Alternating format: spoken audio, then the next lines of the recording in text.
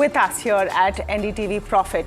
You've shown that faith by tuning in every morning. It's an endorsement to our journalistic outlook, our efforts to bring credible information to the Indian investor, clearly who we believe whose time has come. The Indian investor is no longer sitting in a corner office. The Indian investor is on the move, is a student, is a housewife, is sitting at their desk, maybe at the gym, trading on an app, and deserves to know the correct information. This is a bold and confident investor who is backing the fastest growing economy and clearly is backing the fastest growing English business news channel. It's one who deserves to be communicated to in clear, simple terms, not talked down to with jargon-filled rhetoric. So thank you for choosing a business news channel who speaks to you in your language.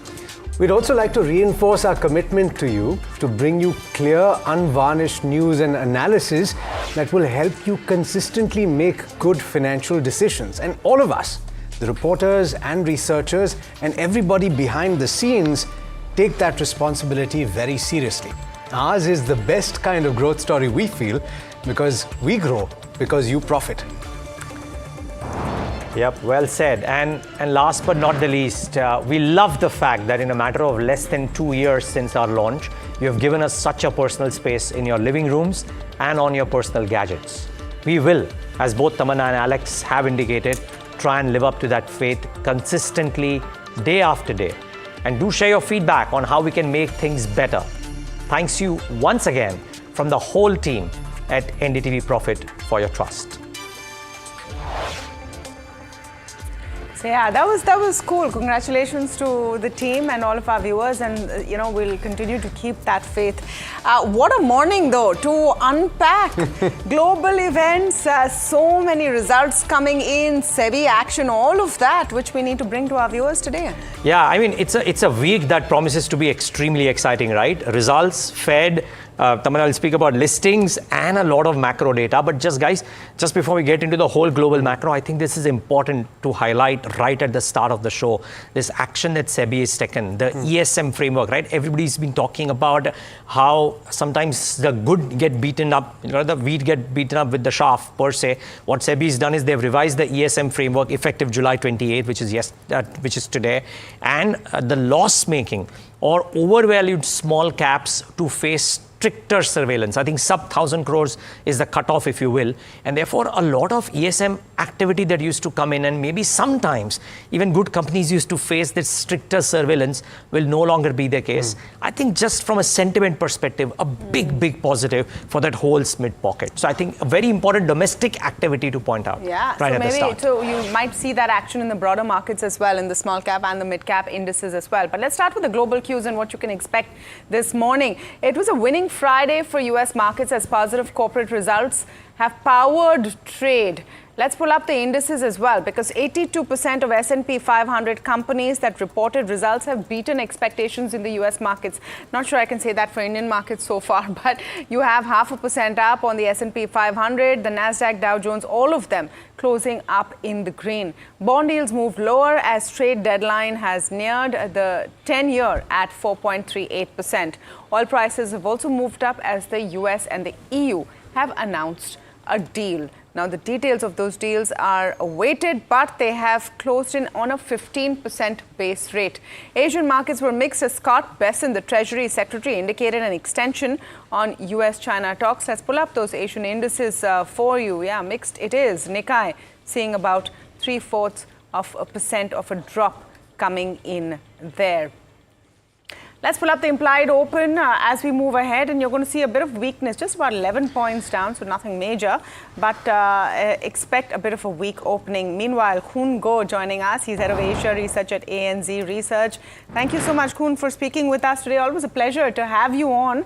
Let's just start with your take on the US-EU trade deal and how the rhetoric has changed very sharply from, I don't think a deal is going to happen, to both of them, the pictures of the two heads of state shaking hands and then saying, okay, 15% it is. Yeah, I think this is once again another classic Trump negotiating tactic. Threaten, talk tough, and then at the end of the day, settle on something that is agreeable to both parties. Overall, the EU-US trade deal settling at 50% tariff level, that's a similar rate to the deal that Japan reached. So we're getting a better sense of where the tariff landscape is starting to land. It looks like, for EU and Japan, both major important trading partners and ally of the United States, 15% is as good as it gets for them. For the rest of Southeast Asia, we're landing at rates of closer to 20%. And for the others like Singapore and the UK, which managed to get a deal, it's around a 10% rate. So a 10 to 20% rate is looking like where most of the trade deals will end up settling once this is all done and said. So with that in mind, and seemingly some of that is getting settled, of course, here in India, we're still waiting for that deal to be announced. And a lot of people are talking about the possibility of less than 20% for India as well. And assume that does come through, then where does the attention shift for global markets, in your opinion? And where does the smart money go at this point? Well, given that markets have pretty much partially priced in, sort of trade deals of this magnitude, which is why, you haven't really seen, a further big move in markets. Where to next would be seeing how the global economy pans out and whether or not the Fed will start to ease rates from September. The FOMC this week is, of course, a major focus, but let's be honest, no one is expecting the Fed to be cutting rates at their July meeting. And if they do surprise with a rate cut, then there'll be a lot of questions about Fed independence, given the amount of pressure that President Trump has been putting on the Fed to cut rates. But I think what will be overshadowed by the FOMC this week is questions to Fed Chair Powell about whether or not he's going to resign. I think that's going to sadly overshadow it. But I think apart from that, if the Fed were indeed to think of the possibility of cutting in September, they really need to start to send a signal in the language in this week's meeting and in the press conference as well. So I think that's going to be the next phase of market attention. And closer to home in Asia, how do the new level of tariffs, how does that impact on Asian growth? I mean, Asian Q2 GDP so far from the countries that have reported have been coming in much better than expected, but we all know that's temporarily boosted by all this front-loading activity in their exports. That's going to come to an end soon, even with trade deals getting done. So we're going to see payback. So how much of that will drag on second half growth in this region? That's also the other major focal point for markets. Kun, assuming that it turns out to be a non-event, that is the Fed, and if indeed India and US fail to reach a trade deal by the end of August, and there is some uncertainty before it finally gets settled, but in the near term, could that be a further dampener for Indian markets? Because we've seen some bit of selling in the last few days, some short positions built up there. Could there be more? Look, I think in the case of India, a couple of months ago, there had been expectations that India could be one of the first countries to secure a trade deal with the US. So there had already been some anticipation built up then. But, up to now, we are towards the end of July, and we had several trade deals already announced, and yet India is not in the frame. So I think that some, questions over how close India is to securing a deal. Now, assuming that India can manage to get a fairly decent deal, then I think that, we could start to see some relief rally coming back in. But in the event that, a deal or not so, positive deal gets announced, then, that's the risk that we could see some further pushback or disappointment by investors for Indian markets, particularly given that valuations in India are somewhat stretched at the moment. Interesting take there, and it's just a couple of days. I guess that we just have to wait for that deadline to come through. Kungo, thanks so much for joining us this morning. Pleasure speaking with you. You're welcome.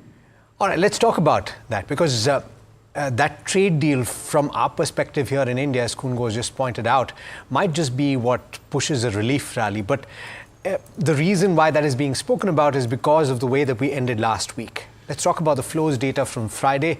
You had a net sell figure of about 1,979 crore rupees and a buy figure for domestic institutions to the extent of 2,138 crore rupees. So more or less along the lines of what we've seen for the past few trading sessions. Friday's drop, in fact, pulled markets into the red for the entire week as a whole. Look at the weekly benchmark moves.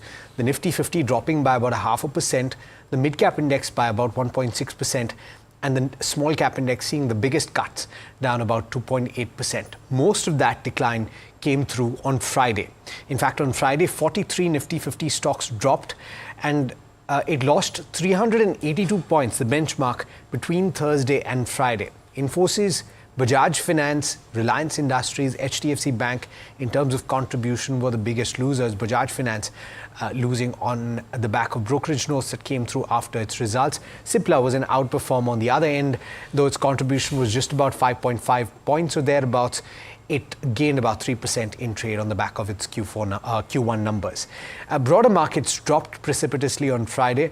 You had the mid-cap index losing about 1.6%, small-cap index losing 2%, and the market breadth tilted very sharply in favor of the declines, only 2 stocks gaining for every 9 that declined in Friday's trade.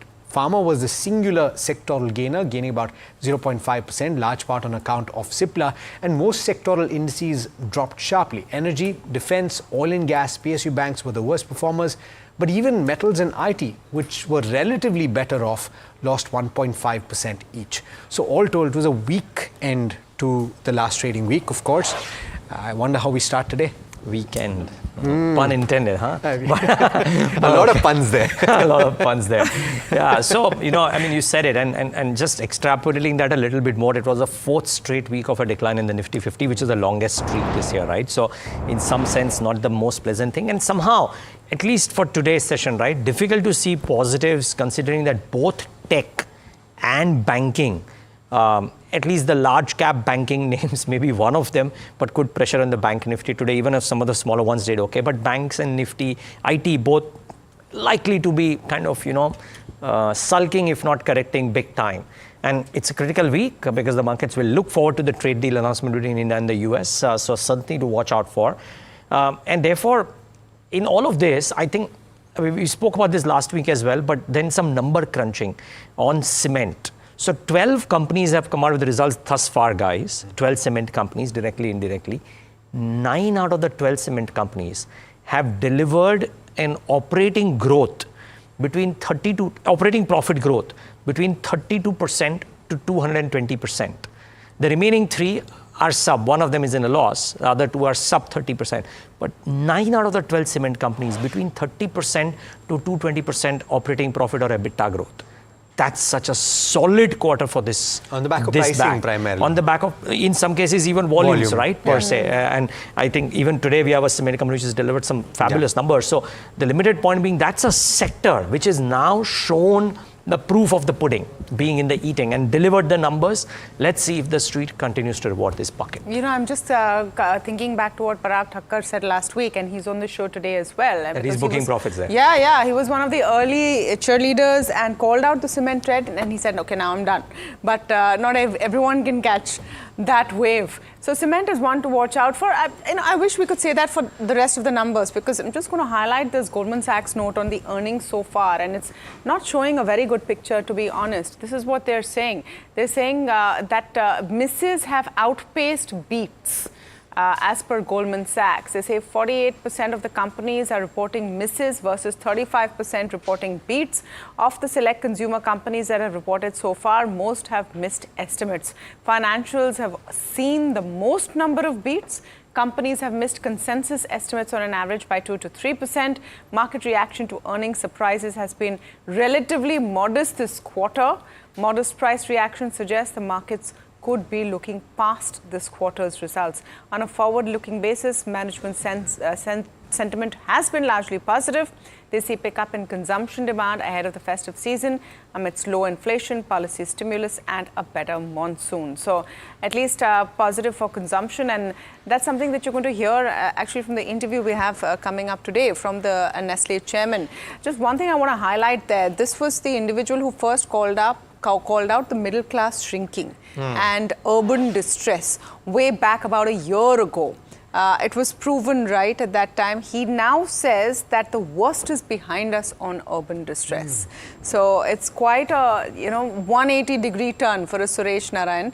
Of course, he exits. Manish Tiwari has come in, so watch out for that interview today as well. Just taking you through some of the levels today before I hand off to Puneet for the F&O setup. The Nifty broke below its 50-day EMA, accompanied by weakening momentum indicators and a declining PCR. That's the put-call ratio. Rise in the India VIX is also signaling increased caution and expected volatility. Nifty is facing mounting worries as it's broken below the 24,900 mark and the 50-day EMA, that's the exponential moving average, for the first time in several sessions. This also marks the fourth consecutive weekly decline for the index. The market is expected to remain in a consolidation phase as long as the Nifty trades below 25,000. Bears will likely remain in control. So in terms of key resistance levels, the immediate one would be possibly 24,960 and 25,000. Key support levels in immediate would be 24,810 and 24,700. For the Bank Nifty, immediate resistance levels at 56,990 and 57,000. In terms of support levels, immediate ones at 56,430 and 56,000. So it's going to look like a tough day. And Puneet, I'm wondering if the derivatives setup is indicating the same trend. Well, definitely, and thanks so much for that. We've seen roughly about 370 to 380 points sell-off on the Nifty from the highs of Wednesday itself. So just before the expiry, we saw that kind of pressure on the Nifty. Even on the Bank Nifty, we've kind of done better than the Nifty in terms of performance, but we're back in the middle of the 2,000 point range between 55,500 as well as 57,500. So that will be a monitorable trend, and with most of the banking earnings now, and today we might see some reactions on them, the earnings haven't given that fillip to the Bank Nifty for a positive uptrend from these current levels. When you look at the positions from the foreign investors, there's been continuous selling both on the index as well as on the Nifty options, and that's dropped the long ratio for the FIs at just a tad, a little above 14%. So that's the lowest it has been over the last 3 expiry sessions, and indicates the buildup of shorts for the foreign investors in this particular time frame. Finally, when you look at the open interest distribution as well as some key stocks, 25,000 as well as 25,200 are some of the key levels that have seen an increased interest in buying, and that's the long-term support now, at least for the Nifty, the long-term resistance and essentially the support that the market will be hoping for it to make at 25,200. For the other positions, we've seen some kind of sell-off, at least in terms of the volumes in 25,000 as well as 24,900 for the puts in this particular time. In terms of stocks, open interest gainers, we've seen some short build-up across a bunch of stocks over the last week. Solar Industries, LTI Mindtree, as well as something like a 361 are some of them.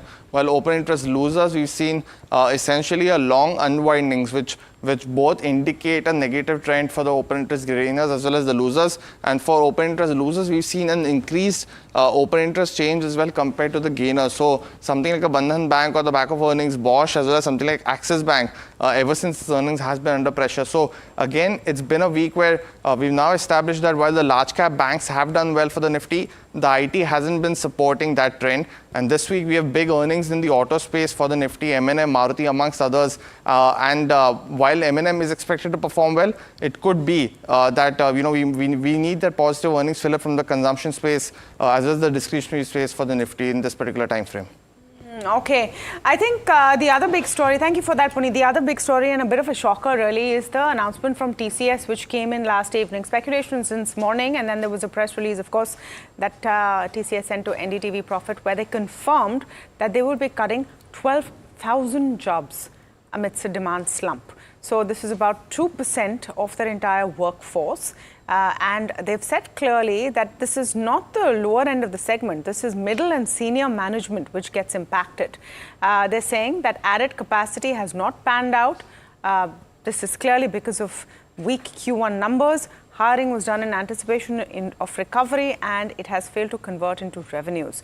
Company says AI won't trigger layoffs, but cost control remains top focus, delayed wage hikes for the first time as well. Couple of notes on TCS, and they have opposing views, so giving you both sides and both views over here today. Citi, for example, has maintained a sell with a target price of 3135. They say that TCS will be letting go of 2% of the workforce over the course of FY26. The CEO is attributing this to the need of being future ready and agile, not about AI or the company needing fewer people. Believe there are multiple industry changes, productivity asks, demand versus skill mismatch. Pressure on margins remains. Recent Q1 earnings suggest continued sluggishness in the core markets. Also, margin cash flow trends need to be monitored. Remain cautious. Investec, meanwhile, has a contrarian view. They've maintained a buy. They say 2% workforce cut is not a negative. TCS has 613,000 employees. So basically, they have 6 lakh employees, and 2% of it at 12,000 is not really material. Assuming a 3-month severance for people with an average salary of 5 million rupees, it would imply a 60 basis point impact on margins, followed by normalization. The above actions will aid improving higher average billability of resources. Just a quick word around the table of what you guys think of it, because yes, it is the job of the company to play it down and say it's not a big deal, but such a large cut from TCS has not really been announced. I think the Reuters story yesterday maybe tipped their hand in terms of the press release coming in, but it is a huge cut, and it's not just on those sitting on the bench, it's mid and senior. Yeah, and it's interesting because I remember 2 quarters ago, they brought in a large set of people, employees, and therefore utilization rates took a big hit, I think in Q3 or Q4 or thereabouts. So, I mean, one is that, but two, I mean, the only thing that I can't piece this, and would be lovely to hear from the company, of course, whether this is AI-led cuts, whether this is a slowdown-led cut, a combination of both, or is it just something TCS specific? I think it'll be lovely to know that. Actually, that is a big concern from my perspective, because the bellwether's bell is ringing ominously. Does that mean that the rest of the flock will continue and walk behind them? Could you see more layoffs? This is what we're hearing, actually. This is what we're hearing, that possibly this is the first in terms of the large IT companies. You've already seen Intel and others going in Microsoft with massive earlier, numbers. Intel is some 24,000 jobs. Yeah. So now Microsoft, again, another 9,000. You can say, okay, as a percentage of their total workforce, it's not much, but it's in absolute numbers pretty large number. Pretty large number, and these are aspirational jobs in India. Yes. So I think that angle is there as well. But anyway, expect some impact. I think you'd see maybe on a Quest, a Teamlease, some of those, a Naukri maybe. So look out for some of those listed players as well in the space, where you could see some negative sentimental impact. Acme Solar is the other one on my list. It's a thumbs up here. Revenue has risen 65% to 511 crores. EBITDA is up nearly 69% to 458 crores. Net profit has also jumped a fair bit from 1.4 crores to 131 crores. There would be one-offs there, but even the margin numbers are good, from 87.8% to 89.6%. The third stock on my list is Orient Cement, and we spoke about cement a short while ago. The numbers are bearing out. If you are an avid follower of Heard on the Street, you would have heard Orient Cement coming up as well in Sumit Sarkar's updates. So the revenue was up 24.4% to 866 crores versus 696 crores. EBITDA up 90% to 182 crores. Margins have gone up beautifully, actually, from 13.8% to 21.1%. And net profit is up nearly 5x, 459% to 205 crores. So good set of numbers there. I'm just going to quickly add one disappointing one in Zentek. Revenue was down 38% at 158 crores. EBITDA was down 42% at 64.7 crores. Margins were at also seeing a dip, 40.9% versus 43.7%, and net profit down 37.8%. The only reason I'm bringing up Zentek as well is because the whole defense pack saw such a huge boom post Operation Sindoor, etc. The numbers here, and yes, lumpy business, etc. Numbers here not quite bearing out. And they're off as well significantly. We've been pointing this out consistently, guys, that people are taking money off the table. The index as a whole down in double digits from the high point that it hit in June. But the first stock on my list is, and I think I'll get the bad news out of the way, Balkrishna Industries not the best set of numbers. And in fact, this is a stock that took a bit of a battering because it's moving into a new segment for it. It is in the off-road space right now, but it's venturing into the passenger tire space. The key takeaways from the earnings though, revenue growth remained sluggish for a second quarter in a row. The margin contracted quite sharply, both on year as well as sequentially, and that margin number is the lowest since the quarter ended December 2022. Other expenses have risen by 24% on year. So now, with that lens, take a look at the numbers. The revenue is up about 1.7%. The EBITDA is down as much as 24%. The margins contracting to 18.3% from 24.4% a year ago. The net profit is down as a result, 41.2% to 288 crore rupees. So not the best set of numbers, to say the very least, for Balkrishna Industries. IDFC First Bank. And now, some might say that this is in line, but I'm looking at it and saying that perhaps it's a bit of a negative. It's a bit of a thumbs down. Take a look at the negatives first. The provisions and the credit costs have risen on a sequential basis. There has been a pretty sharp margin decline in the quarter gone by, and the cost to income ratio has in fact shown progress. Now, the positives, of course, that's one of the positives. The operating profit strength is on account of trading income, and on a sequential basis, the rise on account of that trading income stood at close to 500 crore rupees. The return on asset improvement has also taken place, and that perhaps is the biggest positive, up about 17 basis points on a sequential basis. But take a look at the numbers. The NII was up about, or the net interest income, or the core income of the bank was up about 5% on a year-on-year basis. The operating profit improved, as I pointed out, because of the trading income, up about 19% on a year-on-year basis and 24% sequentially. Provisions, though, were up as much as 67%, and the PAT was down, or the profit was down about 32% on a year-on-year basis. There's an increase in the gross bad loans as a percentage of overall assets or overall loans. The net NPA has also gone up by about 2 basis points or thereabouts. The net interest margin has shrunk quite dramatically and stood at 5.71%. What has the management said? They've said that they don't see any material stress developing in the MSME segment.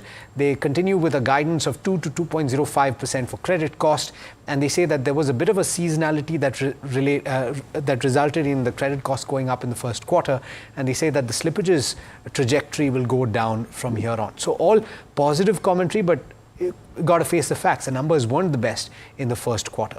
The last one is a positive, and this is in the real estate pack. Lodha Developers. You've been seeing positive updates from this company, but the numbers also stood up. Revenue is in line with expectations, 20% top-line growth on a sustainable basis, achieved 21% pre-sales guidance in the first quarter.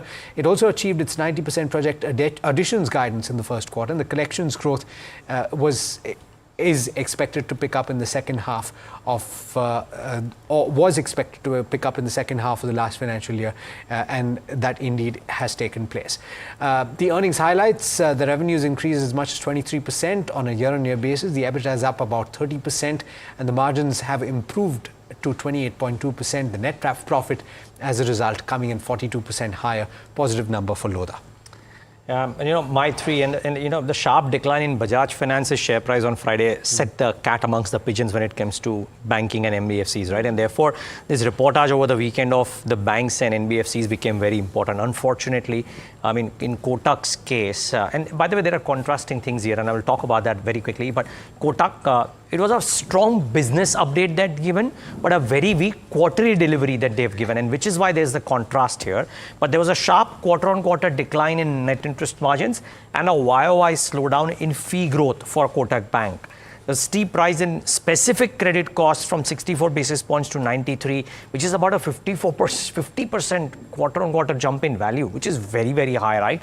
And the credit cost spike was driven by MFIs, stress in retail CV, which is the goods, and lower legacy recoveries. Now, the reason why this is interesting, viewers, is that Kotak spoke about a lot of slowing fee growth income, retail commercial vehicle and credit costs in MFIs, etc. Shriram Finance did not. And therefore, there is a bit of a contrast here. Now, Nuvama and many brokerages have come out with the note, but I've chosen Nuvama because they've said that they're cutting the target price to 2020, which is about 2.1 times FY26 book value. They're cutting the EPS by 7% and 8% for FY26 and 27. Other brokerages have cut between 3 and 8%, so keep that in mind. And they believe that at 2.3 times book value FY26, the risk reward is unfavorable given better earnings by peers. I think this is the key line. A lot of other banks, HDFC, ICICI Bank, have delivered good earnings. Why should people stick to Kotak on these valuations? So I think that is what might hurt Kotak today. So keep an eye out for Kotak. Keep an eye out for SAIL as well. The Q1 volume rose 13%, which is above estimates, and the revenues were above estimates too. But the OPEX as well as cost increases, operational expenditures and cost increases, led to a significant EBITDA miss. And the reported PAT was at about 690 crores. The estimates were northwards of 1,050, 1,090 crores. Suffice to say, SAIL will come under pressure. And lest I sound like an alarmist, I have a positive one as well, which is Premier Energies. Revenues were up about 9.9%, but margins expanded meaningfully, 30% versus 21.6. Net profit up 56% at 308 versus 197. So this one could do well too. And I dare say, just before we take that break, I mean, accompanied by something that Tamanna pointed out, TCS and therefore IT, etc. I wonder if it has pressure on the hiring companies, which is Teamlease and Quest, etc. But also, guys, real estate companies. Yeah. Commercial real estate and Bangalore REITs. ones. Right? Bangalore That's ones. a big one. So keep an eye out for that space That's a good today. point. We'll take a very short break. So much to talk about, but more on Kotak Mahindra Bank on the other side. We speak with Bunty Chawla of IDBI Capital, who will decode Kotak Mahindra Bank's Q1 earnings. And also, we come back with top strategies of the day. Parag Thakkar and Khush Bora join in after the break. Stay tuned.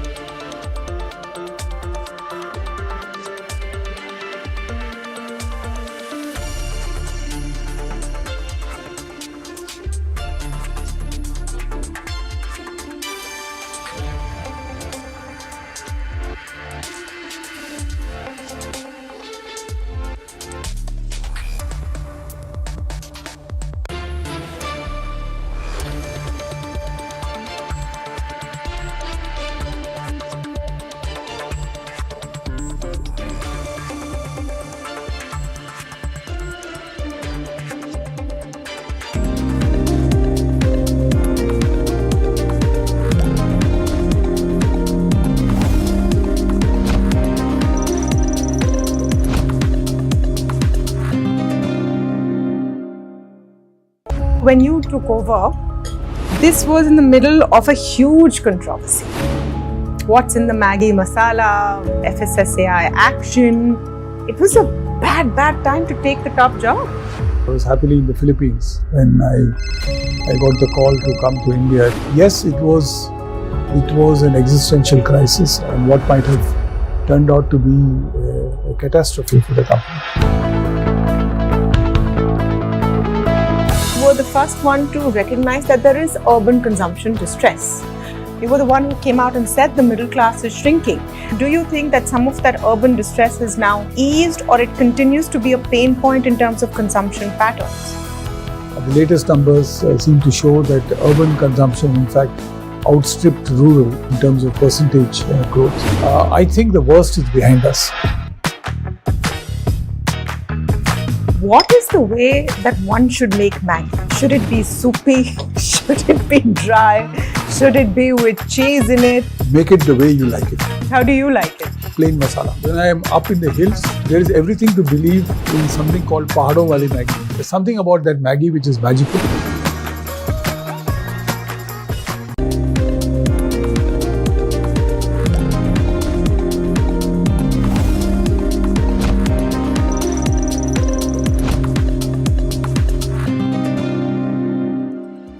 Welcome back. You're watching India Market Open, and the focus this morning, among other things, is on the banking space, and specifically because of the numbers that came through over the weekend.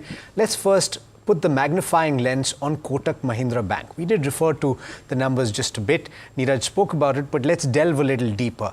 And Hiral joining in to talk about some of those key metrics to pay attention to this morning, including the key points to focus on from the conference call. Hiral, what are you picking up? Thanks, Alex, for that. So a complete thumbs down in terms of Kotak Mahindra Bank, because it's actually packed with negative surprises this time around. You talk about the credit cost, that has actually surprised on the negative side. Margins have seen a compression this time around as well. And the pain point is in terms of the unsecured as well as the microfinance portfolio. If you talk about the return on asset, that has come in below the 2% mark this time around. In terms of the operational numbers, they've been in line this time, and the provisions and margins have surprised negatively, and due to which the profit number has also been impacted negatively. Overall asset quality, that has worsened, and the absolute net NPAs, they have seen a sequential spike this time around as well. Overall, if you talk about the other key metrics, the ROA has been below what the street was estimating, and as we mentioned, below that 2% mark. The margins have seen a rapid shrink this time around as well. The management commentary has indicated that microfinance, retail CV and the unsecured portfolio, that has actually been the pain point. The worst, though, is likely over in terms of credit costs and the microfinance business. Retail CV has come in as a key surprise this time around, and there has been some bit of positive news on the loan growth. Unsecured, including cards, that will grow well. That is what they've indicated. The deposit growth has been a key positive as well. Very quickly, in terms of brokerages, you have a Bernstein, which has maintained, outperformed. They have a target price of 1,950. What they are saying is that the credit costs have actually been hit and the margins have slid. The quarter has been weak across key metrics. Jefferies has maintained a buy. They have a target price of 2,550. Core numbers are weak is what they are saying, and the higher cut in deposit rates will aid earnings, and they've trimmed their FY26 EPS as well. A marginal change in terms of FY27 and 28. Nomura has maintained a neutral, and they've cut the target price as well, and they've said that it's mainly the asset quality and margins which are a pain point. Morgan Stanley has maintained an overweight. They've cut the target price to a 2,600, and they've said that though growth has been strong than the system, net interest margin decline and asset quality is the pain point. All right, Hiral, thanks so much for getting us all of those important points to focus on for Kotak Mahindra Bank. Manti Chawla, who's AVP at IDBI Capital, joining us this morning. Manti, thanks so much for taking the time. You heard that wrap of almost everything that was said during that conference call as well, and the numbers, of course. What are you focusing on most right now for Kotak Mahindra Bank? Because you've had a dip of the return on assets. There's a little bit of a concern on asset quality. Where are you focusing in the quarter gone by? Good morning and thank you. As you rightly said, the ROA first time it has gone below 2% as compared to its historical numbers. So the two key parameters were the net interest margin and asset quality, which is the higher credit cost. Now, firstly, if we try to compare with its peers like NDTV, ICICI, Axis, everybody was expecting 10 to 12 bips of impact on the net interest margin because of the repo rate cut and the first 50 bips which happened in the month of February and April. But the main surprise was that it was around 32 bips decline on a Q1Q basis. If you compare with HDFC Bank of 11 bips, ICICI 5 bips, or Axis, which was at the higher peak of 17 bips. So it has surprised more negatively in terms of 32 bips on a sequential basis. And if we go with the commentary, still 50 bips rate cut, which has happened in the month of June, is still to be seen in the impact in the Q2 full year. Though positively, as you rightly said, the some bit of a positive is that you have a 70 bips impact of the rate cut happening in the saving side from 3.25% to 2.5%. That will have a positive impact in terms of in Q2, along with the deposit cuts which they have taken in different segments. So that needs to be seen very much focus area for us in terms of margin. If there is a positive surprise in terms of margin in Q2, then that will be taken as positively. Secondly, as you rightly said, in terms of higher credit costs, the key issues with respect to unsecured was MFI, personal loan, as well as your credit card. And in secured, there was a negative surprise in terms of retail CV. Though in the guidance or in the conference call, they have said out of these four, credit card, personal loan and MFI, they see it's almost stabilizing. So there should be a possibility in terms of recovery in Q2. So that needs to be seen in terms of credit cost. Is still credit cost inch up in Q2 or it is stabilizing that? So these will be the two parameters in terms of margin and credit cost hitting the ROA. Is ROA again moving positively? That will be our key concern or key focus area for us. Bunty, hi, good morning. Tamanna here. I'm wondering if with the current valuations, you are able to see Kotak Mahindra Bank numbers with a bit of rose-tinted glasses, in the sense that valuations are giving comfort? So if you see historical valuations, they were very much higher before COVID and all those things. Now the valuations has come down drastically after the change in the management and all. One thing we are observing, there is a big correlation between the ROA and valuation, price to book valuation. So if you are able to maintain the ROA above 2% again in Q2 and Q3 or overall basis about 2% on a FY26 per se. So there are chances the valuation will move again to 2.1, 2.2 inch up higher. So that gives us some bit of a comfort in terms of valuation if there is a possibility of ROA moving upside in second half, which could be the possibility as everybody's talking second half should be better than first half because the economic activity should improve going forward. If you had to look at a Kotak Mahindra Bank, IDFC also has reported over the weekend, and some of the private banks. What is the kind of pecking order that's emerging, Bunty? So as I have said, in terms of the focus area was the net interest margin. So the lowest net interest margin impact was in the ICICI Bank. So first thought process or first is ICICI Bank. Second, we will go to the NDTV Bank. As we know now, the management is completely focusing on the growth, and they have guided that inline credit growth should be there in FY26. So our pecking order is first ICICI, then HDFC Bank. Okay. All right. Thank you so much for that, Bunty Chawla, the AVP, IDBI Capital. I think the valuations is the only thing that's making Kotak Mahindra Bank maybe not look that poor going ahead. Parag Thakkar with us in the studios now, as is Kush Bora. Very good morning to both of you. Parag bhai, on Kotak Mahindra Bank, are you sharing that thought? And because a bit of a mixed view from brokerages as well. So I think it was a perfect storm for Kotak Mahindra Bank because 32 bips NIM compression, while HDFC and ICICI were below 15 bips, even if you adjust for the interest refund and all that. So it was a perfect storm, I would say, and because 70% of their loan book was floating, so they had taken a full hit. But I would also say that in Q2, the NIM compression for Kotak might be less, because of their SAR rate reduction of 75 bips and deposit rate cuts.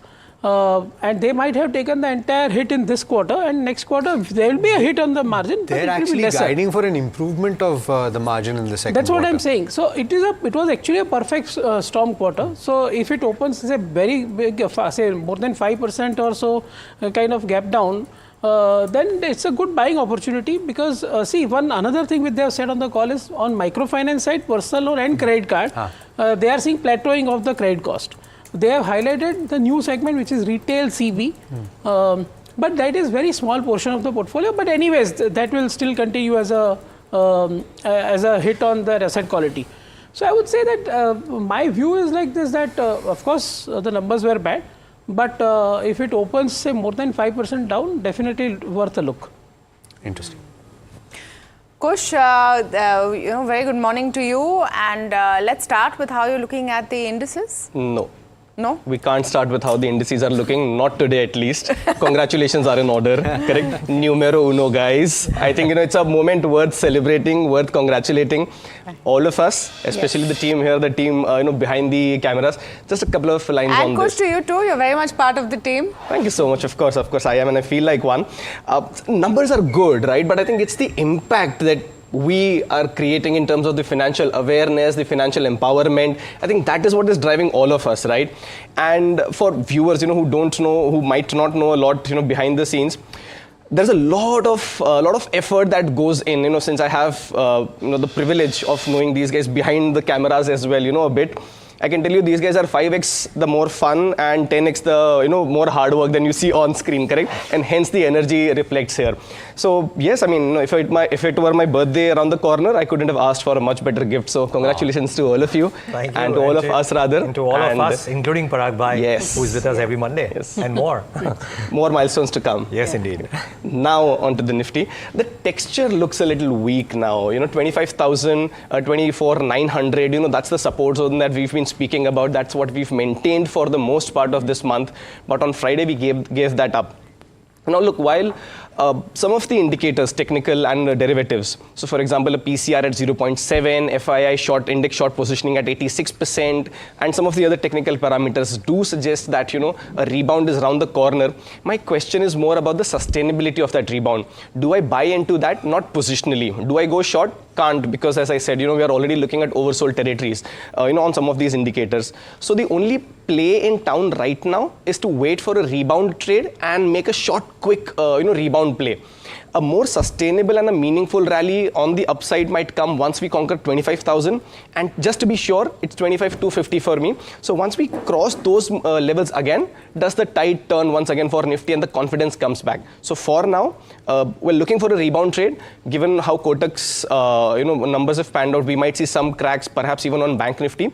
But yeah, you can't go short from these levels. Look for a rebound play intraday basis, maybe even for a couple of days. What are the individual stocks that you're looking at? A couple of them going with a long and short yet again, and since it's Monday, I've got a weekly pick, and this time it's on Shyam Metallics. Now the reason I picked that is because it has seen a very interesting institutional activity where LIC has picked, upped their stake by another 1%, in the last quarter. Also, if you see in the last 12 sessions, the stock is up nearly 15.5-16%.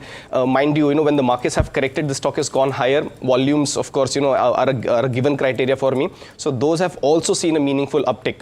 So with all those factors in place, 1018, 1069 are your targets on the upside. 920 is where you place that stop loss. On the short side, I've got KPIT Tech. The stock was already correcting, but on Friday it closed at the low point of the day on the back of slightly elevated volumes.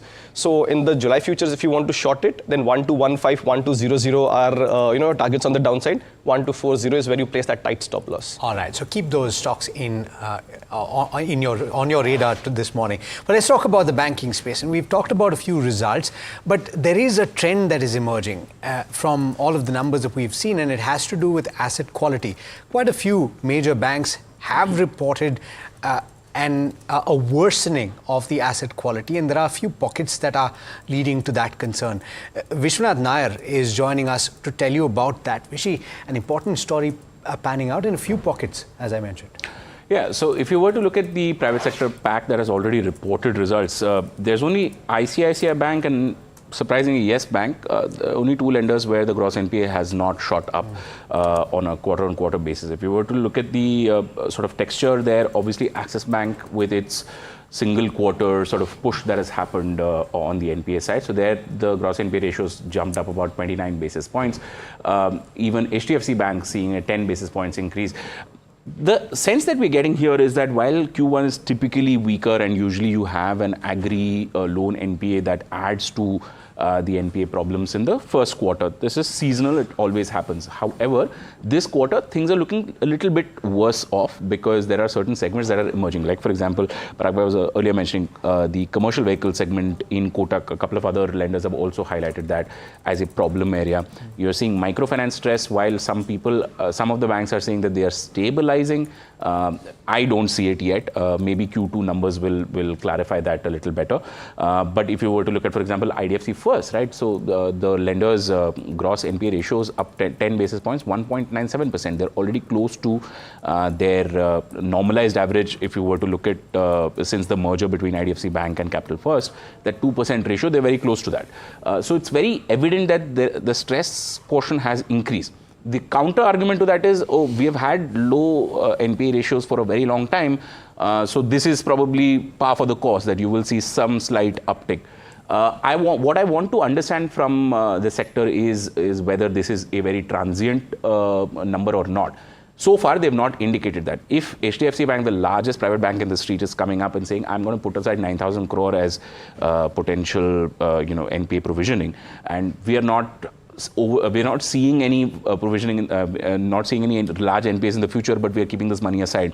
To me, it sounds like words of caution. So that is happening across the sector, even with what Axis Bank did. What it points to is probably that you will see some amount of worsening through the year.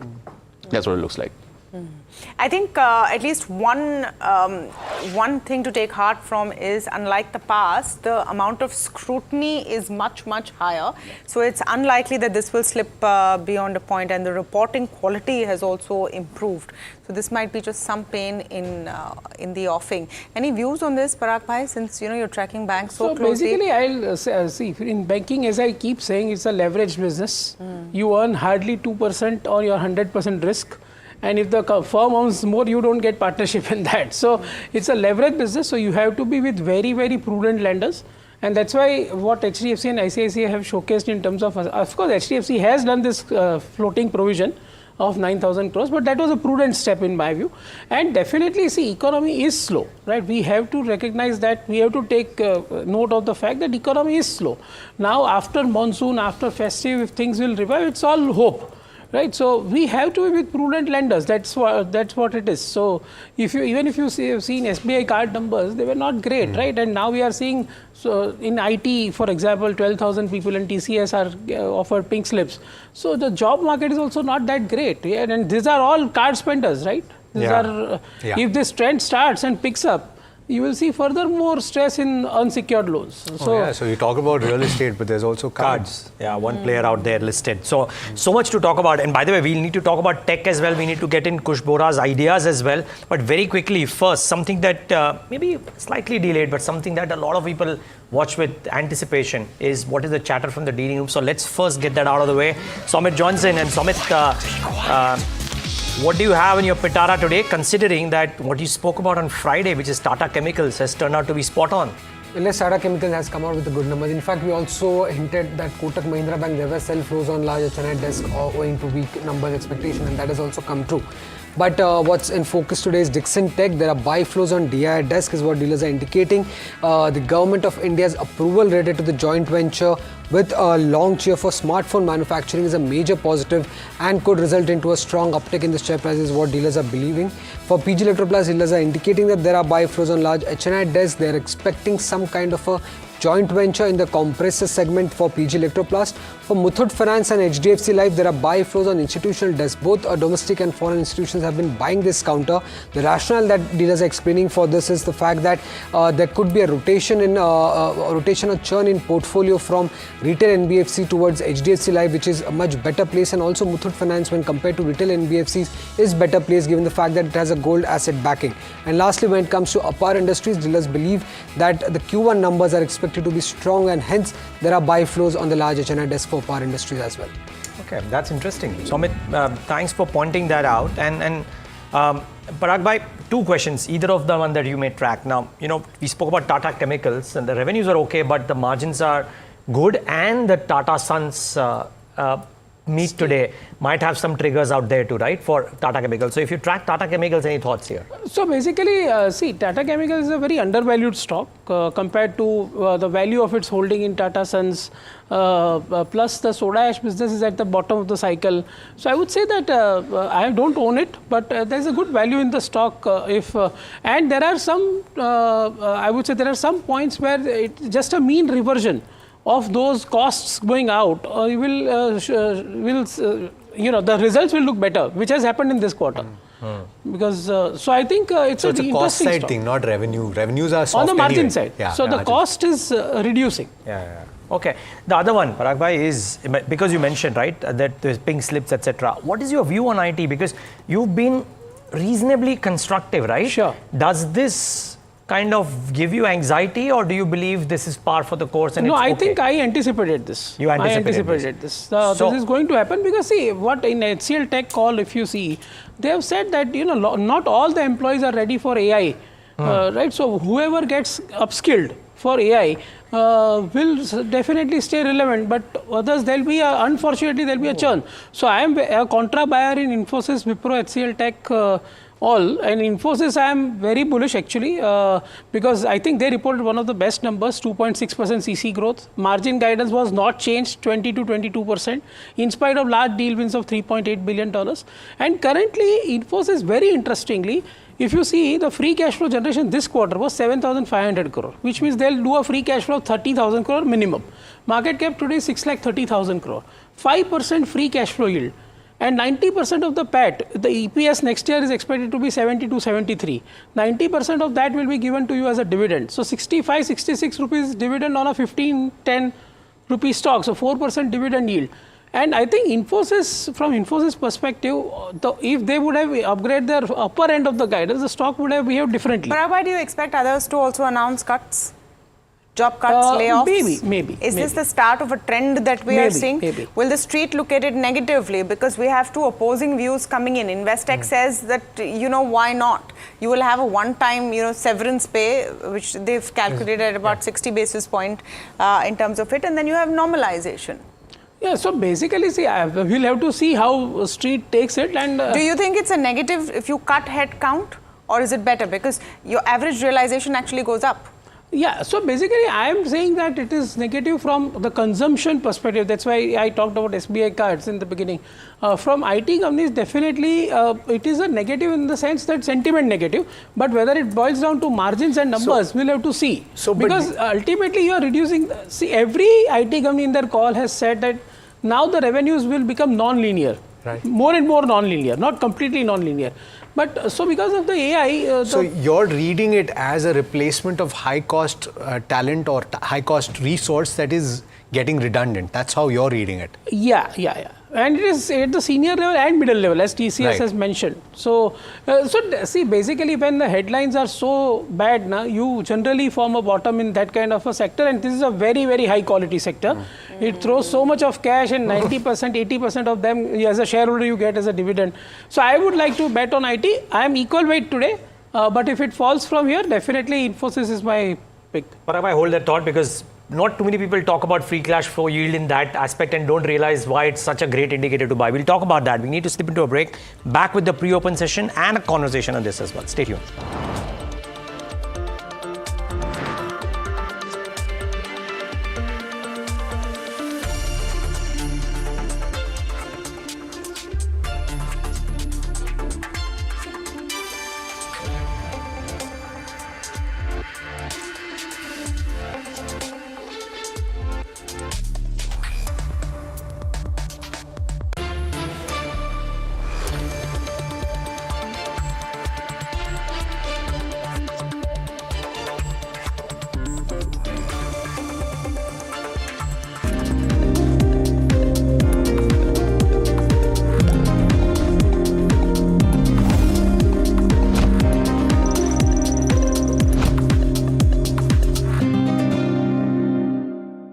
When you took over, this was in the middle of a huge controversy. What's in the Maggi masala, FSSAI action. It was a bad time to take the top job. I was happily in the Philippines when I got the call to come to India. Yes, it was an existential crisis and what might have turned out to be a catastrophe for the company. You were the first one to recognize that there is urban consumption distress. You were the one who came out and said the middle class is shrinking. Do you think that some of that urban distress has now eased, or it continues to be a pain point in terms of consumption patterns? The latest numbers seem to show that urban consumption, in fact, outstripped rural in terms of percentage growth. I think the worst is behind us. What is the way that one should make Maggi? Should it be soupy? Should it be dry? Should it be with cheese in it? Make it the way you like it. How do you like it? Plain Maggi.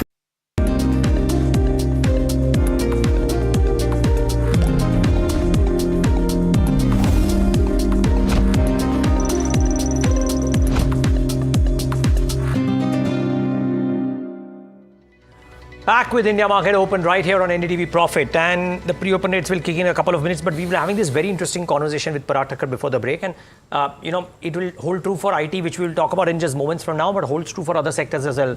Parag bhai, this importance of looking at companies which are trading at 5% free cash flow yields or 6% free cash flow or 4% dividend yield, because it's worked in the past as well. Why do you look at this indicator and buy? Yeah, so basically, see, what I try to see is, all this, 50, 60, 70, 80 PE multiples, which translates to earning yield or free cash flow yield of 2%, that doesn't excite me at all.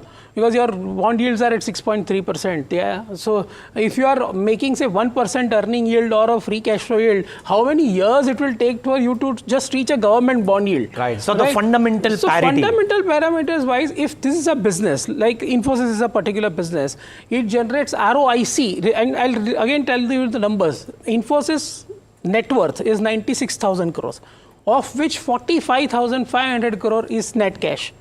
So the business is run with 50,000 crores. On that, they'll do a EBITDA of 39,000 crores. So it is a 80% return on invested capital business. That kind of business, when it gives you 4% dividend yield, generally it should bottom out. Then, of course, definitely market looks at incremental points, which are negative in IT right now. But for example, if now US is signing trade deals, right now Japan was done, Europe it seems, of course there are some discussion points regarding pharma and all, but it will be done if everything, and Powell is still saying US economy is in good shape. Plus, I think from September there will be 2 rate cuts. So if there is some stabilization in US, and some discretionary spending comes back, I think this might be the bottom formation for companies like Infosys, as at least where margin guidance is not reduced. The first tick is positive on TCS, by the way. I mean, you're far from the last word on that. But, that's the point. That's the point that we talked about, that if you're actually cutting employee costs, your average yields per employee become better.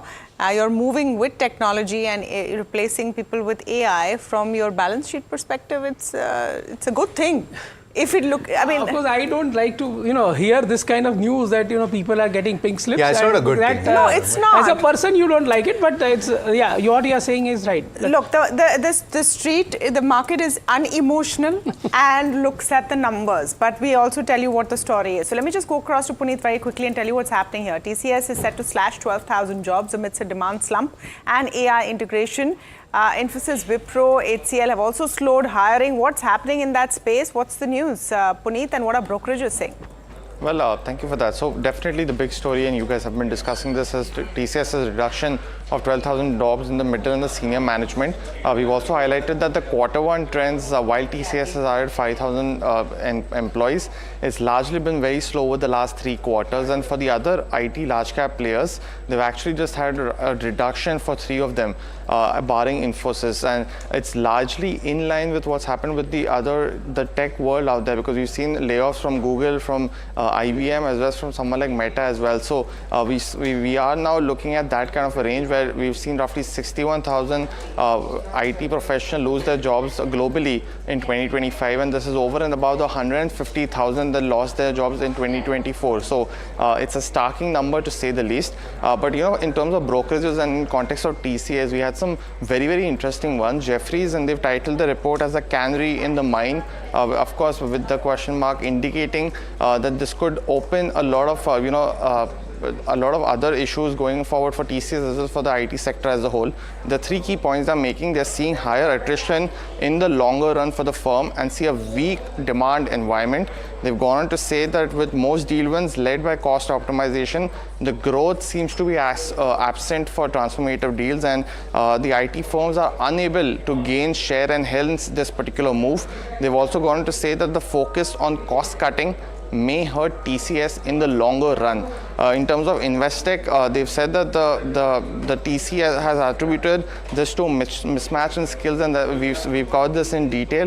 But they've also said that the above actions will help improve the average billability of resources, and that's the opposite end of the spectrum for Investec compared to Jefferies. But the resources will be minimal, at least in terms of 50 basis points. And finally, Citi, they maintained their sell rating on TCS with a target price of 3135 rupees per share, and they've said that the recent Q1 earnings suggest sluggishness of demand, and the outlook for the long term is under threat for now.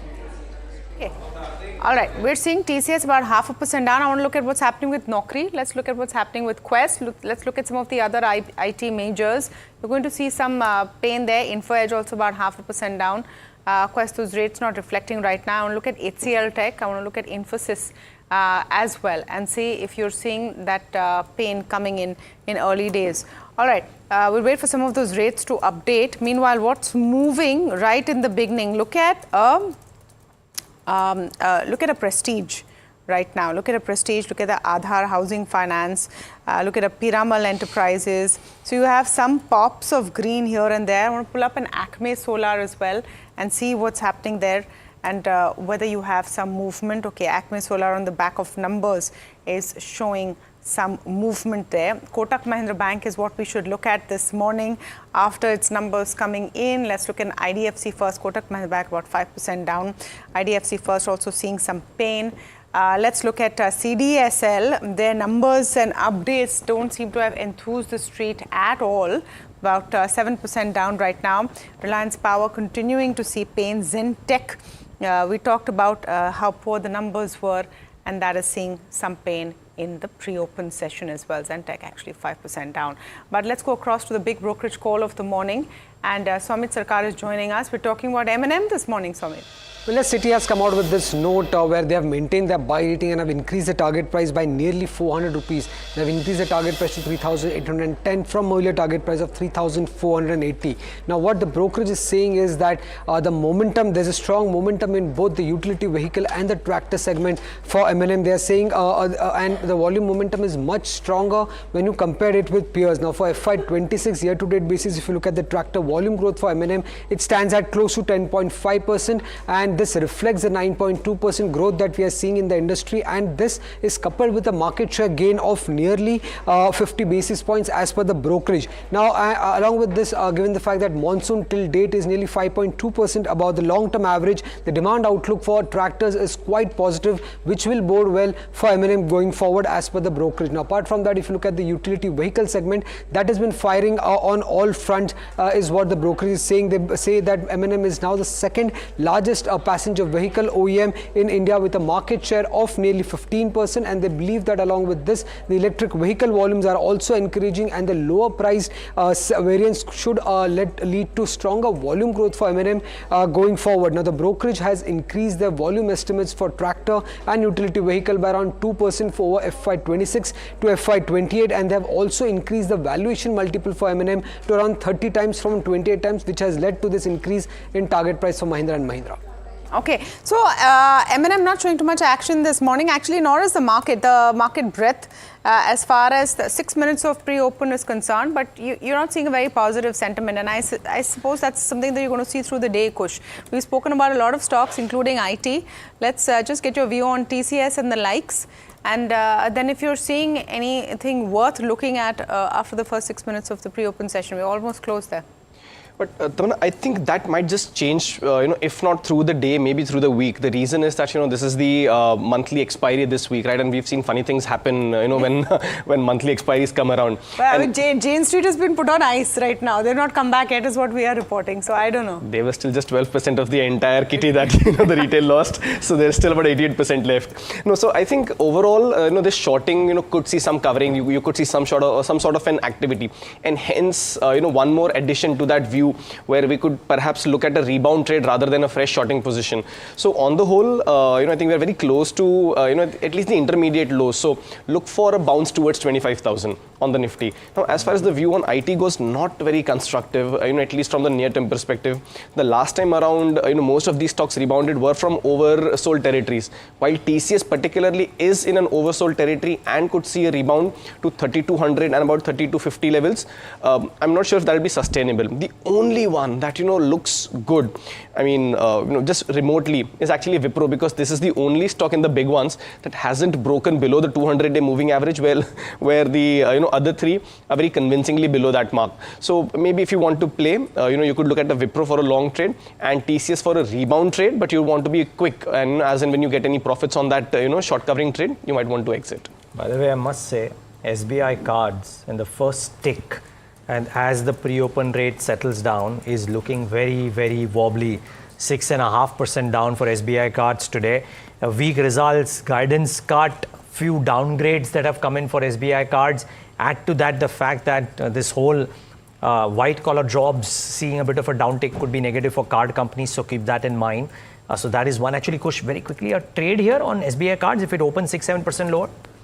Neeraj, you might want to just wait it out. You can't go short. 855, 860 is a good support zone, but that's where the stock will actually hit oversold territories. You're looking at an open at 830. That is like a long-term support zone. So if that is breached, the stock is actually looking at much lower levels. I wouldn't trade it, not even for a short covering bounce yet.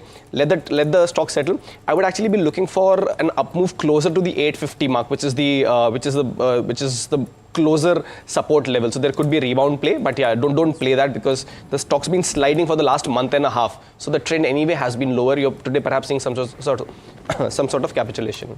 Zemtech is down 5%. Kotak Bank 4.67%, CDSL about 4%. So those are a few. The ADAG group stocks are looking slightly wobbly, so keep them in mind. What is doing a surprise move is Emphasis, 2.5% higher, so good one.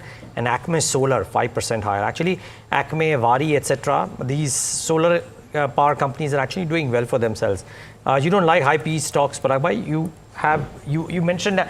Is this the one that is, you said that you don't want to look at it as a circle of competence piece? No, so over the weekend I was looking at Acme Solar. You were, because the results looked okay. The results look okay. Plus it is I like the fact that they have a 25-year agreement with the state electricity boards, and based on those contracts they are putting up new capacities, which is what I liked. So I'll have to study more in this company, but this is actually, see, in power utility space you should have a clear visibility that 25-year PPA is there, and the state government to whom you are supplying should be solvent enough to pay you on time.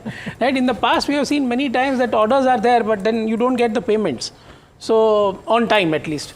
So I would say that I need to study, but I am looking at this company now. Yeah, it's looking good today, at least 5% higher. Let's see if there is more in store. So some of the others, like we said, right, these Vari, Acme Solar, maybe Premier Energies could be active too on the back of the results. Kush, any chart checks here? Any thoughts on the charts? So amongst the names that you've mentioned, Premier Energies, has a very clear trend. Of course, it's had its share of volatility along with the rest of the sector. But if you see, for the most part, it's hit that 20 and the 50-day moving average support zone and rebounded. The other ones have seen far, higher volatility. So Acme Solar is opening about 5% higher, but then that is also closer to the 285, 290 resistance band. Not sure if it'll have that further, fillip after a gap up opening. More constructive on Premier Energies, where you could have levels of 1120 and about 1150 also coming in, and the support zone near 1070, the 20-day moving average, should act as your stop loss. Okay, all right. Just a couple more that are moving from the broader end of the spectrum. Let's look at stocks that are perhaps moving higher, and among them you have Aadhar Housing Finance Company, which is moving on the back of numbers, up about 6% or thereabouts. Schaeffler India also having posted its numbers, up about close to 2.5% or so. You have Poonawalla FinCorp from the NBFC space, up 2% or thereabouts. Schaeffler is an interesting one. Do you track and what do you think of the numbers? Good company, good numbers, good outlook, good capex over next 3 to 4 years by MNC. Definitely worth a look. Okay. We still have 2 minutes. So let's talk about, for example... Poonawalla FinCorp, I was surprised to see the response. The numbers on the face of it are not looking that great. I think promoter infusion might be doing the trick for them. Yeah. Yeah. That, because I was wondering, the numbers on the basis of it really, is it something you'd look at favorably, or Poonawalla FinCorp, because they've had strong promoter, but finding someone to run it well, very simply put, has been a struggle. And you're seeing that in the quarterly numbers, quite ghastly. So basically, as Dheeraj said, promoter is infusing 1,500 crores at 452, and that is giving confidence. Plus, as Mr. Arvind Kapil, who was from HDFC Bank, has taken over, there has been a transition thing which is happening in this company. Ultimately, over a long term, I would expect it to do well. I don't own it as of now in the portfolio, but I would say that after taking some hits on the chin, it will move on, and over longer term it should do well. As you said, the promoter is flushed with cash and he can infuse money whenever he sees confidence in the company. Yeah. Speaking of earnings reactions, you have GMDC also that is moving lower, down about 3% or so. I wonder if you've looked at the numbers, Parag Bhai. Have you? And what would you do with something like this? No, so basically, see, it was a very undervalued stock at one point of time, but now after this big rally, plus this rare earth thing, that all this rare earth mining rights will go to this company, I had this view that all this narrative-based rallies don't actually last. And so it will give up something. It remains a fundamentally good company. At some price, it is worth a look, but not with this narrative kind of rally, that all this rare earth magnet thing which was in fashion will go to this rare earth. We're going to think about where to look for rare earth, and then stock is running. No, that makes sense. You look at it on what you can see. Kotak Mahindra Bank, you can see a tough quarter but decent valuation. Will you buy Kotak Mahindra Bank right now as per the charts, Kush? And let me add SBI Cards also. No, so SBI Cards is an avoid, has been in a downturn for a while, not just today. Kotak Mahindra Bank had actually shown signs of crossing that 2,000 mark, sustaining above it for some time. But now, there was this medium-term support zone near the 2030 level that's been broken into. If that is reclaimed, you consider a trade. Otherwise, for now, just stick with HDFCs and ICICIs of the world. Parag Bhai's number was 5% lower, I'm just saying. Okay, let's wait and see how this works out. Yeah, if at 5% lower, does it see some buying? Does it sink a little bit more? Remember, I think the problem with Kotak is that the update was very strong. And then the quarterly numbers haven't been that great. But here's how the markets are starting off. Courtesy Kotak, Nifty Bank is lower. IT, I wonder what IT is doing post TCS. And 0.74% lower, yet again a corrective move. I reckon mid caps and small caps could be lower despite the SEBI action, which is actually positive. Remember, the ESG now being, or rather the ASM numbers being done only on some of the micro caps or the loss making ones. Let's put up the heat map. A lot of red, very little green, I would reckon. We'll start off with the greens. Tata Motors 1.6% higher. There is strength in Ultratech and Cipla, about 0.5%. Bajaj Finserv, ICICI Bank, HUL. I think very few stocks moving around. In Tata Motors case, must be the EU trade deal. I reckon it could be that or could be something else, but I don't know if I missed the reason for Tata Motors doing what it is doing. Nestle, we'll hear from the management in moments from now, marginally the green as well. So I think there's a bit of a defensive bent with pharma, cement and FMCG being in the list of gainers. What's losing out? Kotak Bank now down 5.5%. And then IT really cracking. Wipro, TCS, Infosys, HCL Tech 2 in the top 10 losers, Tech Mahindra in the top 15, no surprise there.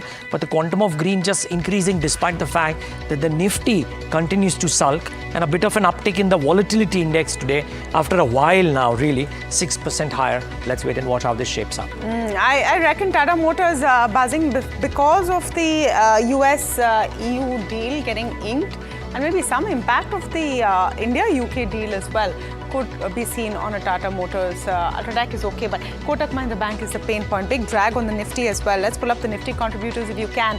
And all of IT is sulking poorly, not just TCS that has now sacked 12,000 people.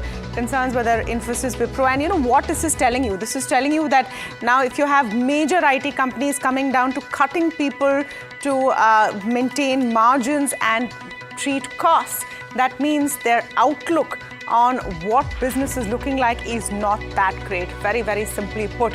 All right, let's pull up the broader indices right now, the mid cap and the small cap this Monday morning, and it's not a great morning, frankly. 0.25% down on mid cap, 150, small cap 250, about 0.5% down right now. The overall mood not very robust. Sectoral heat map. Let's just pull up the sectoral heat map very quickly. Your 1st August deadline is nearing. Everyone seems to have inked a deal. India has not yet. We were supposed to be the first on the block. Is that what's hurting the markets when you see the Nifty IT as the biggest loser, 1.5% down? I mean, you will have companies trying to subdue the whole narrative and say, oh, it's not a big deal, it's just like 2% of our overall cost. But the fact that you're going in for mid and senior management is going to be depressing for the Nifty IT, Nifty reality. And we talked about this. If you cull jobs, then who's going to pay your EMIs? And what happens to all of the luxury projects which are being launched one after the other? Nifty reality as well, 1.5% down. Private banks, I mean, Kotak Mahindra Bank has not helped, nor has IDFC First. IndusInd Bank is going to report today. Sheen coming off private banks today. Defense stock, Zentech and few of the others have not reported great numbers. Nifty Auto is the only one holding 4th. Nifty Pharma doing okay. So not a great start to the morning. Let's look at specific stocks as well. Earnings impact. SAIL, Pratap Snacks, picking up some of the ones that we have not talked about too much on the show so far and are not reflecting right now on the Nifty. Tata Chemicals is the other one, all down in the green. SAIL was truly not a great set of numbers, and you're seeing that happening. IDFC First has seen some NIM compression. That is dragging on it, but overall the numbers were not too bad, which is why just about 0.25% cut. CDSL, the street is not happy. SBI Cards, not a great set of numbers either, a bit of a howler over there, which is why all at the red. Zentech has seen a sharp decline in EBITDA. That's why you're seeing it down. Acme Solar was our first thumbs up on the watch list because strong set of numbers, 8% up today.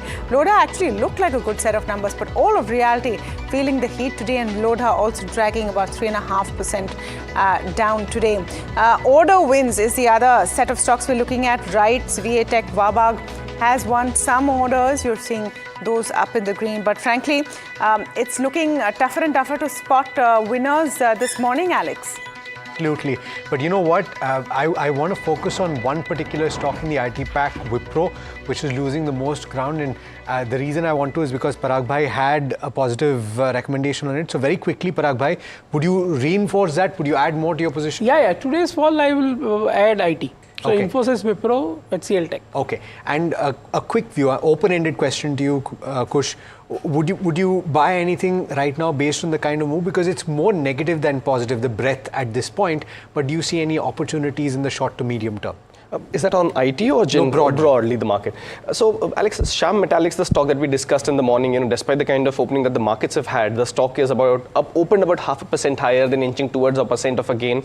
Very strong moves and volume accumulation over the last 10 odd sessions. So, that is something that I still remain constructive on.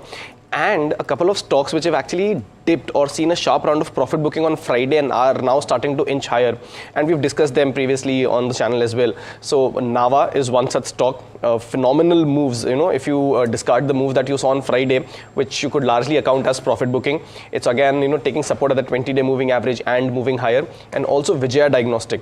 Stellar run on Thursday, mild profit booking on Friday, and today also it's starting to, show some signs of strength. So I would keep this on my radar, but constructive on Nava and Shyam Metallics. Got it. Gentlemen, thanks so much for joining us this morning. Always a pleasure having you in studio. Joining us now is Gautam Trivedi, who is a co-founder and managing partner at Nepean Capital. Gautam, thanks so much for taking the time and for speaking to NDTV Profit. Always a pleasure speaking with you. In the past, you've spoken about reasons why global investors are doing what they're doing in India, the way that they're viewing India. And I'm curious, we're speaking on a day when Tata Consultancy Services, or a few days after, they've announced a pretty large cut in the workforce, and that just sets the tone for the IT pack as a whole this morning. It's a sector that a lot of foreign institutional investors look at very closely. How do you view this? Because the jury's out. Is it near-term negative but long-term positive? Is this simply a replacement of high-cost, slightly redundant workforce, or is it telling you that the demand scenario is looking bleak? It's a good question, and I think that's something which a lot of people have been debating for, especially since I guess the last 4 to 5 months with the advent of AI. And every week you get a new update on what AI is going to do, can do, will do, and 5 years from now it's going to get even smarter. So I think these are real issues that the Indian IT sector is, I guess, starting to grapple with. And today, as in this morning's headline, was literally the first sign of what I think is potentially coming, i.e., more layoffs. And that has, I think, as I heard you guys on earlier, going to have major ramifications across the Indian economy, across urban consumption. I don't want to sound doomsday, but this is a reality that we have to wake up to. Maybe there's a lot of reskilling that needs to be done. And I did like what Salil Parekh said in his previous, not the last quarter, but the previous quarter's conference call, where he said the big opportunity for Indian IT potentially is AI enablement of companies globally. So that I think could be also a big opportunity, but I guess maybe they don't need so many people anymore. So that this I think is a new reality that the Indian IT sector has to wake up to. Gautam, good morning, Neeraj here. Lovely talking to you as always. There is this chatter around how the US earnings growth is looking fairly strong. I mean, one of the articles quoted Mike Wilson of Morgan Stanley saying that the earnings number is looking much better. And therefore, if the US markets and the stay buoyant, if you will, despite the valuations that it is trading at, does it give a bit of a support to markets like India, or could the US do its own course and other markets may suffer? So let's look at the numbers this year, right? If that was indeed the case, foreigners year to date have sold $9.6 billion out of India. Now, the India growth story, yes, has slowed down a fair bit, but the fact is the future still remains extremely bright. So you have at one breath a sovereign wealth fund, as you've seen in this morning's papers, talking about making a big investment in a housing finance company. And at the same time, you have pension funds looking at deploying more money. So you've got that. But then if you look at the overall active investment community, which is within the FI side, I think that is really the question that people are asking. Why is it that they are net sellers? And there are a bunch of reasons for that.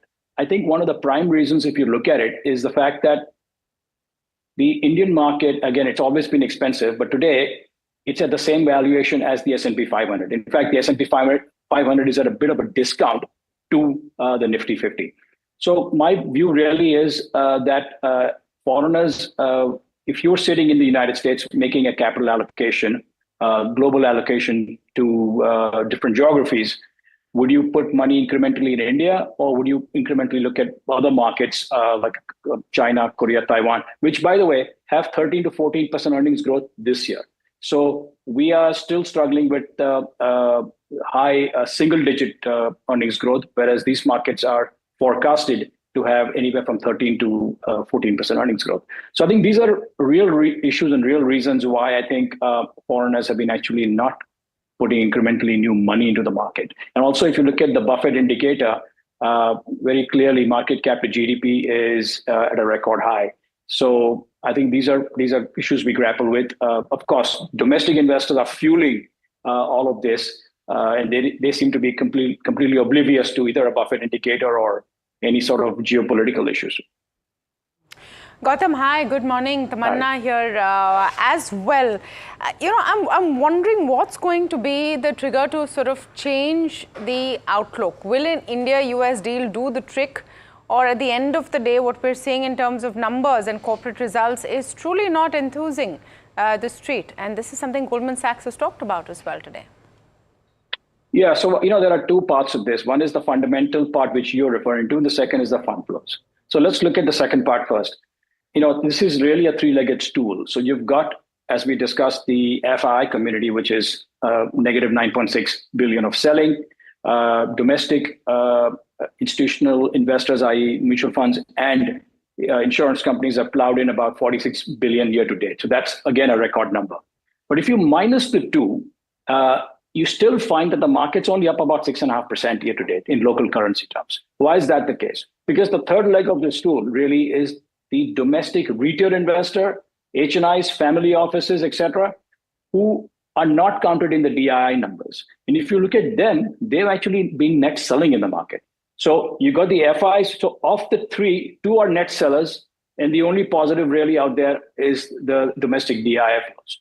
So I don't see the market actually having a major correction until we don't have DII slowing down. Now, when you look at the DI flows or the domestic retail investor flows, I was going through something called the Market Pulse, which is a NSE product. The chief economist Tirthankar Patnaik puts it out every month. And it's available for free, by the way, on the internet. It's got a ton of data. And I was browsing through this, and to my surprise, I found the top 5 cities in India account for almost 50% of the 11.3 crore unique investors. So it's only 5 cities, 5 states, beg your pardon, 5 states that account for as much as 50%. So the penetration of the equity culture in our country has not even reached the halfway mark. That's the point I'm trying to make. So I don't see domestic flows slowing down anytime soon. Plus, of course, if you look at the returns you're getting in a fixed deposit, my HDFC Bank is offering me, my HDFC Bank account manager is offering me a 1-year tenor at 6.25%, and this is pre-tax. Savings rate right now are as low as 2.5%, again pre-tax. So where else do you incrementally put your money to work? Yeah. Well, there's a bit of a recovery from the lows, so that is also very, very interesting. Gautam, people pick and choose, right? I mean, my question is, are you batting for earning? Are you picking sectors or themes, or even if you're bottom up, companies which have strong earnings growth, never mind the valuations, or are you hunting for value currently? I think value is difficult in this market, as it's been for the past at least 24 months. But having said that, we run screens every week to see what's out there that's not really worked. So the recent screen that we ran of the top 1,200 stocks by market cap, we discovered that about almost 900, 890 to be precise, that many number of stocks were up 25% or more from the 52-week lows. That means 300 stocks are still somewhere, that haven't really moved. At the same time, if you look at stocks like a Hindustan Lever, for example, it's done nothing over a 3-year period. Dabur, Vedant Fashions, Relaxo. So, Bata, Campus Shoes. I mean, I'm not saying these are necessarily buys today, but I'm saying there are a whole bunch of stocks which are actually good quality companies, but haven't moved for a variety of reasons. So you might find some value there, but I think otherwise you have to ride the flow that's coming in terms of absolute money power. Spoke about IT, but incidentally, this morning we're also focusing on the banking and financial space. On Friday, you saw a pretty big drop in Bajaj Finance. This morning, you're seeing Kotak Mahindra Bank taking on the chin because a lot of people looking at an ROA number, return on assets number that's fallen below 2%. I think a few people can't remember the last time it happened, and you have a very substantial drop in the net interest margin. So there are concerns about some aspects of credit or asset quality. But having said that, the multiples, and a lot of people are looking at the price to book multiples and saying, hey, you know what? Kotak Mahindra Bank is cheaper than it has been at any point over the last 5 years. Is this an opportunity to accumulate? So would you agree? Yeah, I don't want to get specific. No, I take that, but then large banks is what I'll ask you about. Yeah, I think to some extent you could be right, but the stress. If you follow Bajaj Finance's commentary, and the whole street follows that, we do as well. And if you look at some of the comments that they've made, 17 industries that they track, 13 are showing slowdown, 3 are showing contraction. It's virtually a perfect. I'm reading this right off their commentary. So it's virtually a perfect storm in a way, and it's come too suddenly. So I think these are obviously the words to think about coming from India's largest NBFC, and I think MSME clearly is hurting, as is the microfinance sector. So there are certain pockets that are, and also personal loans, I think. So there are certain pockets that are clearly hurting. At the same time, when you look at private sector credit growth, that's also not picking up. So there are certain challenges, but when you talk about valuations like that, I do agree that some of these things could be great from a long-term perspective. Okay, thank you so much, Gautam, for speaking with us. Thank you. Gautam Trivedi there, finding companies with great valuations right now and value investing looking tough in the market. Yeah, and that is one of the big takeaways from that conversation. Seriously, and frankly, results have not helped. But nevertheless, interesting corporate conversation for you right now. I had the opportunity of catching up with Suresh Narayanan, Chairman and Managing Director of Nestle India. Remember, he's the outgoing Chairman and Managing Director. Manish Tiwari takes the reins. The results this quarter for Nestle weren't great, but we sat down to talk about how this company is looking at urban consumption trends over some hot Maggie and hot coffee. Sitting outside from a journalistic lens, I must admit I've always looked forward to hearing your commentary during your earnings calls or the few times that you would address the media, because you're one of the few business leaders who tells it how it is. And maybe that's, the MNC background or your vast experience. But for example, last year, you were the first one to recognize that there is urban consumption distress. You were the one who came out and said the middle class is shrinking. And then, yes, a lot of people said, no, it isn't. Yes, the numbers showed that what you were saying was absolutely true. Has that always been something that you've sworn by? One of the tasks of a leader is to be courageous in the face of turmoil.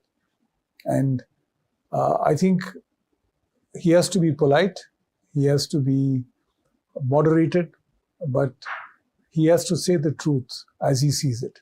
Now, obviously, this is just one head amongst so many thousand people who watch the space and many of whom are vastly more clever than what I can claim to be.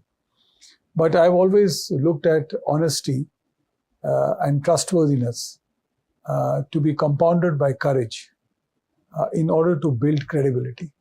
Because I can come and say stuff that might please your ear, but which may not necessarily be reflecting the truth of the situation. Did you get a lot of flack after that statement? Not, in the sense, we're living in the age of social media, right? Not really. I think one of the things is that I'm always moderated in my comments. I don't go overboard in terms of my adjectives that I use or the turn of phrase that I might adopt. And about that same time, there was a news item that came that the Department of Economic Affairs had actually talked about urban stress as being one of the phenomena that was facing. So it wasn't dramatically different from what I had alluded to.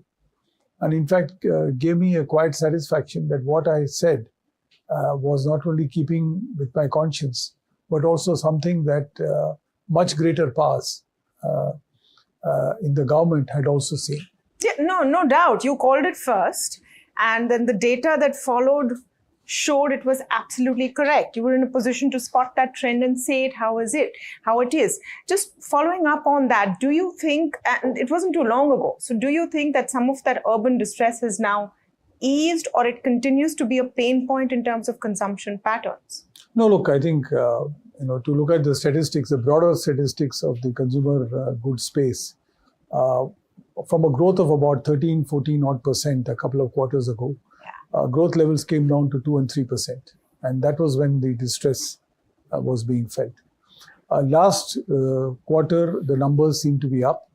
The latest numbers seem to show that urban consumption, in fact, outstripped rural in terms of percentage growth. I think the worst is behind us. A few reasons for that. One is that the inflation is now under check. Food inflation is especially under check. I think the overall outlook on the economy in terms of growth is positive. The monsoons look pretty benign as far as the country is concerned. Infrastructure spending is unrelenting and is also fueling consumption. So all the vectors are pointing in the right direction. So I can only say that I think the worst is probably behind us. And as some of my fellow colleagues in the consumer goods space have alluded in the past few days, things seem to be turning for the better, which is a good sign. And that improvement is coming from urban or from rural or a mix of both? It's coming from both. You see, earlier it was largely rural that was playing the tune. Now urban is also coming back, and urban for companies like Nestle are crucially important. Because 80% of my sales comes from urban markets, and about 20% from rural markets. So unless urban uptick happens, there is not very much of joy in the Nestle stable. So I'm sure you're feeling much more joy now, but I want to come back to the double-digit growth era and then the last few quarters of single-digit growth that you talked about. Now, one way that analysts look at it is that very large companies and FMCG players across the board are getting a run for their money from regional brands, unlisted players. You talk to the guys making bhujia save and they have superb growth. So is there more to the story than meets the eye? Is it just consumption slowing down or Indian consumers looking at more options compared to before? No, I think both are true, Tamanna. So let me be very clear that it is an overall consumption stress that we are feeling. Also, and to the credit of the Indian entrepreneurs and the regional entrepreneurs, some of them are coming and have got very good brand offerings. And this obviously has caught the attention of consumers. Consumers are now less faithful to only a few brands. They like to experiment, and that has started. The texture of consumption has become different. Earlier it was essentials, rental, transportation, fuel, and rest was discretionary and saving. Today, the essentials are a smaller part, and there is a greater part on discretionary items, especially things like travel and experience gaining, both of which are becoming important parts of the consumption of the consumer expenditure basket. Even in the premium segmentation, because of course the urban market, very important for you, premiumization is the buzzword. Look at investors, they seem to be rewarding all consumption companies or consumption categories which are aimed towards premiumization rather than the basics. Do you think there's a lot of competition now from homegrown brands? For example, if someone wants to have a chocolate bar, they might decide to have a protein bar instead. Something which says it's organic, healthy, or so on and so forth. I think some of the flirting across categories are being transcended also by a blurring of some of these categories. I mean, why have a chocolate bar? Why not have a protein bar? Why not have a snack? So the whole repertoire of consumption now has become much wider and much less predictable. There was earlier, breakfast, lunch, and dinner, and a snack in between, right? And that snack happened to be one of the major brands or something cooked up at home, right? And given. So I think the whole behavior of consumers is becoming much more interesting. That's opening up opportunities for many companies. So, as you see this landscape changing so quickly, what is it that Nestle is right now doing different? And we'll come to the rearview mirror in a bit because I know there's so much that you have seen and experienced we want to know about. But in the here and now, right now, when you have a giant like Nestle and you have regional brands and homegrown brands nibbling away, how do you make that shift? Number one is to keep our brands relevant. Maggi is still a huge brand. And Maggi continues its journey because of its relevance. The relevance to the consumer, relevance in terms of consumption occasion, relevance in terms of consumer insights. Same applies to Nescafe, KitKat, Milkmaid, and many of the other brands. Incidentally, Milkmaid is one of our oldest brands, and yet it is one of the most engaged brands in the digital space. So that tells because you have the recipes online. You got recipes online, you got different activities online, you got festivals coming up and Milkmaid being part of it. There's so much of association. So therefore, I think keeping our brands relevant is one. Number two is the pace of innovation. Today, we are innovating at a pace that is 3 to 4 times faster than we have ever innovated before. Today, about 7-8% of our sales comes out of the 150 new products that we've launched in the last 10 years. There are many more new ideas across categories that are on the anvil. Some of them addressing new consumption opportunities, some of them addressing existing consumption opportunities. So that is happening.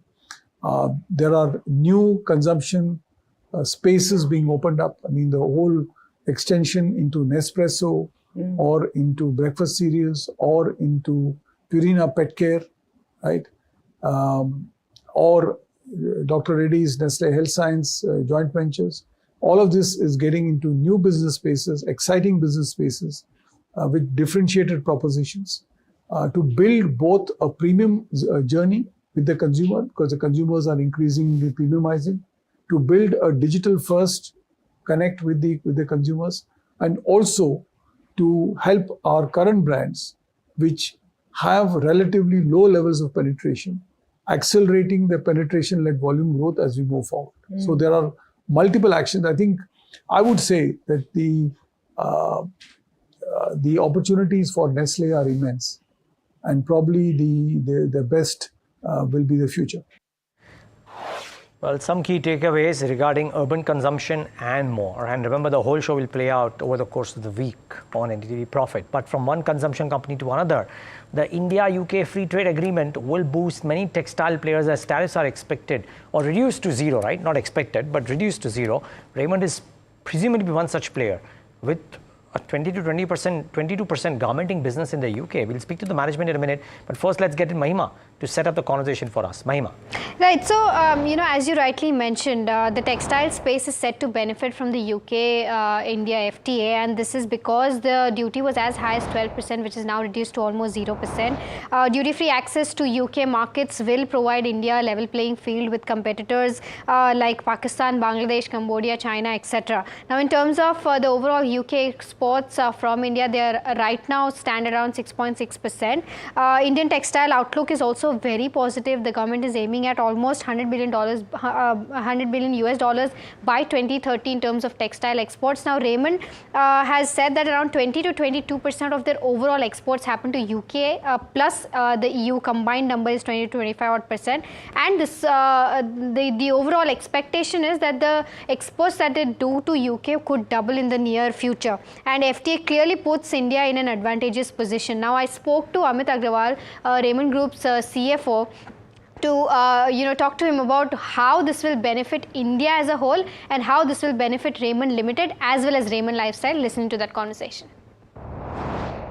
Before I go on to company specifics, just want to get your sense on how big an achievement this is for India in terms of signing a trade deal with the UK, and how beneficial is this for the entire textile space? Thank you for having me on the show. No, it is a great thing. It's a big achievement. And we have been waiting for this FTA to happen for quite some time. And I think it is a beginning of the journey. If you see, if we have done with UK, over last 18 months, we have done with Australia and few other countries. I think as you see one big FTA like UK has happened, it will open up EU on the next line. I think that will enable us, Indian, to export much better. And when you are getting this status, you are actually becoming a level playing field compared to what you call having Bangladesh on your neighbor, Vietnam, Indonesia. Many of these countries have got a zero duty benefit. So when we were competing, and especially in a textile sector, when you compete, the margins are quite thin. So this would make a large difference. And considering this impact of the duty, which was in the range of 11-12%, depending upon the product to product, especially in the textile sector, it made us difficult to export into these countries. Only we were able to do a very high value product. And India has got an integrated supply chain, which I think is going to be a very large beneficiary. And it creates a lot of employment. Textile industry creates a lot of employment. So that all is going to be a big, big boost to the Indian economy and to our foreign exchange earnings. So I think we are very, very happy to have this done, because we believe it is the beginning of this journey, and we will see many more to come. And Indian exports can grow very fast. Right, most certainly, Mr. Agrawal. I was going through your con call, and correct me if I'm wrong here. 20 to 22% of your garmenting business, comes from the UK. I just want to get a sense as to how this landmark deal benefits Raymond Lifestyle as a whole. So look at it. In my opinion, what we believe in the Raymond has got a great opportunity with UK. Because first of all, let us understand, we are into wool, worsted, and an integrated supply chain, right from the wool fabric we manufacture, then we convert them into garment for the big labels. And UK being a colder country, there is still a lot of traction for the woolen worsted suits. So that helps us in order to grow. Now, previously what used to happen was people would get the import of the fabric from China and other places into Bangladesh, get it converted, made garment, and then send it to UK. Now that will change dramatically because people would like to see if there is an integrated supply chain company with an advantage of the lead time, as well as there is no disadvantage on account of the duty. I think we see that over the next 18 to 24 months, I think we should see our export revenues from UK to grow. But if I recall, it was not 20% alone to UK, it is UK as well as EU. That is the level of 20-22% is that number. And I think we should be able to grow in the UK business comfortably double itself. And this business is going to be much more attractive. We have already seen, because since the month of May, you have already got this traction that the UK FTA will get signed. And we have already started to see some of the inquiries coming from the people, from the customers. But any inquiry to get converted, because there is a season, autumn, winter, spring, summer. So it will take at least 8 to 9 months. I think what we can see is only in the next year, somewhere around the same time or a little later, the traction of actual deliveries to flow through. Understood. Interesting. You said it will double from the UK and EU, the garmenting business, which is around 20 to 22% for both UK as well as EU. How long do you think will it take to double the revenues from now? And secondly, do you think this is margin accretive for you? So actually, you look at it, what used to happen was when we were delivering, the customers were absorbing the duty cost. So actually, they will say they will benefit. But obviously, you have a big advantage that you will be one of the now preferred in terms of the cost as well. So therefore, what used to happen in the past, you were preferred because of your product, because of your quality and integrated supply chain. Now, one big factor, which was the cost, which was a disadvantage, that has added back to you. So now, let me clarify. What I meant was, the UK business will double, not the EU, because EU, we still have not signed the FTAs. And I think that is in the progression. So whenever an FTA gets signed for a country like India, we see very clear path of doubling its business. And there should not be any doubt that this business has great opportunity. UK is still, what we, India as a country, export to UK is in the range of 5-6%. And now 5-6% can easily double itself to 10-12%. Now that happens, people like us will be one of the largest beneficiaries. Okay, so Amit Agarwal there of Raymond Group, but focus really on some of the winners on news and on results, because otherwise market breadth not great. IT seeing the most pain. Having said that, look at the Nifty intraday. So there is a recovery from the lows on the Nifty to some extent. Definitely not IT stocks that are contributing to that. Nifty IT about 0.5% down. The Bank Nifty also about 0.25% down right now. Pharma companies are buzzing today, and one of them definitely is Wockhardt. Now, we've been talking about Zenic for a while. It's a breakthrough antibiotic which treats very resistant infections. It's making global headlines after successfully treating a critically ill liver transplant patient in the United States who had exhausted all available options. Varsha is telling us more about it. Well, yes, company's magic pill, I would say, Zenich, is a novel antibiotic drug which has treated liver transplant patient in US. The patient earlier resisted all available antibiotics, and due to Zenich's, infection cleared completely within 11 days of treatment. Now, just a little bit about this drug. It's a new antibiotic for multi-drug resistant infections, and they've completed global phase 3 clinical trials. Over 50 patients in India and the US have been treated with this drug. The addressable global market, if you see, is worth almost $25 billion. Key highlights when it comes to launch of this product, if I were to say, they're considering licensing deals for Zenage in Western markets, and they plan to offer this drug at 75 to 80% of discount in India versus US pricing, and they'll file US approval for in Q2 of next financial year, and they're expecting the same in 2026 or 2027. Okay, so Wockhardt is going to be the big one. Would be great to hear from Habil Khurakiwala. I recall the first time he was talking to us about Zenic over a year ago, Neeraj, and his eyes lit up. He said that this is what the world has been looking for, an antibiotic which deals with very, very resistant infections. Yeah, and a lot of these pharma companies, right? I mean, Wockhardt doing this. There is Suven, who is Glenmark, which has got this massive R&D deal. Suven is working on some product as well, which is actually apparently going to transform fortune. So a lot of Indian companies are riding on this one specific magic drug for them as well, and other things working parallelly. Maybe could lift fortunes. I mean, Wockhardt 200 to 1800 in about, less than 2 years. Lift fortunes, save lives, and great innovation coming in as well. So exciting times. Lodha Developers is the other buzzer that we're talking about. The stock is plunging post the Q1 numbers, which look pretty decent in the face of it. What's the reason for that? Hiral is joining us for more.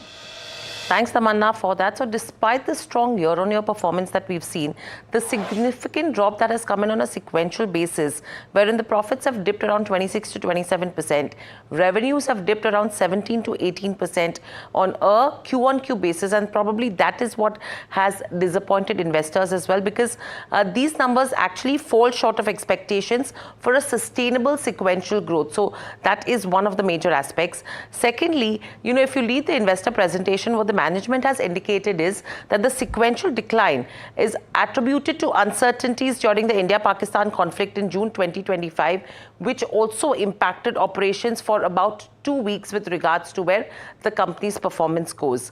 Overall, apart from this, one more aspect that I've just read right now, which I've not been able to highlight categorically, but auditors have flagged non-compliance with NCD convenience and inadequate security cover in the first quarter of FY26.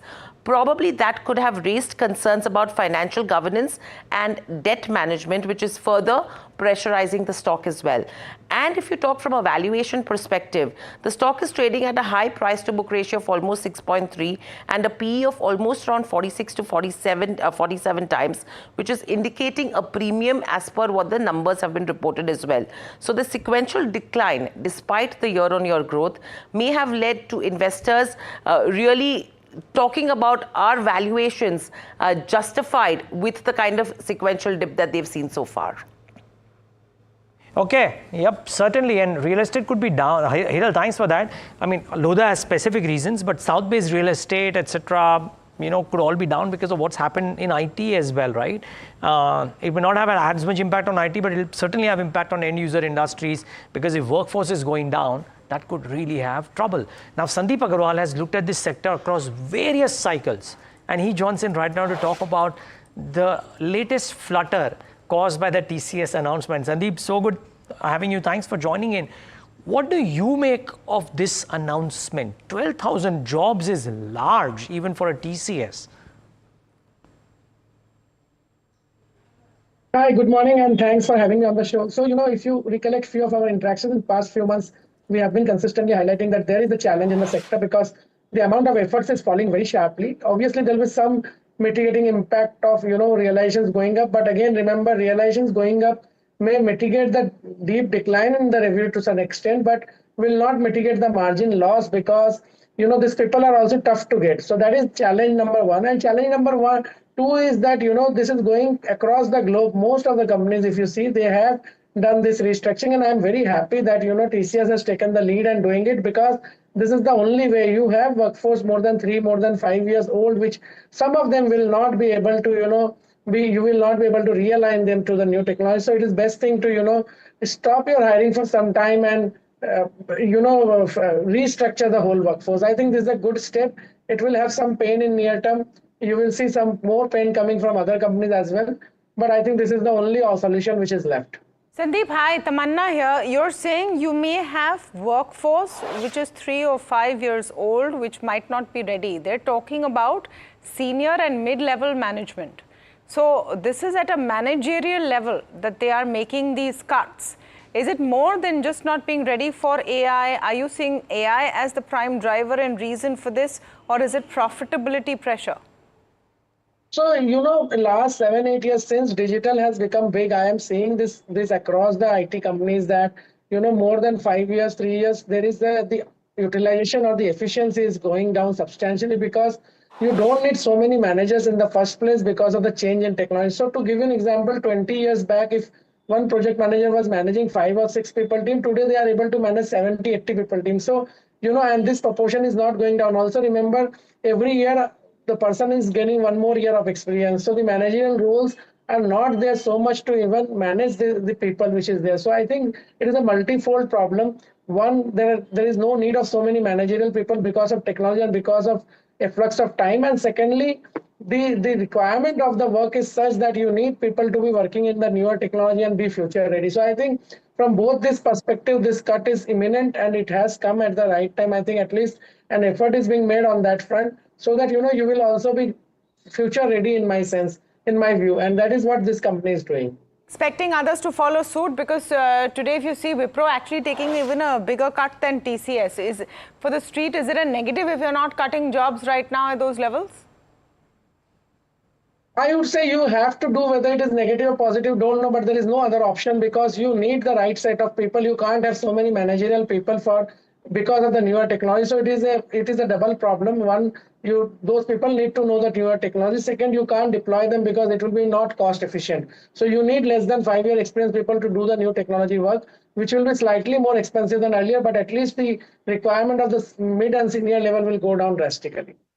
Sandeep, just one more question from mine at least. Is this advantage the smaller, more nimble players' size may cease to become an advantage now? Could that be a possibility? Yes, absolutely. So if you see post-COVID, this is what is happening. All the small and mid caps have done very good growth and very good profitability. The only challenge is that, they are also trading at a very, very high PEG ratio. So I don't know whether you can make money in them really. Their growth rate may be double of the large names, 2.5 times of the large names, but so is their multiple. So I don't know even if there is money to be made there because they are all priced to perfection. Sandeep, just one more question. Extend this conversation because you no longer track only IT, but you're a fund manager. What about the IT hiring companies? There are companies which depend on IT sector as a key hiring business, right, for them. Team Lease, Quest Corp, etc.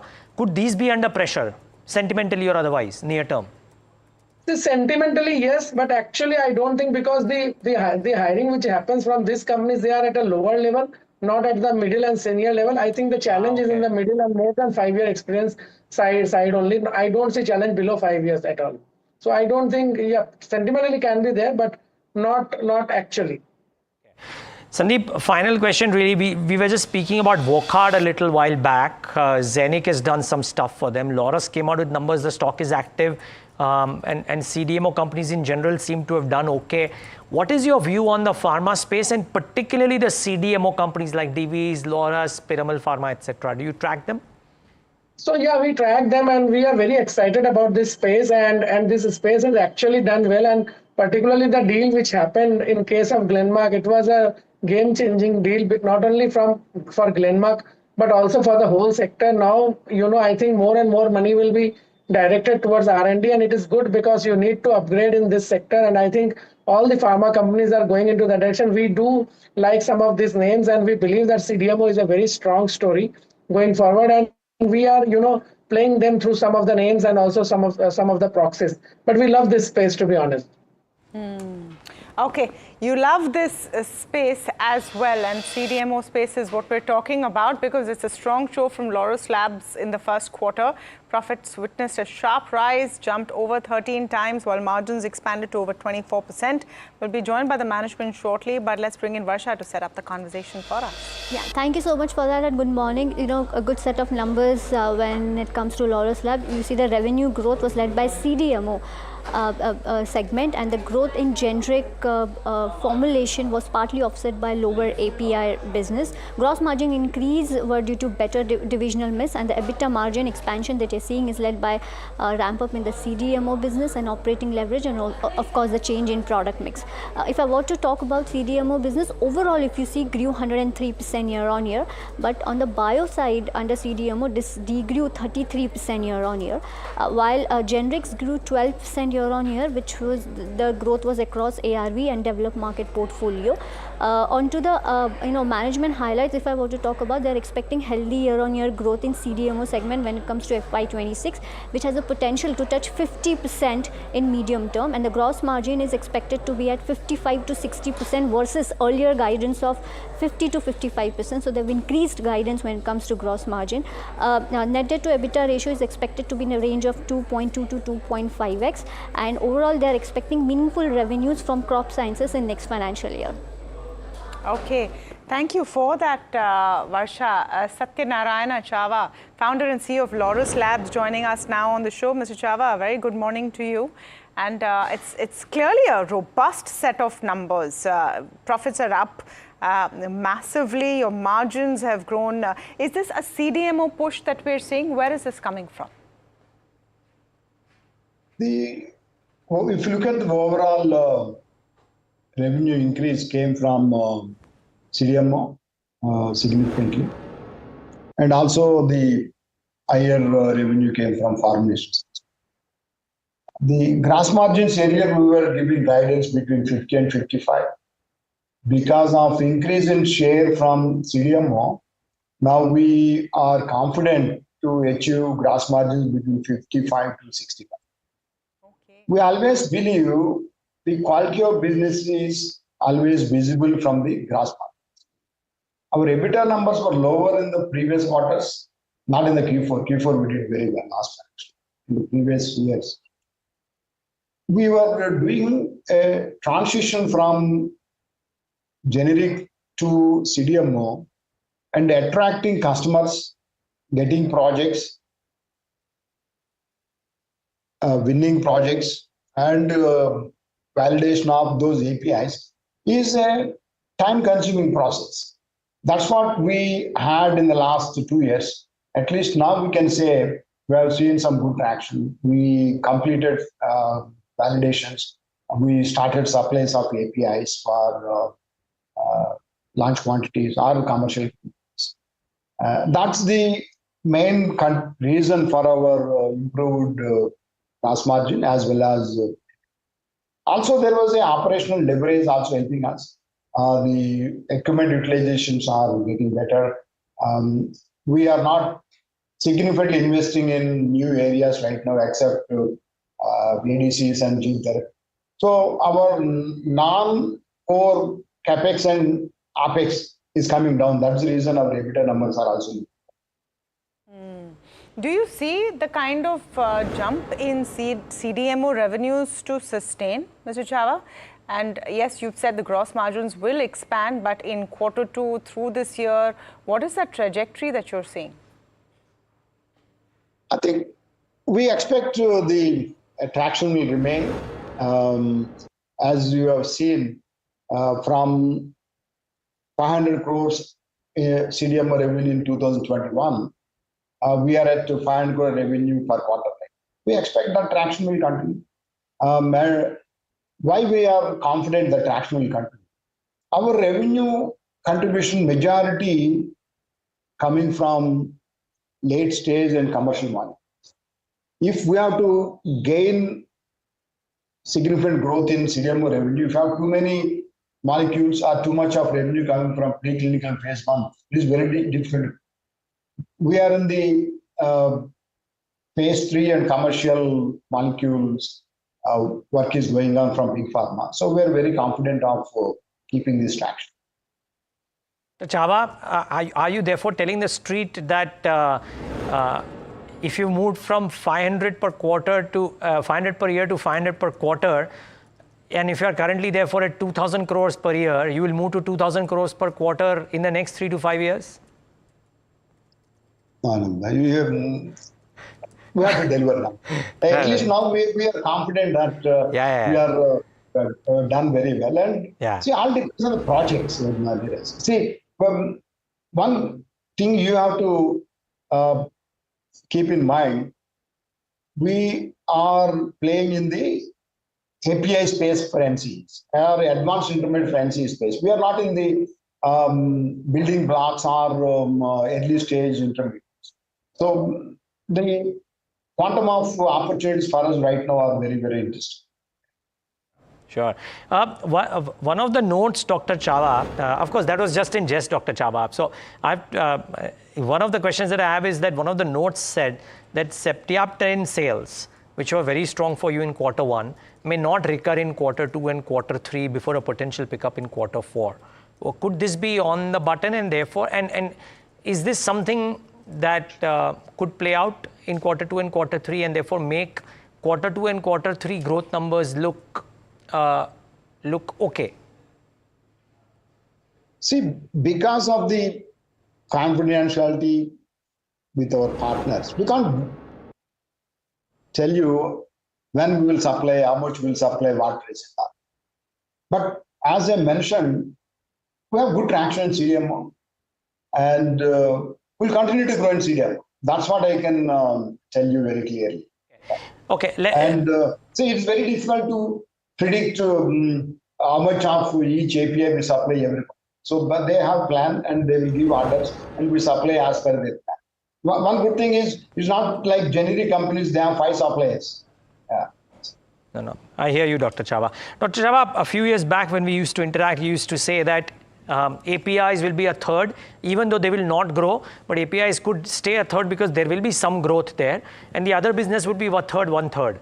Now I'm trying to understand from where you are right now, over the course of the next 2 or 3 years, if CDMO is going to be the big building block, how do the percentages change for you as a company, and thereby does it have an overall impact on the gross margins and the consolidated margins for Laurus as a company, let's say in FY28? See, if you look at the Q1, we were 59.4% gross margins. Whereas close to 1/3 revenue came from CDMO and 2/3 came from generics. Despite of the 2/3, 1/3 mix, we're able to do very well. That means we are running an efficient operations, even in the generic space. Otherwise, our gross margins will not be that. And going back to your question, we expect the gross margins will remain same, grow, because of higher contribution will come from CDMO. In the next 3-4 years, we expect CDMO revenues should grow bigger than what we have today, and we should inch towards 50% revenue contribution coming from CDMO in the medium to long term. So, do you look at possibly listing the CDMO business separately at some point? No. Completely out of the question? Yes. Okay. Tell us a bit about what Laurus Biosciences is doing in terms of innovation. And I'm asking because so many in the space, companies in the space are now looking at these breakthroughs that become huge payoffs and also, of course, breakthrough medication. Is there anything exciting happening there that you'd like to share? Or what is the focus on that bit? Because yes, CDMO very efficiently growing, but what's happening on the innovation front? In the biospace, we have 3 segments. Fermentation, precision fermentation, biocatalysis, enzyme manufacturing. That's what Laurus Bio is. And they have good prospects. That is the reason we're expanding capacity at Vizag, and we expect the capacity will come online by end of next year. The second segment in bio is cell and gene therapy. In cell therapy, we have investments made in subsidiary Immunoact. They're doing good. In gene therapy, we have licensed some patents from IIT Kanpur, and we are building a GMP facility at IIT. We also announced investment in antibody drug conjugates because company already makes payloads and linkers, and we wanted to do bioconjugation, purification, and purification. That is the second initiative. The third initiative is antibody drug conjugate. Second initiative is gene therapy and adenovirus vector management. So if you look at these three, the bigger one which is going to mature faster is our precision fermentation, where we are investing significant money and also resources. The ImmunoAct, they have one product commercial, and second product is in clinical phase right now. Phase 1 is going on, so we can't give you more details at this stage. And in gene therapy and antibody drug conjugates, we are investing, and we are creating a 6,000 square meter GMP facility for gene therapy and antibody. Okay. Dr. Chava, very quickly, out of time, but just one quick question. We learned that you were committed to some 5,000, 6,000 crores of capex in Andhra Pradesh over the next 5 8 years. I was looking at your numbers. Cumulatively, the last 5 years, you've done 5,000 crores of capex. In AP alone, you're guiding to 5,800 crores. Are you doing more capex beyond that as well? What's the total capex number then? We are at, if you look at the last 3 4 years, we are between 800 and 1,200 crore capex per year. Right. Depending on the opportunity one we have. See, we have only 50 acres of land parcel left for our growth. See, developing any new land and getting approvals, getting ready for commercial supplies is a 3 years time frame. So we requested government, and they gave GO yesterday for 530 acres of land, single land parcel. And there we committed to invest 5,600 crores and provide employment over 6,500 and in a phased manner. In the next 6 7 years. So we expect to invest that much amount in the next 5 6 years. Got it. Okay. Wish you all the best for that, Dr. Chava. Thank you so much for taking the time out and speaking to us. Really appreciate your time. Thank you, Niz. Thank you very much. That's Laurus Labs. The stock at the day's highs, the company saying growth seems to be continuing. Okay, well, that's pharma, which is doing well, but all the major banking earnings which have been reported, and an important and a worrying trend needs to be addressed. The asset quality of almost all the large private banks has come off. Vishy Johnson with details on this. Vishy. Right, Neeraj. So, as you were pointing out, yes, there is a uptick on the gross NPA figure, on the slippages figure as far as private banks are concerned. Let's take you through what the gross NPA numbers are looking like at this point in time. If you see this list, there's ICICI Bank which has a nil sort of movement on the gross NPA. Apart from this, also Yes Bank.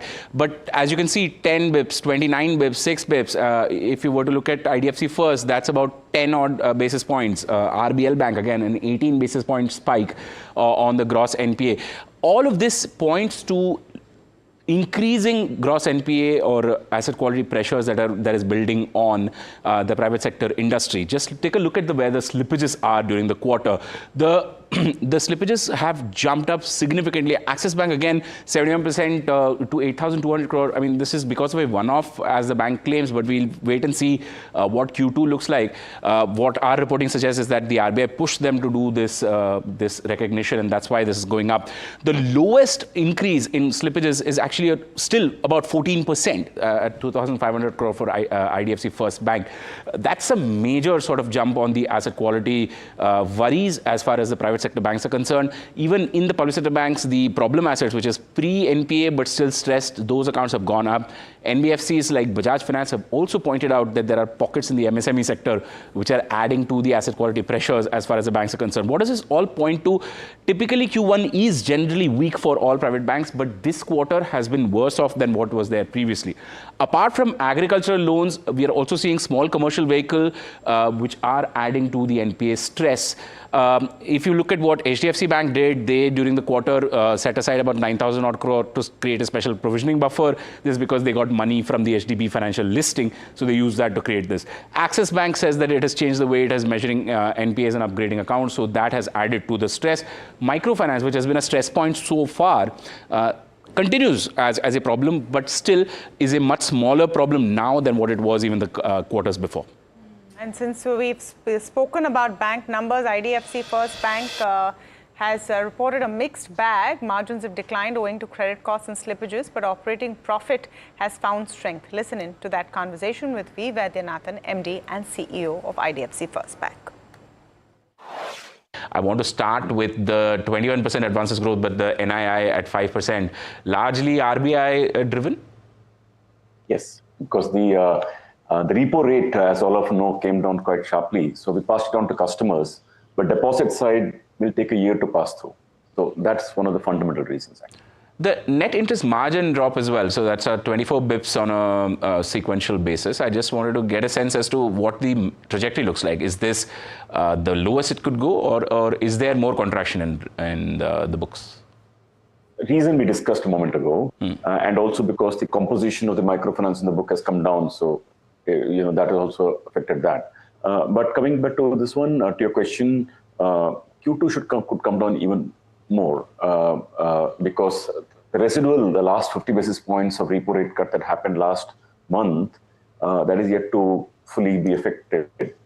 But Q3, by the time our fixed deposit will get repriced downwards, Q4, a lot more will get repriced. So think of it like one more quarter, it could come down. Then Q3 should even better, and then Q4 should, of course, be quite good again. What's the appropriate level to you of the net interest margin for this year? Like Q4, you should get back to about 5.8% plus again. Okay, understood.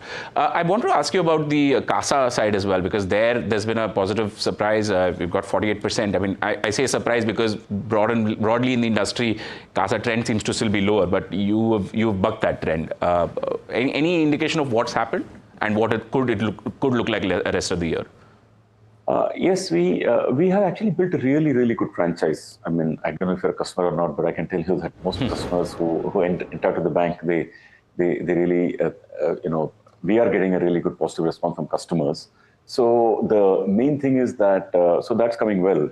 And also our branches have become more productive, getting more vintage and so on and so forth.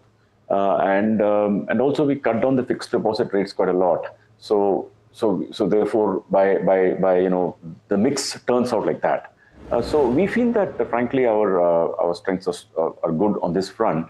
By Q4, we should be able to maintain 48 plus, we feel at least. All right. I want to touch upon the asset quality question because that's something that's been in the discussion for so long.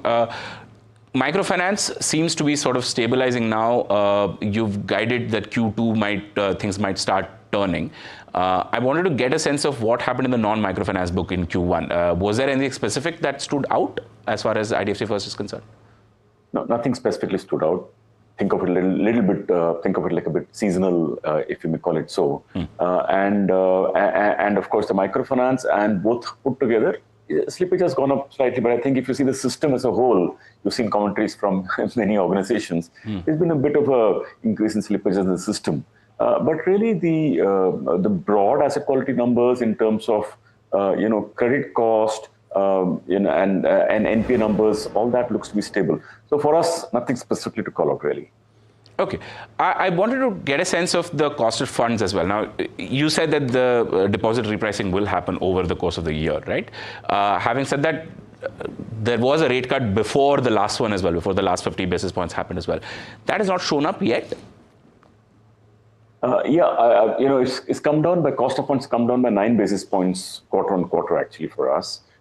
We think that on the fixed deposit side, we have, like I said, it's a very sharp cut. We were paying 7.8% on the highest bracket. There are multiple brackets, but I'm talking the peak bracket. Was about 7.8. We brought it down to 6.75. That's like a 110 basis points cut we've done there. And that's called it like about 50% of the book. So as the years roll by, we expect cost of funds to come down by about 40 to 50 basis points in the bank, cost of deposits. You've guided a credit cost of about 2 to 2.05%. You're already at the lower end of that band that you've guided for. You're confident of this 2.05% for the year, and what's sort of driving that? I know people are pointing it out, saying that look, when the system is increasing, how are you somewhere in that zone still? Thing is that we feel that Q3, Q4, because the microfinance issue will go away by that time, so the credit cost from that front will actually come down. So we feel that Q3, Q4 credit cost could be lesser. Q1, Q2 is of course higher because of the reasons we discussed, microfinance, etc. So even we feel somewhere will be in the zone.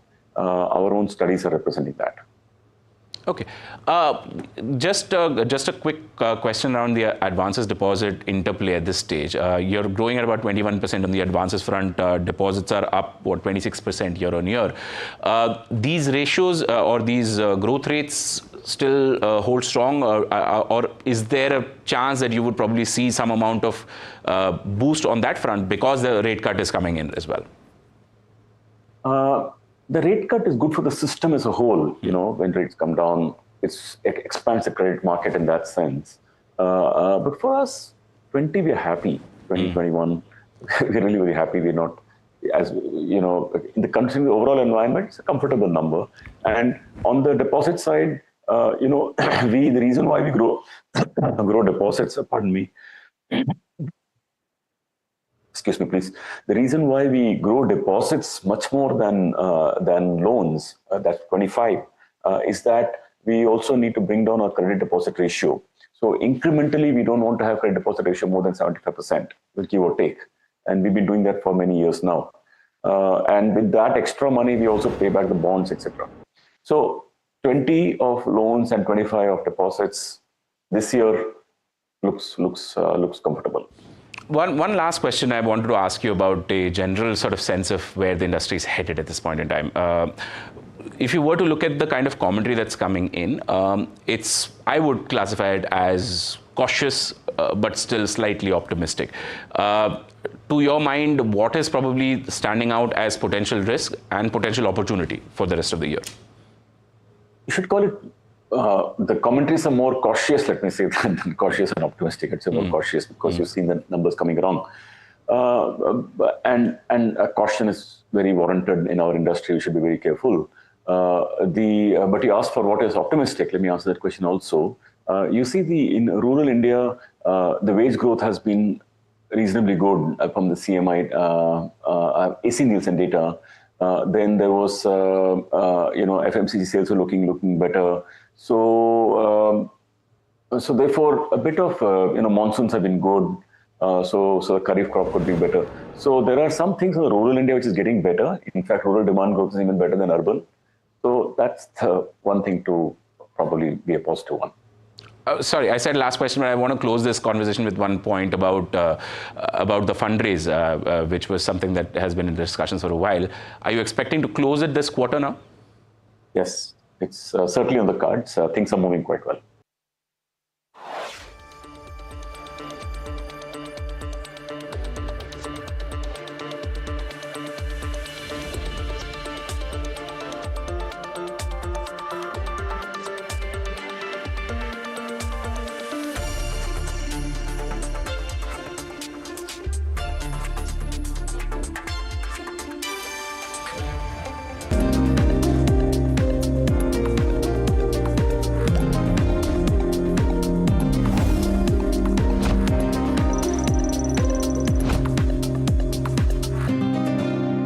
Gold plus optimistic reflective glass लगाओ, धूप की गर्मी को दूर भगाओ और बिजली का बिल भी बचाओ। When you took over, this was in the middle of a huge controversy. What's in the Maggi masala, FSSAI action. It was a bad time to take the top job. I was happily in the Philippines when I got the call to come to India. Yes, it was an existential crisis, and what might have turned out to be a catastrophe for the company. You were the first one to recognize that there is urban consumption distress. You were the one who came out and said the middle class is shrinking. Do you think that some of that urban distress is now eased, or it continues to be a pain point in terms of consumption patterns? The latest numbers seem to show that urban consumption, in fact, outstripped rural in terms of percentage growth. I think the worst is behind us. What is the way that one should make Maggi? Should it be soupy? Should it be dry? Should it be with cheese in it? Make it the way you like it. How do you like it? Plain masala. When I am up in the hills, there is everything to believe in something called Pahadon Wali Maggi. There's something about that Maggi which is magical.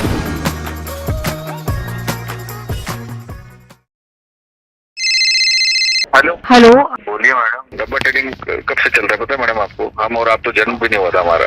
We investigated a shady advisory firm that has spent big bucks on advertising on the front pages of national dailies. ये आपको बिल्कुल उसका ऐसे हल्का सा भी खौफ नहीं है. मैडम एक बात को खौफ किस लिए रखना चाहिए तो बताओ, कौन सा गलत काम कर रहा हूँ मैं? After our report, we also saw NSE came out with a cautionary circular to the investors. Market Regulator Securities and Exchange Board of India has also come out with a release talking about the actions that it has taken. Cyber complaint has also been filed against the entities involved in this entire Dabba trading scam.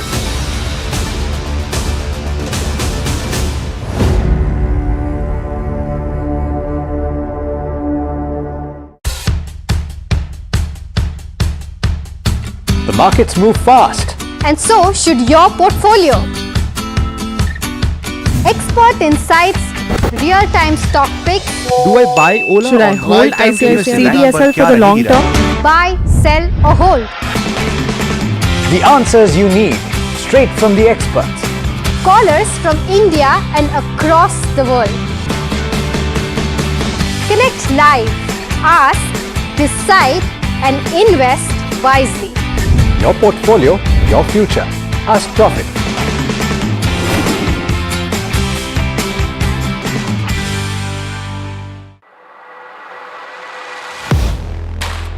Do you really know the company you invest in? What is the real picture behind presentations and claims? Is the outlook as rosy as the company claims? Know Your Company, powered by NDTV Profit Research, shines a light on the biggest stock market movers.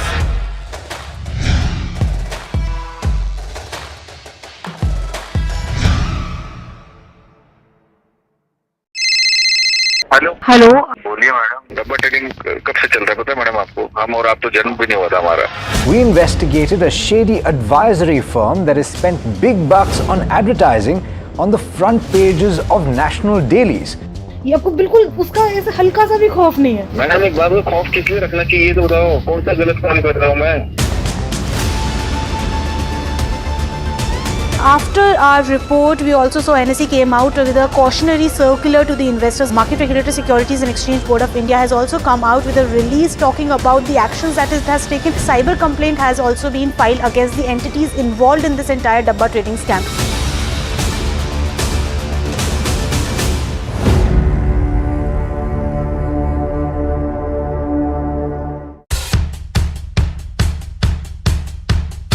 The markets move fast. And so should your portfolio. Expert insights, real-time stock picks. Do I buy Ola? Should I hold ICICI for the long term?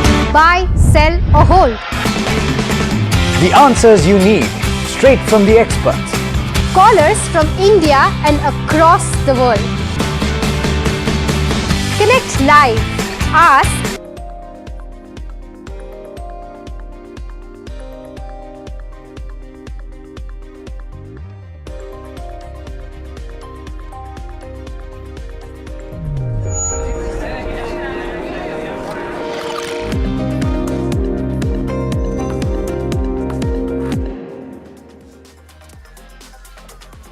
Hi, thanks so much for joining in. You're watching Ask Profit on NDTV Profit, and my name is Alex Matthew. With me, of course, is Mahima Vajrajani.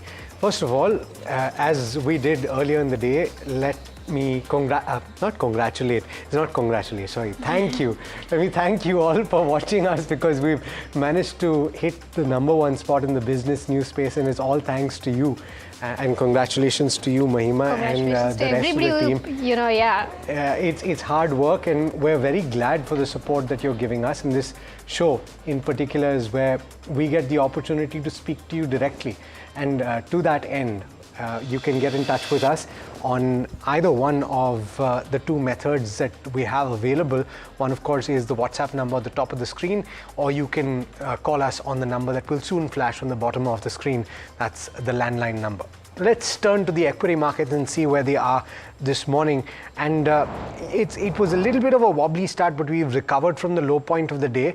The Nifty 50 trading in a pretty narrow range, up about 0.2%. Let's look at the contributors as well. And there are a couple of names that have been proving to be a bit of a drag, and that is on the back of numbers. Kotak Mahindra Bank single-handedly contributing about 43 points on the downside, and a lot of investors will have been a little taken aback by the fact the return on assets has slipped below that 2% mark for the first time in, I think, a lot of people's memory.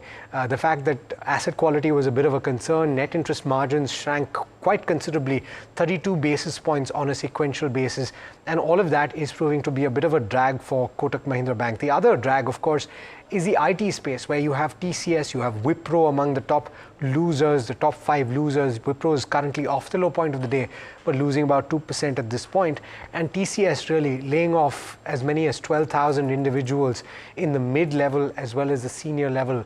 And that is proving to be a little bit of a drag for the sector as a whole, particularly the large cap companies, because if TCS, the bellwether, has rung that ominous bell, then the question is, do the other large cap IT companies follow suit as well? But on the earnings front, let's talk about Tata Chemicals, because it was a good set of numbers. Some of the cost pressures that the company has faced dissipating, margins have improved. Varsha joining in to talk about that and also to introduce the management. Varsha, what in the numbers stood out to you?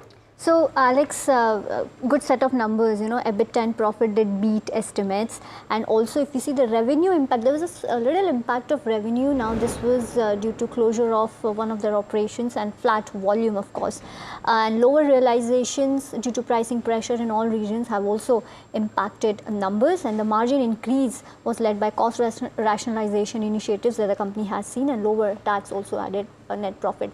But to speak more about numbers and what is the outlook going ahead, we are here joined by Mr. R. Mukundan, who is the Managing Director at Tata Chemicals. Welcome, sir. Pleasure to have you. So just wanted to have, how was Q1 FY26 for you? Because I believe that you have mentioned that the overall global demand is estimated to be flat in the near term. So if you could give us some color on the extent of price decline that you have seen. So let me start with the overall number. As you mentioned, I think if you look at the volume and revenue, these were down because one of the units in UK, we had ceased operation, and that was a management decision to rationalize and restructure the company. And as I mentioned, there'll be 3 drivers in the last quarter when we actually went through and finished the whole round of restructuring. There'll be something like one third benefit coming this year, and that is playing out. Approximately 600 crore was our estimate, 200 coming from the cessation of operation in UK, 200 crore coming from the new capacity additions in India, and also another 200 coming in from cost out, which is a combination of fixed and variable cost. I think all 3 are playing out. As we speak, the only lever which we need to work on is the working capital lever, which we need to sort of rationalize. I think there's about 300 odd crores on working capital, which is to be done. In addition to that, I think the debt has to be brought down at least by another 500 to 600 odd crores during the year. So that's a work in progress. In terms of the market outlook, we have actually planned the market to be more or less flat and tepid and flat. The growth engines continue to be India and parts of America, especially the South American market and Southeast Asian market continue to grow. We do believe that in China, there's a bit of a slowdown happening because of the solar glass output coming down. But that is effectively the shift which is happening from China to Indonesia and Malaysia, where the production centers are shifting because of the realignment of the global supply chain. So we are following our customers, and we would fundamentally see our volumes fully sold out. At the same time, we have not planned for any increase in prices. But if you look at the way the trade negotiations have been going on between Japan and Europe and UK, it's already signed. And the second thing, the 2 other economies which the US is really negotiating is China and India. When you look at China, one of the key blocks they're actually looking to is to Chinese to rationalize their industrial overcapacity. I think that is something which we are keenly watching. Already we have seen in soda ash, one of the units cease operation, Shandong Haiwa. And in Europe, again, again, we find there are many uneconomic chemical units which need to sort of cease operation, of which 2 have done. Our own unit has ceased operation, and also a Polish unit, a unit controlled by a Polish entity, has also shut down. So I think we will see in the next few quarters and during the course of this year and next year further capacity rationalization of, but I would certainly say that we should just plan for a flattish year in terms of the pricing, and really we need to focus on cost improvement. In terms of costs, variable costs have come down, energy prices are down. We do anticipate they'll remain at the same level, and we are focused on making sure we run pretty efficient operation. Mr. Mukundan, so there's several aspects that you've touched on, and it's pretty comprehensive what you've told us, including the outlook for the rest of the financial year. I do want to focus on the debt reduction part that you spoke about, 500 crores. What is the glide path to that? When do you anticipate that will get taken out? During the year, I think our anticipation is to at least take out approximately 1,500 over the next 2 years, of which 50%. Pricing will remain more or less flat in the rest of the year, and the focus therefore will be on cost. You've seen an improvement in the margins. You've spoken about why that occurred. Is the interpretation of that it will more or less remain steady through the rest of the year, or do you anticipate there to be some fluctuations going forward? That's a good question. There will be a bit of fluctuation. Let me just say that I think Q2 effectively happens to be a more, let me say, a softer quarter for us than Q1. Q2 mainly because in India, for example, during monsoon, the construction activity, the demand for detergent sector comes down, and similarly is the demand in Asian markets, because what happens during the monsoon is felt across Southeast Asia and India together. And during this period, there is a bit of softness which comes in. Barring that, I think Q3 and Q4 would again see an uptick and back to normal levels.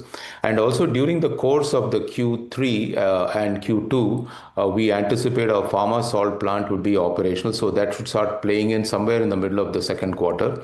And by the third quarter, we also anticipate, by the end of the third quarter, we anticipate that we would probably get additional soda ash capacities coming in within Mithapur, approximately 50 to 70 odd thousand.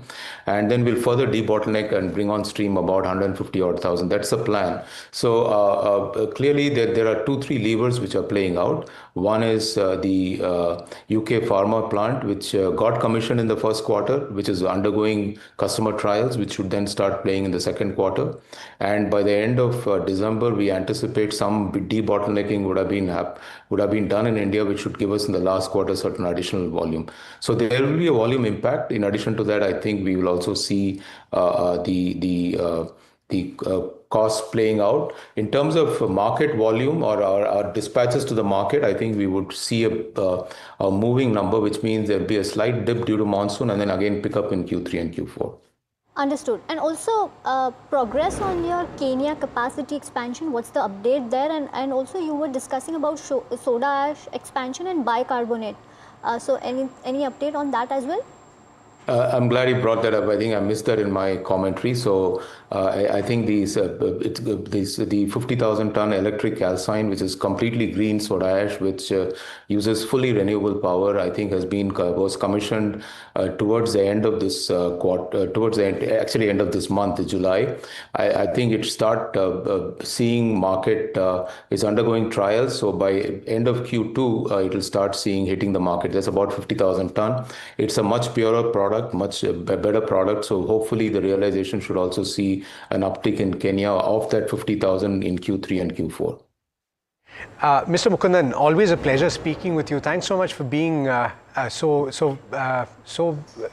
what is the word for it? Candid. Yes, thank you. That's the word I was looking for. Thanks so much for joining us this morning. Thank you, Mahima. See, sometimes I search for words, and today is one of those days. But we've got that management interview out of the way. Let us know what questions you'd like to. Of course, I pointed out you can call us on the number that is on the screen, on the bottom of the screen, or you can send us a message on the WhatsApp number on the top. What is the first question we have today? I'll introduce the guest before that. Oh, yeah. Let's welcome in Saurabh Jain, Equity Head Research at SMC Global Securities, joining us, and Brijesh L, Head Technical and Derivative Retail Research at IDBI Capital, joining us now. Welcome to both of you, gentlemen. I'll take the first question, which is from Ekambarai, who's writing us from Hyderabad. He's saying that he regularly follows our program and thanks NDTV Profit for the service. So thank you so much for watching us daily, Ekambarai. He's holding Tejas Network 175 odd shares, bought at 1125 a piece. Wants to know if he can start averaging out or book losses at the current moment. He's a retired person of 73 years of age and wants to know from that perspective. Brijesh, very good morning to you. I'll come to you on this one. What are the charts indicating for Tejas Network? Should he average out or should he book his losses? Hi, morning. So the charts, the weekly and the monthly charts are not that great. The charts are negatively placed. So there is a fresh sell-off which has been seen in the month of July as well. The stock is down by 17%, and it looks like it can go back to 380, 350 levels. So somewhere I'm not very comfortable. So averaging, there is no question about averaging because it's a weak chart. One has to take the fundamental view because I believe this can go back to 380, 350 levels. Then if it is there in some value or something, some averaging, I don't know. But as of now, 350, 380 is the downside target. Saurabh, Brijesh, thanks so much for joining us this morning and good morning to you. We got our first caller, Dheeraj, is calling us from Hyderabad. Hi Dheeraj, very good morning to you. How can we help you today? Dheeraj, can you hear me? Okay, we seem to have lost him, but I think his question was on Adani Green. He's got 250 shares at a price of 1,020 rupees per share. The stock is currently very close to that buy price, not too far away, just sub that 1,000 number. And I'm assuming that he's looking for a short-term view here. So Brijesh, I'll come back to you on the charts. How does it look?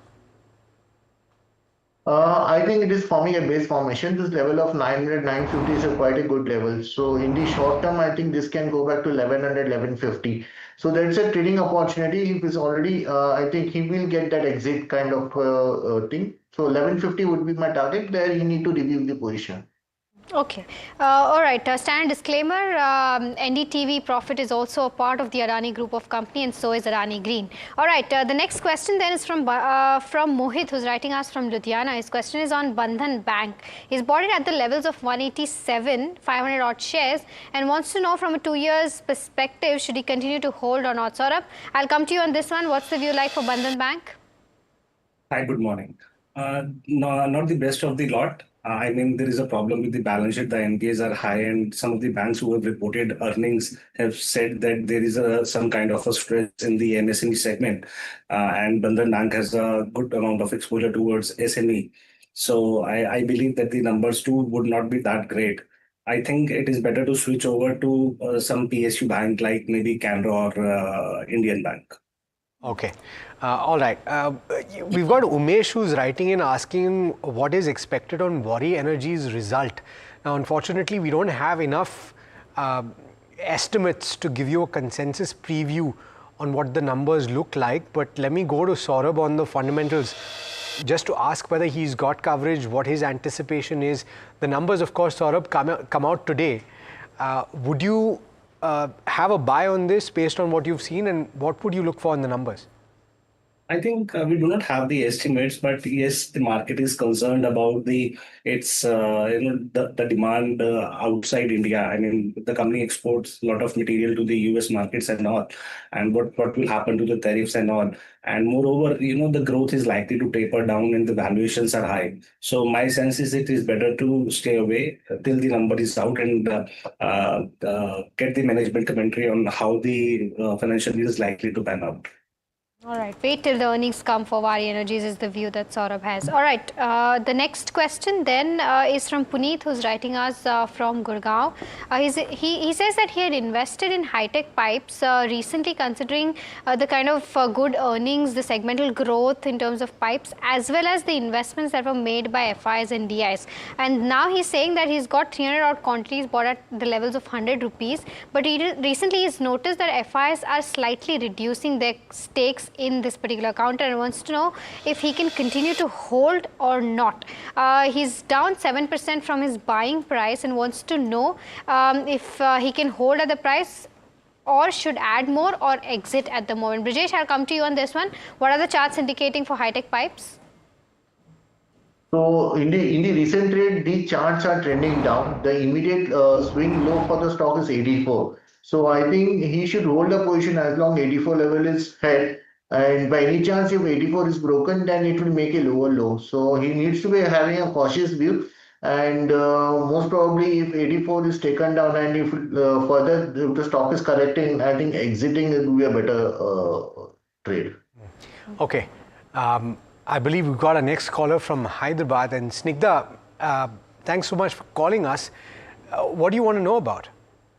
Hi, this is Snigdha from Hyderabad. So I just want to know regarding, so I have 5 lakhs of corpus and I just want to invest it on either L&T and KPIT. So is this the correct time, right time to enter the stock, or else if not, can you please give some suggestions? Okay, when you say short-term outlook, how have you defined that, Snigdha, and why these two companies? So, I thought it would be good to enter right now, so it is just my analysis. So, and the time frame that you have in mind? 2 months, either 1 or 2 months. 1 or 2 months, okay. So then, Brijesh, specifically on these two counters, large cap counter Larsen & Toubro and KPIT, would either of these be good to buy for a 2-month time frame? 5 lakhs, a pretty large sum of money she's looking to deploy. Alex, so basically, see the structure. If I look to the structure for the L&T and KPIT, KPIT looks more weak. KPIT from the level of 1189, somewhere it can comes to the lowest support is 1060. So that the downside is aggressive. So KPIT will not be in my watch list. L&D is something which we can keep a watch on, but then the level to make an entry is somewhere near 3300. So I think close to 3300, if she can make an entry, she can make some trading bounce can be there, because if everything works well, 3500, 3550 can be the bounce back. So she can play for the 200 to 50 points kind of a move. So that can be a very short-term trade setup for the L&D. KPIT one should ignore. Okay, the next question is on Finolex Cables. Money is writing in and has 210 odd shares of Finolex Cables bought at 955 a piece. Wants to know from a 6 months perspective whether he can continue to hold or not. Brijesh, I'll come to you again on this one. Your view on the charts? Yeah, KPIT we can hold, because I think the level of this 800 and let's span it to 800 level. This Brijesh, is a major it's Finolex Cables, not KPIT. Yeah, Finolex 895 is what it's. Okay. Yeah. So I think you'd remembered the last question. We talked about KPIT, so you were referring to KPIT, which is why we thought that we'd clarify. So the Finolex is trading at 895, right? And if I'm looking at the multi time frame, then the level of 800 is a very decent support, and from there, most of the time the stocks has seen a very strong reversal bounce back. So this guy should hold a long position, and whenever it comes close to this 800 level, like averaging is something what has to be done, and we can see a bounce to 1050, 1100 level. So the view is positive. On a further decline, one should average it off. Okay, we've got our next caller. Ravi Chandran is calling us from Hyderabad. Ravi Chandran, hi, a very good morning to you. How can we help you today? Very good morning. So my query is on CDSL. Okay. Is it a good time to buy CDSL, or shall I wait for a couple of days so that it gets more correct? Wait for? I'm sorry? Shall I wait for a couple of days to get other more corrections on this stock? Okay, Ravi Chandran, I got your question. Saurabh, I'll take this up with you specifically because we have NSDL opening with its IPO this week. Do you think Ravi Chandran should go ahead and buy a CDSL or apply for NSDL? Although it's completely offer for sale, that's something that the viewer should know about. What's your view? See, buying CDSL because NSDL is coming is something a tactical view, which is largely a short-term view. on the fundamental basis, on the long-term basis, I think the valuations are quite high. I mean, trading at more than 20 times to book value, 50, 60 times trailing 12-month earning did not justify the kind of growth that CDSL is experiencing. In the past also, we have seen steep correction in the CDSL, and this same sort of bounce has also been seen. But I would refrain to advise a buy on CDSL. My sense is better to avoid. Yeah, so the numbers came through post-market hours on Friday, and they weren't the best set of numbers, as a result of which the stock took a little bit of a hit, and it's in fact been losing ground. People have questioned valuations. CDSL is one of those stocks, capital market players, that ran up quite substantially. Speaking of earnings, our next question is also related to a company that posted numbers, Ather Industry, and Shrikant is writing in from Bengaluru. He says, in spite of the good Q1 results, the stock is losing ground, down about 1.4%. And I was just looking at the numbers, Saurabh. The operating profit margin is actually improved. It's on a sequential basis expanded. You have the PAT number that is coming at 40 crore or thereabouts. It's more or less stable on a sequential basis, but not doing okay. It's actually up as much as 30% on a year-on-year basis. So it's pretty decent. Would you say that this is something to hold, something to buy? I think the numbers suggest that there is certainly a decent growth in the bottom line and as well as in the margins. My sense is that stock has done nothing from the last 1 year, that it is trading at the lower band of the valuation, close to 4 times to book value. And after these numbers, I think it makes sense to hold for another quarter or two and see how the earnings pan out. Okay, all right. With that, it's time to slip into a very short break, but we'll be right back answering all your queries on the other side, so do stay tuned.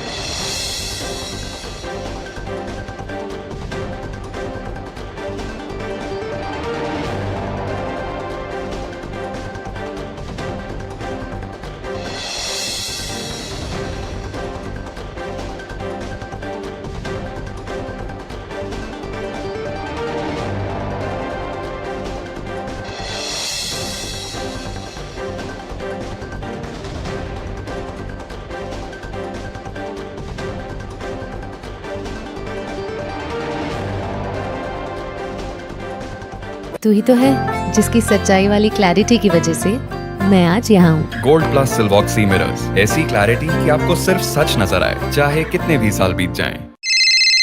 Hello hello, बोलिए madam, डब्बा trading कब से चल रहा है पता है madam आपको? हम और आप तो जन्म भी नहीं हुआ था हमारा।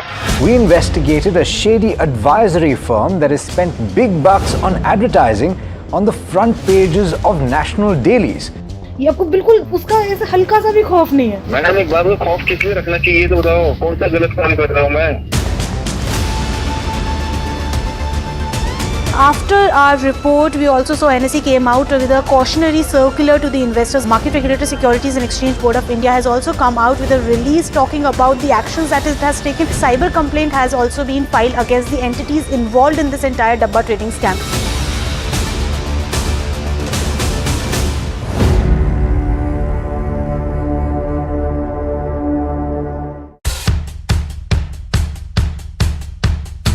The markets move fast. And so should your portfolio. Expert insights, real-time stock picks. Do I buy Ola? Should I hold CDSL for the long term? Buy, sell or hold. The answers you need, straight from the experts. Callers from India and across the world. Connect live, ask decide and invest wisely.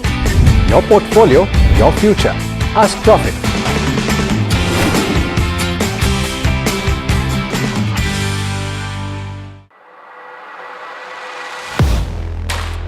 Do you really know the company you invest in? What is the real picture behind presentations and claims? Is the outlook as rosy as the company claims? Know Your Company, powered by NDTV Profit Research, shines a light on the biggest stock market movers.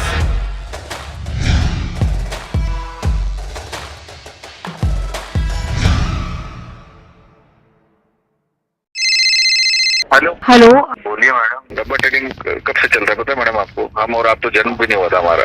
We investigated a shady advisory firm that has spent big bucks on advertising on the front pages of national dailies. ये आपको बिल्कुल उसका ऐसे हल्का सा भी खौफ नहीं है। मैडम एक बात को खौफ किस लिए रखना चाहिए तो बताओ, कौन सा गलत काम कर रहा हूँ मैं?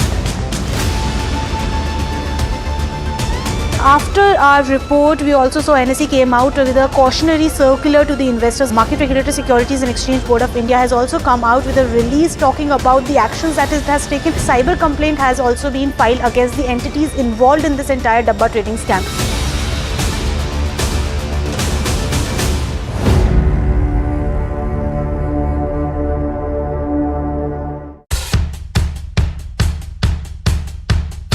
The markets move fast. And so should your portfolio.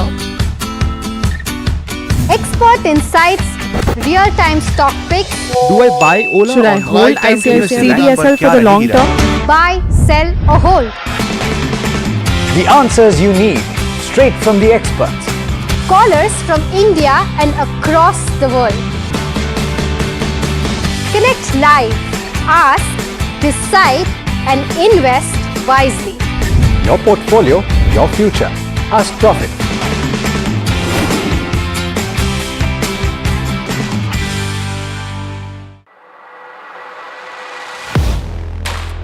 Do you really know the company you invest in? What is the real picture behind presentations and claims? Is the outlook as rosy as the company claims?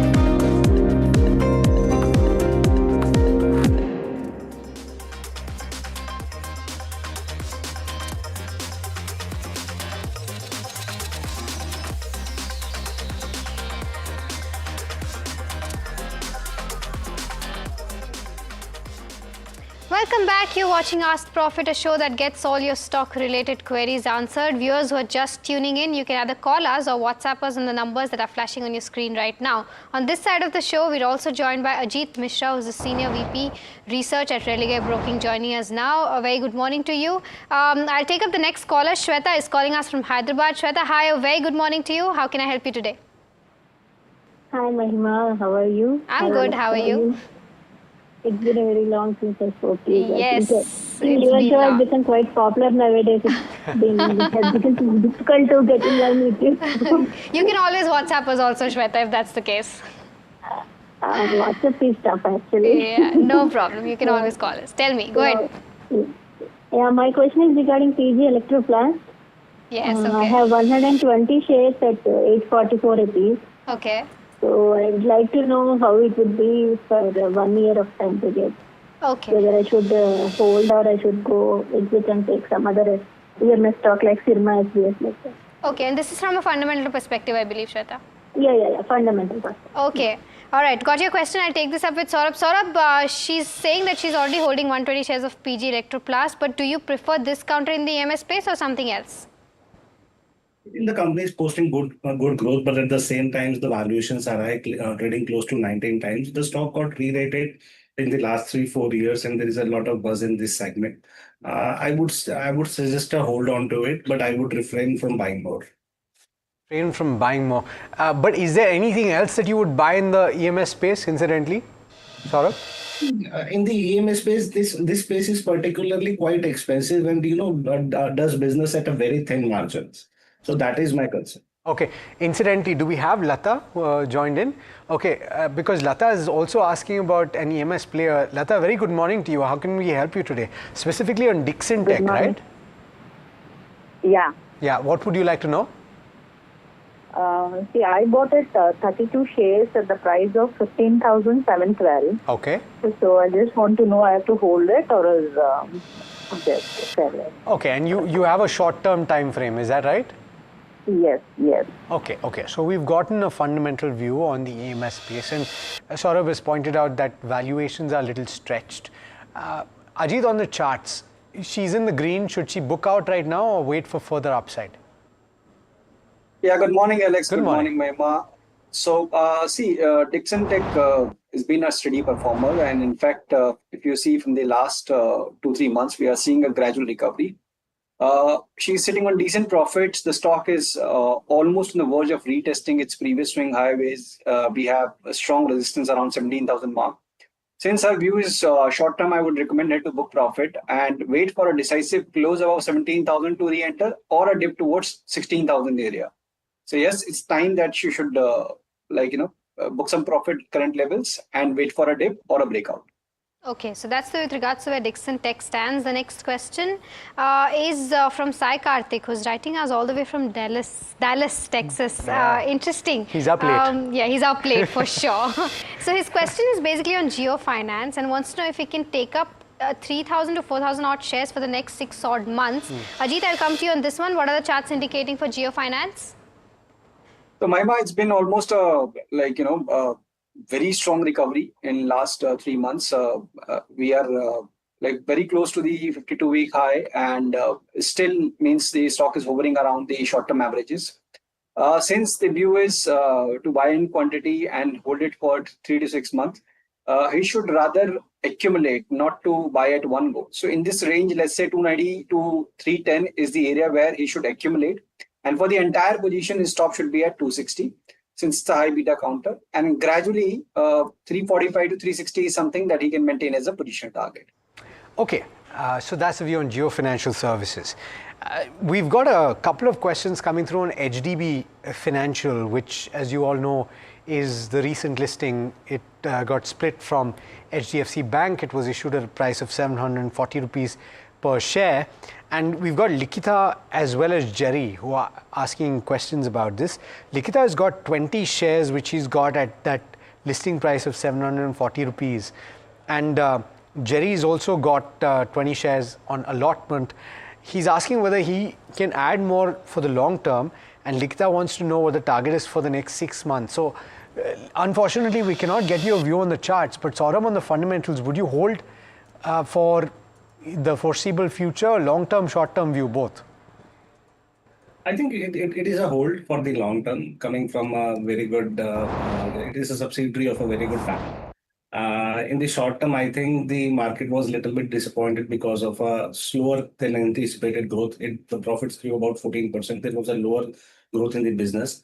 And that is why I think some selling is there. And moreover, the issue was priced on the higher side because of the good conditions of the market.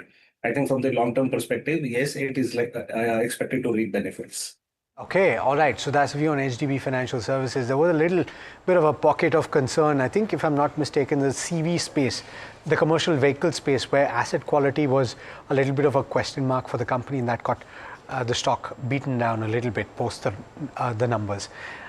Let's take the next caller. We've got Pradeep calling us from Bengaluru. Pradeep, very good morning to you. How can we help you today? You, Alex, I'm having 20 shares of Gujarat Fluorochem. Okay. Bought at 2727. Okay. So I just wanted to know whether, because now chemicals are on a bit of a rise. Yes. So just wanted to know whether I should hold for another 1 or 2 years, or should I book profit Okay. And if I book profits, then at both levels. Yeah, okay. Okay, so but the first question is on a month, on a year or two, and so therefore I'm assuming that you're talking about the fundamentals of the company, right, Pradeep? Yes, yes. Yeah. Yes. So Saurabh, Gujarat Fluoro, what you make of the company? He's bought it at an attractive price of 2727, so he's making some money. Does he double down, add more at this level, hold for the next 1 to 2 years? What are the prospects? I think the valuation is correct. In the last 2-3 years, if you see, the stock has done nothing. I mean, it is close to 3,500 only. The profits are growing and the valuations have gone down, which is giving good amount of comforts. My sense is, yes, the cycle is expected to turn for the companies like Gujarat Fluoro into the specialty chemicals. My sense is it is better to hold. Okay, so that's with regards to where the company stands. And it's interesting also because, Alex, Gujarat Fluorochemicals is set to benefit from the UK FTA as well. Right. Because almost 25 to 30% of their revenues comes from UK plus EU. So it stands to benefit from that as well. So that will also be an interesting peg to watch out. Right? Correct. Refrigerants and fluorochemicals. Correct. So and a lot of these companies stand to benefit because of the UK FTA as well. And sticking with the same theme, the chemicals theme, we've got another question on PCBL Chemicals. Jay from Mumbai is writing in. He's got 1,000 odd shares at the price of 450 and wants to know a long-term view on this and wants to also know if he can add more at the current levels or not. Saurabh, I'll stick with you again for this one. PCBL Chemicals, what's the view like? I think it is a very good large company in the carbon black segment, which finds its usage in the multiple segments in the automobile industry, in the tire industry, and all. It is a good. They export to the US markets also. I think the last quarter numbers were there was some amount of pressure. I think do not add more, but it is good to hold and wait for the June quarterly earnings and the company's guiding for the foreseeable future. Okay, so hold is the view on PCBL Chemicals. Our next caller, Hari, is calling us from Chennai. Hari, hi, a very good morning to you. I believe you have a question on TCS. Hi, Magma. This is Hari here. Yeah, my question is on TCS. I have like 70 at 3,845 is the average price. Right. I know like overall IT pack is not doing good. I don't want to sell it. Like I'm continuing to hold. My question is like, can we accumulate at this level, or we need to wait and watch how the entire the sector is going to do, or the geo factors as well? Yeah. Okay, Hari, I got your question loud and clear. I'll take this up with Saurabh again. Saurabh, considering everything that's happened in the IT space, the earnings, etc., what's your view on TCS, and especially with something that's happened today? It's set to cut around 12,000 odd jobs amidst the demand slump that the entire sector is seeing. What's the view like? I think the news was not taken good by the markets. But if you look at the overall industry scenario, IT industry scenario, I think there is no point in buying contrarian buying, because till now there is no signs of good higher spending or discretionary spending. How the US markets will pan out and the Europe market will pan out is another question. Till you see the signs of growth, I think there is no point of buying more. And albeit you have said that you want to hold it for the long term, then you can hold for the long term. Got it. Okay, I do want to point out, Hari and everybody else watching, we have a special program that we lined up for you at 12 p.m. today, because if the bellwether of the sector, Tata Consultancy Services, has announced job cuts of 2% of its workforce, and more importantly, if it is in the mid-level and the senior level that these job cuts have taken place, then there are likely to be implications for the rest of the IT sector as well. It's not necessarily only a factor of the demand situation. It could also be a factor of the fact that these individuals have been on the rolls but have been benched for over a quarter, and redundancies tend to creep in as you go higher up the pecking order in the IT space, and because of the way that technology is changing so dramatically. So what do you need to know? Watch at 12. We've got a next question from Gul, who's writing in from Kerala, and he's got Punjab National Bank, or rather PNB Housing, that he's bought at levels of 1,038 for a period of 1 year. Is it advisable to add more, and if yes, at what price should he do so? So the question is to you, Ajit, on the technicals. What should he do with this? He's bought at levels of 1038. So Alex, it's currently quoting closer to its buying price, and PNB Housing is among the top performing name within the housing finance basket of late. In fact, if you see that most of the name, they are struggling either trading down or trading in a very tight range. On the other hand, we have seen a very sharp recovery, and it's currently hovering in a very tight range here after this recent rebound. Fresh buying, I would recommend him to wait and let this stock surpass 1150 mark, because that's the area basically where we have multiple resistances. Once we surpass this level, then we might see a next leg of the up move, which could help the stock to inch toward 1300, 1400 zone. At the same time, 950 is important to hold. So since the view is short to medium term, he can continue to maintain his position with 950 as a closing stop loss. Got it. All right. So that's a comprehensive view on PNB Housing for you. We've got another question from the NBFC space, and Ranganathan is calling us from Bengaluru. Very good morning, Ranganathan. How can we help you today? Good morning, sir. Good morning. Please go ahead. Okay, I am bought Punawala Fin Park Fin car for 445 rupees. Right. Short term, what is target price? Okay. I got your question. The stock is up 7% in trade today, and there are news triggers on this. But let me go to Ajit on the short-term price trends that he sees. Does that momentum continue, and where would you place the stop loss for this particular trade? So Alex, off late we are seeing extreme volatility in this stock, means from 480 to 410 and then again to 445. So we are very close to the short-term averages. So let's say we reclaim this 445, 446 area decisively on the closing basis today, then probably we can see the further recovery in the stock, which could help the stock to inch toward 475, 480 area. So as of now, the kind of volumes, price action that we are seeing, definitely he should stay put. Since the view is short-term and it's a highly volatile counter, 420 is the area basically on the closing basis where he should maintain as a stop loss. And on the higher side, in fact, he can wait for much higher levels once it surpasses 480 area. Okay, so hold is the view on Punawala FinCorp that Ajit has. The next question is from Kiran, who is writing us from Hyderabad. She's got 52 odd shares bought at 4767 a piece and wants to know if she can continue to hold or sell. She's a long-term investor is what she's saying, and sitting on profits of over 1 lakh rupees. Saurabh, I'll come to you on this one. Should she book profits right now or continue to hold to see further steam left in the counter? Well, valuation of the companies are high, but it is a very good company, great company in the cable segment. The management is quite confident for the foreseeable future for the next 2-3 years, and the numbers of the last quarter were also good. My sense is if you want to book some profit, I think partial profit taking can be done, but hold for the long term, rest for the whole long term.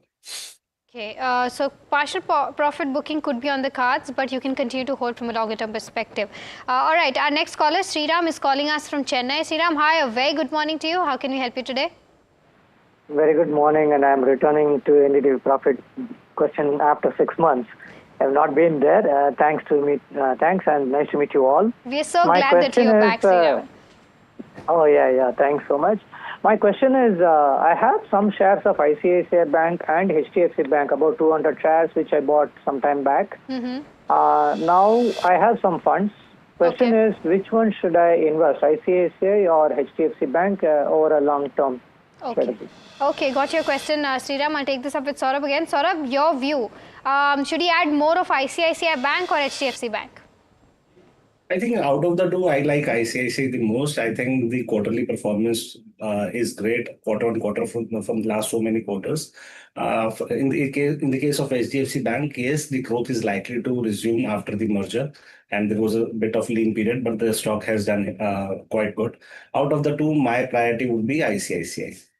Yeah, and out of the private banks as well, bear in mind that there was net interest margin compression for most of them, but ICICI Bank has seen the least.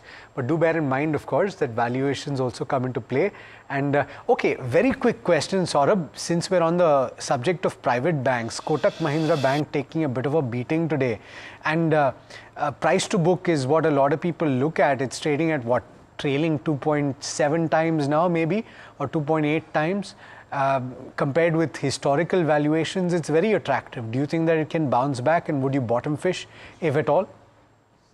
Alex, you are right. I think the valuation for most of the banks, if you take HDFC Bank or ICICI for that matter, they are trading lower than their long-term averages at which they were used to trading on.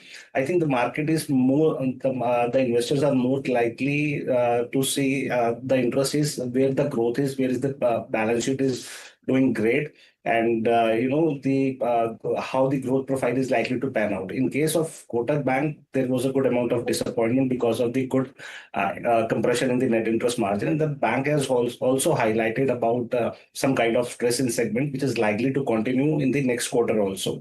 So, in my opinion, I think it is better to avoid as of now, only because of the valuation. It is not justified to buy Kotak. Okay. We've got our next question from Rajesh Maheshwari, who's writing us from Indore. His question is about Globus Spirits. He's got 125 odd shares at an average price of 1197 and wants to know, from a shorter term outlook, what's the maximum level it can touch? Ajit, he's not defined short term for me, but let's say from a 6 months perspective, what are the charts indicating?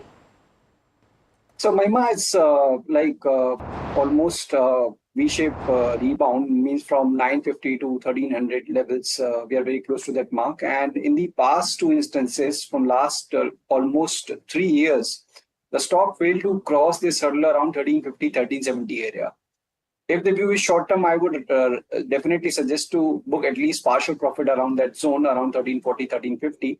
And let this stock sustain above that mark for the next leg of the up move, which could help the stock to reclaim its record highs close to around 1700 mark. So as of now, he can stay put with a trailing stop loss of let's say 1210, and around 1315, he can book at least partial profit. Ram from Pune is writing in and asking about Gujarat Ambuja exports. I'm just going to try and pull up the all-time chart for it because he has been holding since IPO and since 1994, he says. So let's just pull up how it is done, and I'm pulling up the max chart.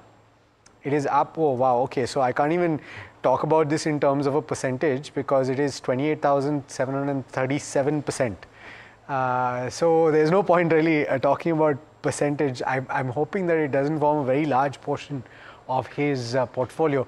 But do you have coverage on this, Saurabh? And if so, what should he do with it? Not really, not in coverage, but it is largely into the food business only.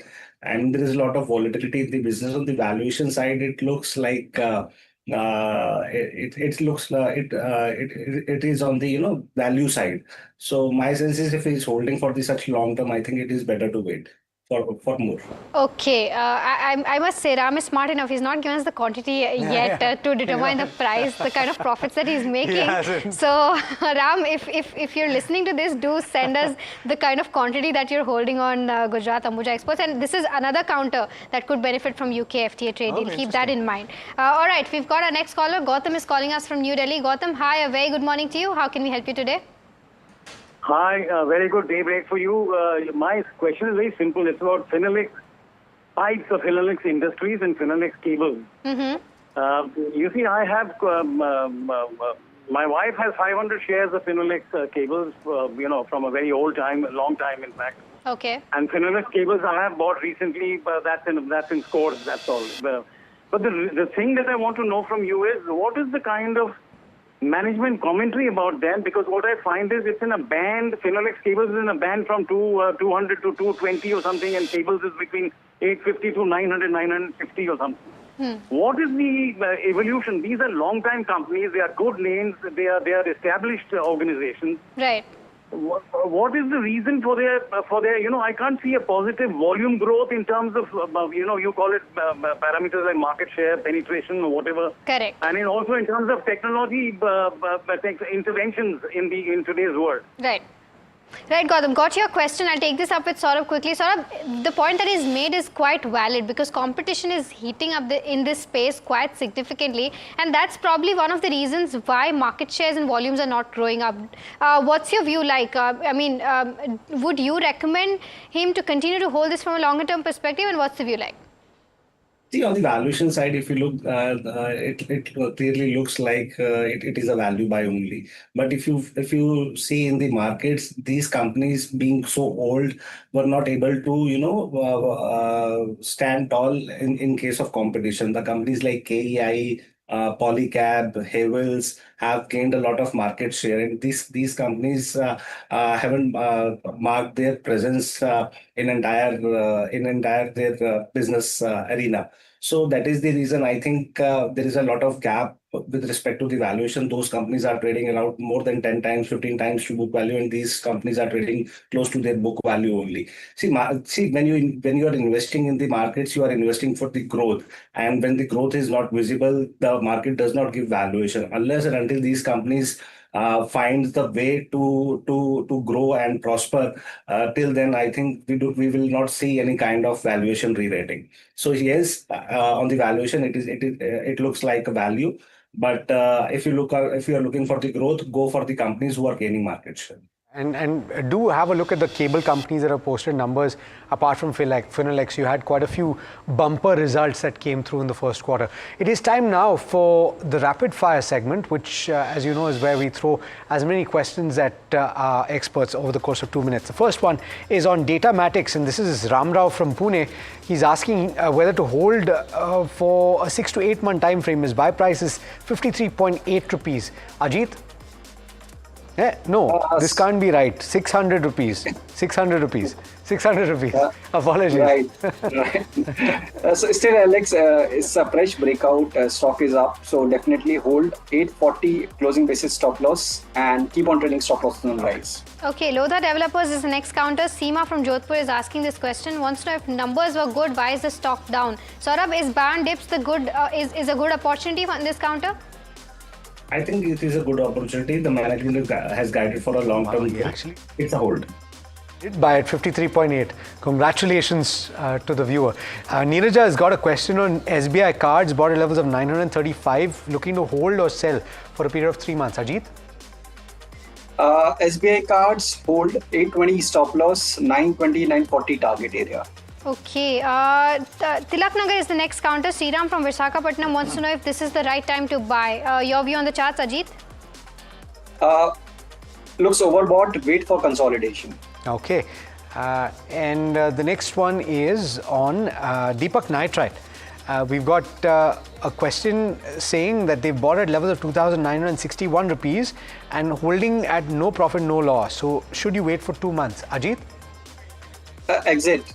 Okay, JSW Infra or Adani Ports, which is the right counter to continue to hold for the next 3 odd years? Pakshal from Bellary wants to know. Saurabh, your view? Adani Ports. Okay, IT. Can you buy Gujarat Pipavav right now? Ajit, on the charts? Gujarat Pipavav, yes, you can buy 150 on the basis, closing basis stop loss, 175, 180 target. Okay, very quickly, Suzlon for a period of 1 year, would you buy, Ajit? Yes, buy. Okay. All right, that brings us to the end of the rapid fire segment. Thank you so much, gentlemen, for taking the time, for answering all the questions you did today. And that brings us to the end of Ask Profit from Mahima and myself and the team that put the show together. Thank you so much for watching. Up next is Know Your Company. This is NDTV Profit.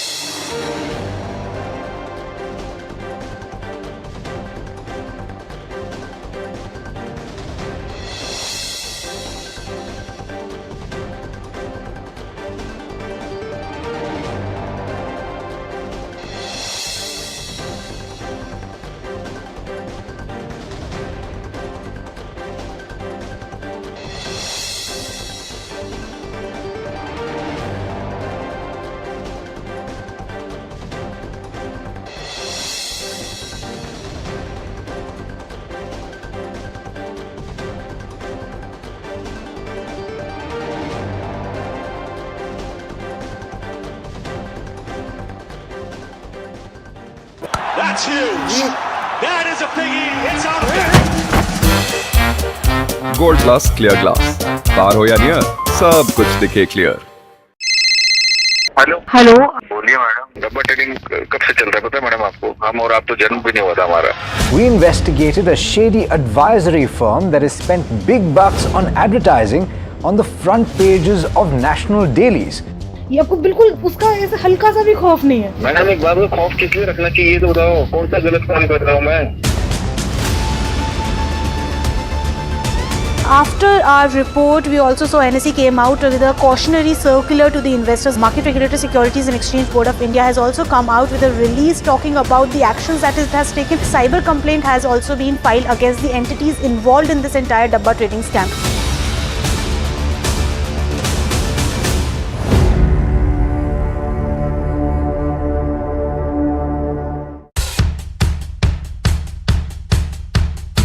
The markets move fast. And so should your portfolio. Expert insights, real-time stock picks. Do I buy Ola? Should I hold CDSL for the long term? Buy, sell or hold. The answers you need, straight from the experts. Callers from India and across the world. Connect live, ask, decide and invest wisely. Your portfolio, your future. Ask Profit.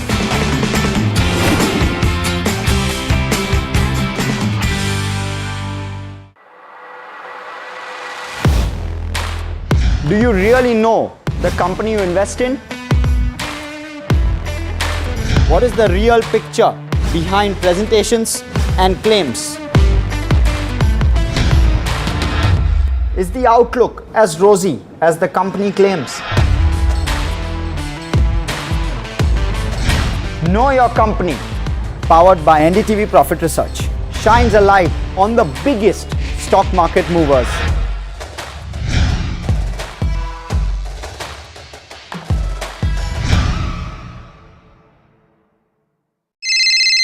Hello hello बोलिए madam, डब्बा trading कब से चल रहा है पता है madam आपको? हम और आप तो जन्म भी नहीं हुआ था हमारा। We investigated a shady advisory firm that has spent big bucks on advertising on the front pages of national dailies. ये आपको बिल्कुल उसका ऐसा हल्का सा भी खौफ नहीं है? मैडम एक बात को खौफ किस लिए रखना चाहिए ये तो बताओ, कौन सा गलत काम कर रहा हूँ मैं? After our report, we also saw NSE came out with a cautionary circular to the investors. Market Regulator Securities and Exchange Board of India has also come out with a release talking about the actions that it has taken. Cyber complaint has also been filed against the entities involved in this entire Dabba trading scam.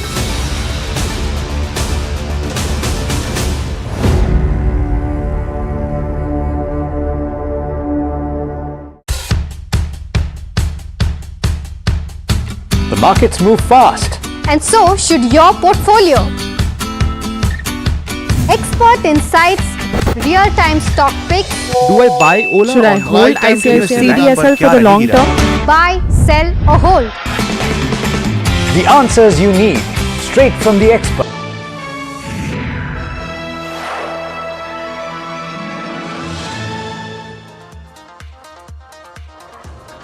Hello and welcome to NDTV Profit. You're watching Know Your Company.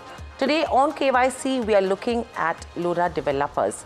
The reason why we've picked a Lodha Developers is on the back of Q1 earnings, a good set of numbers that the company has reported on a year-on-year basis, but a sequential decline that has come in here. I'm Hiral Dadia and with me is Mahima Vajrajani. But let's quickly address why Lodha Developers today. Firstly, what has led to the sequential decline that we've seen in terms of where earnings are concerned? On point number 2, the other question that we will ask the management is about the India-Pakistan war. The management has indicated that this did lead to around 2 weeks of downtick in terms of execution. So how much is the impact in terms of quantifying it if you have to look at the financials? On number 3, you're talking about the first quarter FY26 pre-sales. That number is below the guidance. So what does this mean? Will it mean that they will not be able to meet that FY26 guidance as a whole or not? On number 4, the auditors have flagged non-compliance for NCDs. Now, what is the impact? Because here, you're talking about the security deposit that they have to leave for the bondholders or the debenture holders, that is not in line with the security deed. So what happens then? And the competition that they are seeing in the Mumbai metropolitan region, you have a lot of other developers that are coming in. The strategy, what they are going to look at in terms of Bangalore and Pune also is going to be crucial. And very lastly, FY30 guidance, what are going to be the key growth levers that you should be watching out for them to meet this guidance. So that's what you're looking at in terms of where FY30 goes. But let's shift focus in terms of the key parameters that you should be looking at. Firstly, before the parameters, we look at about the company in terms of what the company is doing in trade. Firstly, as we know, Lodha established in 1980s. It's one of India's leading real estate developer. They have strong focus, if you talk about residential projects, nearly 4 decades of experience is what you're looking at. They cater mainly to luxury as well as premium, and they've rebranded itself from Macrotech developers to Lodha developers. And this is after the stew, that Lodha developers had with House of Abhinandan Lodha. Moving on, apart from this, if you talk about the other details, the markets that they operate in, Mumbai around 10% market share is what they had in FY24. Their flagship, and this is their flagship and dominant market, and the largest contributor to the pre-sales. If you talk about Pune as well, that's the second market that they operate in, third largest in Pune, and they're growing fast over there. Over 11% of their gross development value is planned from the Pune market. Moving on, when you talk about Bangalore as well, they've entered Bangalore in November 2023, and recently they moved from pilot to growth phase in the Bangalore market. They're around 4% of their FY25 pre-sales comes in from Bangalore, and they're aiming for 15% market share in the medium term from the Bangalore market. So hence we've said that strategy with Pune and Bangalore is going to be crucial for Lodha developers. Very quickly, if you talk about their split, in terms of Pune 14%, Bangalore is 7%, and largest 70% comes in from the Mumbai metropolitan region so far, Mahima.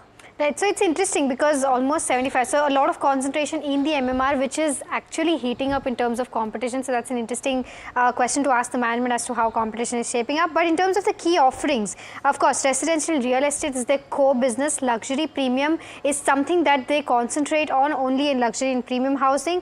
In terms of the overall digital infrastructure parks that they have, that's industrial, warehousing, logistics and data centers, that uses the annuity income model. So that's one of the things that they have in their basket. There's also commercial real estate, which is very small as compared to where the residential real estate stands, but still select office and retail developments mainly as a part of mixed use of projects is what comes under them. In terms of the overall facilities that are being managed by them right now, they're managing over 70,000 plus residential units. Recently also launched the Bellevue digital platform for integration of residential services as well. So that's an interesting one, and we have to ask the management as to how this is faring for them. There's also in terms of the product wise mix in terms of Lodha developers as of FY25, the mix in terms of the revenue, around 89% of the total chunk of revenue comes from property development. Then there is sale of land and development rights, which is 9.3%, and around 3.5% annuity and lease income, which generally comes from the digital infrastructure parks. Now, in terms of the overall key projects that the company is looking at right now, there's the Palava project, which is India's largest city-scale greenfield development project, and this is located on the outskirts of Mumbai. So again, one big project that they have in the MMR region. Then this is designed for walkability, sustainability, as well as an emerging data center hub. This is something that they're aiming along with the overall project.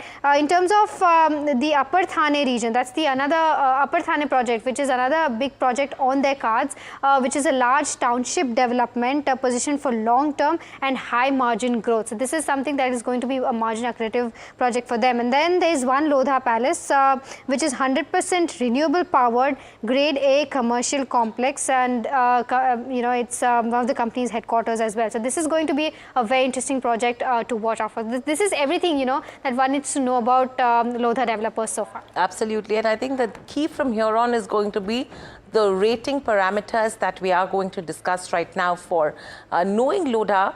Firstly, you have the income statement check, operational matrix, balance sheet, cash flow. These are the top 4.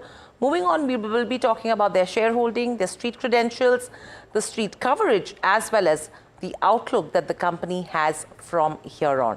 But let's start with the first one, which is the income statement. If you look at the revenue, EBITDA, margins, and net profit, that's the crucial aspect wherein you've seen a growth of around 14%. That's the 3-year CAGR. EBITDA has seen a growth of around 15%. Again, that's the 3-year compounded growth.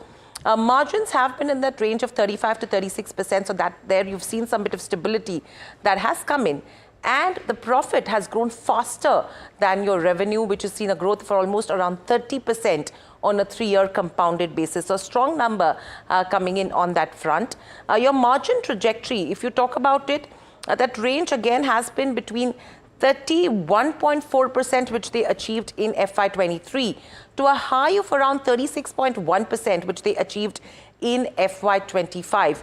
The first quarter of FY26, if you talk about that, the margin has been in that 28 to 29%. Now, whether they are able to cover up this gap in the next 3 quarters is the question that we need to check with the management, because if they are not able to do that, there's a potential for them to miss that 31 to 36% kind of a band trajectory as well. Moving on, if you see in terms of what has not worked, sequentially they've seen a degrowth in terms of revenue, EBITDA, margins, and profitability. And I think that's what the street is reacting negatively to, because year-on-year basis, it's a strong number that the company has reported. Revenues have seen a growth of around 20 to 22%. Margins have expanded and come in at around 28.2%. And your net profits have seen a jump of almost 42%. So year-on-year, good growth. Sequentially, there has been a downtick, but I think the management will be here to answer that question. But overall, a thumbs up. Right. So, it's the same has happened with key operational metrics as well. And that is because that is one of the reasons as to why the revenue is also impacted in terms of where the year-on-year number stands. The guidance was to achieve a growth of 20% in terms of pre-sales for FY26 as a whole. But this quarter, the overall pre-sales growth is around 10%. So the key question would be whether they'll be able to achieve the overall 20% guidance by FY26 or not. In terms of the yearly change in terms of how operational metrics have fared, pre-sales has seen a good growth of 21%. Collections also a good growth of 29%. Collections in terms of quarterly performance, the YY growth has been around 7%. So slightly lower in terms of where the quarterly performance stands, but overall a good growth when it comes to over yearly performance as compared to FY24 where FY25 stands. So because the overall yearly performance has been good, and generally real estate companies need to be seen from a yearly basis, we've given a thumbs up when it comes to the key operational metrics. Right, so that's with the operational matrix, but let's quickly look at the balance sheet. It's very interesting to see how the balance sheet of this developer is panning out, because you've seen an expansion in terms of the equity. From a 480 crores, it's been stable over the last 2 years, that's FY24 and 25 in that 1,000 crore range. Other equity has also seen a sharp improvement. The book value has also nearly seen a growth of around 80% if you have to compare from FY23 to FY25. The borrowings, what's interesting, has nearly reduced from 9,050 odd crores in FY23. It's come down to almost 7,080 crores in FY25. So that's one of the positives, because of which if you see their debt to equity as well, that's been in the pretty manageable range what the company has guided for. The only thing which is dwindling is in terms of the cash and bank balance. If you have to compare to FY24, their FY25 cash and bank has come down to 2,320 odd crores versus a 2,950 odd crores. But if you have to compare it to FY23, it has improved. So on an overall basis, the balance sheet is still looking strong, and that's the reason a thumbs up on this one. Right. Moving on to the cash flow statement, it's an interesting one, because if you see the overall picture of operations from cash flow, that has been on a declining trend from a 2,750 crores in FY23 to a 1,500 odd crores in FY25. So that's been on a declining trend. Overall, when we take a look at the percentage of operating cash flow to EBITDA as well, that's been on a declining trend and almost come down from 93 odd percent to 32 odd percent. So that's almost 1/3 of what it was doing in FY23. And because of this reason overall, plus net cash flow has gone to negative, but that's also because they've repaid borrowings in FY25, and that's the reason as to why the net cash flow position in FY25 has gone into that negative territory. But overall, considering the declining operating cash flows plus the cash flow to EBITDA, operating cash flow to EBITDA ratio declining quite sharply, we've given it a thumbs down when it comes to the cash flow statement. So that's the cash flow. Let's look at the shareholding. If you see in terms of where the shareholding pattern goes, the promoters have reduced stake from 75% to 71.9%. FIs, though, have been increasing stake from a 19% to a 24.6% in the last 3 years. What's interesting is you have your DIIs, which is your mutual funds, have been reducing stake to an extent, not a major one, but from a 3.7% to a 2.4%. The only concern is the public free float. It's pretty small, 2.3%. It's come down to around 1% right now. So the liquidity with regards to Lodha is not very strong, but it does not really give you a bad picture. Taking into consideration your FIs have been increasing as well. Promoters are not selling to that extent, and that's the reason a pretty neutral looking shareholding pattern is what we're looking at right now. Right, so in terms of street cred, the stock has not done much in the past 1 odd year. It's down around 9 or to 10 odd percent in the past 1 year, and 5 years also. It's not been that sort of multi-bagger that we've seen in a lot of counters. It's up around it's given returns of around 366 odd percent. So we're taking a conservative approach here and giving it a thumbs down when it comes to street cred. So that's the street credentials that you're looking at. And very lastly, if you see in terms of street credentials as well, the coverage, I mean, you have 13 buy ratings, 4 hold and just 1 sell. If you see the upside, it's almost 21% on a consensus basis from the current market price, so a strong number coming in. So a pretty neutral coverage that we're picking up there. It's a strong outlook, that's the last parameter, because companies remained on track. FY26 pre-sales guidance of around 21,000 odd crores. It's added 5 new projects with a gross development value of 22,700 odd crores. Has achieved 90% of FY26 guidance already of 25,000 rupees, 25,000 crores. Expects collections to be stronger in second half of FY25 is something that the management has guided. The new project additions to reach 250 by FY26 is something that the management has guided for. And an interesting one that I observed in their presentation was the 2020 action plan by 2030. That's focused to deliver 20% pre-sales CAGR, as well as to deliver 20% ROE with net debt ceiling of around 0.5 debt to equity is something that the management has guided for. So this is the overall outlook that the management has given so far. Absolutely. So now let's look at the final performance rating that NDTV Profit has given a Lodha. Income statement, operational matrix, balance sheet, a thumbs up. Cash flow, as Mahima explained, is a thumbs down. Shareholding, street coverage is an absolute neutral. So your credentials are a down and your outlook again is a thumbs up. So on an overall basis, you're looking at a rating of 5 out of the 8 parameters that NDTV Profit has looked at. But let's quickly address this with the management. We have Mr. Sushil Kumar Modi, Executive Director Finance at Lodha Group, joining in. Sushil, good morning and welcome to the show, and a pleasure as always to speak to you at NDTV Profit. On a year-on-year basis, a very strong set of numbers that have been reported by Lodha. I think what the street has taken negatively, at least at the beginning of the trading session today, is the sequential decline. If you could help our viewers understand as to what has led to the sequential decline and how big has the Indo-Pak war had in terms of execution, if you could quantify that for us. Good morning, Mahima. Good morning. So nice to be there on the channel today to discuss the quarterly results and the performance. So, to your point, just to first understand our industry. In our industry, generally, the performance of the second half is significantly superior than the first half, as in our country, the festivities coincides across pan-India into the second half. And housing is being such a phenomenal asset class and a wealth that is being perceived. People end up in consummating their purchases more and more coinciding with those festivities. So to that extent, nothing different. In fact, this quarter is the best ever quarter in terms of the Q1 that we have registered.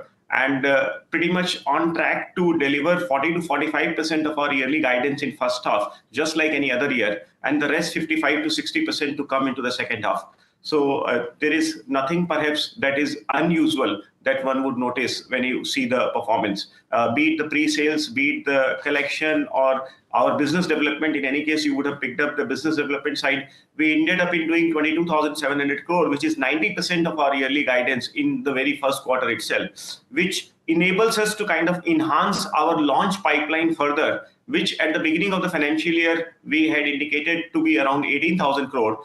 But for the fact that we have ended up in doing such a large scale business development in Q1, the total launches for the year as a whole has got enhanced to 25,000 crore from 18,000 crore, of which 8,000 crore we have already launched in Q1, and the rest, another 17,000 crore, is to come in the next 9 months. So thereby the launch pipeline is very, very robust. So Sushil, we'll talk about the launch pipeline, but my key question over here is, you did mention that the 2 weeks of uncertainty due to the India-Pakistan war did have an impact. Otherwise, you would have performed much better.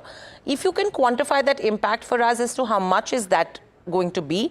And secondly, will it have any impact on your full year FY26 guidance? Because the pre-sales growth, yes, it's 10% to around 4,450 crores, which is below the company's 20% full year guidance. So is there any possibility that the 21,000 crore target could potentially be missed because of this impact?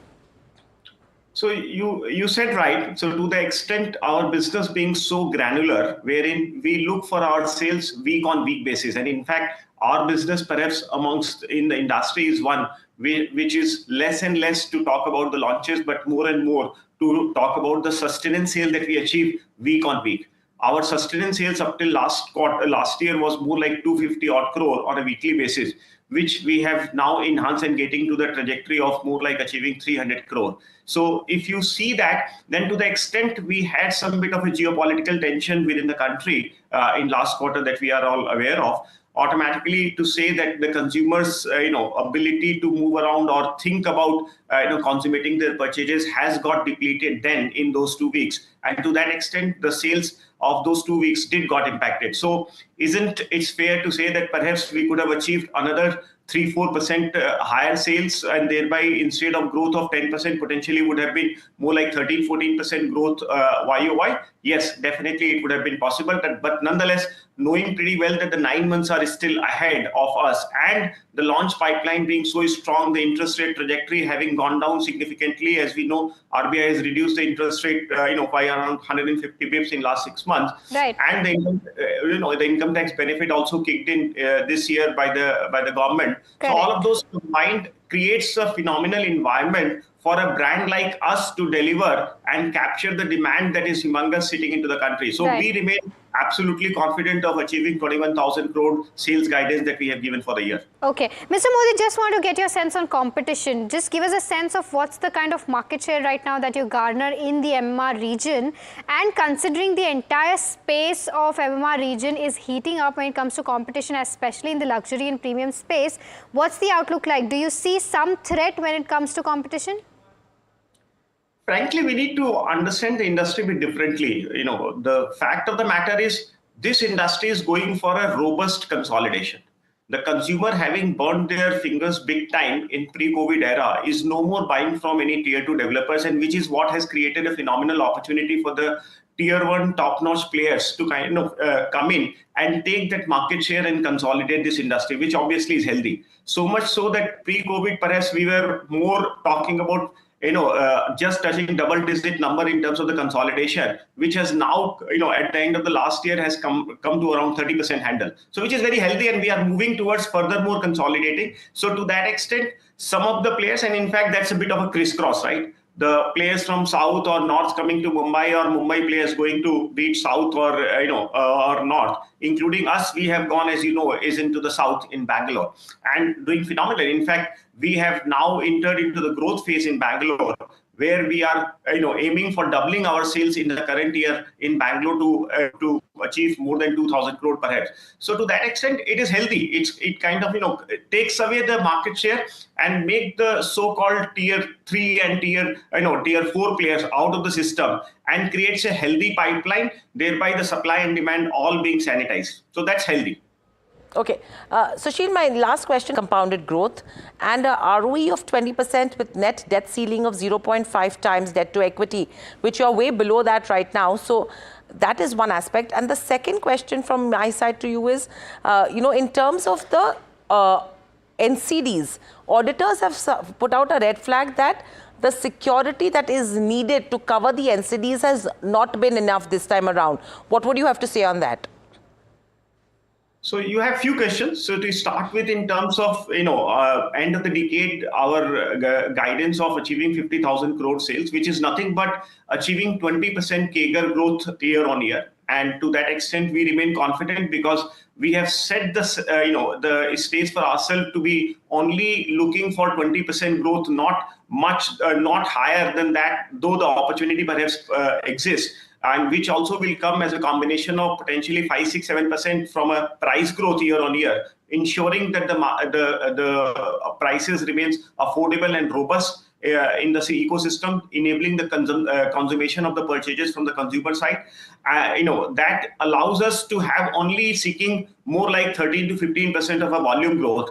And now entering into the Bangalore and potentially getting into the NCR in next year. That set the stage for ourselves to be so much so that margin of safety that we have created for us to deliver 50,000 crore sales is more like 40%, because taking into account our market share target, which is more like 20% for Mumbai, and any new city that we get in is more like 15%, we have an opportunity to actually deliver 70,000 crore of sales by the end of the decade. But we are only aiming for 50, which means we have the margin of safety of around 40%. So that kind of makes the business far more robust and granular. And as I said, our sustenance sales capability to deliver week on week ensures that we are in any case no more so much dependent on launches.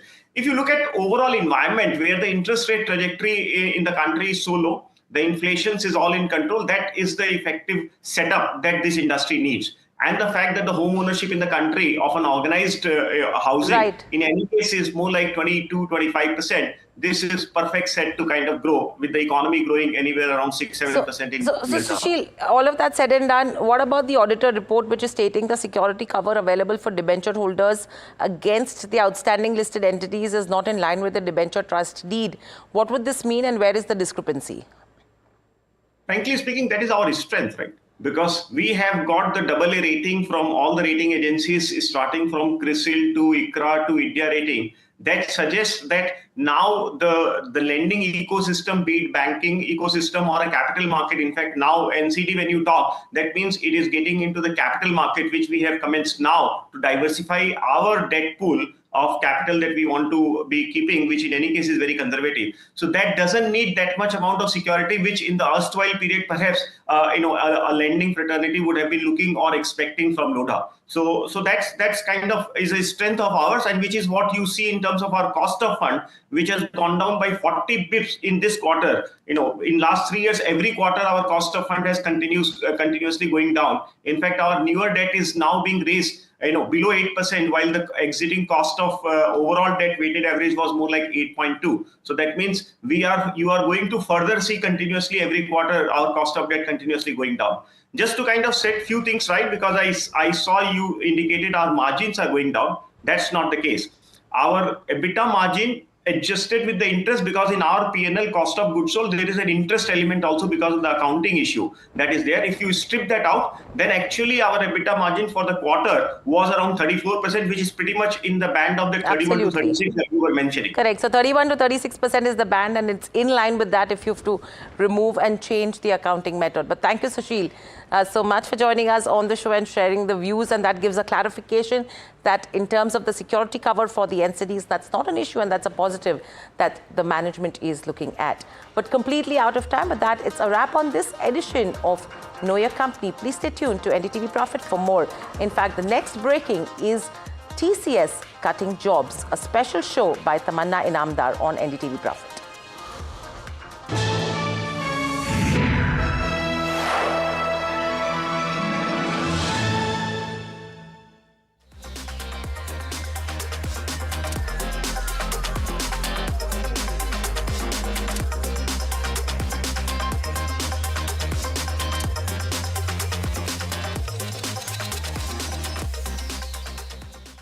Gold plus optimistic reflective glass लगाओ, धूप की गर्मी को दूर भगाओ और बिजली का बिल भी बचाओ।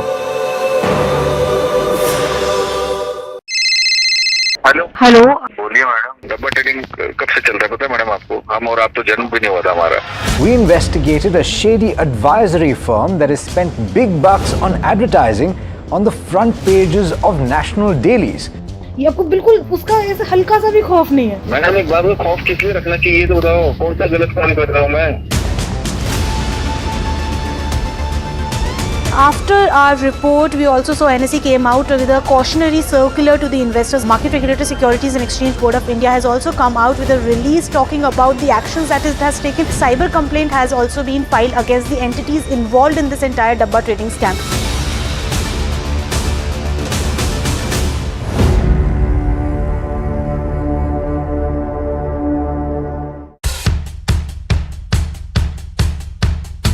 The markets move fast. And so should your portfolio. Expert insights, real-time stock picks. Do I buy Ola? Should I hold CDSL for the long term? Buy, sell or hold. The answers you need, straight from the experts. Callers from India and across the world. Connect live, ask, decide and invest wisely. Your portfolio, your future. Ask Profit.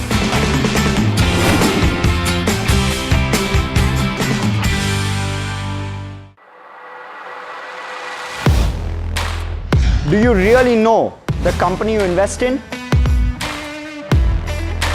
What is the real picture behind presentations and claims? Is the outlook as rosy as the company claims? Know Your Company, powered by NDTV Profit Research, shines a light on the biggest stock market movers.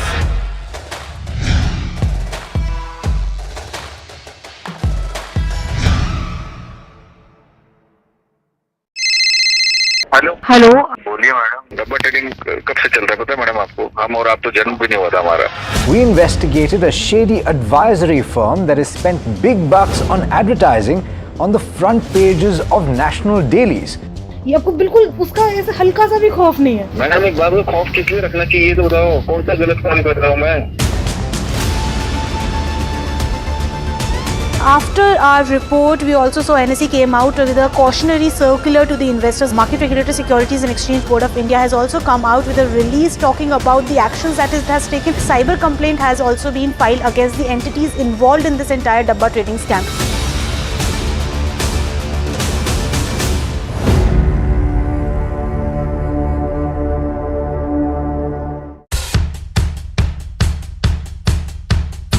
The markets move fast.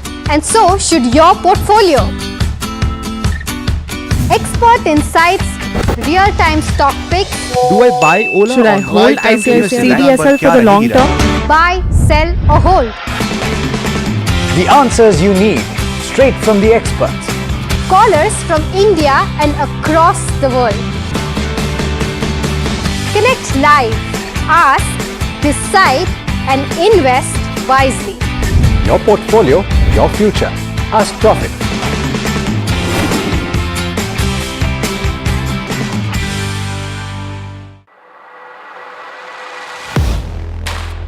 Do you really know the company you invest in? What is the real picture behind presentations and claims?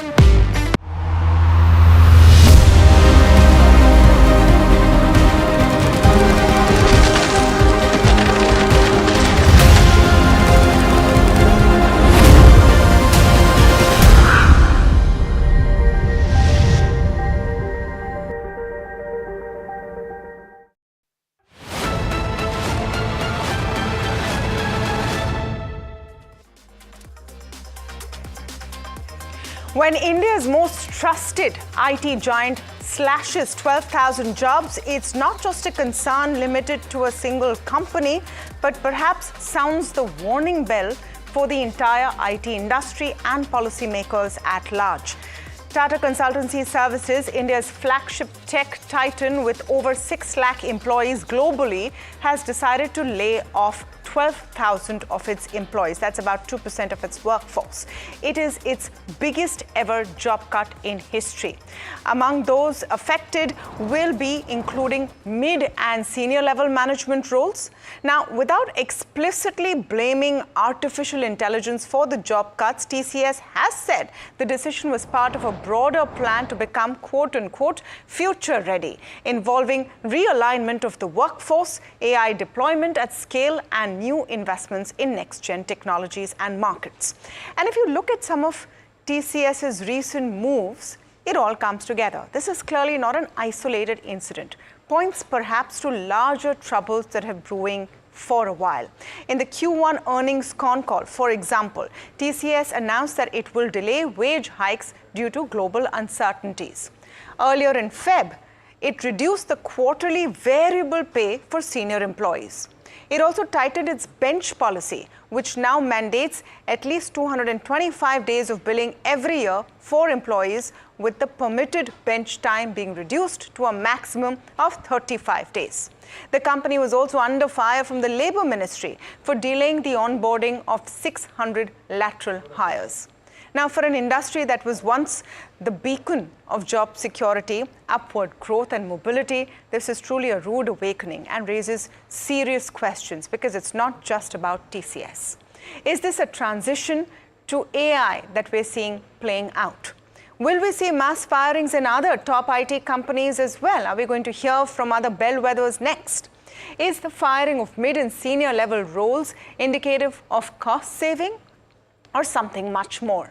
And have Indian IT companies failed to reskill in time for an AI shift? Were these 12,000 people who will be identified and laid off over a year offered the opportunities to upskill if that was what was required? Have large Indian IT companies underinvested in the AI transition? These are some of the questions that we'll be exploring in this show. Kamal Karnath joins me now. He's co-founder of Xfino. Ramani Dati, CFO of Teamly Services, with me on the show. I'm speaking with Harpreet Saluja, Advocate, Bombay High Court, and President of NITES, that's Nascent Information Technology Employees Senate. They've put out a statement also condemning what we've seen. Ashank Desai joins us, Chairman of Mastech and a veteran of the IT industry, really. Mr. Desai, I'm going to start with you just to get your sense of what is happening, how you see TCS's decision. Is it a one-off? Is it cost-cutting? Is this just a start of a tactic shift across the industry? Tamanna, it's great to see you. Likewise, after a long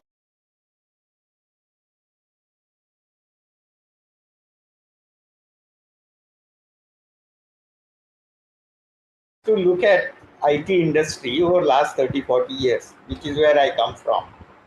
And some of the inflection points that we have come across are not less. Just after Y2K, when this whole dot-com bust came about, there was this issue of slowdown and job cuts and so on. Then came 2008-9 financial meltdown. We saw an issue there. Then came, of course, COVID, and first reaction was about job cuts and so on. So I think one has to look at the context, is what I would first say that. So I think ascribing everything to AI may not be a fair answer to all this. The issues that IT industry is facing are not just AI. AI, of course, is impacting us, but it is also about the slowdown that are happening because of tariff and related issues in US and some uncertainties globally. So I think industry is trying to realign itself to the coming era of AI plus uncertainties in demand and so on, which have nothing to do with AI, as I said again, and then making those calls. So I think, and IT industry, as I said to you earlier, have passed through some of these three and come out well out. No, that's so I am coming from optimism that yeah, this will happen and we will come out very successfully out like all other challenges we had. So, Mr. Desai, I'm sure you're feeling optimistic as someone from the industry. There are a lot of employees right now who don't know if their number is up, who are definitely not feeling optimistic. There are various ways that we need to look at this, and one very important way to look at it is how the IT services industry and the high quality jobs they offer is something aspirational for middle class India. It also leads to an economic virtuous cycle. These are the people who are buying those expensive apartments and paying those EMIs and boosting that kind of consumption in the industry as well. So there's more to this than just what the IT industry is going through. I want to come to Ramani on this, Ramani Dati, and how you see this panning out in terms of jobs. This is not at the lower end. This is mid and senior level. If I add to this, Ms. Dati, on what is happening with beginner salaries in companies like TCS and others, those have not moved over the last decade or so. Hi, Tamanna. Yes, definitely we are seeing a big shift, especially on the IT services side, because to some extent, IT services also haven't invested in upskilling their employees or even in reinventing themselves and moving up the value chain. So while they have right now come under cost pressure and other challenges with respect to decline in the overall discretionary IT spending and global headwinds, apart from that, during COVID years, many of the IT services also have expanded their overall capacities. Some excess capacities also have been built. To some extent, that correction has already happened over the last 2 years. But the ones that we are seeing right now is definitely a huge shift. And what we are noticing on the ground is that many non-IT companies are setting up their own internal IT teams. Earlier, they used to outsource a large part of their transformation projects and IT development projects to these IT services companies. But now many of the large organizations are preferring to set up their own internal IT capacity centers. So because of that, even like at TeamLease, in the number of hirings that we are doing right now, majority of the IT hirings that we are doing right now are for the non-IT companies. So it's not a complete bad news for the skilled IT employees, because the GCC hirings are good and senior level, mid-level IT hirings in non-tech companies are good. But ma'am, will these GCC hirings absorb mid and senior level? They seem to be stuck in a dead end over there. Is there space for the manager level? No, definitely it can't absorb and completely offset the numbers that we are losing on the IT services side. Definitely no, because the volume of hiring that happens in GCC and non-IT is relatively much smaller compared to the IT services hiring. But having said that, for high-skilled jobs and which are the niche technologies, there is definitely demand in GCCs and non-IT sector. If employees can upskill themselves and definitely on these niche skill set, there is a scope. You know, Kamal, let me come to you on this and how you see this whole situation. TCS in its statement, and we'll pull up bits of that statement, saying that, you know, they're going to offer all kinds of support to the employees, etc. This is part of themselves being future ready. Do you see this as just a start when it comes to bellwether large IT companies? Because this is the biggest one. And if this is about protecting margins, then others will follow suit. Tamanna, there's a bit of an inevitability around what's happening around us. If you look at the last 3 years per se, the clear tectonic shift has been the number of net additions, global capability centers in India have added. And I think clearly the IT services companies have missed that bus. If you look at the number of people global capability centers added in terms of employees over the last 3 years, between them and the big four, the consulting companies also are in a way loan staffing companies. So they have sort of become competitors to IT services companies. So the last 3 years, the IT services companies added a net number of about 3.5 lakh people, whereas GCCs and consulting companies put together added close to about 5 lakh employees. So collectively, if you see, the IT services companies moved from what you can call as a base of 22 lakh to 25 lakh, number of employees in this time, whereas the GCCs and consulting moved from 16 lakh to 21 lakh. So I think clearly there is a bus that IT services companies have missed by not focusing enough on GCCs. And you can see that they've made a slew of announcements about, exclusive heads they've appointed to focus on GCCs. So if you look at the number of people employed by GCCs today, I could say that almost 50% of them could have been employees that IT services companies could have got. So that's one. Two, if you look at the global scenario, the global product companies, the FANG, as we used to famously call them, the Metas, the Apple, the Amazons, the Microsofts, the Netflix of the world, and the Googles, they were one of the largest customers for the IT services companies. If you look at last two and a half years, they have cut down almost 1 lakh jobs in US. So in a way, that demand also has cut down for the IT services companies. Third, definitely there is a demand issue, tariffs, the wars, all put together has sort of slowed down, and these companies have been talking about discretionary spending coming down. And clearly, you cannot forget the threat of AI, which is looming. Yeah. Though you clearly see the attrition refilling numbers, though it still shows that linearity is still at play, and they've not really cut down too many numbers. But if you look at the first 4 things that I said, global capability centers, the consulting companies eating their pie, the product companies, the macroeconomic indicators, and AI put together, clearly is putting the pressure on the IT services companies. And like I said, there's a bit of an inevitability that we have to see this situation today. So I don't know if it's a like for like in terms of the numbers. Yes, TCS in this quarter has said that they will have 40,000 people that they will add on in FY26. But then if you're letting go of mid-level managers, what happens? Just for an additional point here, when we're speaking to experts today, they're saying there was a time when managers in large companies like this would handle 5 to 7 people in their teams. Now a manager can handle 60 people, 50 to 60 people in a team. So your numbers are going to come down. My question is this really something to blame on TCS? Because Harpreet Saluja, I'm coming to you on this, and I'm reading out the statement that you put out, in which you are saying that this raises ethical and legal questions. At the end of the day, Mr. Saluja, this is a private company. This has a responsibility to shareholders, to its board, and its intent is to make profits. They are within their legal rights to cut jobs if they need to. See, Tamanna, though it is a private limited company, I do understand, but the laws and labor laws are particularly applicable to private organizations also. They currently falls under the ambit of Industrial Dispute Act and the Shops and Establishment Act also.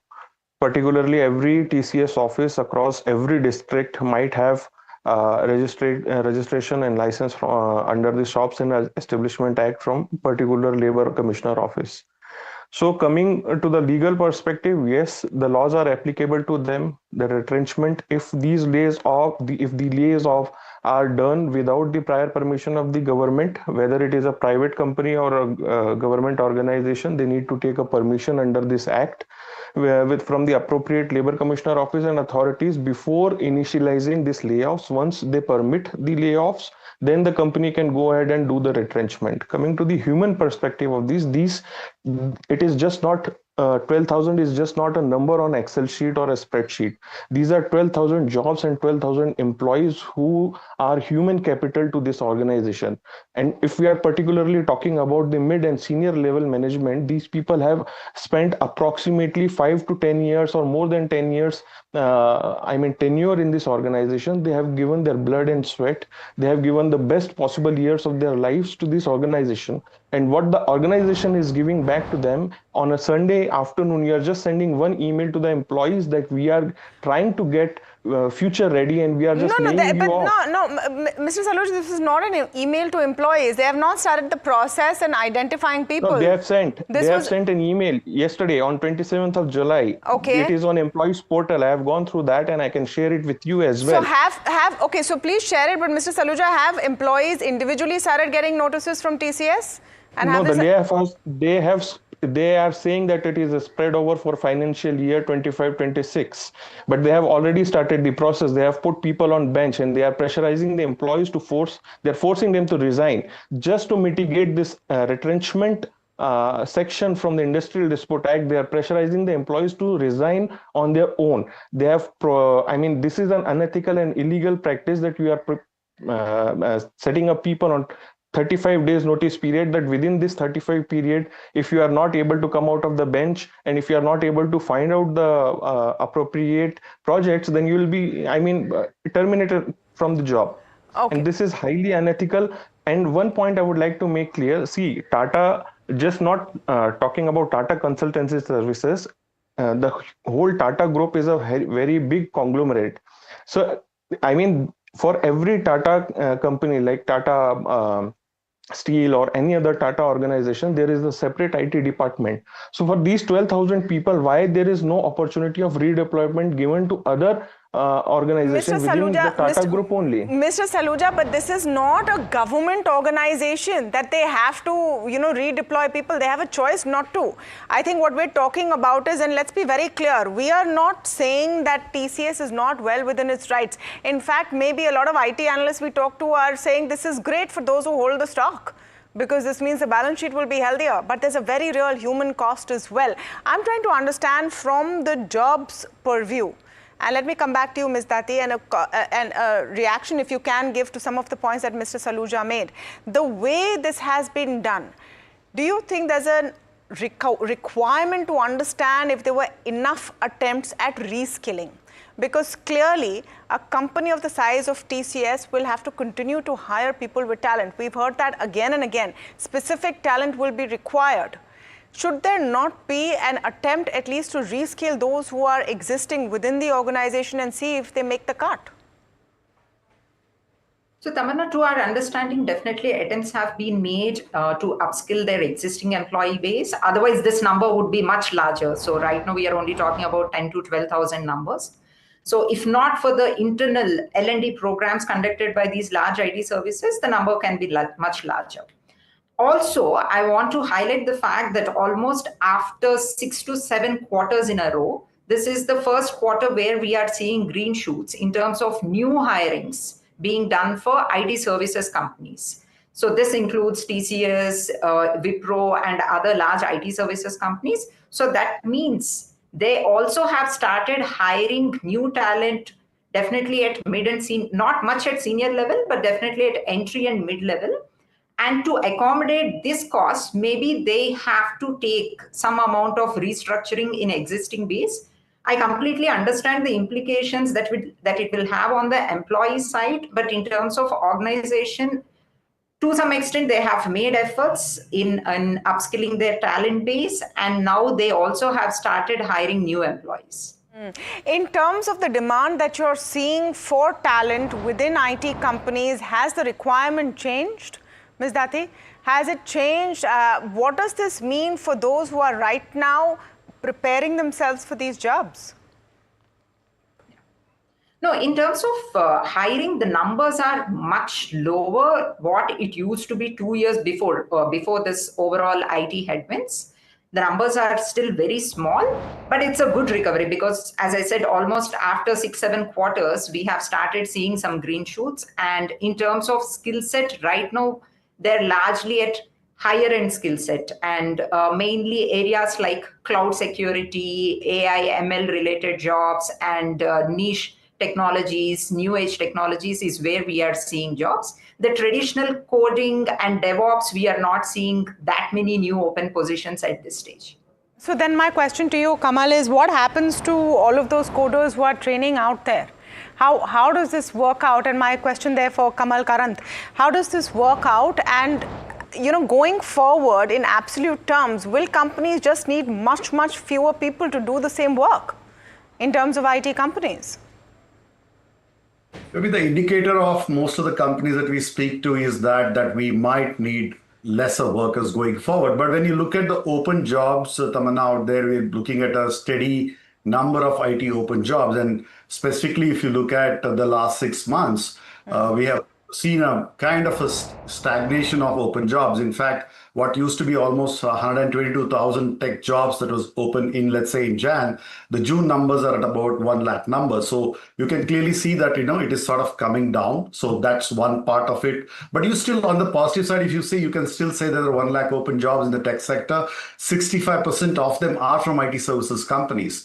So I think if you look at the overall job openings out there, clearly there is a space for people who are getting, let's say, retrenched for an opening out there. But there again, if you look at the mid to senior level, the IT services industry, especially the top six, if you look at the top six of, let's say, the Infi, TCS, LTI, TechM, and HCL kind of companies, collectively have a very large number of people who are above 15 years experience and above. Now, just looking at the numbers as you're speaking, so the 10 years and above numbers are in the range of almost 5 to 6 lakh people. So there is a fair number of people whom you can say are experienced and mid to senior level, and that could be an area of concern. And that many jobs commensurate to their experience and maybe skill set may not be available in the market, and that could be a concern.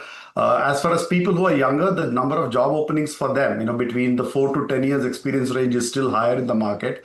It's a challenge for freshers, people who are studying computer science, especially, if you look at 2.5 lakh engineers are passing out with computer science qualification out of the 8 lakh engineers who are passing out. So there is a bit of a worry because the IT industry last year absorbed about 1 lakh of freshers. Looks like the numbers could be a little less than last year. Yes, a bit of a worry if you ask me. And what are the fees these people are paying to get those qualifications? Those computer science courses are not closing overnight. They're going on churning out more engineers who may not be required in that large a number. Mr. Ashank Desai, you started by striking an optimistic note on what happens to the industry. What happens to the workforce of this industry, the lifeblood of this industry? I think you're on mute, sir. I'm sorry. Let me answer you the question about keeping employee ready for tomorrow's technology. All of us have trained 70-80% of our people in AI, cybersecurity, and cloud areas. So it is not that we have not made everybody ready. We spend tremendous amount of time, money, and effort as an industry compared to any other industry in terms of training people, because that's the cost of doing business in any case. And that happens. When that happens, please also realize that there are certain persons who may not be able to cope up with some of these changes. So one has to look at the overall workforce that we have and how many people can cope with the changes, etc., etc. So that's one point. Coming back to your question on the scales, see, I think this AI issue has an impact is one part. Do you want to discuss that, or do you want to discuss the uncertainty because of demand issues in the economy? I want to discuss the people. AI issue is now blue sky, right? You have maybe some people saying it's not AI, maybe it's headwinds, maybe it's Trump's fault, maybe it's tariffs. What about the people, the lifeblood? You are churning out people for jobs that are no longer existing or do not matter as much to the largest company in this space. Isn't that a red flag, an alarm bell, Mr. Desai? See, again, as I said, I take a very long-term view of all of this. Okay. Last 30 years, 40 years, there has been a constant churn of skills required in the industry. I come from area where we were doing punch card for doing programming. I'll not go there. But the point I'm making is this change in the skills required is nothing new. We continuously train people all the time. There are some people who do not get trained so fast, they remain behind, but they continue in the industry or they may go to some other industry, so on and so forth. So I'm saying what is happening is not something catastrophically new. Yes, we have to be cautiously looking at the impact of all these changes, and we are looking at it, A, by training our people so that they are ready for tomorrow.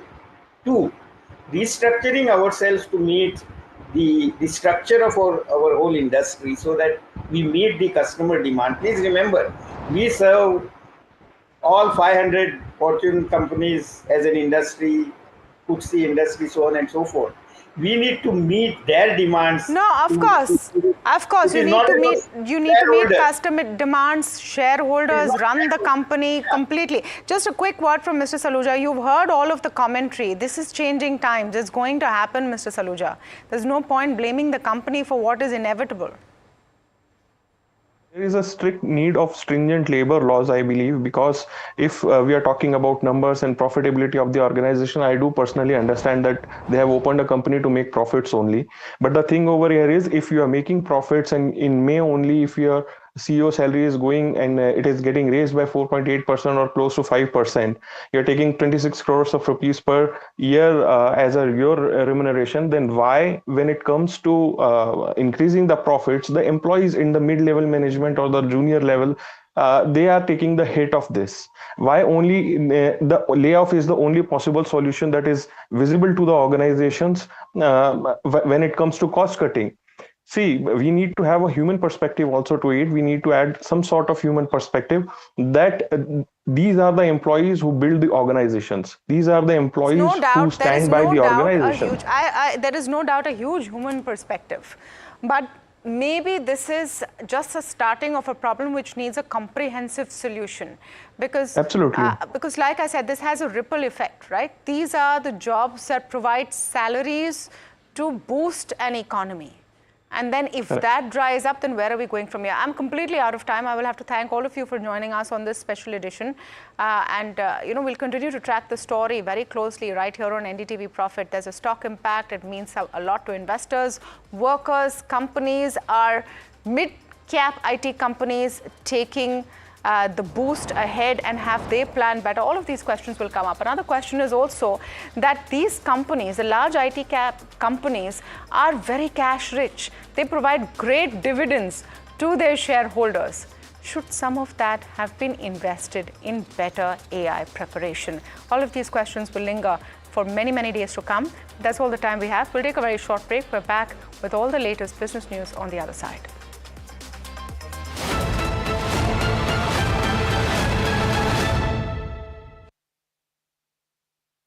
तू ही तो है जिसकी सच्चाई वाली clarity की वजह से मैं आज यहाँ हूँ। गोल्ड प्लस सिल्वॉक्सी मिरर्स, ऐसी क्लैरिटी कि आपको सिर्फ सच नजर आए, चाहे कितने भी साल बीत जाएं। हेलो बोलिए मैडम, डब्बा ट्रेडिंग कब से चल रहा है पता है मैडम आपको? हम और आप तो जन्म भी नहीं हुआ था हमारा। We investigated a shady advisory firm that has spent big bucks on advertising on the front pages of national dailies. ये आपको बिल्कुल उसका ऐसा हल्का सा भी खौफ नहीं है? मैडम एक बात को खौफ किस लिए रखना चाहिए तो बताओ, कौन सा गलत काम कर रहा हूँ मैं? After our report, we also saw NSE came out with a cautionary circular to the investors. Market Regulator Securities and Exchange Board of India has also come out with a release talking about the actions that it has taken. Cyber complaint has also been filed against the entities involved in this entire Dabba trading scam.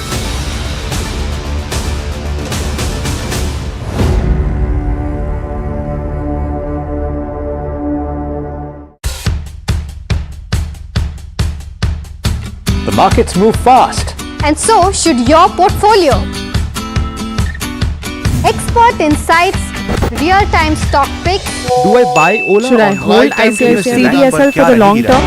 Buy, sell or hold. The answers you need, straight from the experts. Callers from India and across the world. Connect live, ask, decide and invest wisely. Your portfolio, your future. Ask Profit.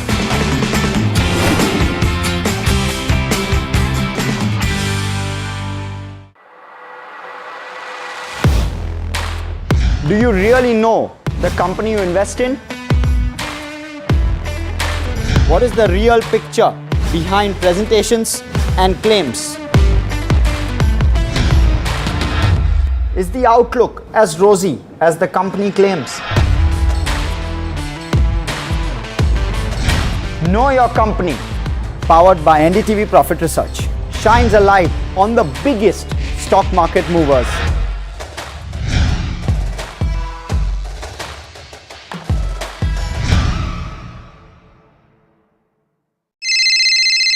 Hello बोलिए madam, डब्बा trading कब से चल रहा है पता है madam आपको? हम और आप तो जन्म भी नहीं हुआ था हमारा। We investigated a shady advisory firm that has spent big bucks on advertising on the front pages of national dailies. ये आपको बिल्कुल उसका ऐसा हल्का सा भी खौफ नहीं है? मैडम एक बात को खौफ किस लिए रखना चाहिए तो बताओ, कौन सा गलत काम कर रहा हूँ मैं?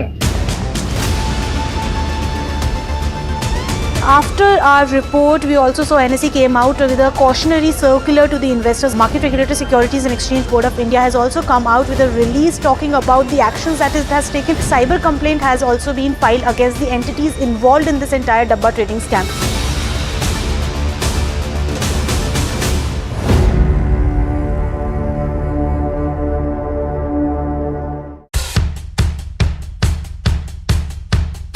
The markets move fast. And so should your portfolio.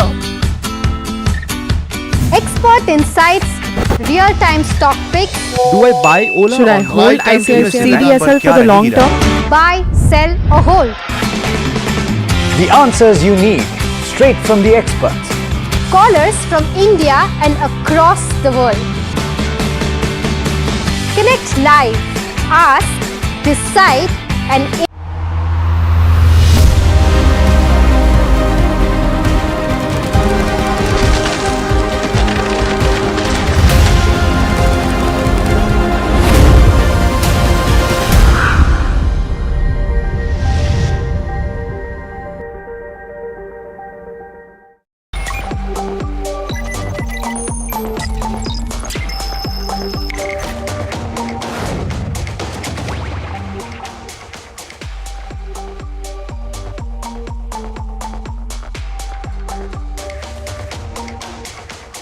welcome to NDTV Profit. A very good afternoon to all the viewers. You're watching Profit Buzzers. I'm Hirul Dadia and with me is Varsha. Varsha, good afternoon. An interesting day of trade because clearly if you see in terms of markets as well, you have Nifty 50 which probably in the beginning of the session was showing a downtick of around 20 points in terms of implied open.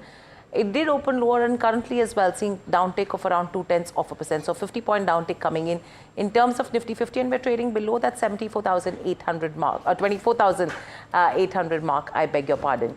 From the day's highest levels as well, we've seen that downtick that has come in. So Monday blues to continue for the markets. Let's quickly look at Bank Nifty because that's where the pressure is going to be, taking into consideration how Kotak Mahindra Bank has reported 0.3% lower there. Let's look at the private bank index and the PSU bank index as well. And then we will look at individual sectors and stocks. If you see the private bank index, major cuts there, 1.2% is the kind of downtick that you're seeing there. PSU bank index, though, is slightly more resilient as compared to the private banking index in trade today. Overall, let's look at the sectoral picture and see what sectors are actually leading and where the pressure is. Pharma is the only one which is trading in the positive. FMCG seeing some gains of around 0.4%. Oil and gas up around 0.3%. But apart from that, real estate is the one which is taking a major beating in trade today, followed by India defense as well, media, metals, IT, all of them trading under pressure. Let's look at the heat map in terms of individual stocks on Nifty 50 because that's going to be an interesting aspect to consider. If you see in terms of individual stocks, what's losing out? Kotak Mahindra Bank, Wipro, you have BEL which is ahead of numbers, trading under pressure, Bharti Airtel, Titan, a few of the other names. What's actually gaining is a Shriram Finance after earnings, almost a 3% up move. Cipla, Hero Moto, Grasim, Tata Communication, Consumers, I beg your pardon, Asian Paints, SBI Life, Bajaj Finserv, JFS are a few of the other names which are seeing some strong moves. What's interesting is even in terms of broader markets, a lot of stock-specific action. And there is a lot of action in the small cap index taking into consideration the ESM rule changes that have happened. So good moves there. Yes, absolutely. And for ESM, Hirul, a lot of action is actually happening when it comes to SME market. But let's shift our focus to mid cap 150. Let's see what that counter is doing. Is down 0.17%, mirroring the benchmark index. A lot of stocks are buzzing on the back of Q1 results as well. You have Poonawalla FinCorp, which is buzzing now as, they aim for 40% growth in their asset book, which will be led by expansion in the product portfolio, including gold loans. You have Emphasis, you have Paytm, Coforge and Global Health, which are buzzing when it comes to, mid-cap 150. Well, on the loser side, though, you have SBI Cards. Now it's under pressure due to the response to its Q1 quarterly results. You have SAIL, you have Greenwell and Prestige, which are, under pressure. Let's see what Nifty Small Cap 250 is doing. Is down almost 0.46%, and a lot of stocks are in focus on the back of Q1 earnings. Let's see Sterile. On the buzzing side, on the gainer side though, you have Sterlite, wherein good Q1 results though, and it came in market hours, and the stock is buzzing. Eclairs, again good numbers. You have SBFC Finance and Intellect Design, which are buzzing on Nifty Small Cap 250. Lastly, on the losers side though, you have Home First, you have CDSL, which is under pressure. CDSL, you have flat revenue with sharp deterioration when it comes to margins. You even have EIL and IEX, which are under pressure. IEX on the back of brokerage from Jefferies, which has projected a downside, cutting down the target price. Even Brigade Enterprises is under pressure. So Hiral, as you were saying, a lot of stocks are under pressure when it comes to mid cap and small cap 250 on the back of Q1 numbers. Absolutely, and I think the moves are much larger as compared to individual stocks in the broader markets as compared to the benchmarks. But let's shift focus and talk about IPOs. A total of 14 new issues are opening this week, with the total capital raise amounting to more than 7,000 crore rupees. Mahima is here to tell us more about the money being raised, how many listings are there, how many IPOs are opening, and what should be on our radar. Mahima, over to you.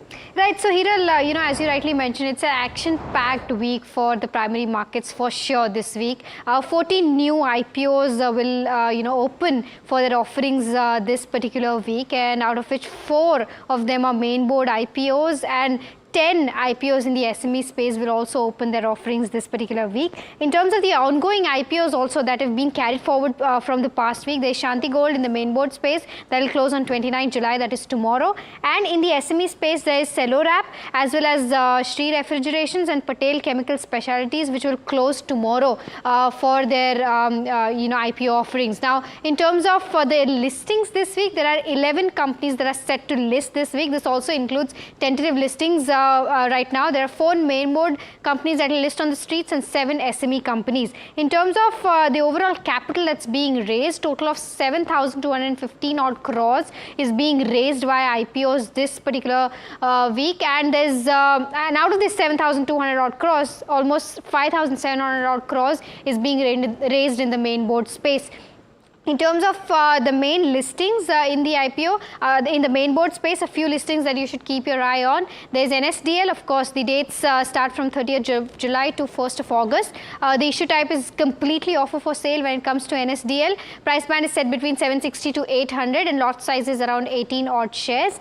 This particular company is basically the largest one of the largest depositories in India. So that is one major IPO this particular week. Then we have Lakshmi India Finance.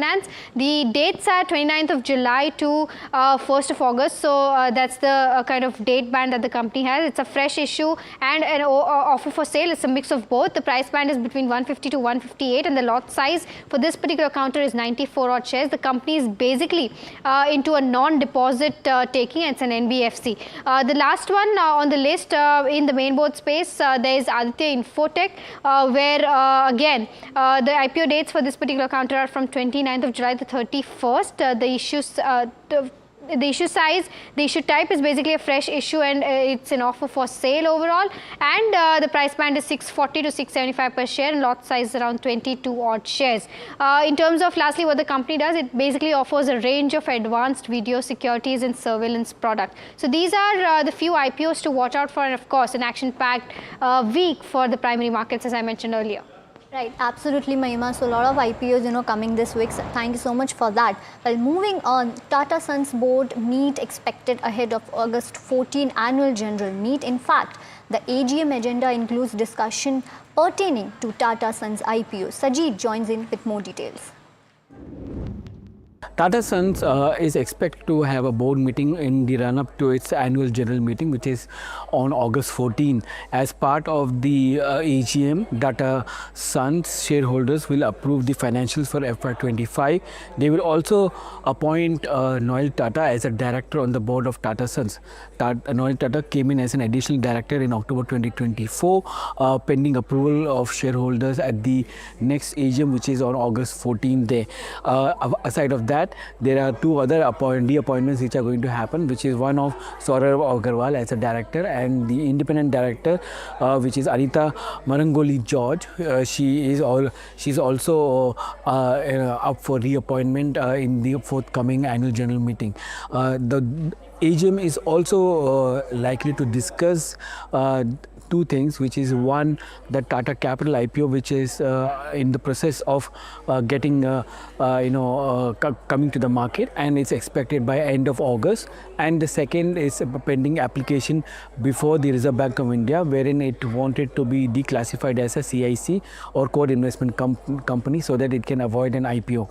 RBI is yet to respond to the application of Tata Sons, but it is seen as one of the issues which will be discussed in the forthcoming board meeting as well as at the AGM. Right, thank you so much for that, and this is going to be a crucial event that the street will be watching out for, Sajid. But let me get in our guests. We have Avinash Gorakshakar, Director Research Profit Mart Securities, and Astha Jain, Senior Research Analyst at Hem Securities, joining in. Welcome to the show, Astha and Avinash. Astha, let me come to you first in terms of the IPOs. We're talking about 14 new issues that are opening this week, out of which you have a couple of listings also that are lined up. Your sense in terms of how the IPO week is expected to shape up, because you're talking about 7,000 odd crores. Hi, good afternoon to all of you. See, talking about this IPO week, I think this week going to be very, very busy, and that is what's happening right now, because all these IPOs have got their own attraction. Now, if I talk about NSDL, it is like an oligopoly market. If we talk about the depository services market, and it is among between one of the two players. So again, this space is already getting so much of traction. That is what we have seen in the CDSL case also. Now, talking about the other IPOs, like one NBFC is there. If I talk about Aditya Infotech, then it is completely into a different space, which is the video surveillance industry. So now this industry is also getting strong traction. And in fact, Sri Lotus Reality, it is one of the major realitors in the Mumbai, and the kind of financial performance this company has posted, it is very attractive. So I think, yes, this week is very, very busy for the primary market. And the most important point is that most of them, that the 5 IPOs will be opening, I think, from 30th. So most of them are a very good quality companies with a very good financial performance. So definitely a lot of retail investors as well as institutional and QIB investors interest will be there in the primary market for this whole week, at least for the main board IPOs, I can say. Thank you, Astha, for that view. Well, Avinash, let me come to you on, the NSDL, which is the largest depository, and this IPO, considering, the offer for sale. How does OFS structure will influence the, valuation approach for NSDL, and what key metrics are you focusing on to assess the attractiveness when it comes to, 760 to 800 price band? Yeah, I think good afternoon. See, my sense is NSDL is probably only the second depository after CDSL, although they are smaller in size. I think a lot of hype and expectation has been built. I think a lot of people have already, purchased in the unlisted market. But if you talk about the offer, I think the company is coming out with a fair to reasonable valuation kind of offer. And most importantly, I think you've got to view this company from a slightly medium to long term kind of angle, because in the very near term, valuations on earnings would look a little bit expensive at, say, 42, 44 times. But if you look at the longevity of the business and the opportunity which is there for India, more and more companies are hitting the capital market. So obviously, it's an annuity kind of business for NSDL. My sense is till now, NSDL was focusing more on the institutional kind of customers. Going forward, once they are listed, I believe they would also look at the retail market, which is a very large mass-driven market. So net, I think, somebody who's looking at the next 12 to 18 months can consider applying here, because I would say that, this could be a good portfolio addition for a good long-term kind of value accretion. Maybe in the short term, one may not get that kind of listing gain, but longer term, yes, good amount of risk reward can be possible. Avinash's view on NSDL. Astha, a quick view on NSDL. Would you consider it a listing gain candidate or a long-term candidate, taking into consideration the kind of returns a CDSL has given investors? So we are recommending it for a limited listing gains, but mainly for the long-term purpose. So what we are recommending to our client is that yes, one can go for this IPO, but listing gains cannot be expected on a very, very higher side, which we used to see few months back or a year back. But yes, for the small listing gain as well as for the long-term portfolio, this IPO is looking good to us, and we are recommending it to our clients. You have IndiCube, GNG Electronics, Brigade, all of them, and Ashanti Gold listing between the 30th and the 1st of August. Would you advise investors to book profits on listing day gains, or would you advise investors to hold any of these, Asta? So regarding IndiCube, we were not very much confident about the listing gains for this IPO, and we have not recommended it to it. Regarding GNG Electronics, yes, we have strongly subscribed to that, given a subscribe rating to that IPO. So what we believe, yes, on the listing day also, one can book partial profit if this IPO will list at a hefty premium of more than 30%. But partial of the quantity should be kept in the long-term portfolio for GNG Electronics, because we find that counter to be very, very attractive, because it is into the refurbished markets, and refurbished markets of laptops, desktops, premium smartphones, and the kind of financial they have posted, it looks to be very, very, very strong. So we are recommending to book profits on the listing day if it get list above 30%, but partially. Regarding other IPOs like Brigade, I have given a neutral rating, because again, we find this IPO, Brigade Hotel IPO, is to be on the little bit on the higher side. The valuations are on the higher side. So we find it expensive, and in that way, we have not recommended to apply for that IPO. And regarding IndiCube, I have already told you that we have not recommended. So regarding Shanti Gold, yes, we like this company just for the reason, the kind of financial performance it has posted and the kind of valuation at which it has bought the IPO. So for Shanti Gold also, we have recommended to subscribe for listing gain and long term. So regarding IndiCube and Brigade Hotel Ventures, we have given neutral rating, but for Shanti Gold and GNG Electronics, we recommended to subscribe and book partial profit on the listing day, and keep them in the long-term portfolio. But thank you for that view, Asta. Avinash, since we're speaking about the specific stocks, Lakshmi India Finance, which is an NBFC, given the current regulatory environment and competition in the NBFC sector, what are the primary risk or opportunities you identify with this company, considering the valuation, considering the peer valuation as well? So any thought on that? No, I think Lakshmi India Finance is a large player operating in the MSME space, and it's basically got Rajasthan as its key market. So you can compare it to a player like, say, Mass Financial Services. But I think the opportunity in MSME construction, typically funding the MSMEs, is a very large opportunities in our country. Roughly, there are about 6 crore MSMEs, and I think the company has managed its asset quality quite well. Now it wants to geographically expand into new markets, and obviously, funding is very important. So hopefully, I think they've got about almost 25 to 30, financing intermediaries, including banks as well as other large NBFCs, which give them funding. So I would say that once the company gets listed and you see 1 or 2 good quarters of consistent performance, the market should definitely look at it positively. As of now, I think one can definitely take a chance to apply. Because my sense is that NBFCs which operate for the MSME space have got a good runway for growth. And I think in that aspect, Lakshmi India Finance, if somebody wants to take a long-term view, can definitely look forward to subscribing. Asta, quick view in terms of the SME IPOs that will be in the offing this week. Any topics which you would recommend? 30 seconds. Sheetal, as we are ourselves merchant bankers in the SME space, so for the regulatory reasons, I cannot comment on any of the SME IPOs. No problem. Thank you so much, Asta, for joining us on the show and sharing your views with regards to where the IPOs go. Avinash, stay with us. In fact, the next focus area is JNK Bank. Let's quickly pull up that one on the screens and see what the counter is doing in trade. The bank has reported numbers. The stock is at the day's lowest levels with cuts of 2.5% coming in there. Margins have seen a decline sequentially. Deposits, however, are growing faster than the advances. The yields have fallen while the cost of funds have increased, and the asset quality has remained largely stable. Joining us on the show to discuss more is Amitava Chatterjee, MD and CEO at JNK Bank. Amitava, good afternoon and welcome to the show, and always a pleasure to speak to you at NDTV Profit. My first question coming to you is, what have been the key highlights for you which have not worked this time around? Very good afternoon. It's not a matter of whether it has worked or not. There were a few events. I mean, the entire nation knows that, and also there was a amalgamation of regional rural banks, one state, one bank, one RRB. So there, our sponsored RRB was amalgamated with another bank, which was not doing so well. So the profits sequentially, quarter on quarter, would have been much better had we not had to provide for the investment impairment on those.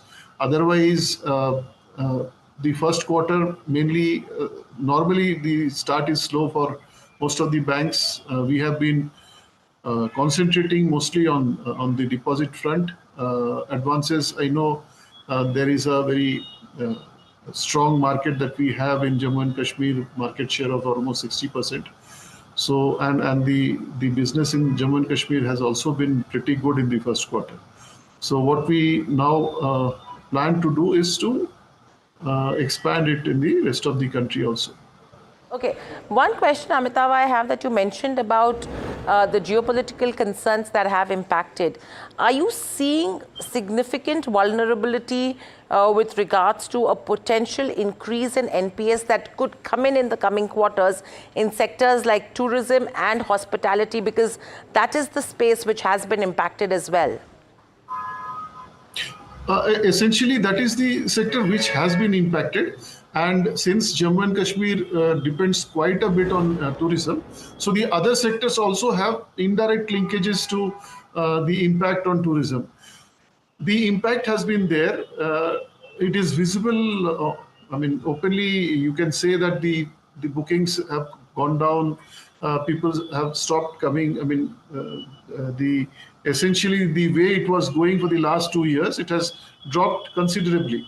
But having said that, if you look at the revival that has happened post the introduction of the train, the Vande Bharat, and then subsequently we have had the Amarnath Yatra, which was again, there was a lot of enthusiasm in that. So tourism has been picking up now. That is one. The other part is whether I see any substantial increase in the NPS. No, I do not. You must see that even after almost the full quarter, there is hardly any increase in NPA. The percentage sequentially might have, gone up a little bit. The essential reason is that the advances have not grown to that extent. Otherwise, on absolute terms, the NPAs have not gone up. SMAs, yes, a slight increase, but I expect it to come down substantially in the next quarter. Right, got that view, Mr. Chatterjee. Hi, this is Varsha here. Pleasure to have you. Well, sir, your capital adequacy ratio, if you see, that I saw quarter on quarter there was a dip, though it is comfortable. But how do you see this capital position, supporting your growth aspirations? Number one, particularly if advances growth accelerates. And are there any plans for capital raising in the near to medium term to bolster your growth? See, on all three counts, at the moment the capital is comfortable if you look at the regulatory requirement. The second is if you look at both the capital at the moment as well as the CD ratio, we have sufficient headroom to grow in advances. However, we still plan to improve our CRAR going forward.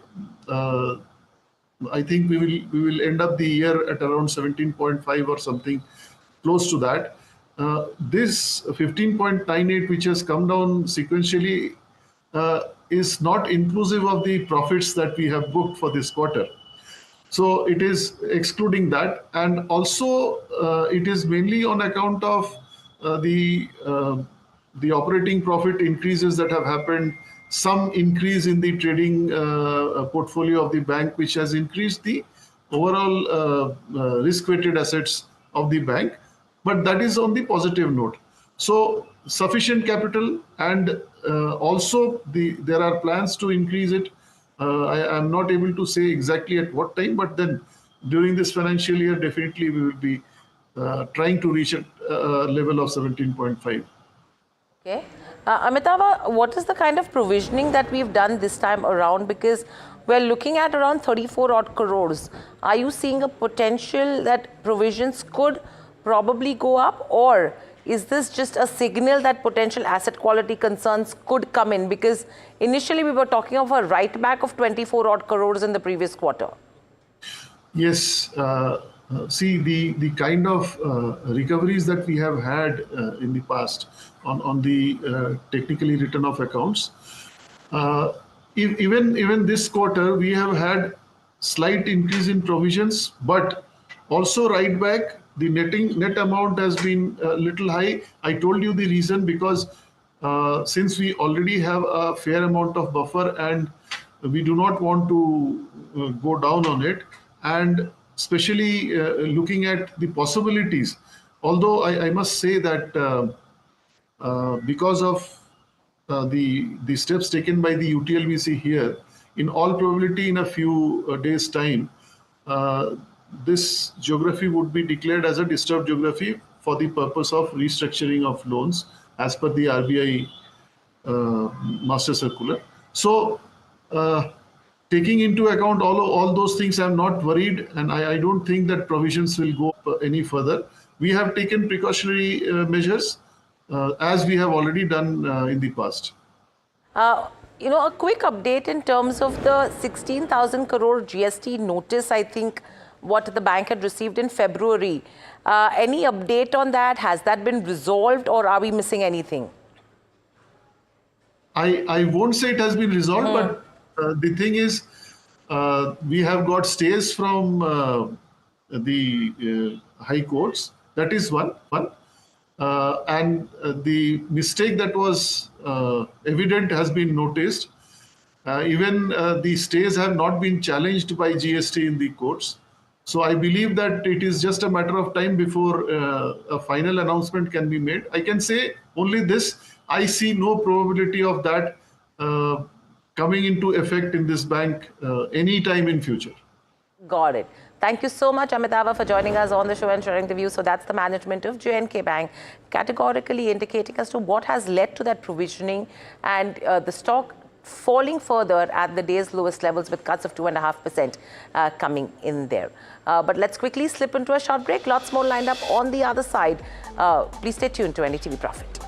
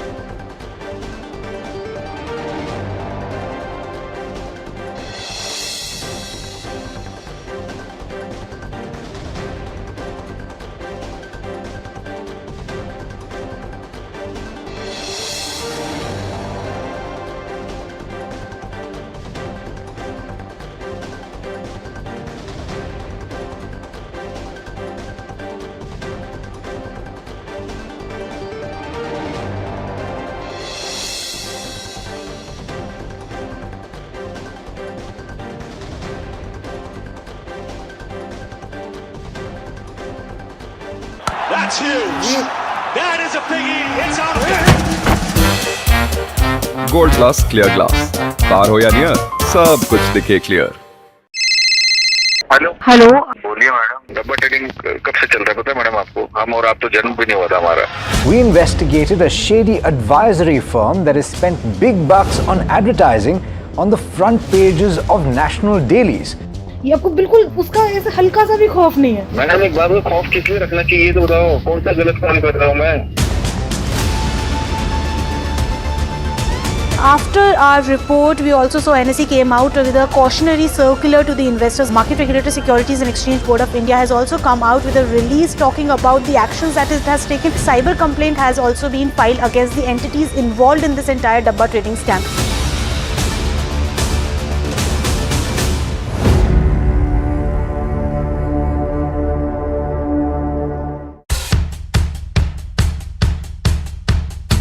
The markets move fast. And so should your portfolio. Expert insights, real-time stock picks. Do I buy Ola? Should I or hold buy time to invest in that? CDSL for the long term? Buy, sell or hold. The answers you need, straight from the experts. Callers from India and across the world. Connect live, ask, decide and invest wisely. Your portfolio, your future. Ask Profit.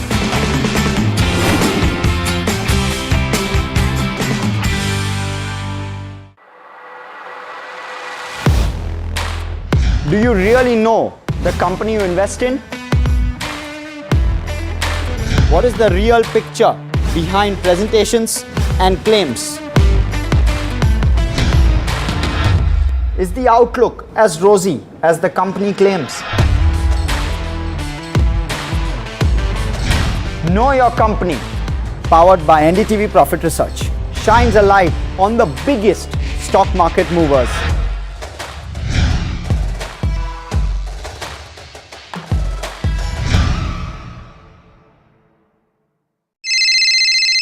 Hello बोलिए madam, डब्बा trading कब से चल रहा है पता है madam आपको? हम और आप तो जन्म भी नहीं हुआ था हमारा।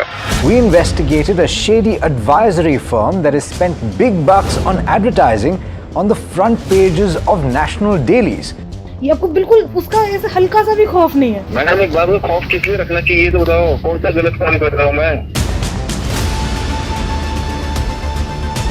After our report, we also saw NSE came out with a cautionary circular to the investors. Market regulator Securities and Exchange Board of India has also come out with a release talking about the actions that it has taken. Cyber complaint has also been filed against the entities involved in this entire Dabba trading scam.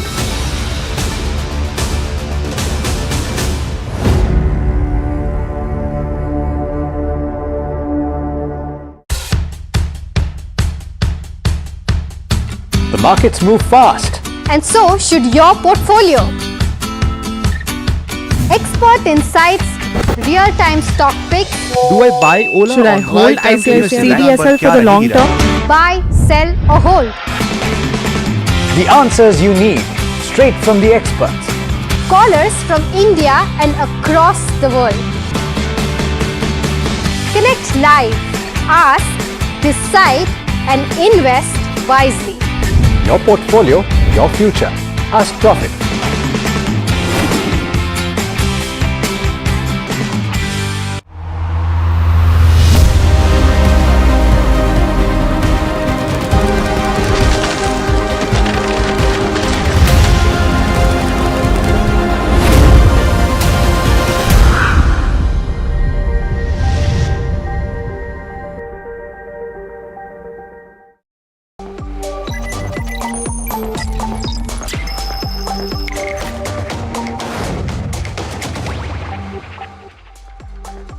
Welcome back. You're watching Profit Buzzers. Let's shift focus to the pharma pack. You have Laurus Laboratories, which is in focus, and the stock is reacting to the kind of numbers that have been reported. Let's quickly see what the stock is doing in trade. At the day's highest levels, nearly 7% kind of up move. We spoke to the founder, Satyanarayana Chava, and he explains how the company's pivot to CDMO is set to transform its revenue mix, boost margins, and drive long-term growth by FY28. Let's quickly listen in. See, if you look at the Q1, we were 59.4% gross margins. Whereas close to 1/3 revenue came from CDMO and 2/3 came from chemicals. Despite of the 2/3, 1/3 mix, we're able to do very well. That means we are running an efficient operations, even in the generic space. Otherwise, our gross margins will not be that. And going back to your question, we expect the gross margins will remain same, grow, because of higher contribution will come from CDMO. In the next 3-4 years, we expect CDMO revenues should grow bigger than what we have today, and we should inch towards 50% revenue contribution coming from CDMO in the medium to long term. Right, so this was Laurus Lab, saying us about the outlook when it comes to FY26 and years ahead. But sticking to pharma, Wockhardt is in focus. Let's see what that counter is doing. So stock was up almost 5% this morning. There you go. Oh, that has come off. But the reason why the Wockhardt is in focus is their product or their drug Zenich. So, which has treated US liver transplant patient, and the patient resisted all available antibiotics, but because of Zenich, because of this drug which is made by Wockhardt, the infection cleared completely within 11 days of Zenich treatment. Now about Zenich, now this is a new antibiotic, novel antibiotic drug for multi-drug resistant, has completed global phase 3 clinical trial. Over 50 patients in India and the US have been treated with this drug, and the addressable global market, if I were to talk about, stands at around $25 billion. On the key highlights, so they are considering licensing deal for Zenich in Western markets, and they are expecting approval in US in 2026. Let me go to Avinash. Avinash, wanted to have your view on Laurus Lab, considering the upward movement when it comes to financial numbers the Laurus Lab has seen. It's fantastic. So your view on Laurus Lab, and also Wockhardt, considering the Zenich, which is the key product for the company, and of course any other pharma pick that you have in your mind. Yeah, I think, Varsha, I think on Wockhardt, I think the opportunity to scale up is significantly large. And as you rightly said, it's a $25 to $26 billion market. Definitely, I think you could see a long runway for Wockhardt. And I think after a long period, I think you're going to see this company gradually get re-rated. Already the stock has moved up quite significantly. The company has already, got a lot of good institutional investors now on board. But our sense is that FY26 and 27 could be a lot better. And I think obviously the margins as well as the top line growth could see a significant amount of re-rating and a substantial move. So I think, somebody who wants to take a 12 to 18 month call, I think any decline in the stock price is definitely a worthy candidate to add to their portfolios. As far as Laurus Labs is concerned, a very strong performance after a very, lull kind of performance in the earlier quarters. As the management clearly indicated that operating leverage has also kicked in, they've managed to actually deliver more on the numbers. So my sense is, I think years, probably you should wait for some time before the stock cools off. But definitely, I think the next 12 to 18 months is going to be very strong. And I think the markets would like to look at sustainability of these numbers, because this quarter has been a very robust quarter. How sustainable is it going to be in the coming quarters is also going to be very crucial. So if they do maintain the momentum, it should be good. Absolutely. In fact, let's get in Rajesh Bhosle of Angel One as well. Rajesh, Laurus Laboratories, Wockhardt and RPG Life Science. 3 stocks, what are charts indicating? So yeah, pharmas are definitely showing strength, and if we come to the Wockhardt Pharma, the stock had a strong strength during the June month. We saw great volume, and then after that we are seeing the stock is trading in a range, but overall undertone remains positive, and it has come off from the morning highs, but bias remains positive, and any dips towards 1620, 1610 would be a great buying levels. And on the higher side, if we see 1850 is a key resistance that has been acting as a supply zone for the last couple of months. So on the lower side, 1650 would be the buying zone, and above on the higher side, 1860 would be the resistance. The second counter is Laurus Labs. The stock is showing strength, is up already 6%, and we continue to have a positive bias, and the stock has formed a flag pattern breakout. We expect possibly the stock can move towards the 1000 levels, but since the indicators are a bit overbought, a buy on dip would be suggested. Any dip towards 860 to 850 would be the ideal levels, and on the high side, 1000 levels would be the targets. Okay, so that's with regards to the 3 names, but let's look at our RPG Life Science. That stock has been trading under pressure right now, seeing cuts of nearly over 8%. Let's understand from the management, Ashok Nair, in terms of what has gone wrong. Ashok, good afternoon and welcome to the show. What has not worked this time around that the street is really taking this with a piece of stride? 8% downtick in terms of the stock price. Though if you see at the face of it, revenues a 2% growth, margins, yes, have seen a dip, and your net profit is down marginally 2%. Good afternoon, Hira. Thank you for having me. First and foremost, if you see 70% of our this is from domestic business, and in fact, it's continuing to grow at 10%, and we are delivering a robust growth across. Now, what is a subdued performance is because recently, if you were aware, the API business plant, we had a temporary sales impact from a fire incident at our API plant in January. However, having said that, a dedicated team of 155 professionals are already working on restoring the plant. And the good thing is there was no casualty, and the emergency response team took charge over immediately. So this is a one-off thing, and because of this, our international formulation and API, the orders which were in the pipeline actually is getting deferred to the second quarter and maybe third quarter. But having said that, the domestic is in the right path, and the approach in which we are on the pace to see that we reach 100 crores, has already achieved 17% growth in the first quarter. Our other key portfolios like dermatology, immunosuppressant, MABs, all are growing at double-digit growth. So the temporary setback which you would have seen is basically because of the API fire incident. Right. Hi, Mr. Nair. Varsha this side. Pleasure to have you. You know, sticking to the API segment, so when will you see the accelerated growth in the API? I mean, will it take few more quarters when you can see that, you know, bounce back in the growth? So the API, as I said, the plant restoration will happen in quarter two. So from August onwards, we should be able to start serving the orders of the pipeline. So from second quarter, API should look back, and we don't see any challenge from their side. And as the API also gets into, our international formulations also gets back, as because some of our products are backward integrated and we manufacture it from our own APIs. Right. Got that view. And so since you are expecting that recovery from, you know, quarter two, what is the margin outlook that you're seeing when it comes to FY26 and of course FY27 as well? So if you see our past for the last 3-4 years, our margins have been consistent, and you've seen that it is actually on the growth stage. So it will continue to remain the same, and I don't see any challenge from that end.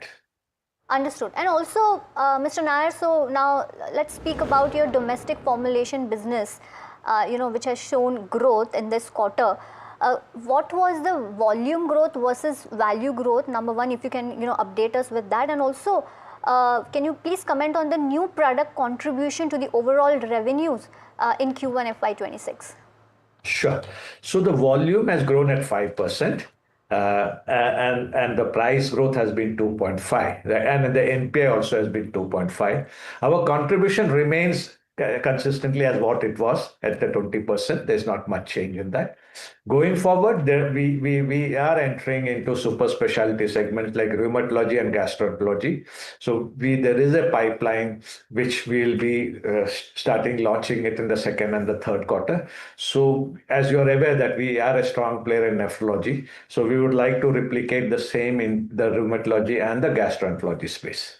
Can be a reason. Okay.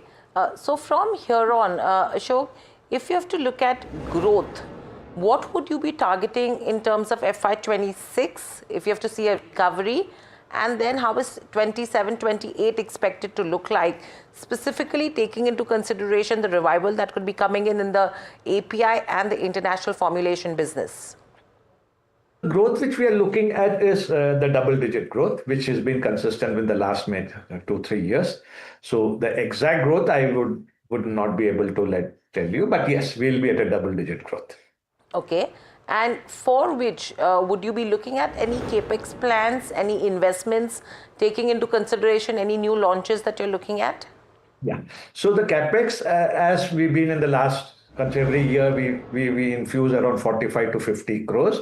That is continuing. Basically, it is to modernize our plant and to see that the manufacturing capabilities improves, and thereby our regulatory approval gets. And as you see, we have a 266 crore cash with us, and we are seriously looking into acquisitions, both either in an API or a formulation plant. Also, Mr. Nair, so, you know, if I look at the trajectory over the last 2 to 3 years, I would say from March 22 onwards, you were around, when it comes to, you know, your debtor days, you were around at 30 days. and this time around, if you see, it has changed to almost 48 days. Now, my question is, how are you seeing this going ahead? Will the debtor days rise, or it'll go back to 20-30 days, which was pre or which was before 2022? So if you see the last 2 years, our international business has grown. And the nature of the international business is such that the days are above 45 to 60 days. So that we will see that how to bring it down. But then the nature of international business is such. So as the business of international grows up, but then it is healthy. This is what the industry is. So I don't see any challenge on that front. Mr. Nair, last and the quick question, any inorganic opportunities that you're eyeing up? I just mentioned now, as we are having a cash surplus of 266 crores. So we are looking into an inorganic, either in an API sector or the formulations, and we are very serious about it. Right. All right, Ashok. Thank you so much for joining us on the show. Outlook is positive, but yes, there has been pressure this time around. Let's see how the turnaround pans out from here on the stock. Mild recovery was down a little over 8%, now down 7.5% as we speak. But moving on, you have the US-UK, the FTA that has been signed. And basis that, if you talk about the US-EU deal, the Indian automakers are the ones which will benefit. Overall, they've announced a 15% tariff across most product categories. So the tariff on cars from European Union will be 15% versus a 27.5% currently.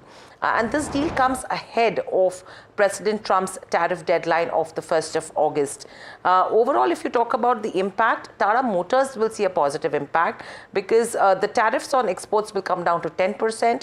JLR has a plant in Slovakia and the tariff will come down to 15% over there. And 33% of JLR's volumes come from the US market, which is significant volumes from Slovakia plant, though the stock has cooled off from the day's highs.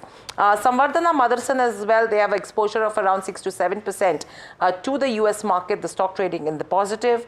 You have Sona BLW, around 43% of the revenues is in terms of the US.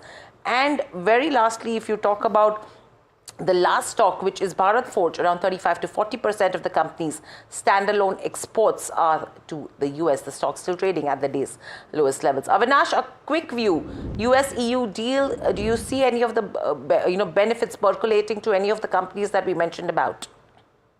Yeah, Hiral, I think within the choice of companies, Tata Motors definitely would benefit. I think the markets were expecting a slightly higher degree of tariff. This duty tariff is definitely a good sentimental booster. And I think once things start progressing, my sense is that this tariff hike can definitely be passed on. And I think it will not be very much detrimental to JLR's profitability. I think other companies you mentioned, Samvardhana, Motherson and Bharat Forge, I think these are also large players which operate, of course, in the US market. So they definitely, good now. We'll see how the India-US trade deal pans out. But otherwise, I think even Samvardhana has a decent kind of exposure in the European markets. So clearly, I think what was expected to be worst has come out to be slightly better. So net, I think very positive. We are structurally positive on these companies and expect that second half of this financial year, I think things should get better for them. Right. Rajesh, any charts look interesting basis what you're seeing today? So today the auto packs are a bit lackluster because of the broader market. But as you highlighted, this counter, Tata Motors, Samvardhan, Sona BLW, all these counters are relatively showing strength. If we see Tata Motors last 2 to 3 days, delivery volumes has been picked up. Tata Motors is trading in a range of where 700 to 710 is acting as a resistance. And once that is crossed, then we can expect some momentum towards 750 to 780 levels. The second counter which you highlighted was Samvardhan Motherson. The stock is already forming a higher bottom and good volumes has been picked up in the last few months. So even Samvardhan Motherson looks positive with a stop loss somewhere around 97 to 95. We expect the stock to move towards the levels of 112 to 115. Right. Thank you so much for that view. Moving on, India-UK FTA boosts India's textile exports, says Amit Agrawal, the Raymond Group CFO at Raymond Lifestyle. Listen in. to the where he spoke about the FTA will benefit the company. It is a great thing. It's a big achievement. And we have been waiting for this FTA to happen for quite some time.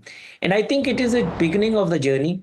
If you see, if we have done with UK, over last 18 months, we have done with Australia and few other countries.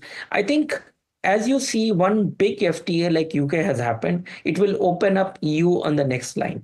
I think that will enable us, Indian, to export much better.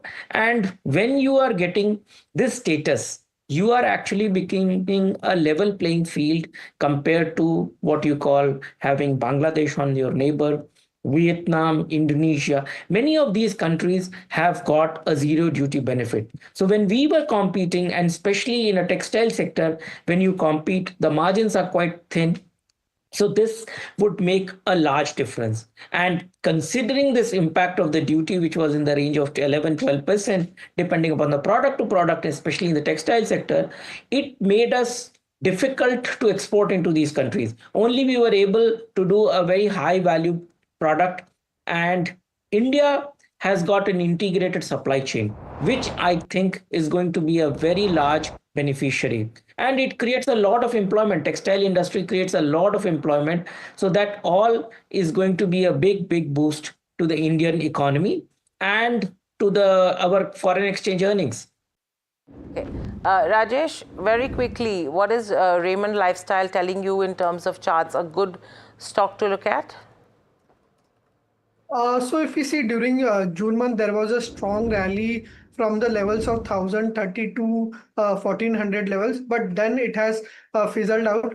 But fortunately, this correction has been with low volumes and the prices are retesting that origin buying point. So somewhere around 1000 levels, the stock can be a good bet once again for a bounce back towards 1250 to 1280 levels. 1000 levels would be the buying zone with 950 as a stop loss. Okay, that's Raymond Lifestyle. Let's quickly look at TTK Prestige. Revenues, a marginal growth of around 3.6% is what you're seeing. Profits have seen a major dip on a consolidated basis. A 36% downtick at 26.6 crores is what has been reported for a TTK Prestige. But revenue has remained absolutely stable. The reason in terms of the profit dip is something that we will look at closely. Let's just quickly pull up the stock price, not seeing a major downtick in terms of the stock, remaining absolutely stable as we speak right now. But apart from that, Zen Technologies, that stock has also reported numbers on the back of which you're seeing a major downtick on that one. Revenues are down around 37-38%. Margins have dipped as well. Profit is down around 37-38%. And with this, you have a Paras Defense, which actually reported numbers in terms of Friday's session during market hours. That stock also from the defense pack has been trading under pressure. Very quickly, Avinash, both the defense names, Zen Technologies as well as Paras Defense, what would you advise investors to do? Because these companies are very much dependent on the kind of defense spends that you look at. Yeah, I think Hiral, as far as Zen Technologies is concerned, it's been a horrible quarter. Top line down by 36%, profit margins down significantly. I think the management has, put out some clarification saying that it's a temporary kind of phase and they would bounce back. I would say that, I think investors who invest in such companies have to take a slightly longer term period because, on quarter-on-quarter basis, it may not be possible to evaluate these companies because growth can be lumpy, growth can be slightly volatile. And considering the fact that Zen Technologies has an order book of almost 750 odd crores, I think the revenue visibility over the next 12 to 18 months is pretty solid. So I would say that those investors who probably get in these stocks for short-term momentum should avoid them. But longer term, I think yes, the company can bounce back, and I think one should stay invested here. But don't expect anything in the near term. Okay. So that's with regards to Zen Technologies. But thank you, Rajesh. Thank you, Avinash, so much for joining us on the show and sharing your views. But completely out of time. But before we wrap up, as we're talking about IPOs, they're once again the talk of the street this week. And one of the IPOs that opens later this week is M&B Engineering. We earlier spoke to the CMD, that is Chirag Patel, and joint MD, Malav Patel. Here's what they have to say on the company's growth prospects going forward. Let's listen into a slice of that conversation. Chirag, to begin with, take us through what exactly your company does, your business model. Good afternoon. and thank you for having us with you. M&B Engineering is a 4-decade-old company based out of Ahmedabad, Gujarat. We are into two verticals. One is pre-engineered steel buildings and self-supported steel roofing system. We have two brands. For pre-engineered building, it is Phoenix Construction Technologies, and for self-supporting roof, it is a Proflex system. We are a pan-India company doing business across all the industrial, warehousing, large construction spaces across India. We are also supplying our pre-engineered steel buildings to 22 countries and exporting from here. We are one of the largest exporters of steel buildings from India. Malav, if you can take us through 250 crores is what you're raising through the IPO as fresh issue. What is it going to be used for? See, out of the 275 crores, which is primary, we are planning two expansions. We are planning two expansions, one in our Sanand facility, which is located in Gujarat, and the other one in our Cheyyar facility, which is about 2.5 hours from Chennai, Tamil Nadu. So about 125 to 130 crores is going to go towards these two expansions. The first phase of our Tamil Nadu facility got operational last year, and we had raised money from the banks, about 60 crores. So that amount is going to be paid off through, that's one of our objects in the 275 crores. And the remaining is towards GCP. This is how the 275 is distributed.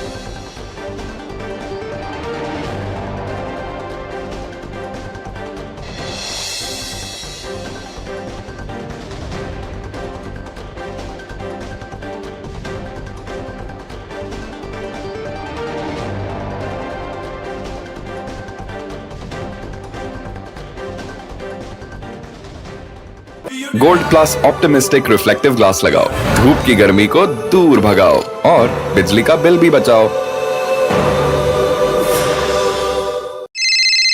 Hello, बोलिए madam. डब्बा trading कब से चल रहा है पता है madam आपको? हम और आप तो जन्म भी नहीं हुआ था हमारा। We investigated a shady advisory firm that has spent big bucks on advertising on the front pages of national dailies. ये आपको बिल्कुल उसका ऐसे हल्का सा भी खौफ नहीं है। मैडम एक बात को खौफ किस लिए रखना चाहिए तो बताओ, कौन सा गलत काम कर रहा हूँ मैं? After our report, we also saw NSE came out with a cautionary circular to the investors. Market Regulator Securities and Exchange Board of India has also come out with a release talking about the actions that it has taken. Cyber complaint has also been filed against the entities involved in this entire Dabba trading scam.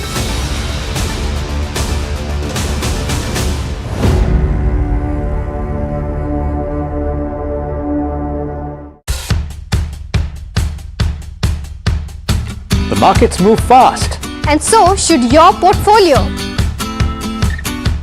Expert insights, real-time stock picks. Do I buy Ola? Should I hold CDSL for the long term? Buy, sell or hold. The answers you need, straight from the experts. Callers from India and across the world. Connect live, ask, decide and invest wisely. Your portfolio, your future. Ask Profit.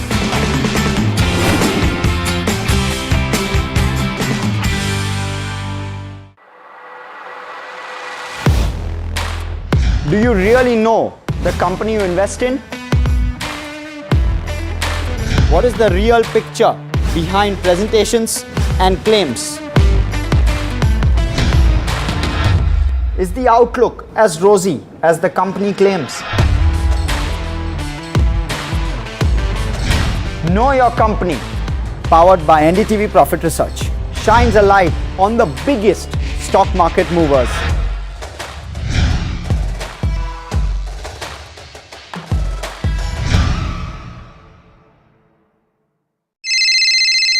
Hello बोलिए madam, डब्बा trading कब से चल रहा है पता है madam आपको? हम और आप तो जन्म भी नहीं हुआ था हमारा. We investigated a shady advisory firm that has spent big bucks on advertising on the front pages of national dailies. ये आपको बिल्कुल उसका ऐसे हल्का सा भी खौफ नहीं है? मैडम एक बात को खौफ किस लिए रखना चाहिए तो बताओ, कौन सा गलत काम कर रहा हूँ मैं? After our report, we also saw NSE came out with a cautionary circular to the investors. Market Regulator Securities and Exchange Board of India has also come out with a release talking about the actions that it has taken. Cyber complaint has also been filed against the entities involved in this entire Dabba trading scam.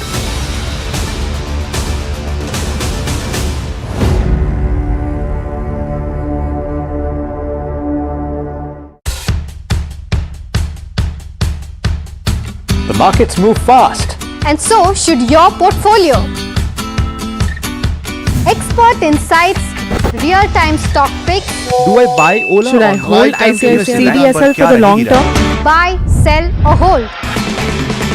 The answers you need, straight from the experts. Callers from India and across the world. Connect live, ask, decide and invest wisely. Your portfolio, your future. Ask Profit.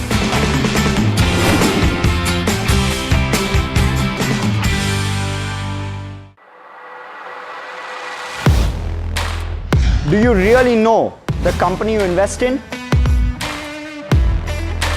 What is the real picture behind presentations and claims? Is the outlook as rosy as the company claims? No.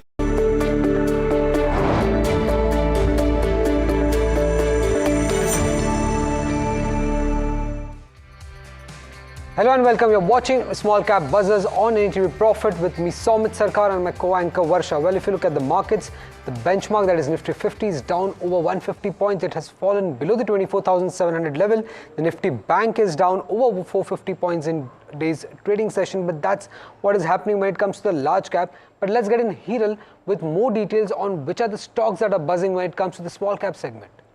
Thanks, Amit, for that. What's interesting is the small cap index. So let's quickly look at the BSE small cap index and then we'll see Nifty small cap 250 as well. Again, at the day's lowest levels, we're seeing cuts of nearly 1.2% in terms of BSE small cap. And if you talk about Nifty small cap 250, if we can show that one as well, similar are the kind of cuts again at the day's lowest levels. So pressure does continue.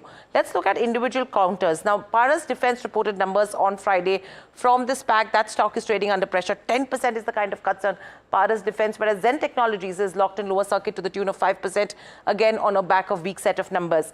Shankara Building Products, again reacting to numbers. Let's pull up that one on the screens. Then the RPG Life, 6% on a Shankara Buildcon, but that stock has recovered slightly. RPG Life, we spoke to the management, mild recovery, was down almost 8.5%, 9%, now down around 7.5%. Suraj Estate is another one which has been trading under pressure as well on the back of a weak set of numbers. Let's pull up Suraj Estate on the screen, 7.5% downtick there. SG Mart, 3 consecutive sessions of declines is what a SG Mart has also seen in trade. So that's another one you should be watching out for. DAM Capital, since the time the company has reported numbers, the weakness has continued on a DAM Capital as well. Today down 6.5%. Home First also reacting to numbers, and a GMDC from this space that has been trading under pressure. Let's look at a Northern Arc, CDSL, Engineers India. All of these counters that are buzzing in trade in terms of today's session on the back of that weakness that they have been seeing. Again, CDSL is an earnings reaction, and you have an NSDL IPO which is in the offing. Engineers India also under pressure. Companies which are gaining, Sudarshan Chemical is absolutely interesting, which is one of the gainers in this space. 15 to 16% at the day's highest levels on this one. Advait Infra is another one which is seeing some smart moves in today's session. Car Trade, again, reacting to numbers. So Car Trade is a stock that you should be watching out for as well pretty closely. There you go. Again, near the day's highest levels, 10% is the kind of up move on this one. Vimta Labs, Acme Solar, both these names, if you can pull up the charts, you will see the kind of strength that it's being built. Vimta Labs as well, 10% up move. You have Acme Solar, 8% up move on this one. Sterlite Tech, Tasty Bites. Tasty Bites is contributing to the kind of gains that you're seeing to the FMCG index as well. 7.5. I mean, it's cooled off from the day's highest levels, but still gains in today's session. Lotus Labs, Poonawalla FinCorp, and Aadhar Housing. These are few of the names that have been buzzing from the small cap universe. Over to you, Samit. Thank you so much, Hiral, for such a deep market check. Well, the other stock which is in focus is Rainbow Children Medicare. Let's see what that counter has done, because the stock, if you see, is down 1.4% mere, but it came out with the Q1 FY26 numbers, and numbers were pretty much in line with the expectations that they had. Just on the key highlights, you have revenue growth was led by strong performance from newer facilities, EBITDA growth was led by operational efficiencies and cost discipline, and the total beds by FY28 are targeted at 2,865. Well, to speak more about the numbers and what lies ahead, I am here joined by Mr. Vikash Maheshwari, who is the Group CFO of the company. Hello, Mr. Maheshwari. Welcome to the show and pleasure to have you. How was Q1 FY26 for you? What were the misses as per you, or what stood out for you? Yeah, thank you for inviting us, and thanks and good afternoon to you and your viewers. As far as the quarter first is concerned, since we are pediatrics and mother care hospital, it is a seasonal, quarter first is generally a seasonally weak, which is not in our terms, but it is a global trend. Wherever the children's hospitals are there, the quarter first is generally very healthy and will be slightly muted. But our new units which we have opened plus the matured units, we have done a good job in terms of revenue growth of 7%. We had the great good cost discipline, which has improved the EBITDA by 1% and slightly being contributed to the new units which we opened last year. And there was a drag. So that drag has come down, improving our EBITDA margin. And PAT has gone by 35%, led by slightly better treasury income. So the quarter as such was good, but it would have been slightly better if the general pediatrics business, which we have seen, slight continuation from the March quarter to June quarter, whether the slight slackness continues, but now things are improving. And as the seasons progresses and the upcoming quarter comes, we hope whatever the guidance we have given for, a high teens to mid teens growth, we should be able to catch up in FY26. So you are maintaining the guidance of mid-teens revenue growth that you have, given. Well, on that, what kind of capex would you be incurring for this 150 new greenfield hospital? And one question is that, and the other question would be: are there any brownfield expansions, that you are eyeing for? Because a lot of hospitals, if I'm seeing, they're going more towards the brownfield capacity expansions rather than greenfield. What is your view on that? Yes, this 150 beds which we have just announced for the Pune, it should cost at around 75 to 85 lakh rupees per bed. It should cost something, between 80 to 100 crore rupees for the full capacity. But that is some 2.5 years away from here. And the money will be being paid over a period of time. Here is the builder and the landowner who will build suit to the hospital to us. We'll do the furnishing, fixtures and the medical equipment and run the hospital. As far as your point is completely valid in terms of, it's a brownfield expansion. But in case of pediatrics and the mother care, there is a hardly any, good quality hospitals which is available, which we can acquire. Generally the people have built like maternities and nursing home type of things, or some added value on the pediatrics on that. But the level we operate that type of levels and the size that hospitals are not available for the acquisitions.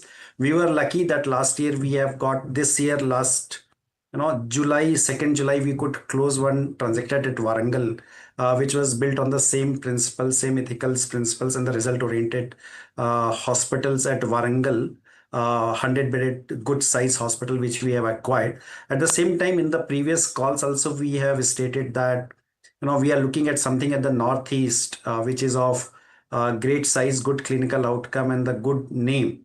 We are in progress with them. Hopefully, you will listen something happening on that ground soon.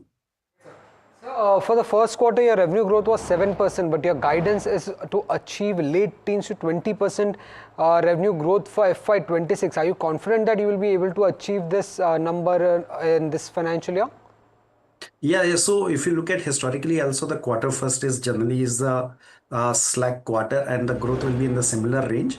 And since the season is picking well and the company is progressing well, we remain confident of the mid-teen to high teens growth on delivering for FY26.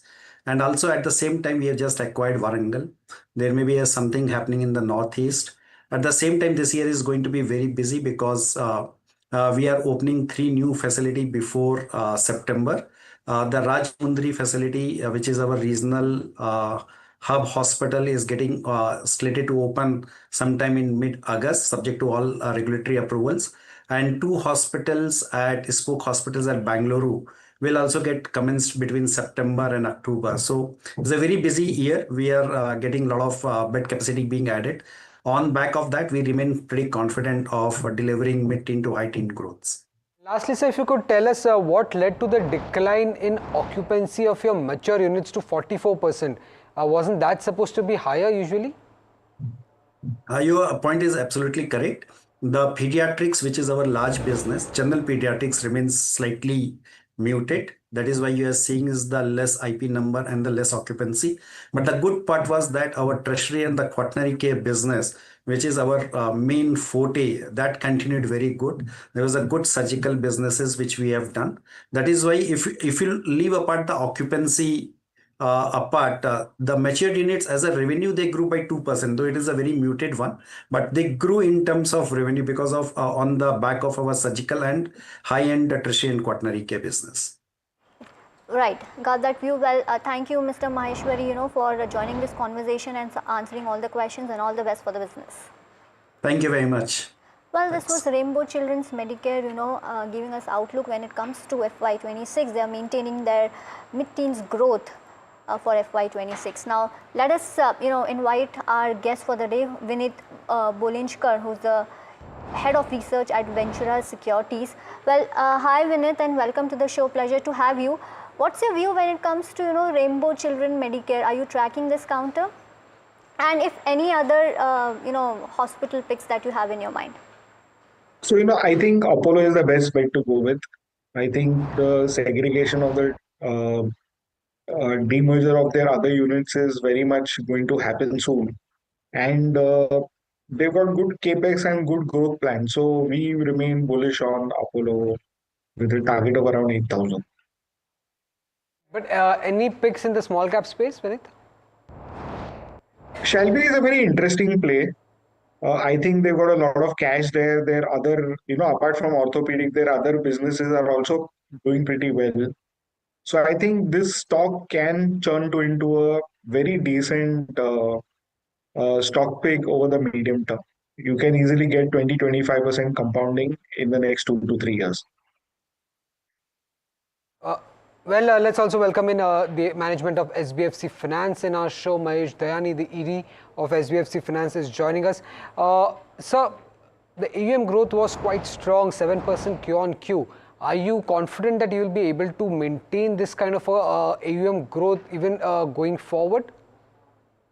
So if you probably would look at our commentary over the last 8-9 quarters, we've been maintaining a 5 to 7% growth on a quarter-on-quarter basis.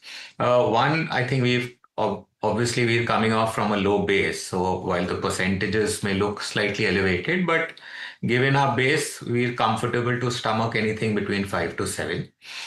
We disbursed close to around 809 odd crores. We were a shade at 7% and slightly above. Given the current dynamics at play, we're still very confident that we'll continue to be at 5 to 7. Right, sir. But sir, when it comes to the MSME segment, we are seeing some stress building up there. Could you take us through how long do you expect that stress to persist in the industry, and what does that do to your credit cost here? So if you were to dissect where the stress is coming from, you would see that most of the stress is coming out from specific geographies, which we personally feel that that's transitory, that's temporary in nature, that can be solved for. The other stress which is actually emerging is from the smaller ticket sizes, and that's something that probably we'll pause or we'll tighten the filters.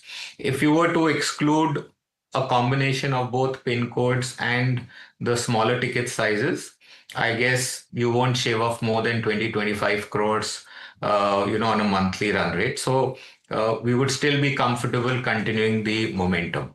Having said that, while there was some bit of slippages that happened during the quarter, but we've seen those slippages in the past as well.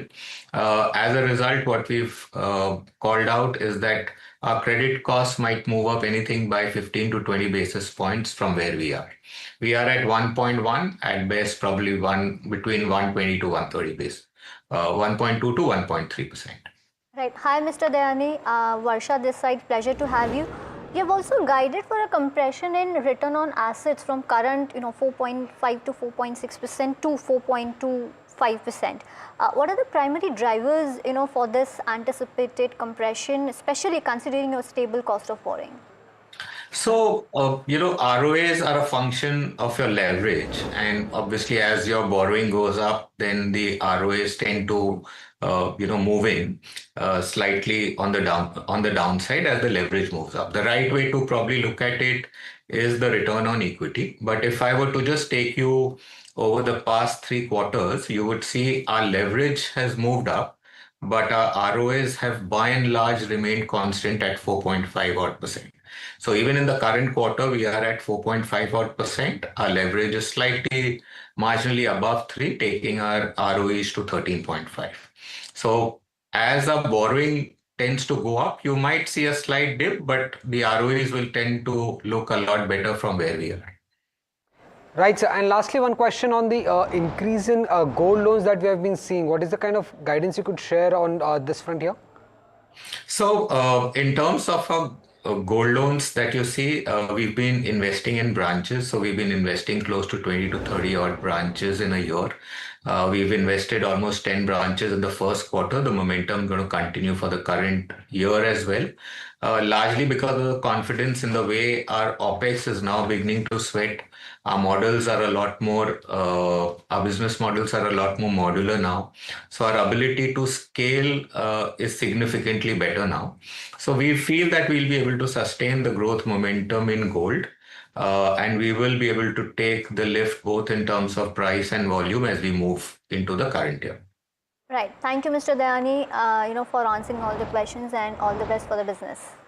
Thank you. Well, one of the company who is the direct beneficiary of India-UK FTA is Apex Frozen Foods. Now, Vansh joins us with all the details why this company is a beneficiary. Vansh, over to you. Right. So firstly, let's understand the business of the company. The company is in the business of operating and processing and exporting of shrimps. And the company caters to customers such as food companies, retail chains and restaurants. So if you look at the export mix of the company, the revenue from US accounts for 53% of the company's revenue, and 39% accounts from Europe, and 8% accounts from other countries. Now let's understand why the company is the beneficiary from the India-UK trade deal. As the deal will lead to zero duty access to Indian suppliers for 99% of the marine exports to UK. And this previously India lost its top shrimp supplier position in the UK due to tariffs up to 20%.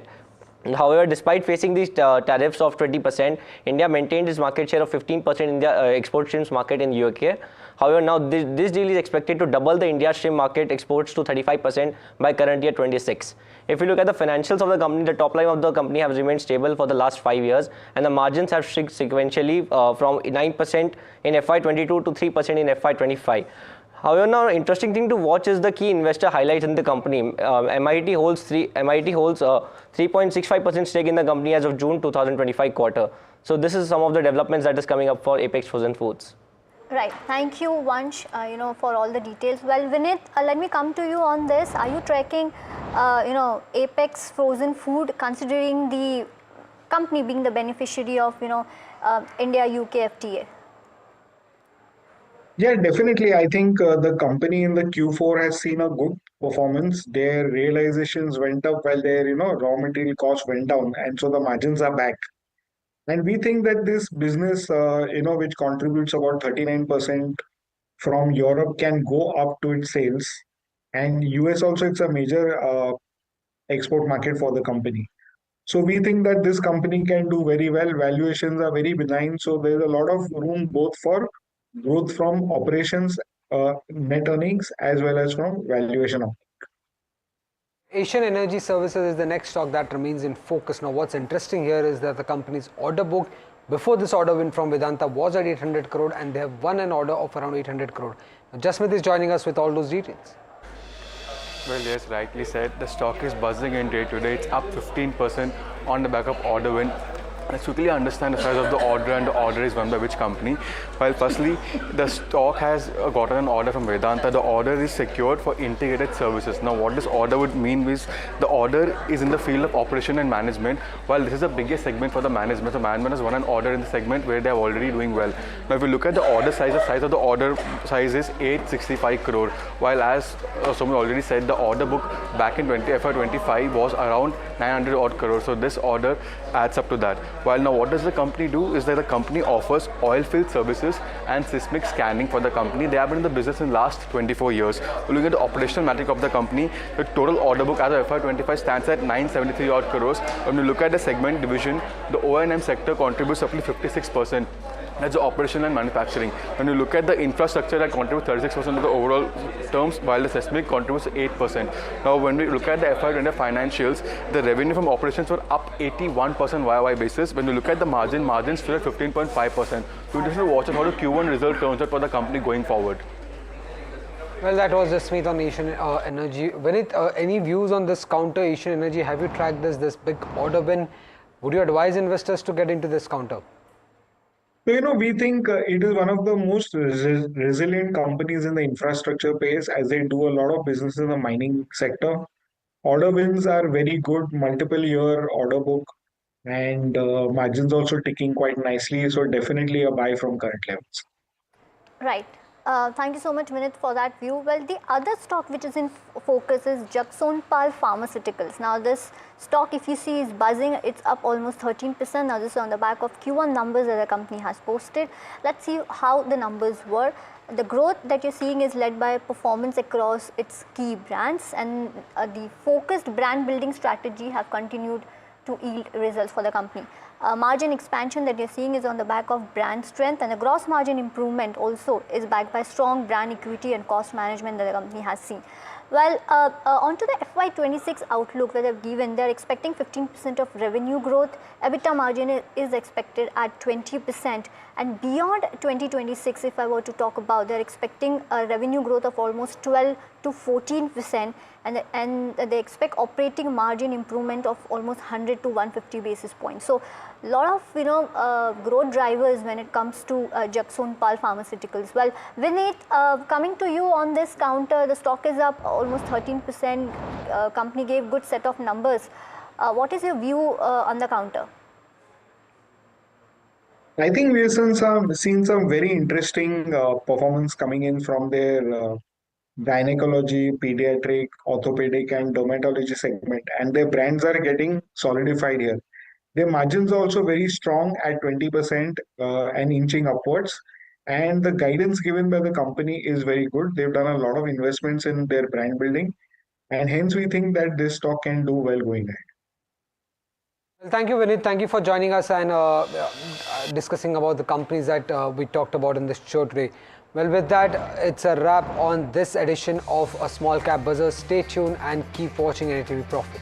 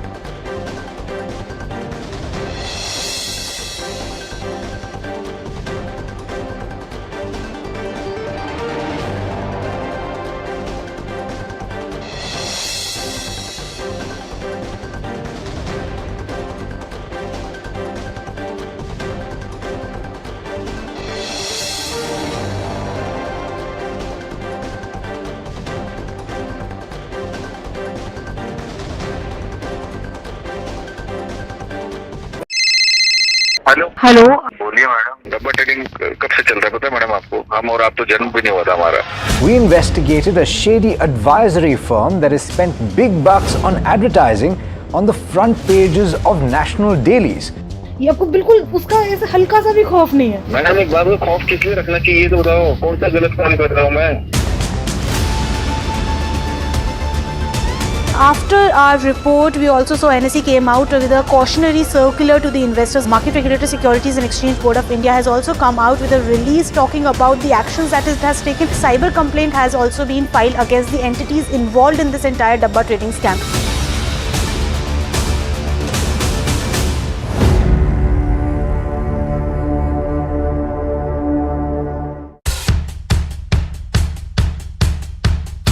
The markets move fast. And so should your portfolio. Expert insights, real-time stock picks. Do I buy Ola? Should I or hold CDSL for the long term? Buy, sell or hold. The answers you need, straight from the experts. Callers from India and across the world. Connect live, ask, decide and invest wisely. Your portfolio, your future. Ask Profit.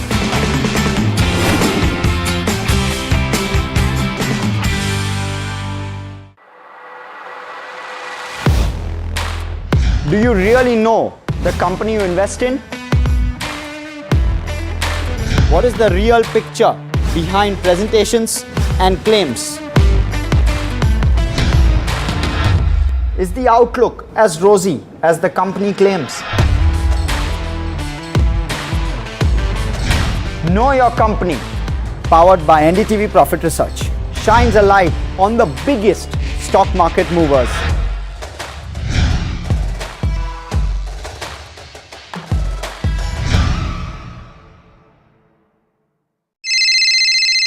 Hello बोलिए madam, डब्बा trading कब से चल रहा है पता है madam आपको? हम और आप तो जन्म भी नहीं हुआ था हमारा। We investigated a shady advisory firm that has spent big bucks on advertising on the front pages of national dailies. ये आपको बिल्कुल उसका ऐसे हल्का सा भी खौफ नहीं है। मैडम एक बात को खौफ किस लिए रखना चाहिए तो बताओ, कौन सा गलत काम कर रहा हूँ मैं? After our report, we also saw NSE came out with a cautionary circular to the investors. Market Regulator Securities and Exchange Board of India has also come out with a release talking about the actions that it has taken. Cyber complaint has also been filed against the entities involved in this entire Dabba trading scam.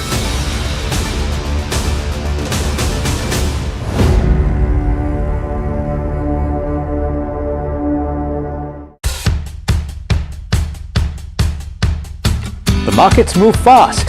And so should your portfolio. Expert insights, real-time stock picks. Do I buy Ola? Should I or hold CDSL for the long term? Buy, sell or hold. The answers you need, straight from the experts. Callers from India and across the world. Connect live, ask, decide and invest wisely. Your portfolio, your future. Ask Profit.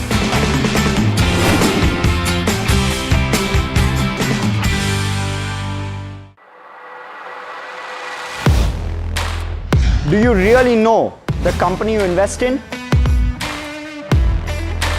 What is the real picture behind presentations and claims? Is the outlook as rosy as the company claims? Know Your Company, powered by NDTV Profit Research, shines a light on the biggest stock market movers.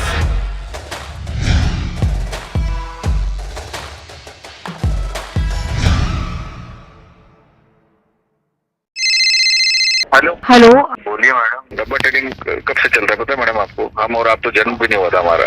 We investigated a shady advisory firm that has spent big bucks on advertising on the front pages of national dailies. ये आपको बिल्कुल उसका ऐसे हल्का सा भी खौफ नहीं है। मैडम एक बात को खौफ किस लिए रखना चाहिए तो बताओ, कौन सा गलत काम कर रहा हूँ मैं?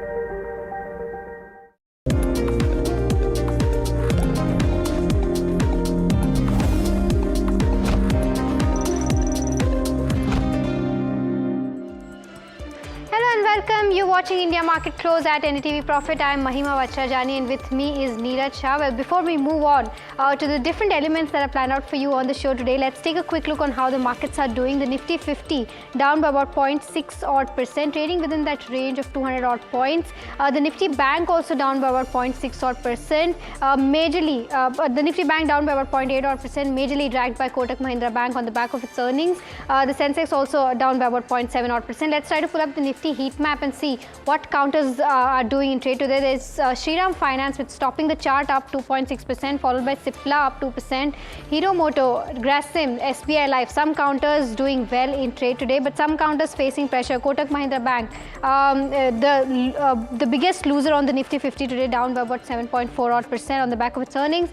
Wipro down 3.6%, Bajaj Finance down 3%, followed by BL, Bharti Airtel, Indusand, Titan, Nestle, all down by about 2 odd percent. Let's also try to pull up the advanced decline ratio and see what is the broader end of spectrum looking like. Well, it's as wide as a crocodile's mouth.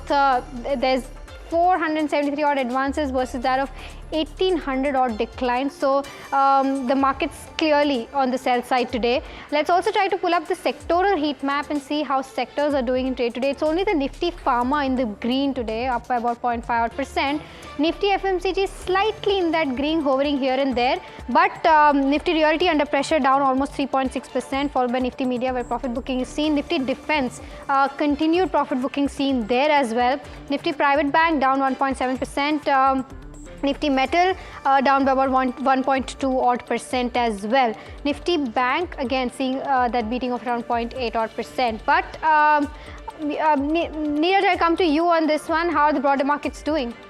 Yeah, I mean, there is pressure for sure, Mahima. So suffice to say that there is quite a bit of selling that's happening, and this is not just retail selling getting absorbed. I think there is fair degree of insti selling that seems to be the case in the session today. I'll start off with some losers, and beyond the Nifty, I think there is weakness today in SBI Cards, for example, down 5.5% after the results and the brokerage downgrades. You're also seeing some bit of pain happening in Zen Technologies after the results have looked wobbly, and that stock has come off. Mahima highlighted how real estate has looked weak and is amongst the top sectoral losers.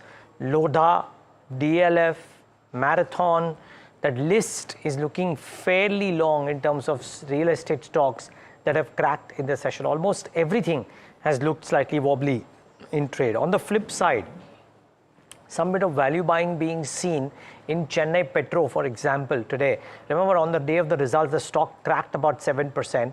In today's session, it's bounced back very, very smartly for itself. Acme Solar has done very well for itself. There is strength in e-clerks on the back of the management commentary. Emphasis has done well from among the IT packs, so a bit of an outlier there. And Paytm also does well today. So yet another day when Paytm is up in the green, about 2.5% higher for the stock, 1094. This is in and around the levels that it was on the day of the results, or the day after the results rather, when it first reacted to what was a reasonably strong quarter. Okay, let's get in chart checks going to start off the show. By the way, as we speak, Q1 earnings up on the screen as well for TCI, but as you can see, a 17% uptick in net profit. Nothing dramatic. It doesn't bring about too much of a cheer on the street. Hemen Kapadia of DR Choksi FinServe, excuse me for the fly, joins us on the show. Hemen, good having you. Thanks for joining. Good afternoon. How are you viewing this? I mean, this has been now a number of days of pain, Hemen. Are we reaching a point from wherein a bounce back could be imminent or not quite? A very good afternoon to you, Neeraj. Thank you for having me on the show. So it's a pleasure. I think I agree with you because we took 7 weeks to break out from a 700-point range. We gave a 300-point move, which flopped, came down, gave a recovery, couldn't overcome 25,200, flopped again. And now we are going to 24,500. Levels were 25,002, 24,792, and 24,492. That's 24,500. So the rate at which we are going, if it comes there tomorrow or day after, maybe tomorrow, I believe that's a very significant support, and I would go with you. I think it's getting oversold. Chances are we are going to give a decent bounce from here. So maybe we are preempting it, anticipating a day early.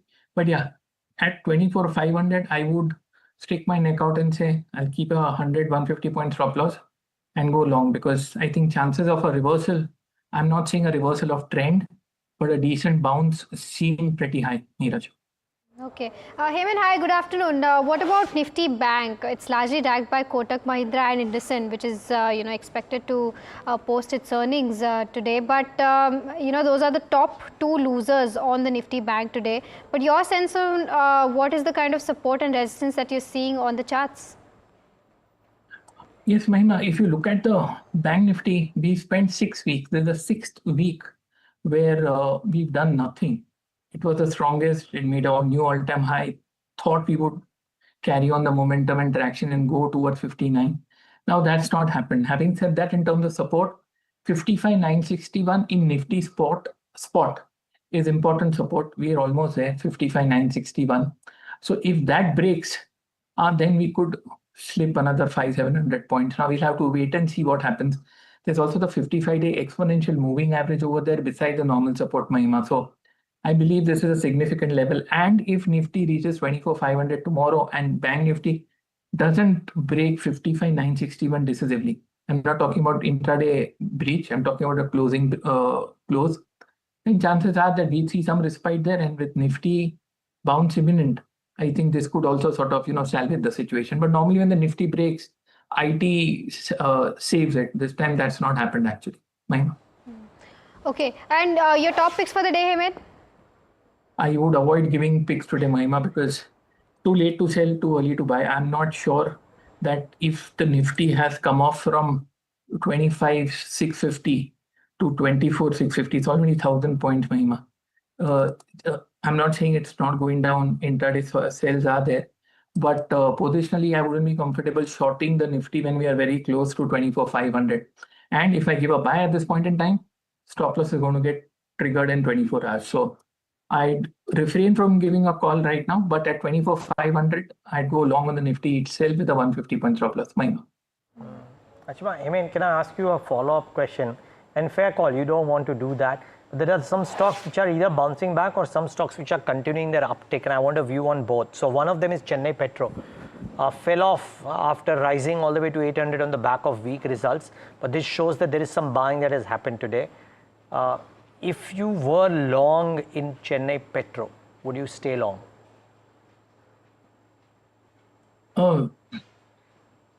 This current small recovery seems more like a bounce, Neeraj. So if I was long, I'd probably book profit if I was in the money. And if I wanted to hold on, I'd keep today's lower the stop loss. But I think it's going to take a little bit of consolidation before it recovers. So not very comfortable at this point in time. The other thing is, if you were long into a Laurus Labs, would you book profits now? It's been a one-way incessant rally all the way to 900 now. I would. We are very clearly, without any rocket science, Neeraj, in a short medium. It's in a uptrend on all time frames, short term, medium term, long term, long term. So no rocket science over there. But looking at the quantum and the speed of the move, everything is hunky dory, everything is fine. But even then, I'd book some profits, because the stock moves from 570 to 901 in what, 4-5 months. I'd say one shouldn't get too greedy. There would be some time price retracement sometime down the line. So I would book profit. There's no question of shorting it, but I would book some profit. Okay, what about something like Paras Defense? The earnings came in during market hours on Friday, and it's seeing a tank. It's locked in lower circuit as we speak. It's down 10%. Any view on the charts for this particular counter, and anything that you're liking right now in the defense space, because it's been correcting for quite a while now? Frankly speaking, 770 was an important level after the split of the stock, Mahima, Paras Defense. So currently that's broken, and what seemed like a possible consolidation, that was around 7.5 weeks, Mahima. Now that has broken with a bang. So I'd wait. If I were to buy, the next support level is 660 and 580. I'm not sure if it goes to 580, but if it does, rock solid. That's where you would sort of buy. So in terms of defense, I think most of them, whether it's HAL, Cochin, or Mazgaon, all of them have been humongous multi-baggers. I think the laws of gravity needed to catch up with them. That's happening. But if you have a 2-year view on a decline, I think they are all a buy. Okay, Heyman, thank you so much, for giving us those insights, and thank you so much for taking out the time and speaking with us at NDTV Profit. Thank you. All right, now, shifting focus and, talking about IndusInd, because most of the banks have come out with their earnings so far, but IndusInd is yet to announce its earnings, and it's going to come out with its earnings later today, and Hiral joins us with what to expect from this particular lender in terms of its Q1 FY26 numbers. Hiral, what are you picking up? Overall, if you see, thanks Mahima, the stock has been under pressure ahead of the numbers. It's trading near the day's lowest levels as we speak. The key question over here is IndusInd Bank actually returning to profitability this time around after posting a loss in the fourth quarter of FY25. The profit, however, is expected to dip by around 70% and come in at 653 crores. NI is expected to see a dip by around 14%. Your net interest margin, that number is seen at around 3.57%, which is higher versus a 2.25% if you have to compare it on a sequential basis. And the provisions are expected to go up by around 36%, and that number is seen at around 1,424 crores. Now, apart from that, if you talk about the business update that they gave in, it was slightly weak at that point in time, where the advances were down 4% on a year-on-year basis and down sequentially, and similarly, deposits have also seen a degrowth on a sequential basis. However, they have remained flat on a year-on-year basis. Talking about the pre-provisioning operating profit, that is expected to come in lower this time around. Credit costs probably could remain elevated as well, because in the March quarter that number was around 2.8%, and overall an easing of around 90 to 100 basis points is what is on the cards, but still that number will be elevated. Gross slippages, there could be some bit of a decline that could be coming in there, but again, that number is going to be elevated. Net interest margins as well, we already spoke about, so that's going to be a monitorable. Apart from that, the progress with regards to appointment of the bank's new MD and CEO is something that the street will be watching out for. The guidance in terms of the bank's pace of net interest margin expansion is what the street is eyeing. The MFI asset quality as well as the growth trajectory are few of the key monitorables that the analysts and the street are watching out for so far. But clearly, a number that the street is closely looking at, because overall, it's the derivative mess is what will impact this quarter. Okay, thank you so much, Hiral, for breaking that down for us in a detailed manner. To take this conversation ahead, we are joined by Ashutosh Mishra, who's the head of institutional equity research, joining us now. Ashutosh, hi, a very good afternoon to you. Hi. I'll take this up. Hi, good afternoon. I'll take this up with you. What are your expectations with respect to where the business growth stands for IndusInd, and overall, how are you viewing the entire quarter shape up for the company? So business growth will be muted in this quarter. We all know that because of the implementation of the guardrails, MFI books across the sector, both in NBFC and banks, are coming down. So this will be case with the IndusInd Bank, and they have a fairly large MFI books also. So because of that, we will be seeing the business growth remain muted for them. And the focus at this point of time is not about the business growth for the banks. Focus is about how they are able to defend their liability franchise because of the concern which was there. Are they able to do that effectively? That will be the main thing which I will be watching out for, if they are able to do it. And then who will be going to be the next MD of the banks, and what is his vision and going forward, that thing. And third will be to see that on a credit cost point of view, is there any incremental pains, because they have taken very large write-offs in the fourth quarter. So whether all the pain has been addressed, and how the credit cost will be stepping out for the coming all 4 quarters of this year. Okay, Ashutosh, what about the kind of outlook on fresh slippages, recoveries, etc.? What's the kind of view on that, the operational metrics? So we are going to see an increase in the slight increase. Sequentially, it will be decreased, but year on year we will see increase in the fresh slippage. Just two part of the portfolio which they have, commercial vehicle as well as MFI, which are under slight stress. We all know that other players has also reported that part of it. IndusInd is also there, but they have taken a very thorough cleaning up in the fourth quarter, and management has indicated that almost all the account which were any of the problem they have recognized in the fourth quarter too. So that's why what we are clearly seeing that on a sequential quarter basis, this will be improvement on a quarter-on-quarter basis. So nothing much to worry on that front, but yeah, how the things has progressed for these two portfolio will be important to watch. Okay. What are your expectations with respect to where it comes to your net interest income? Analysts are suggesting a growth of around 24% on YOY basis and 34% QOQ basis. Do you also agree with this kind of number? Yeah, broadly it is in that, and it is very hard to project also on quarter-on-quarter basis then NI, because there was a large reversal of the income in the fourth quarter. So if suppose some more account goes to NPA because of this two sector which they have a fairly large presence and is under stress, then we may see a disappointment on that front. But otherwise, I don't expect on NI front any major disappointment, and my numbers is also in line with the industry estimates. Ashutosh, the other quick question that comes to mind is that if IndusInd can't deliver a surprise, but if they show chinks in the armor, this small bounce back that we've seen from those erstwhile lows, is there a possibility of those being revisited, or are those days a thing of the past? So if you look at connect the dot last few months, the way things are panning out, like RBI has allowed Hindujas to appoint two more board of director. We all are budged with this is his name of now MD and CEO who is going to come up there. If you look at the business model of the IndusInd Bank in a declining interest rate scenario, they are very well placed. So I don't think any major correction in the stock from here. If clarity came and the current valuation at which it is trading at, probably some more upside can be from here. Okay. Okay, Ashutosh, thank you so much, for taking out the time and giving us those insights. We'll have to wait and watch out for as to how the earnings pan.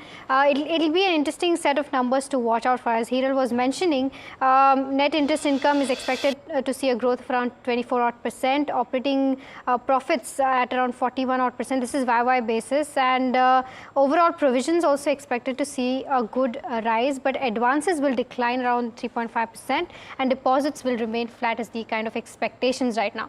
But sticking with the banking space, Tamil Nadu Bank is another counter which is in focus. Came out with its Q1 earnings. The stock is down 1% as we speak. But to take this conversation ahead as to how the quarter is panned out and how FY26 is shaping up for the bank, we're joined by Seli S. Nair, MD and CEO of Tamil Nadu Mercantile Bank, joining us now. Mr. Nair, very good afternoon to you. Before I move on to company specifics, I just want to get a sense overall, your view as to the way the entire quarter is panned out. What were the hits and misses according to you? Yeah, thank you for having me on the show. The quarter has been a quarter of stabilization. I think that's how I read it, because when I look at some of the numbers that we have delivered, particularly the business, I think business growth is something that we have been trying to push for some time.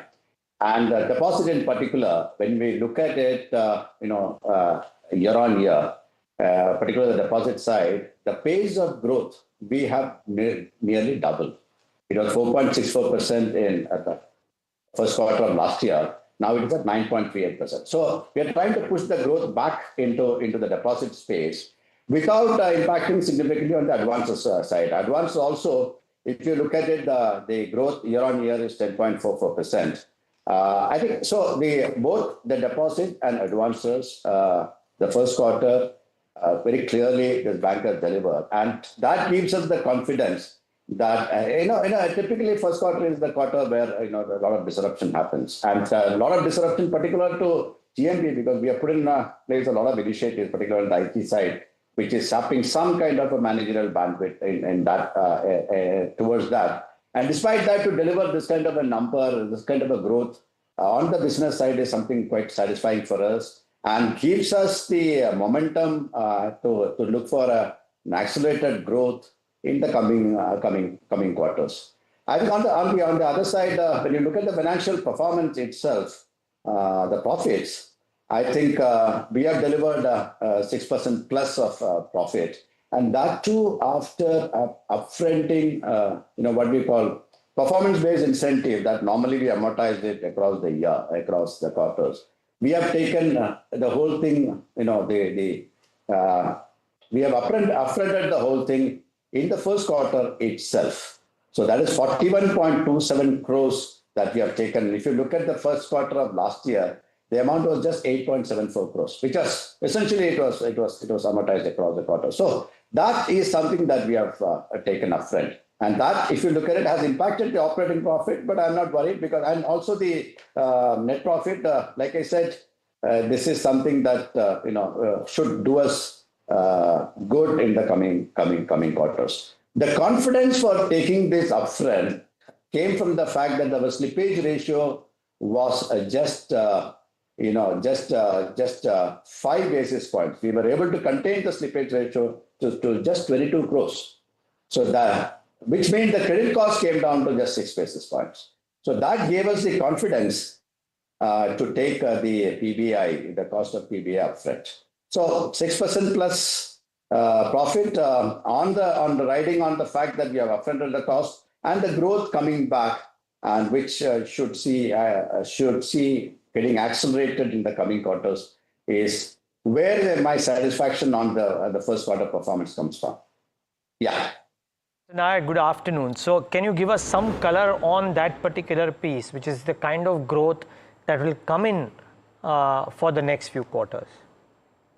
See, we are doing a lot of initiatives on the MSME space. If I'm looking at the advances first, a lot of pieces on the MSME space. We are looking at appointing a lot of relationship managers, credit analysts, and apart from that, in the first quarter we spent a lot of effort and bandwidth in training them and getting them skilled in managing the portfolio. Apart from that, we have also we are also putting in place a platform, a tech platform, a loan management system, which and also a BRE, business rule engine. Incidentally, the business rule engine is something that we have already completed. The risk modeling that is embedded in the BRE has been validated. Now we are in the process of getting that embedded into the LMS, the loan management system. And the loan management system itself, the implementation is on, and the phase 1 should happen by September, I think, sometime during September. And the skill set that is being developed and the technology put in place, I think should give us some real growth on the MSME, even in the second quarter and certainly in the second half of the current year.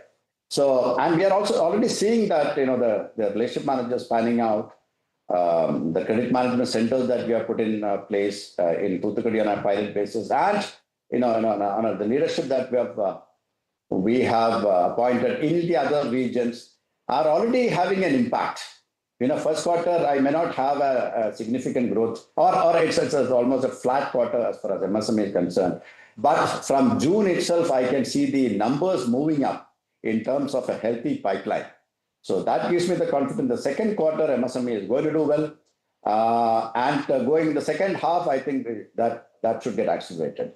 Incidentally, we have our own apart from the retail, we do have a sizable loan under the jewel, what we call the gold loans. I think that's about 40% of the book, and that's also delivering us some good results. And the yield, from that is quite substantial for us to maintain, improve on the yield, the NIM as I see it going forward. So both your gold loan holding ground and the MSME getting back into shape, and the retail. Incidentally, we have also sourced a new loan origination software which is aimed at the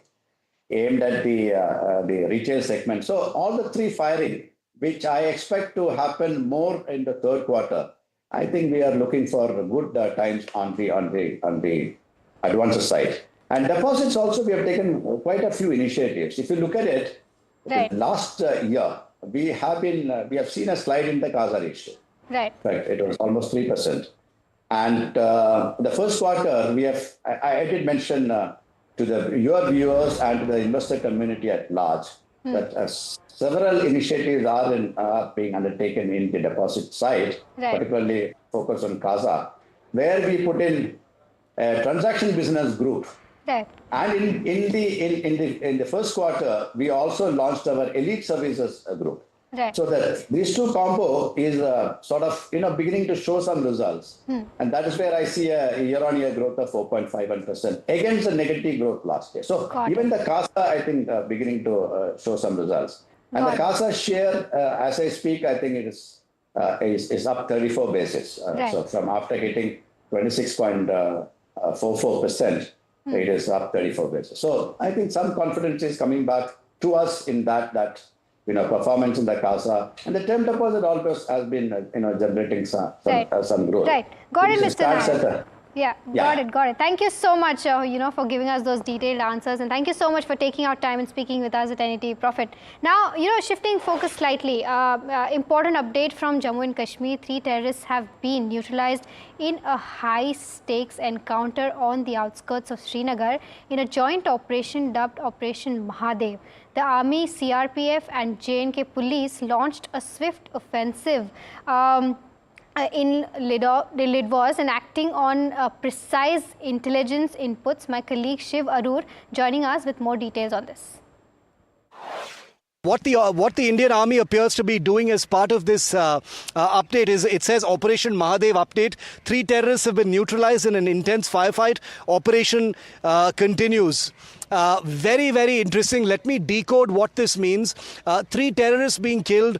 We are hearing categorically from the ground and from the J&K police that these are HVTs. HVT means high-value terrorists. What does high-value terrorists mean? Terrorists who have been definitively linked to previous terror attacks or have been pursued by the security forces for a significant period of time, who have a bounty on their heads and who have been evading the security forces for a while now. We don't know just yet. This is all very tantalizing because it comes 3 months after the Pahalgam terror attack. It has been one of the most grueling and difficult terror hunts by the security forces, a blend of the Army, the CRPF, the J&K Special Operations Group and others, including the intelligence agencies and special forces. We are awaiting a categorical confirmation now on whether these HVTs belong to the Musa gang of the Lashkar-e-Taiba or the TRF. I hate calling them the TRF because they are, after all, the Pakistan Lashkar-e-Taiba that were involved in this particular terror attack in which 26 people were killed. So the next step after a confirmation of this kind would be the identities of the terrorists, which group they belong to and which terror attack they were responsible for. Whether they are the Pahalgam terrorists, we will know once the Army confirms. Thank you, Shiv, for breaking that down for us. But with that, it's time to slip into a very short break, but we'll be right back on the other side, so do stay tuned.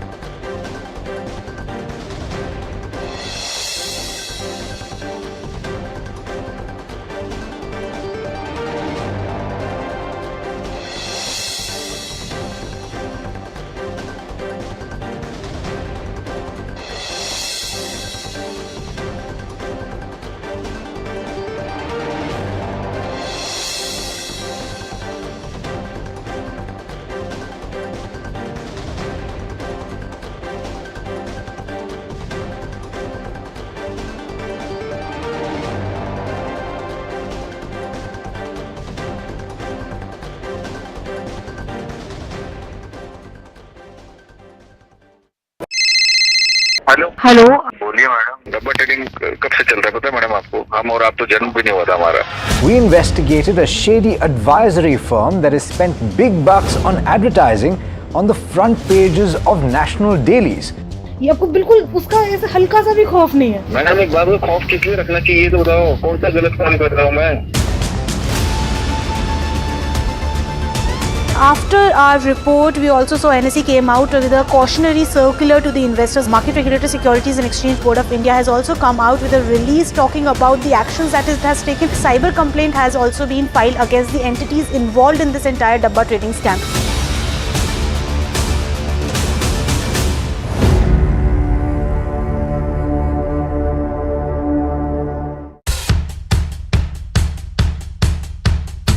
The markets move fast. And so should your portfolio. Expert insights, real-time stock picks. Do I buy Ola? Should I hold CDSL for the long term? Buy, sell or hold. The answers you need, straight from the experts. Callers from India and across the world. Connect live, ask, decide and invest wisely. Your portfolio, your future. Ask Profit.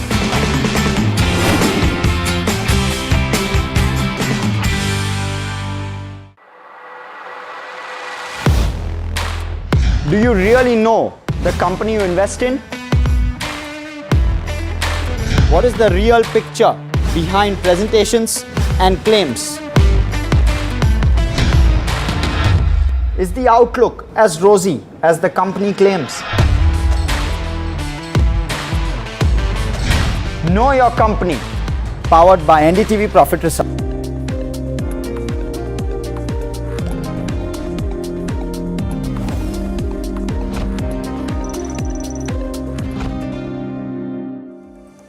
Welcome back. You're watching India Market Close, and it's that time of the show where we get you all the chatter from the dealing room.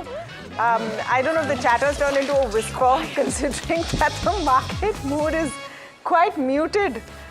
Samit, what are you hearing? Well, as the market mood is quite muted, but there is stock-specific action that we always see. And today, firstly, it's SBI. Dealers are indicating that there are buy flows on institutional desks. Both foreign and domestic institutions have been buying this counter at lower levels. The price also, if you look at for SBI, it's way below the QIP price. The bank had raised around 25,000 crore at 817, and the stock is now trading below 800 rupees. Second stock on the list is Sterlite Tech. There are buy flows on large HNI desk, and this has been triggered after the company's strong management strong commentary that has come in on order wins. So the outlook for order wins is quite strong, and that has triggered this rally, and HNIs have been lapping up this counter. In fact, if you see at the opening trade, the stock was just up 1%. It is after 10 a.m. that we have seen such kind of spike when it comes to Sterlite Tech. Second stock on the list is GAIL. Now there are high sell flows on this counter, and dealers are anticipating that most likely the numbers will be pretty much in line with what the street was estimating, but there could be a cut when it comes to the volume guidance number that the management has given, and that's the reason the stock is down 1.5% before the numbers. For Mankind Pharma and Exide, there are sell flows on institutional desk in trade today in anticipation of weak Q1 earnings. Godrej Properties is another stock that has been under pressure in trade today on anticipation of a block deal. Now, a foreign investor who had put in money during the QIP, which was done a couple of years back, will look to exit is what dealers are indicating. Hence, the stock is down 5% in trade. And lastly, when it comes to Lakshmi Dental, Bharat Rasayan and Hind Rectifiers, dealers are indicating that there are buy flows on HNI and PMS desk in trade today. Okay, so stock-specific action is where it is, and where actually the action is so negative that you should hope for some stock-specific action. And Kotak Mahindra Bank is the big shocker. I mean, I know the numbers and the commentary was a little negative, but I don't know if it deserves a 7.5% hit down today. Same likewise for Lodha. Otherwise, on the face of it, seemed like good numbers. The mood has turned a bit somber, Neeraj. Yeah. And maybe in Kotak's case, it's got to do with the fact that when the update came in, the stock really zoomed in trade. So is the market given an equal and opposite punishment now that the quarter is looked weak? But yeah, buy your point on Lodha, buy your point on a lot of other stocks today. The only question is, Tamanna, are we coming to a point wherein the risk reward is not in favor if you go short from the current levels? I mean, let's figure that out with our experts on the show. Meghna Malkan, wealth mindset coach and author Johnson right now. with her sense. Meghna, good having you. Thanks so much for joining in. What's the risk reward, Meghna, in the market currently for somebody who is wanting to initiate fresh trades, either on the long side or on the short side as well, after we having corrected nearly 750 points? Hi Neeraj, very good afternoon. Thank you very much for having me over. I believe both Nifty, Bank Nifty, broader indices seem to be on a retracement zone. So for someone who's already in, let's talk about that scenario, I think we should work with very strict stop loss on the support zones. And the support that I see, Nifty could correct up to around 24,400. That's the level I see on Nifty. And when it comes to Bank Nifty, it looks like around 55,000 rough on Bank Nifty. For someone who is sitting on the sidelines wondering whether, to get up some position into the market, I think it's a wait and watch situation. Wait for the current retracement to take hold at these support zones and then think of entry. Meghna, hi, Tamanna here, and good to speak with you as well. Just trying to understand on Kotak Mahindra Bank, after the kind of hit that we have seen, some might say outsized, do you see an opportunity here for accumulation? Hi Tamanna. Not as of now, I would say on Kotak Bank. A lot of technical reasons for this. First of all, if you pull up the weekly chart, after a very long time, it seems to have reached the 20-period moving average. It's trading below the 20-period moving average right now. The momentum is extremely weak. I mean, the candle is not yet over. We are just beginning the week. But this itself says the bears have taken control right at the beginning of the week. So I would say this is a breach of quite a medium-term support, I would say. So I would rather wait for it to see where it is going rather than take a call. A very important level of support that I'd be looking at is around 1900 level, honestly. Below that, it would turn even the monthly charts into a very bearish zone. So I would stay out of Kotak right now. Yeah, so 1900 is where you start seeing some comfort. If I were to ask you this question on TCS, the other sort of stock under pressure, but not as much as we started out with, TCS and maybe add a Wipro as well. Yeah, TCS, I think it's a knee-jerk reaction because of results. But overall, even the higher time frame charts seem to show intense weakness. So TCS is something, again, I would, in fact, TCS is something which, if it comes to the moving average on the weekly chart, I would look for shorting opportunities because the momentum has gone inherently weak. So that is something I would look at. And if I open the Wipro chart, technically, Wipro seems to be on the same zone. It's just that hanging around a very important support zone on moving average on the monthly chart. But I wouldn't think it's going to take a lot of pressure from the bears to put it down. So this one I would stay away from as well. Okay. And Meghna, in light of such a view on the markets, what are the ideas for this afternoon? So I like the two sectors that seem to be pretty confident right now is the pharma sector and the cement sector. Pharma by default, when markets under retracement, pharma seems to be doing well. PBL pharma is something that I really like in the pharma sector. Technically, it's good. Momentum on the weekly basis is good, which gives me good confidence. You can buy with a stop of around 200 for targets of 220, 235 on the higher side. Second one that I like is from the cement sector. That one is Ramco Cement. That seems to be good. Monthly charts do look good. And what I love about Ramco is the volumes that are building up with bullish candle pattern. So Ramco is again a good buy with a stop of 1145 for a higher target of 1230. Well, the risk reward on Piramal, viewers, is extremely favorable because Meghna is keeping a very tight stop loss and the target's some distance away. So keep an eye out for that one. And I wonder if it's got to do with the fact that the CDMO companies are clocking in good numbers and the reactions showing on those stocks. Siddharth Khemka joins in here. He's the head of research, wealth management at Motilal Oswal. And Siddharth, I'm tempted to ask this to you, right? Because of the fact that Piramal is coming in the list of buying on a day like this. Lotus is trading at life highs after the results that have come out. What's happening with these CDMO companies? Are you constructive here or have they done up a bit too much too soon?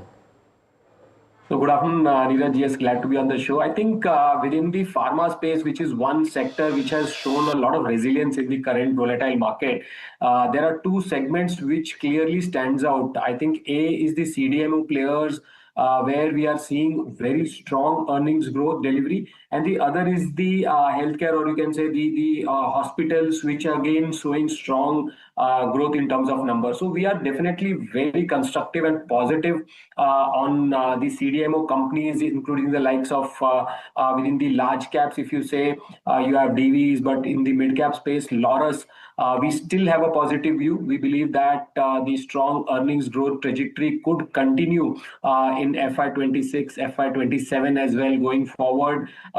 We believe that earnings growth could be in excess of 60%. Hence, if you see, there are products, so the new commissioning of Vizag plant, enabling of higher margin opportunities. So those kind of developments, plus the robust execution in the CDMO, I think, which is still 31% of the overall sales for Laurus, where you have strong growth, that is contributing to the overall momentum. So we continue to remain positive on Laurus. We have a target of 970 out there, but I think with the earnings growth continuing to be in the excess of 50-60%, there could be even further upside to a name like Laurus. What about a Wockhardt, Siddharth?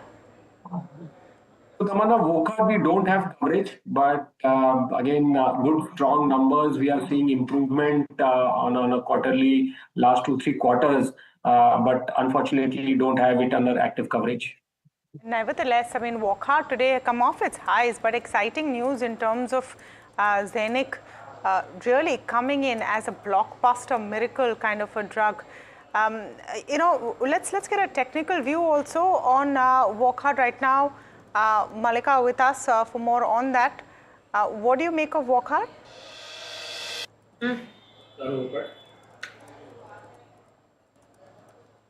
Okay, we'll try and get that line sorted. Let me go across to Puneet right now for stock of the day. We're talking about car trade right now, and that stock is completely surging. What's working for it, Puneet? Well, the company did come out with its quarterly earnings today, and it's again been a quarter which has exceeded expectations, as well as really strong commentary for its OLX vertical. So let's first look at the key numbers. Revenue was up 22% in this particular quarter. That has of course been led by strong EBITDA as well as profits. So EBITDA is up 98% in quarter one. Profits as a subsequent is up 92% as well. The other key aspect is all three verticals have been firing really strongly, both on revenue as well as on profits. If we can load up the table really quickly on that, the revenue growth for the consumer business is up 32% in this particular quarter. Remarketing is also up 36%, while OLX still finding its feet after its acquisition by Car Trade is up 12% in terms of revenue. But when you look at the profits, and this is where the real story is, 70 to almost 258% of profit growth for all the three key verticals, and the subsequent turnaround in OLX is what the company had mentioned in the last couple of conference calls as well. Let's also look at some key highlights from what they mentioned in the OLX business in this particular quarter. They've launched the Elite Buyer program, something that they promised in the last quarter.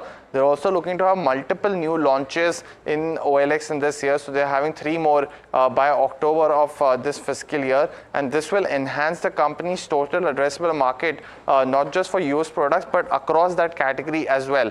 The other positive for OLX was, which led to the 71% growth in terms of profits, was costs which have started to subside now. So ESOP costs, which were there in FY25, have disappeared, because these are ones which were vested in 2020 and 2021. The OLX's market share has also inched up to 37%, and that's for used products specifically. So that's actually a key positive, because of all the used car market, 37% of market share is now resting with just one company that's also listed. So that's one key benefit for car trade overall.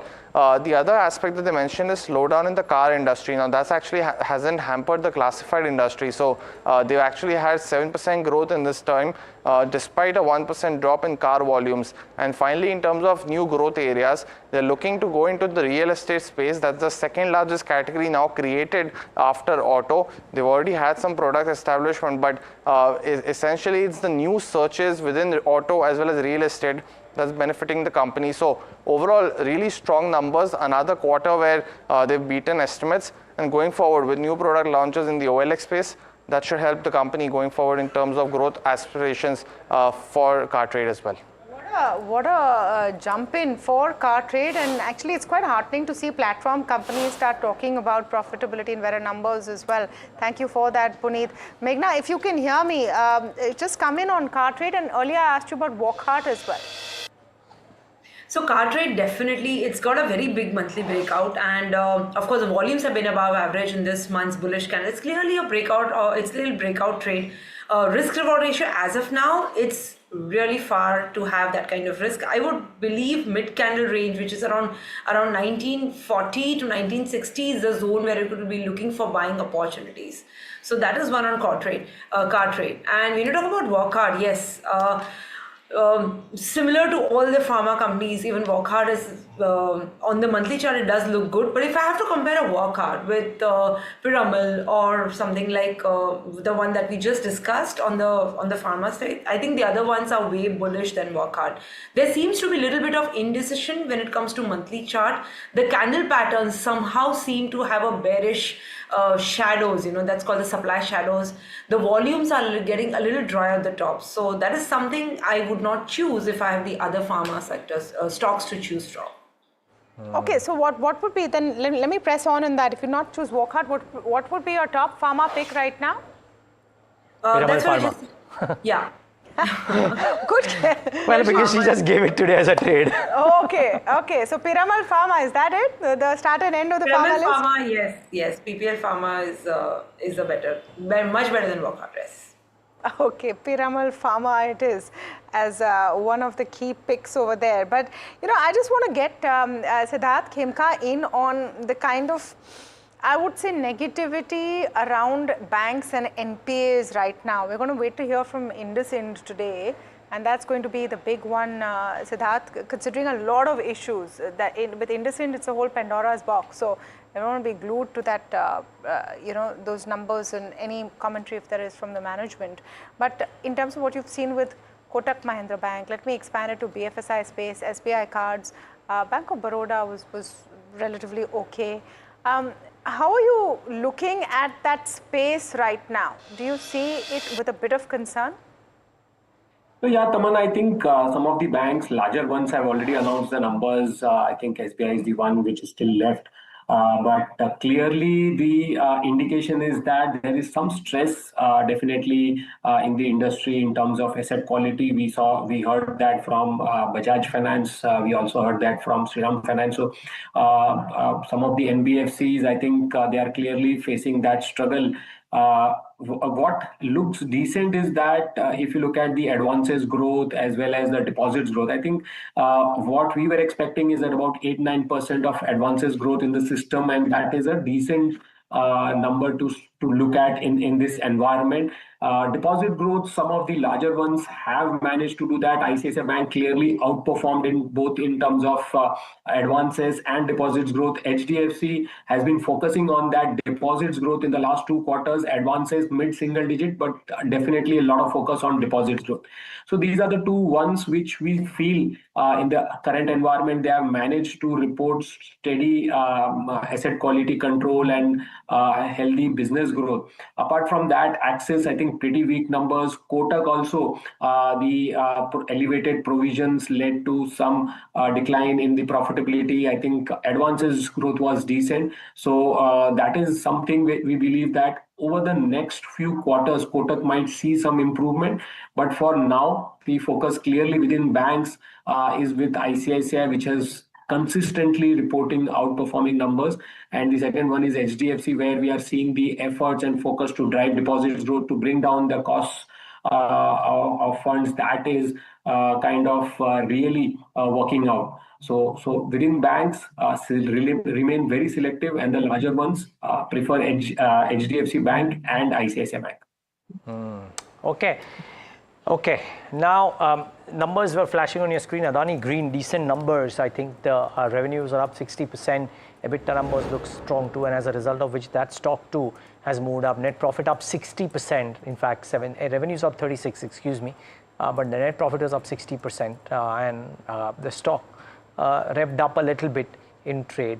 Watch out. Margins came off a little, but with these companies which are trading at such high margins, usually 4-5% dip here or there gets taken in its stride. I think the revenue growth numbers is something that would have maybe pleased the street a little bit. Wonder if you look at some of these green energy companies, Siddharth, fundamentally, Adani Green, and if not Adani Green, any other in this space? Yeah, I think Adani Green, we don't have coverage. Suzlon is something that we have been covering quite recently. I think overall this green energy space looks interesting. There is a lot of focus from the government, a lot of order inflows has happened. And if you look from a global perspective, what has changed since Trump has taken over is that within the overall renewable energy space, solar, which was a key export focused products, that kind of struggled with the sentiments changing, with US saying that they are looking more at the traditional fossil fuels and not at the renewable energy. I think some of these domestic focused companies especially on the wind turbines, wind energy side, that continues to do well. Even we saw the earnings from the likes of Wari and Premier coming out pretty strong. So I think the overall renewable energy themes looks decent. And while we don't have much coverage there, Suzlon is the only one where we have a coverage. We see strong earnings growth there, and hence we remain positive on this entire space. Okay, stay on with us. Just let's take a look at some of the buzzers at this point that are buzzing on for various reasons, and among them earnings. Well, by buzzing, I mean either moving up or down or showing massive movement, because Zentek, GMDC and SAIL, among others, on that list. Yes, Vansh? Right, so quite a few disappointing numbers today. So let me start off with Zentek. Now the company has an order book of around 750 odd crores, and the management believes this to be a temporary adjustment phase, and the company targets a cumulative revenue of about 6,000 odd crores in the next 3 years. If we talk about the results, the revenue was down 38%, EBITDA was down 42%, and the margins were at 40.9% versus 43.7%, and the net profit was down 37%. So clearly a disappointing numbers on all parameters. Second on the list is SAIL. Now the company has missed the estimates. There has been a significant decline in the net profit, and it has been dragged by the increase in the stock trade expenses. If we talk about the numbers of the company, the revenue has been down 11%, EBITDA is down 20%, margins have shrunk to 10.7% versus 11.9%, and the net profit is down 40%. Also, Morgan Stanley has came up with a note on SAIL. The brokerage expects the realizations were higher than the expected, and the raw material cost and other OPEX costs were also higher than the expected. Third on the list is GMDC. Now stock is already down 5% in trade. They have also missed their numbers. There has been a slight cut in the margins. The profit has been declined by the revenue, and there has been a decline in the lignite sales volume on a sequential basis. If we talk about the numbers for the company, the revenue was down 7%, EBITDA was down 12%, and the margins were at 23% versus 24.6%, and the net profit was down 27%. So these are some of the buzzers that are reacting on the negative earnings in trade today. Okay, well, that's a rare earth play, but come off very not really very strongly. I mean, Kotak Bank is 7%, so all the others falling about 3-4% is not really a very strong downtick, but a downtick nevertheless. Okay, moving on to what is arguable. I mean, actually, just wondering, Meghna, do you have a view on maybe a stock like GMDC, which is down about 4% today? It's been touted as one of the key rare earth plays in India, right? So the long-term charts may look good. What about the short-term? Well, I would start with medium term first. The medium term doesn't look bad actually, because if you see the recent trend, right from 2024, it's managed to move over the moving average. It's managed to touch the upper band, the volatility band is called. And that is an indication that the medium term trends have turned. Now, if that being in the positive zone or in the side of the bulls, I think daily or every dip is an opportunity to buy. Moving average supports are usually considered to be good supports, but considering the strong reaction that the stock seems to be giving, I'd rather wait for a stronger retracement to around 375 levels. That should be a good zone for me to have taken a support there. And if I do get bullish candle patterns at that zone on the daily chart, that would be a good indication to get in on the long side. You know, since you talked about rare earth, the Finance Ministry's monthly outlook is here, and there it has a mention on rare earth as well. It says, according to the Finance Ministry's latest monthly report, India has its task cut out is what it says. Amidst momentous shifts in global supply chains in the area of semiconductor chips, rare earths and magnets, as the world restructures its sourcing of critical technologies and raw materials, India's ability to position itself in these strategic sectors will be crucial to sustaining long-term economic growth and resilience. Just in terms of hint of how serious the government is going to get on rare earth, that's an important one. It'll take some time for it to really fructify, but definitely one space to watch. Most certainly. And like we said, the short-term blips notwithstanding, the long-term trajectory, India would certainly want to be, as would any country, not want to be too dependent on any other external nation for this. Okay, time now for the bull and bear segment, and that too is something to watch out for today.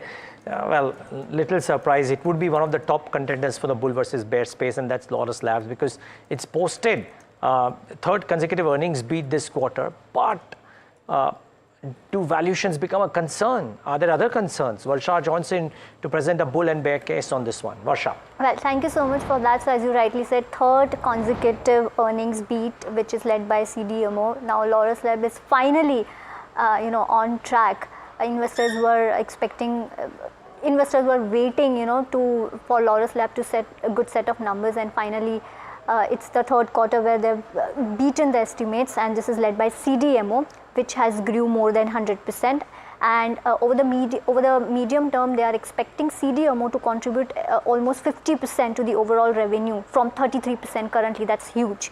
Now, this coupled with overall revenue growth of 31% and a massive 13x of jump in profit signifies successful strategic diversification into high growth and high margin areas. But API business, ARV business, if you see, saw a decline. ARV business was down quarter on quarter, 19%. So this is one of the key highlights when it comes to concerns. And overall generics, if you see, still dominate, contribute 67% to the overall revenue, and volatility or weakness here can significantly impact overall performance. But they've achieved substantial EBITDA margin expansion to 24% from 14%, and this expansion in margins plus management's guidance when it comes to, they have revised their guidance upwards when it comes to gross margin significantly, determines operational efficiencies, product mix, better product mix, and benefit of operating leverage that is being playing out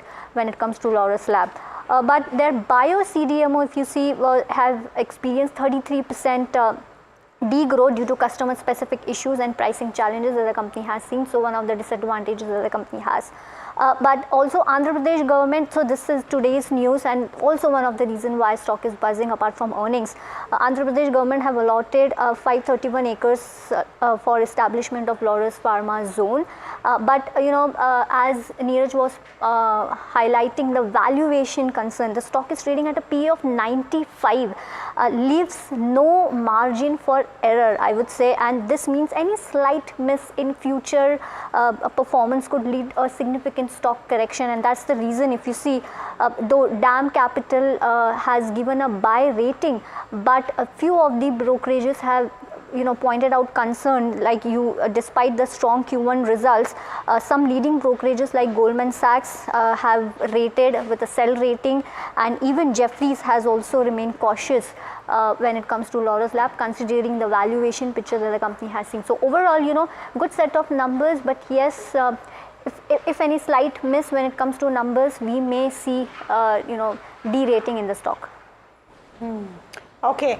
Meghna, thank you so much for speaking with us today. Siddharth Khemka, of course, continues with us. Laurus Labs in focus. We spoke briefly about Laurus Labs and Wockhardt as well.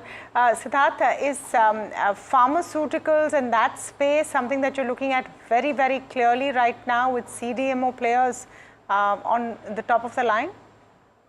So definitely, Taman, I think there is one overhang that continues is how the US tariff that could come on the entire pharma space. But I think again, coming back to the pharma, I think that is one sector which is most resilient in the current volatile environment on back of the healthy earnings growth that they are reporting. So CDMO continues to report strong numbers. We are also seeing strong numbers from some of the biologic companies including the like of Biocon, where we are expecting steady earnings growth over the next 2 years. So yes, some of these stocks have moved up, even Laurus after the sharp up move. I think fresh entry should be taken on any dips or accumulate at lower levels, as the risk reward may not be that favorable. But on back of that strong earnings growth that continues, we believe that pharma, especially some of the CDMO players, the biologics companies, that should be in focus for investors.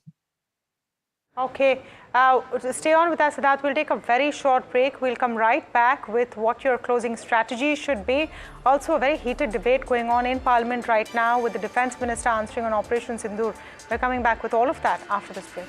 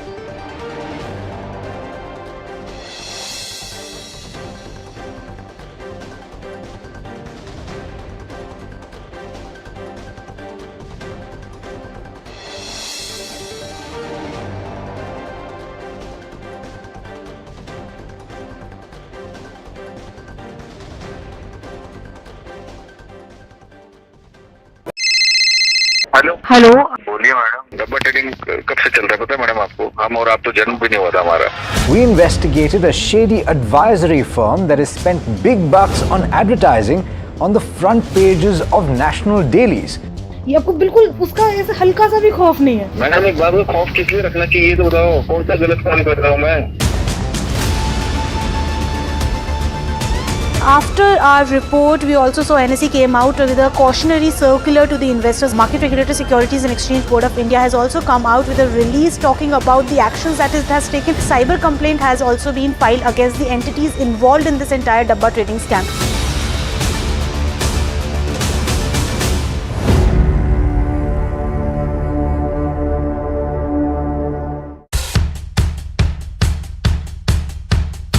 The markets move fast. And so should your portfolio. Expert insights, real-time stock picks. Do I buy Ola? Should I hold ICICI CDSL for the long term? Buy, sell or hold. The answers you need, straight from the experts. Callers from India and across the world. Connect live, ask, decide and invest wisely. Your portfolio, your future. Ask Profit.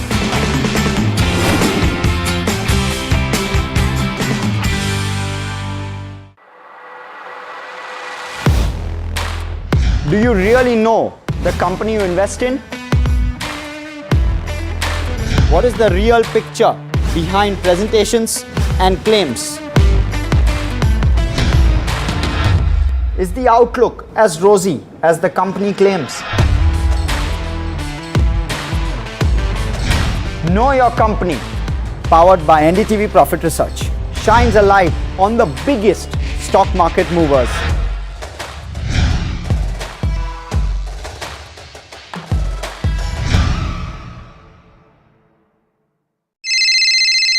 Hello बोलिए madam, डब्बा trading कब से चल रहा है पता है madam आपको? हम और आप तो जन्म भी नहीं हुआ था हमारा. We investigated a shady advisory firm that has spent big bucks on advertising on the front pages of national dailies. ये आपको बिल्कुल उसका ऐसा हल्का सा भी खौफ नहीं है? मैडम एक बात को खौफ किस लिए रखना चाहिए ये तो बताओ, कौन सा गलत काम कर रहा हूँ मैं? After our report, we also saw NSE came out with a cautionary circular to the investors. Market Regulator Securities and Exchange Board of India has also come out with a release talking about the actions that it has taken. Cyber complaint has also been filed against the entities involved in this entire Dabba trading scam.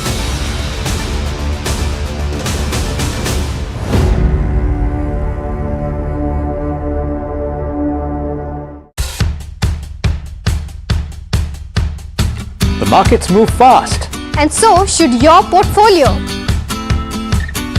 Expert insights, real-time stock picks. Do I buy Ola? Should I hold ICICI CDSL for the long term? Buy, sell or hold. The answers you need, straight from the experts. Callers from India and across the world. Connect live, ask, decide and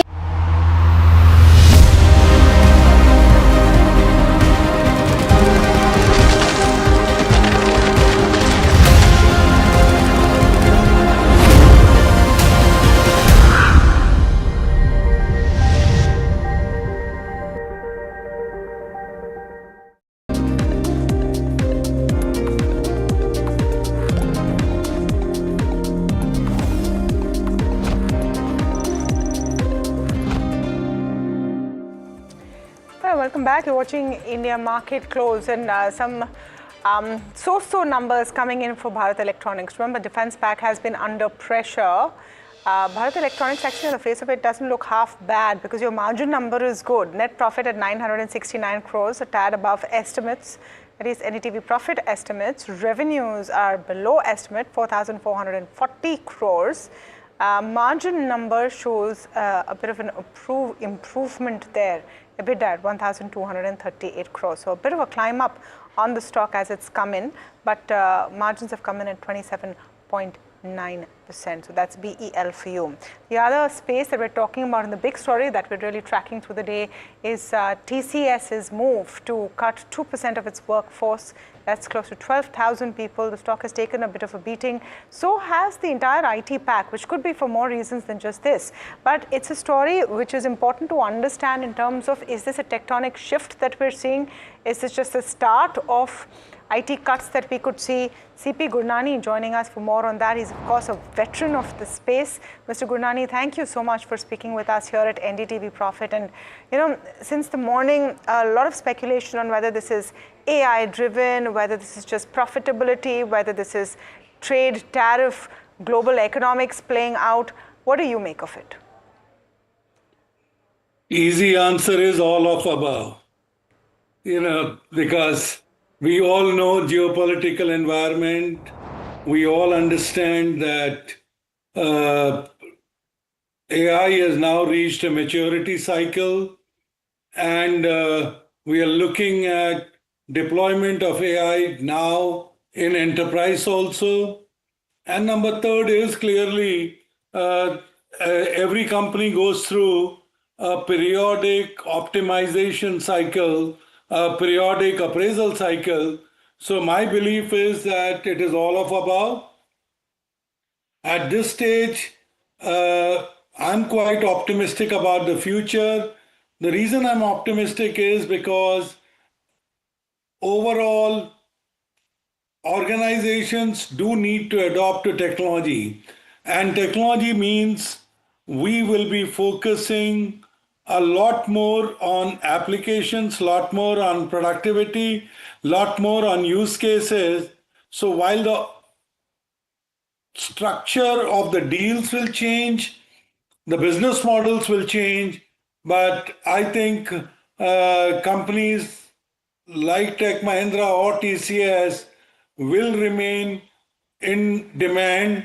And frankly, when I did my startup Ionos, it was clearly to look at more vertical focus, more deployment. That's why AI on OS, more vertical focused and more AI focused.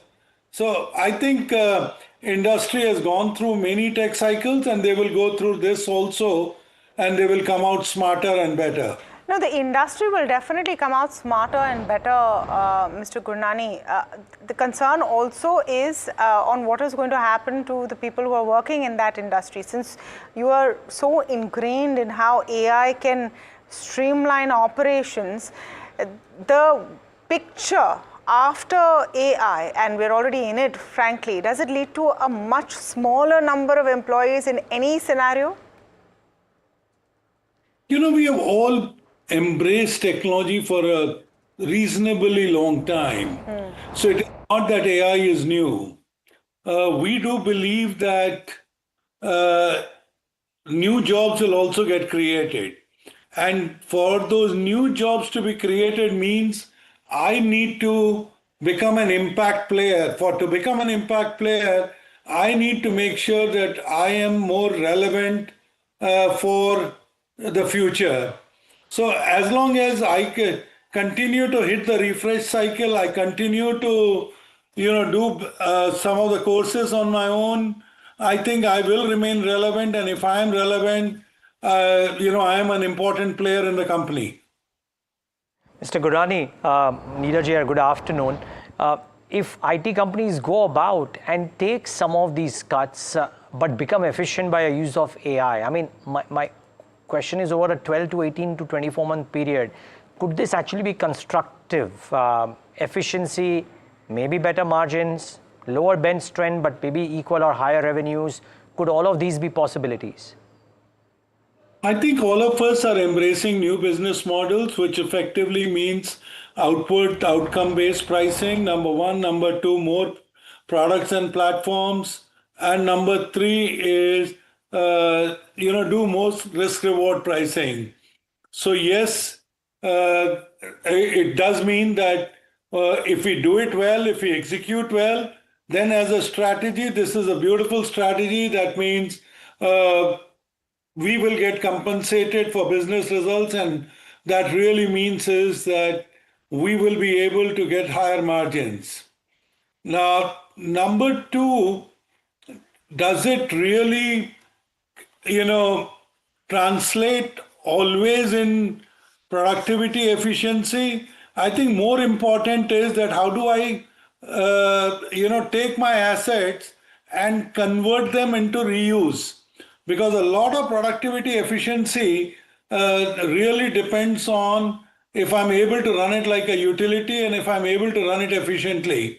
So I remain, as I said, not only optimistic, but I think I'm bullish about the industry because most of us have started adopting itself. Like, for example, during my tenure at Tech Mahindra, we created a new product, the company called Comviva. Comviva was all about in telecom being able to give platforms, which I know is doing very well for Tech Mahindra, but we anticipated and hence we innovated. And I genuinely believe that you would find similar nuggets in every organization. Right. Time has come to accelerate on these product will others business. also cut cost heads and cut employee strength after TCS, in your view? Do you think it's coming? I cannot speak on any other company's behalf, but yes, there is a potential for better upskilling. There is a potential for more, relearning, because when I look at the open job positions of very many companies around the world, I do realize that data scientists, AI engineers, prompt engineers are still in a big demand, and it is for us to now reorient ourselves and become better. There's no point in becoming a testing engineer today. A testing engineer, as we all know, that job could get automated. No, fair enough. Thank you so much, Mr. Gurnani. Always a pleasure to speak with you. Welcoming now on the show Akshay P. Bhagwat of JM Financial and Sameer Dalal of Natvarlal and Sons. Let's get a quick, fresh perspective, just 15 minutes odd before markets are closing for the day and what has been truly a painful day. Akshay, first your take on the charts. Good afternoon. So it's the third, fourth day of consecutive selling, and even the data numbers from the FIA index futures are supporting the sell side. We have broken an intraday short-term support of 24,800 that puts the Nifty index on a weak footing for the short term, and that opens up possibly for downside targets till around 24,500 to 24,550 zone. So yes, some more pain to go. Probably there will be some buying intent once you reach the support zone of 24,500 to 550 zone. So I would say let's wait for that dip before you get into fresh trades on at least on the index buying side. Are you buying any stocks, Akshay? or selling any stocks on the short side, anything? Still comfortable on the buy side of trade. Selectively, we are looking at pharma names because a lot of momentum right now is chasing the pharma sector. And pharma, if I were to name a particular stock, it is Glenmark Pharma, which I believe has yet not caught onto the momentum band, considering the fact that majority of the pharma names already have moved by around 3-4% in the recent last 4 to 5 trading sessions. So if you look at the chart of Glenmark, there was a very strong gap up opening a few trading sessions back. It is consolidating, but the broader technical price setup makes me believe that 2300 and 2350 are the short-term trading targets in the making. So you can buy Glenmark Pharma with a stop loss below 2050. And second trade would be in the private banking space, which is ICICI Bank.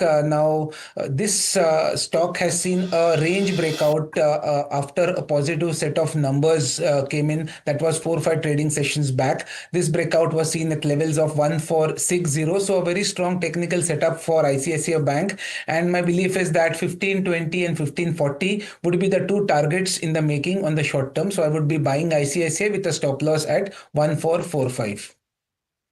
Okay. Samir Dalal also joining us from Natvarlal and Sons. Samir, very good afternoon to you. First, let's just start with the market view because market mood seems very somber. What, in your view, is the prime concern over here? Is it the kind of corporate results that we're seeing? Is it a lack of a trade deal? Is it IT and banking both not being able to hold up? What is it? So I think it is the trade deal plus the poor results that have come in. Surprise negative results from Kotak Mahindra Bank, which kind of put a bit of worry. A couple of the other private sector banks' results have been a bit disappointing. That kind of has put a lot of worries that going forward, given the fact that the NPAs are rising in the microfinance, is that going to be something that creates a problem going forward? And then trade deal, imagine countries all over are signing them. We haven't been able to, starting 1st of August, if our tariffs move up, businesses that have taken orders, either if they've not been able to ship them off in time, are going to start facing problems when it comes to their payments, and or future orders become questionable. So that affects the future growth as well. So it's a whole combination of things. Valuations were not cheap in any which way. What you also mentioned is IT is correcting, and that was simply, I can't argue what Mr. Gurnani was saying because he's an expert of the industry. But I still believe that growth of anywhere between 3 to 5% on the top line and 7%, 8% on the bottom line does not warrant valuation multiples where they're trading. So, it's the combination of everything that's leading to this correction. And then lastly, what you are seeing is, from over the last few days, you've seen FIs continually pulling some money out of the market. There's been some news flows that emerging market, especially India dedicated funds, are seeing an outflow. So that too is adding on to the pressure points. And then you have such a huge lineup of IPOs. So liquidity is going to get sucked out even more. So, it's like a whole bunch of things hitting at together. And that is why we are seeing a correction. Okay. Well, and a serious corrective move into select pockets, particularly defense and real estate in the session today. So bear that in mind. At the backdrop, of course, India's infrastructure story gains momentum. Adani Ports is emerging as a key player in that transformation because Cantor Fitzgerald believes so, and they've initiated coverage on Adani Ports with an overweight rating. Mahima Johnson will tell us more about that. Mahima. Right, so as you rightly mentioned, Cantor Fitzgerald has initiated overweight with a target price of 1780 for Adani Ports, which is almost a 28% upside from its current market price. Now, the key drivers behind the rating includes forecast of mid-teens growth in revenue, EBITDA, as well as cash flow by 2029. They're saying that the target price is based on valuation of 16 times forward 27 estimates EV to EBITDA and a DCF of cash flow through FY36. They expect potential special dividend by 2027, and this will be on the back of strong free cash flow as well as low net leverage. Revenue, EBITDA and operating cash flow have grown at a 20% CAGR over the past 5 years is something that they're liking. Business outlook, they're saying that company is well positioned to benefit from India's underdeveloped trade infrastructure and aims to double port capacity by 1 million metric ton by 2030, supported by government policies. Logistics volumes expected expected to grow by 5 times by FY29 is something that they're penciling in. And lastly, marine services targeted to triple revenues by 2027. FY2027 is what they're saying. So this is the overall view as to what makes them bullish on Adani Ports. Okay, but well, that's not all, right? Because we are also awaiting some key results. Mahima, and Asian Paints is that big consumer company in focus. Right. So basically, it's set to host its earnings tomorrow, and it could come anywhere, any time in the market hours. A few expectations where it's going to be yet another disappointing quarter for them because demand has not picked up, and that's something that's going to hurt overall its earnings. Revenue is expected to be flat at the 8,988 odd crores, and revenue also may see a fall of around 2% to 1657 crores. Margins may fall slightly to that 18.4% mark, but still within the guided range of around 18 to 20 odd percent. Net profit may see a fall of around 5 odd percent. So muted set of numbers overall. In terms of what to expect, well, urban demand to remain under pressure, but the commentary is going to be crucial because we'll have to see whether they continue to say that second half will be better for painting industry or not. Secondly, margins will be slightly under pressure because of inflation. Price hikes will, however, try to offset some of this inflationary pressure.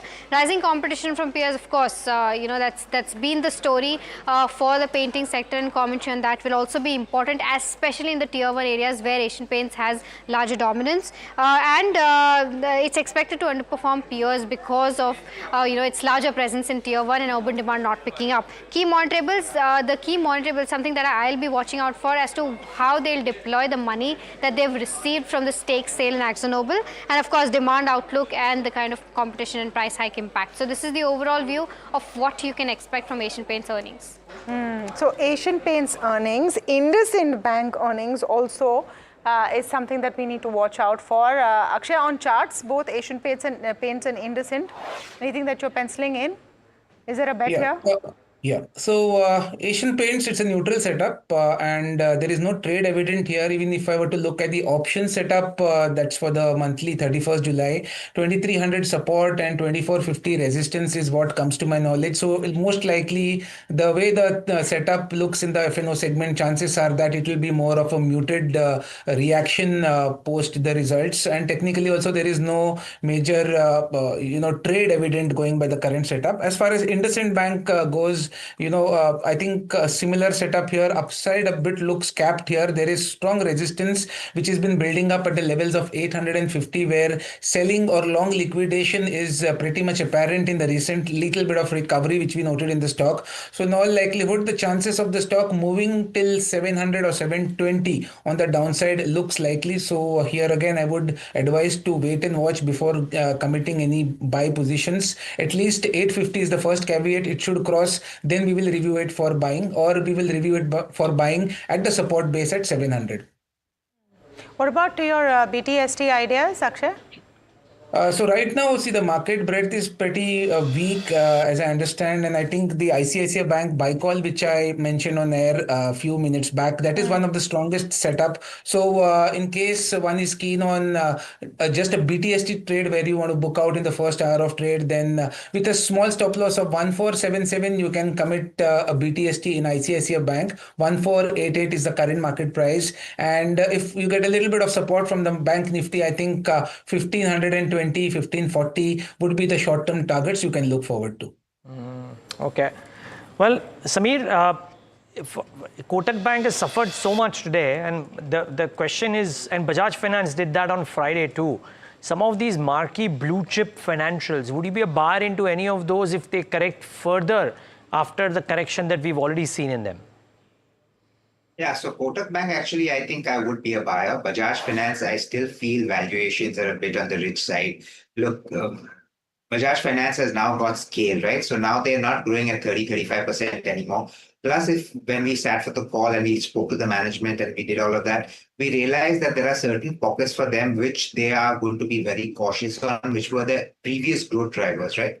So when some of your growth drivers of your past are now going to become problem points, or lead to some amount of increase in NPAs and slowdown in growth, that sends a picture where your overall growth is not going to be so good. So when you're going to be growing in the similar line of some of the larger banks and still trading at maybe 1.5x, close to 2x some of the valuation multiples that the private banks are trading at, it sends out, I mean, it's something that I would choose to avoid for the time being. Kotak Mahindra Bank, yes, there's been a one-off.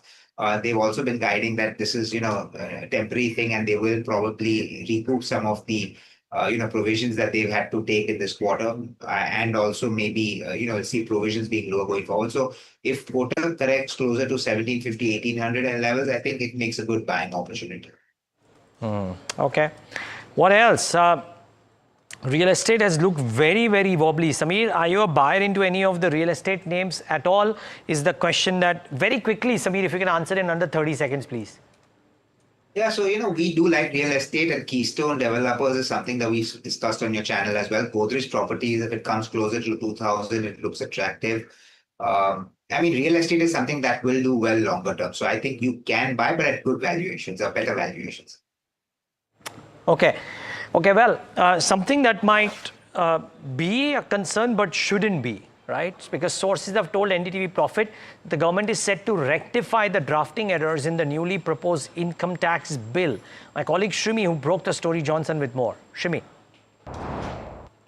Well, it looked like some big relief on the cards for both corporates and non-corporates entities, as government is set to make some key correction in the proposed income tax bill in line with the select parliamentary panel's suggestion. Now, sources tells us that there are certain drafting errors which could be rectified in the proposed bill, and that will be reflected in the final bill. Now, the provisions and sections in the draft bill, and some of them are actually creating quite a stir among investors as well as taxpayers on the tax treatment. And one among those is with respect to the long-term capital gains on the limited liability partnership and similar sort of partnership funds. So what happened here is that the draft bill actually proposes to expand the scope of, alternative minimum tax for LLPs. Remember, in the existing Income Tax Act, the alternative minimum tax applies to only those LLPs if they claim certain deduction on it. However, that particular rule has been removed in the draft bill,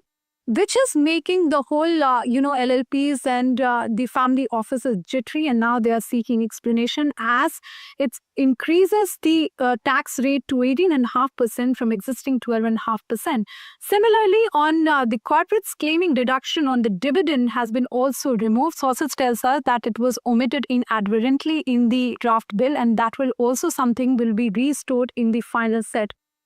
Certain provision with respect to nil TDS refunds are also some provision which are kind of creating confusion and could be restored in the final sort of bill. Now, sources said that the government has accepted all most of the suggestion of the parliamentary panel, which is around 285 suggestion, mostly directed towards the rectification in the draft bill, and they are very clear on the fact that there is no policy change in the draft bill, which, with respect to any tax rate change, etc. And in fact, the bill is listed for the passage in the ongoing monsoon session. However, given the kind of tweaks and changes which is required in the draft bill based on the suggestion, it could take some time. And that is why the passage of the bill could differ for the next parliamentary session. However, no decision has been taken so far.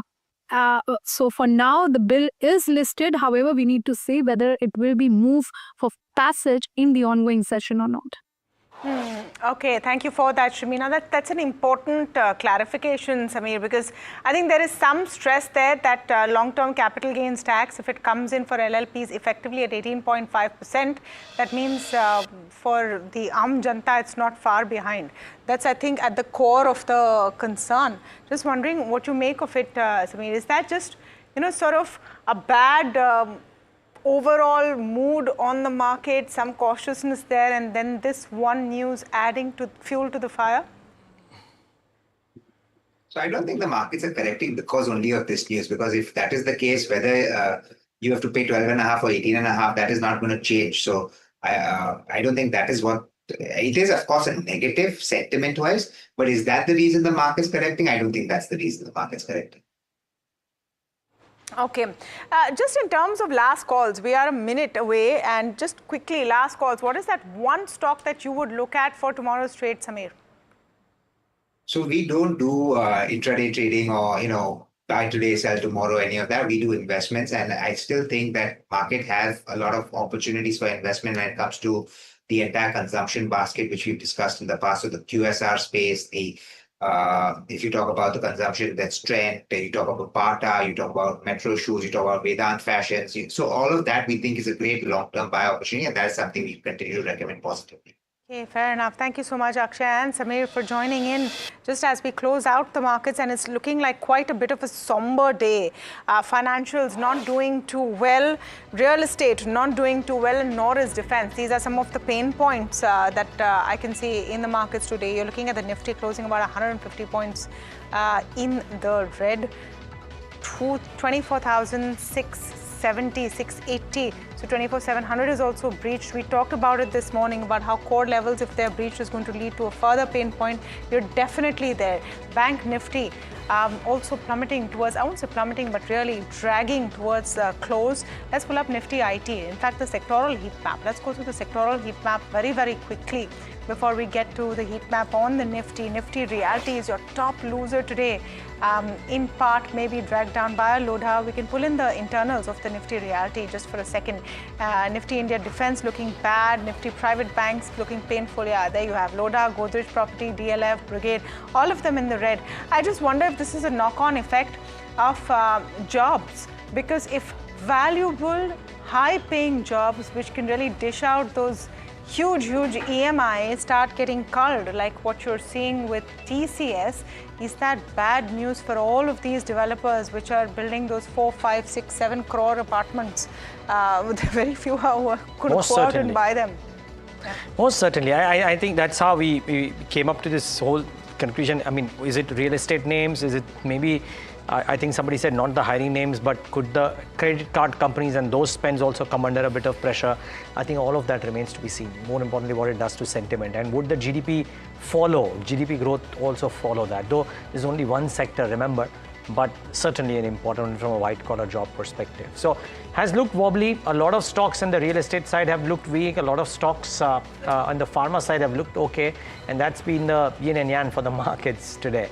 But with that, it's a wrap on this leg of India market close from Tamanna and me and the team that has put this show together. Thank you so much for tuning in.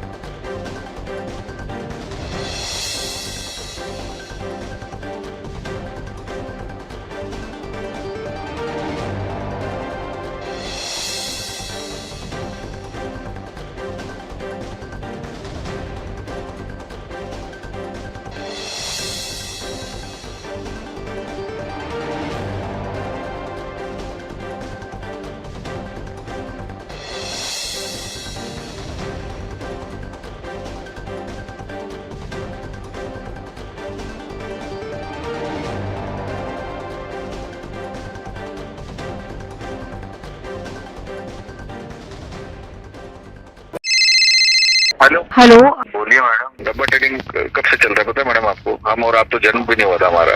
We investigated a shady advisory firm that has spent big bucks on advertising on the front pages of national dailies. ये आपको बिल्कुल उसका ऐसे हल्का सा भी खौफ नहीं है? मैडम एक बात को खौफ किस लिए रखना चाहिए ये तो बताओ, कौन सा गलत काम कर रहा हूँ मैं? After our report, we also saw NSE came out with a cautionary circular to the investors. Market Regulator Securities and Exchange Board of India has also come out with a release talking about the actions that it has taken. Cyber complaint has also been filed against the entities involved in this entire Dabba trading scam.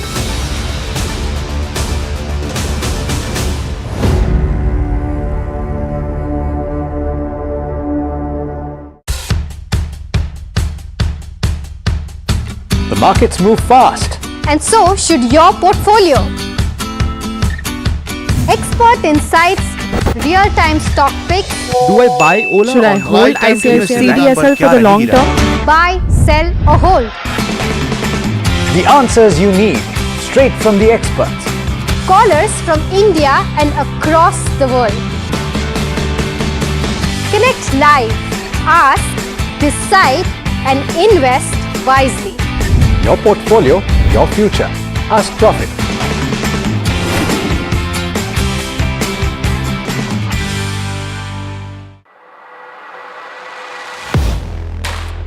Do you really know the company you invest in?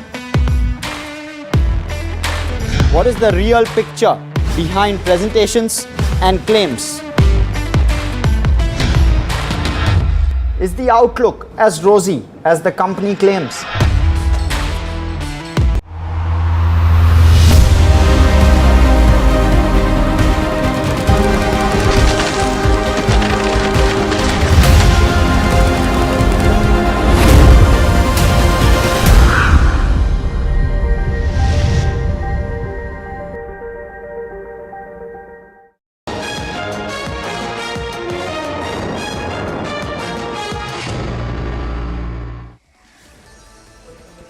Hello and welcome. You're watching Market Express and I'm your host Himakshi Bahuguna. Now let's get straight into the show.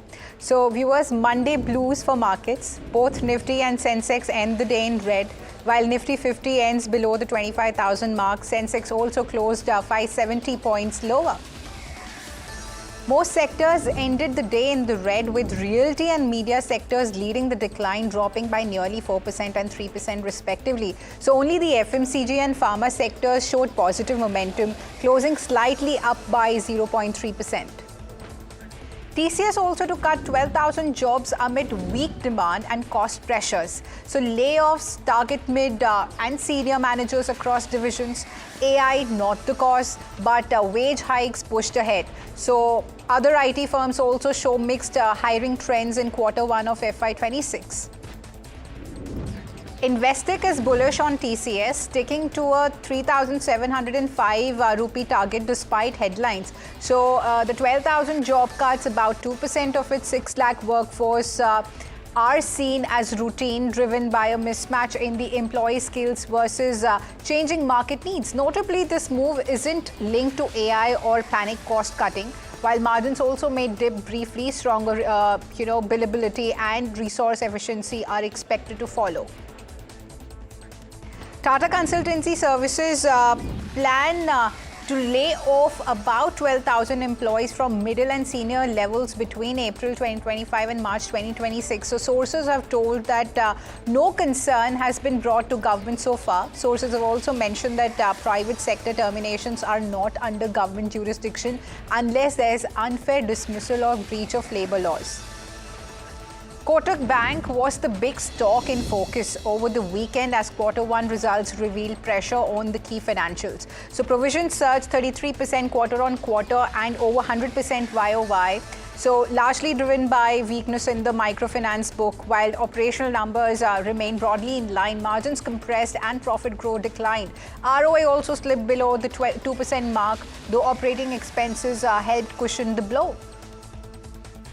Tamil Nadu Mercantile Bank reported a 6% rise in the Q1 of FY26. Net profit also, to 305 crore rupees, driven by a 90% drop in provisions to 8 crore rupees, despite a 12% decline in the operating profit to 412 crore rupees. So net interest income grew 2% to 580 crore rupees, but margins fell to 3.8%. Deposits rose 9%, and advances grew 10.4%.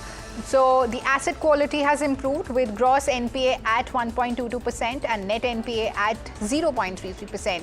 So the bank aims for 15% advance growth and 10 to 12% deposit growth in FY26, expecting NIM stabilization. Macquarie maintains an outperformed rating on Titan with a price target of 4,150 rupees, citing strong brand equity and growth potential in the UAE and Kuwait through the Damas acquisition. So the brokerage likes Titan's focus on premium designs and lab-grown diamonds. However, slower EPS accretion and the exclusion of the Gra franchise, which is 20% of Damas's sale, are seen as drawbacks. Acme Solar has delivered a blockbuster Q1 performance. Revenue surged 65% year-on-year to 511 crore rupees, while EBITDA jumped 68.5% to 458 crore rupees. Net profit skyrocketed to 131 crore rupees from just 1.4 crore rupees last year. So this is driven by scale efficiencies and new capacity. Margins have expanded to a stellar 89.6%, which is nearly 90%. Orient Cement has crushed expectations in Q1. Revenue rose 24.4% year-on-year to 866 crore rupees, while EBITDA nearly doubled to 182.6 crore rupees. Net profit also skyrocketed 459% to 205 crore rupees, and margins expanded to 21.1% from 13.8%. Premier Energies shines in the latest quarter with steady growth and rising efficiency. The company continues to expand its clean energy footprint, powering a brighter future while strengthening its bottom line. So revenue rose almost 10%, while EBITDA surged 53%. Net profit climbed 56% to 308 crore rupees, and the margins have expanded to 30%. J&K Bank posts strong Q1 numbers with a 17% jump in the profit and margins shrink as deposit growth beats the loan growth. So interest income is up, but cost of the funds have risen faster. So asset quality stays steady despite the NPA provisions. Laurus Labs zooms post Q1. Net profit zooms 13 times year-on-year on the CDMO-led growth. Revenue also jumps 31% with sharp rise in the EBITDA margins. Gross margins improve on better business mix, and API weakness partly offsets the gains in the generic FDF. Wockhart's novel antibiotic Zanuck grabs the global spotlight after saving a critically ill US liver transplant patient. Now, the patient had pan-drug-resistant infections, unresponsive to all the available treatments. So Zanuck cleared the infection in just 11 days, enabling a successful transplant and chemotherapy resumption. So the drug has completed phase 3 trials and targets a $25 billion global market. Brigade Group launches its new premium residential project, Brigade Avalon, in Bengaluru's Whitefield area. Now, this project spans 4.36 acres and features 206 carefully designed homes with spacious 3.5 and 4 BHK configurations. Brigade Avalon offers a bold architectural identity with private decks, light-filled interiors, and flexible home office spaces to suit modern living. So the development includes a grand clubhouse with premium amenities for all the age groups. GAIL Limited is filing an arbitration claim seeking up to 639.18 crore rupees plus interest against the Focus Energy Limited, iServices Investment Limited, and Newbury Oil Company Limited. Now, the claim have actually, arisen from the non-supply of makeup gas and a shortfall in the supply of gas under 2009 gas sale and purchase agreement. So GAIL has formally submitted its statement of claim to the arbitrator, asserting that it's right to recover damages for these supply failures. Recently, the Delhi High Court has also directed the respondents to secure 158 crore rupees through a bank guarantee or assets to project GAIL's claims during the arbitration. Now, this legal move asserts GAIL's commitment to enforcing contractual obligations and protecting its financial interest amid the dispute. Dr. Reddy's Laboratories has made a significant investment of 565 crore rupees in its Russian arm. So Dr. Reddy's Laboratories LLC Russia which is acquiring a 45.19% equity stake. Now, this infusion has completed on July 25th and is aimed at supporting the working capital requirements of the Russian subsidiary. So DRL Russia has demonstrated strong business performance with a reported turnover of about 2,347 crore rupees for the fiscal year of 2024-25. Now, this investment reflects Dr. Reddy's commitment to expanding and strengthening its presence in the Russian pharmaceutical market. Citi maintains a buy rating on Mahindra & Mahindra, raising its target price to 3,810 rupees. The firm highlights strong momentum in both M&M's utility vehicles and the tractor segments. So tractor sales have benefited from a healthy harvest season, while UVs are also performing exceptionally well, firing on all cylinders. M&M's volume growth is notably stronger compared to its peers, reflecting robust demand and solid rural market traction. J&K Bank reports its Q1 performance with key takeaways showing a sequential dip in the margin, faster deposit growth compared to advances, and a decline in the yield coupled with a rise in the cost of funds, while asset quality remains largely stable. So year-on-year, interest income has risen 9% to 3,268 crore rupees. Within the interest expense, actually the interest expense going up 11% at 1,802 crore rupees, and net interest income also has improved 7% at 1,466 crore rupees, and operating profit grows 13% to 673 crore rupees. Steel Authority of India reports its Q1 results with revenues declining 11.6% at 25,922 crore rupees. Now, just missing the estimates of 25,790 crore rupees there.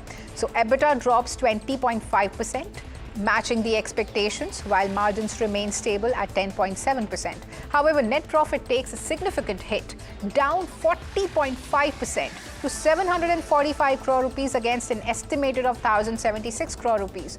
Now, this sharp decline is actually mainly due to an increase in stock in trade as SAIL proactively stocks raw materials.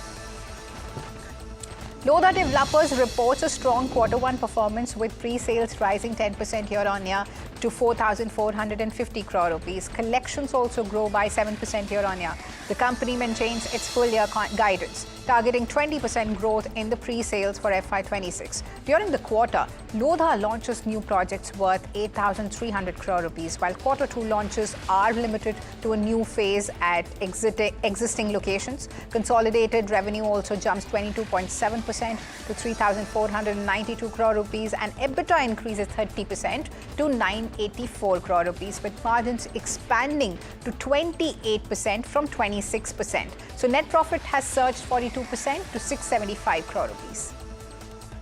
RPG Life Sciences has reported a challenging Q1 performance with mixed business segments. The domestic formulation business grows 9.5%. The API business takes a hit, declining 22.4%. Overall, the revenue edges up 2.1% to 169 crore rupees. So net profit also sees a marginal increase of 1.8% to 26.3 crore rupees. GMDC reports muted numbers for Q1, with a slight dip in the margins, and profit also impacted by a decline in the revenue quarter-on-quarter. So the sales volume have dropped nearly 9.6%, which is reflecting a softer demand. Year-on-year revenue have also fallen 6.8%, while the EBITDA has decreased 12.6%. Margins have contracted to 23% from 24.6% previously. So net profit takes a sharper hit, declining 27.6% to 164 crore rupees. Overall, GMDC faces top-line pressures and margin compression in a challenging quarter. Car trade delivered a robust Q1 performance, marked by impressive double-digit growth across the key metrics and strong margin expansion. The company has capitalized on its solid momentum in its remarketing and consumer segments, while the OLX continues to shape into a strategic growth lever, and that also makes it the stock of the day. Adani Green Energy reported a robust Q1 of FY26 with consolidated net profit soaring 60% year-on-year to 713 crore rupees from 446 crore rupees. Revenue jumped 36% to 3,800 crore rupees, which is up from 2,794 crore rupees, driven by a 41% increase in the operational capacity to 15,816 megawatt. So EBITDA has risen 28% to 3,042 crore rupees, though the margins have dipped to 80.1% from 85.1% due to higher expenses. The company has added that 3,135 megawatt in greenfield capacity, including solar and wind projects, reinforcing its leadership in India's renewable energy sector with a 50 gigawatt target of by 2030. Zen Technologies reported a 38% drop in Q1 of FY26 net profit to 47.8 crore rupees from 76.8 crore rupees, with revenue also down 37.9% to 158 crore rupees. So EBITDA has fallen nearly 42% to 65 crore rupees, and margins have contracted to 41% despite the dip. The company has maintained a debt-free balance sheet and a 754 crore order book management, which is led by Ashok Alturi. Atluri views this as a temporary adjustment, targeting 6,000 crore rupees of revenue over FY26 to 28. So the acquisition of TISA Aerospace bolsters its UAV capabilities with 150 crore rupees in the new order secured. US President Donald Trump announces a new trade deal with the European Union, calling it a good deal for everybody. So after high-stake talks in Scotland with EU chief, the US imposes a 15% tariff on EU imports. Now in return, the EU pledges $600 billion in investments and $750 billion in energy purchases. Now both the leaders hail the agreement as a breakthrough aiming to end a long-standing transatlantic trade dispute. The $2 trillion US-EU trade deal is turning heads across the global markets, especially in India's auto sector, with car tariffs slashed to 15% from 27.5%. Top Indian players like the Tata Motors, Samvardhana Motherson, Sona BLW and Bharat Forge are poised to benefit. Now for Tata's JLR unit, exports from the Slovakia now face lower duties, while Bharat Forge and Sona BLW could actually see improved margins on their hefty US-bound exports. Now this tariff reset configures supply chains and offers a competitive edge to Indian firms with transatlantic exposure. Bharti Airtel's data center division, NXTRA, has signed an agreement with Ampin Energy to procure an additional megawatt hours of hybrid solar and wind energy. Now, this renewable power will be sourced from plants connected to the interstate transmission system, and exchange filing says that the deal supports NXTRA's goal to increase the use of sustainable energy in its data centers to reducing its carbon footprint. The Tata Sons board is set to meet ahead of the annual general meeting scheduled for August 14.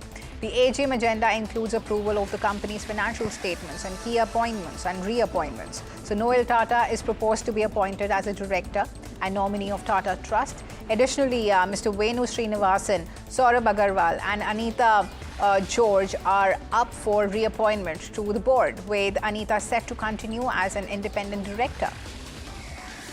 Amber Group's, through its subsidiary, has signed agreement to acquire about 40.24% of Israel-based Unitronics. Now, this deal is signed for 400 crore rupees. Now, the acquisition is also scheduled to complete within 2 months.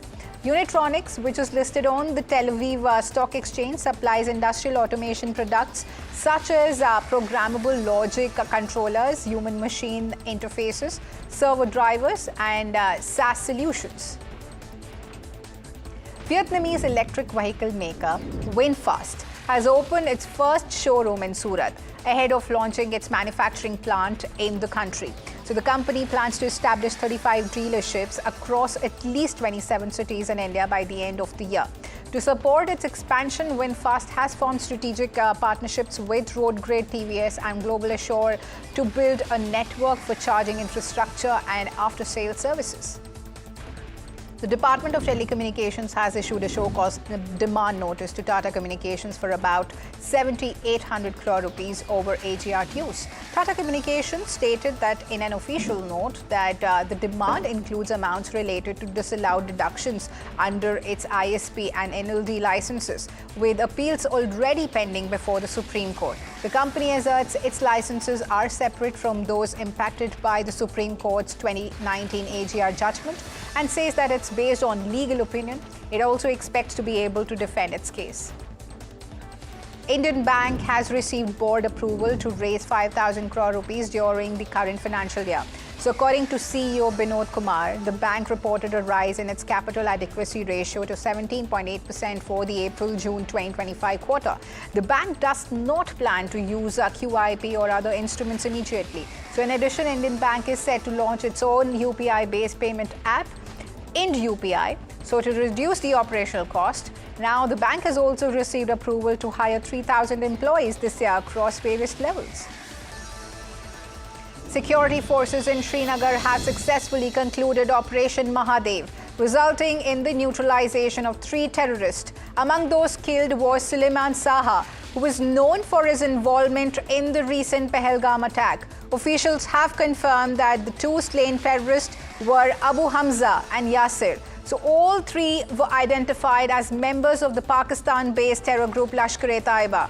Following the operation, security personnel are conducting thorough checks of the commuters in the vicinity to ensure the safety of the area and maintain vigilance. The Delhi government is set to launch its Logistics and Warehousing Policy 2025, aiming to ease congestion, lower pollution, and improve the trade efficiency. The draft policy proposes creating dedicated logistic hubs, green firefighting corridors, and also deploying technology-driven solutions to the streamlined goods movement. Now, Delhi now handles about 10 lakh tons of freight daily via nearly 1.93 lakh vehicles. So, key measures include relocating warehouses to city outskirts and switching last-mile deliveries to electric and CNG vehicles. Thailand and Cambodia agree to immediate ceasefire for their border conflict. The fighting, which flared up last Thursday after a landmine explosion, has displaced tens of thousands of people on both sides of the border. Over 2 lakh villagers have evacuated their homes, with many now staying in the temporary camps.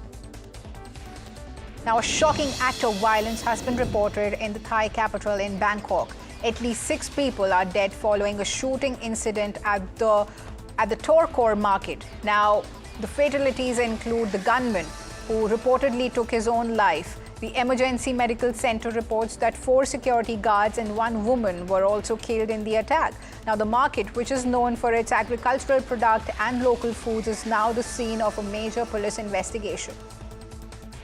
A regional passenger train has derailed in southern Germany, resulting in at least 3 deaths. Investigators are looking into the cause of the derailment. Around 100 people were on board the train when 2 carriages went off the tracks. Now, the crash happened after storms passed through the area. Authorities are working to determine if the weather has anything to do with it.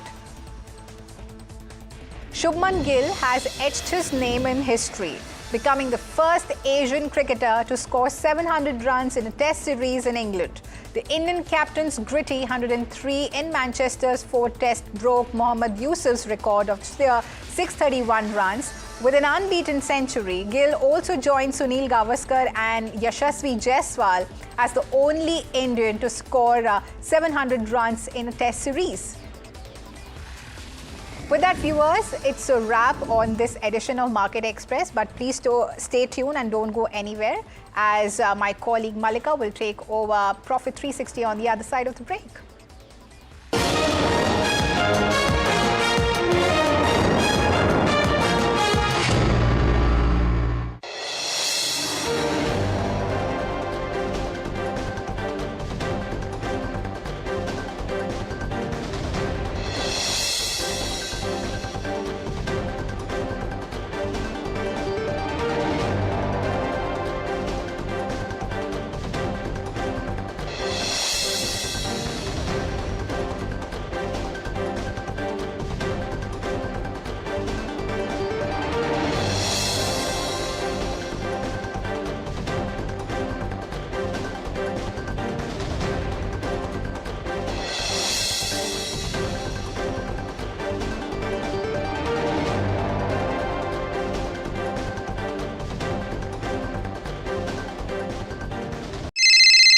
Hello hello बोलिए madam, डब्बा trading कब से चल रहा है पता है madam आपको? हम और आप तो जन्म भी नहीं हुआ था हमारा।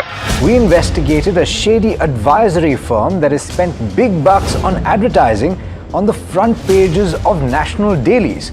ये आपको बिल्कुल उसका ऐसा हल्का सा भी खौफ नहीं है? मैडम एक बात को खौफ किस लिए रखना चाहिए ये तो बताओ, कौन सा गलत काम कर रहा हूँ मैं? After our report, we also saw NSE came out with a cautionary circular to the investors. Market Regulator Securities and Exchange Board of India has also come out with a release talking about the actions that it has taken. Cyber complaint has also been filed against the entities involved in this entire Dabba trading scam.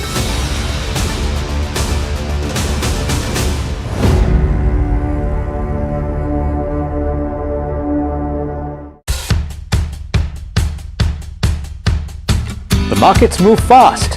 And so should your portfolio. Expert insights, real-time stock picks. Do I buy Ola? Should I or hold lifetime ICICI investment? CDSL for the long term? Buy, sell or hold. The answers you need, straight from the experts. Callers from India and across the world. Connect live, ask, decide and invest wisely. Your portfolio, your future. Ask Profit.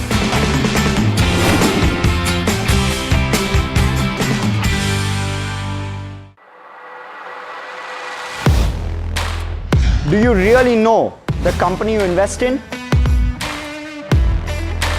What is the real picture behind presentations and claims? Is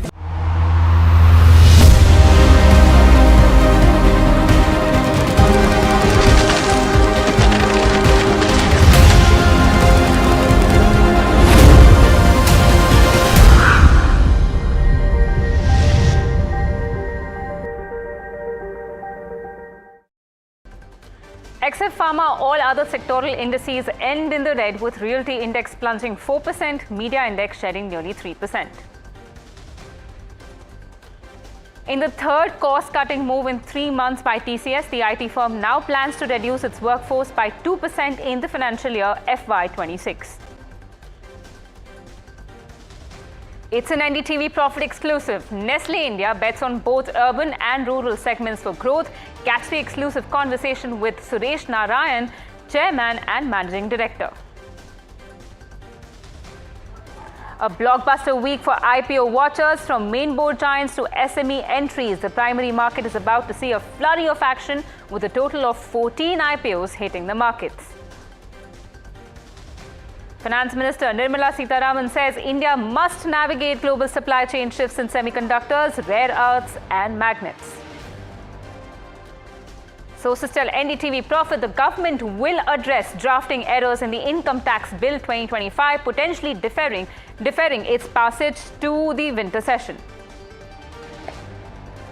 Suleiman Saha, a Lashkar-e-Taiba terrorist identified as the mastermind of the April 22nd terror attack, gunned down in an encounter near Srinagar this morning. Operation Mahadev also neutralized 2 other terrorists, Abu Hamza and Yasir.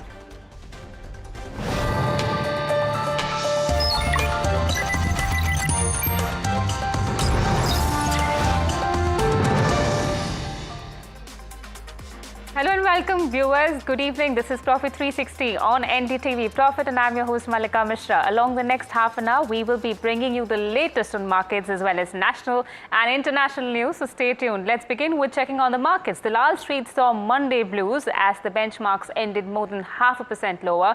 Nifty IT extended its decline for third consecutive session. All indices except FMCG and the pharma sector closed in the red. Mid and small cap indices underperformed the benchmarks. Let's now go across to my colleague Puneet Javeri for a detailed roundup of the market action.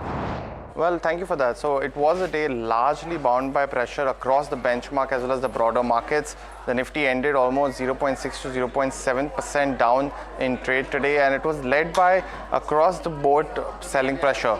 When you look at the mid-cap 150, we also saw selling pressure led by the Nifty Realty. So we saw stocks like Godrej Properties, SBI Cards, amongst others, that were the top losers of the day. We've also seen pressure on the Nifty small cap as well. So hence the benchmark indices largely outperform the broader markets, and it's a trend that we've seen happening across the board now, but still a negative trend to say the least, because ever since we've broken the 25,000 as a support on the Nifty, that selling pressure has been incessant. So when you look at some key sectors as well, the Nifty IT was largely in news. While it was recovered, by the end of the trading session, we saw pressure largely led by what happened with TCS.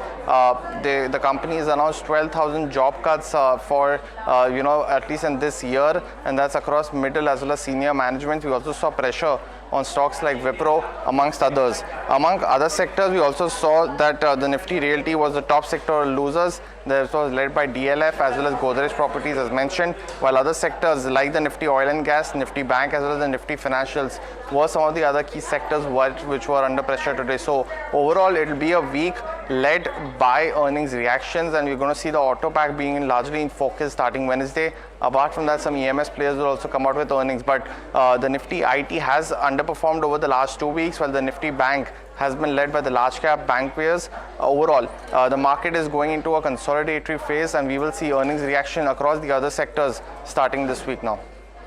Right, Puneet, thank you so much for helping us understand how the markets fare today. Domestic investment flows in India are showing no signs of slowing down, and as long as those flows keep coming, Indian markets will continue to prosper. That's what Nepean Capital's Gautam Trivedi told NDTV Profit. Let's listen in.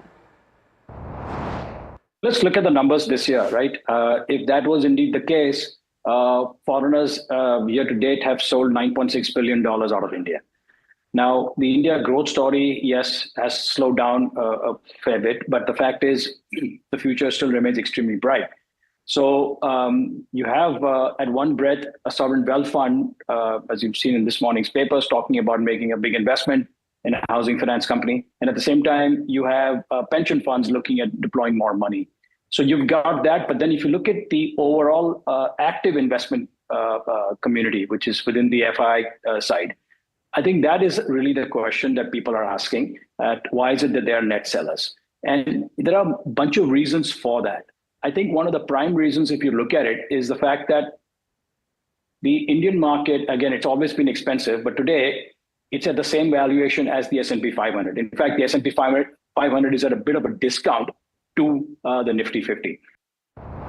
And let's get you an update on some of the earnings. Adani Green's Q1 profit saw a 60% uptick. The company's total revenue from operations rose 36% to 3,800 crore rupees during the quarter from 2,794 crore rupees last year. Let's bring in my colleague Hero for more on this.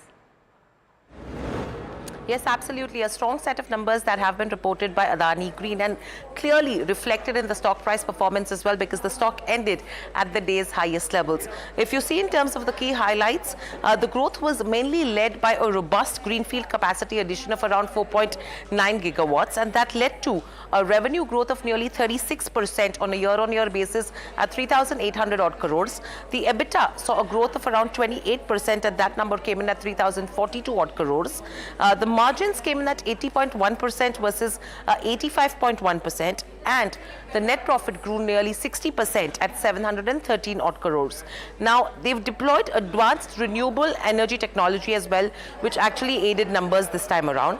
The plant performance also has been superior, and they've deployed new capacities in resource-rich sites, and this is what has led to this kind of growth. If you compare on a sequential basis as well, the numbers have been absolutely strong. And if you talk about the profits, a good surge of nearly 115% is what you've seen, and the revenues have jumped nearly 24%.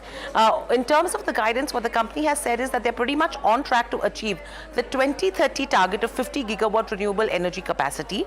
Now, at least 5 gigawatt of hydro pumped storage plus battery storage is what they're looking at, and battery storage will be a key part of their future strategy. Talking about further development, 30 gigawatts of renewable energy plant is what they're developing at Khavda. So strong guidance coming in there, strong performance on the sequential and on a year-on-year basis, and that is what has aided the stock price as well, which ended at the day's highest levels. Right, Hiral, thanks for that. And Bharat Electronics, viewers, delivers a healthy performance in Q1. The company's net profit rose 22.6% year-on-year to 970 crore rupees, backed by strong operational gains. Revenue was up 4.6% as well at 4,440 crore rupees, and EBITDA saw growth of more than 30% to 1,238 crore rupees, showing better cost control and also efficiency. Margins also see a solid jump, improving to 27.9% from 22.3% a year ago.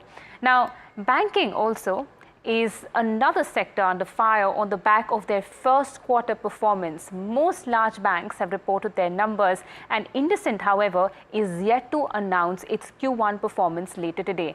Let's get in back my colleague Hiral to let us know what is expected out of IndusInd Bank's Q1 earnings.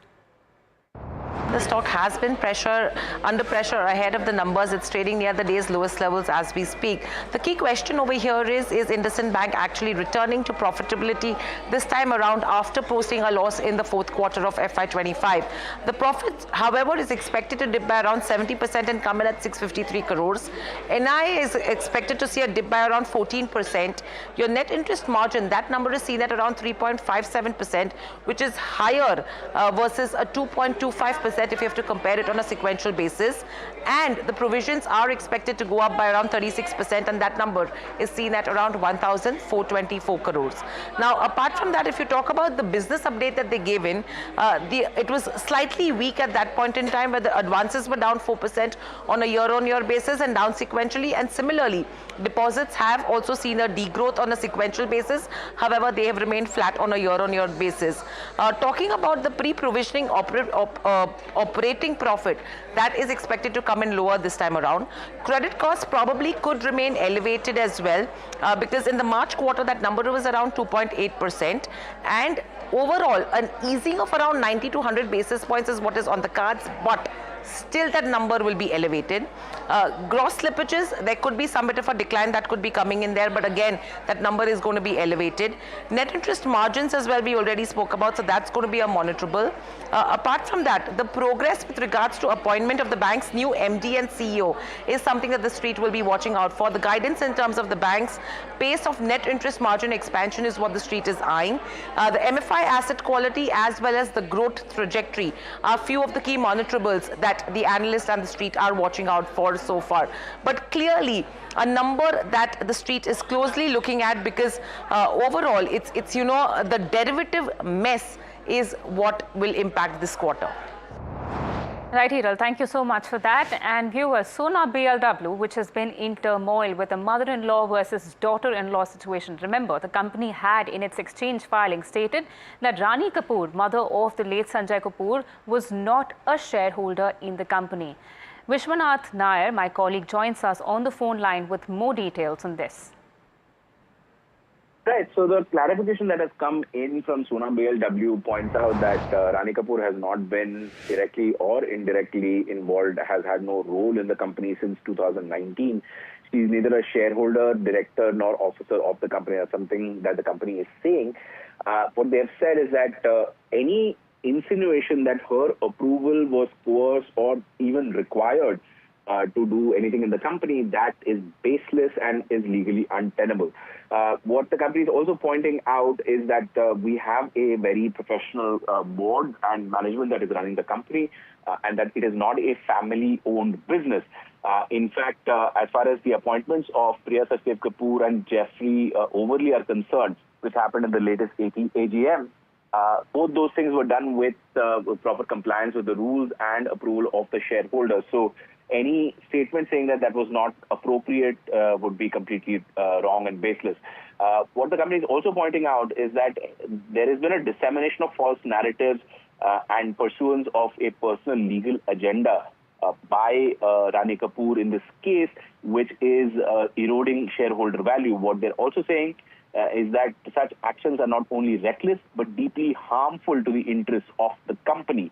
So clearly a very strong statement coming in from Sona BLW opposing any of the insinuations that have been made by Rani Kapoor. Remember, Rani Kapoor's lawyer, who spoke to NDTV Profit exclusively, was talking about the fact that there was a lot of doubt about how these approvals were taken from her. and that she has been raising this issue and had requested that the AGM be postponed. Whether they will take the legal route or not, that is something that we'll watch out for next. Right, Vishwanath. Thank you so much for giving us that update on the clarification coming in from Sona BLW.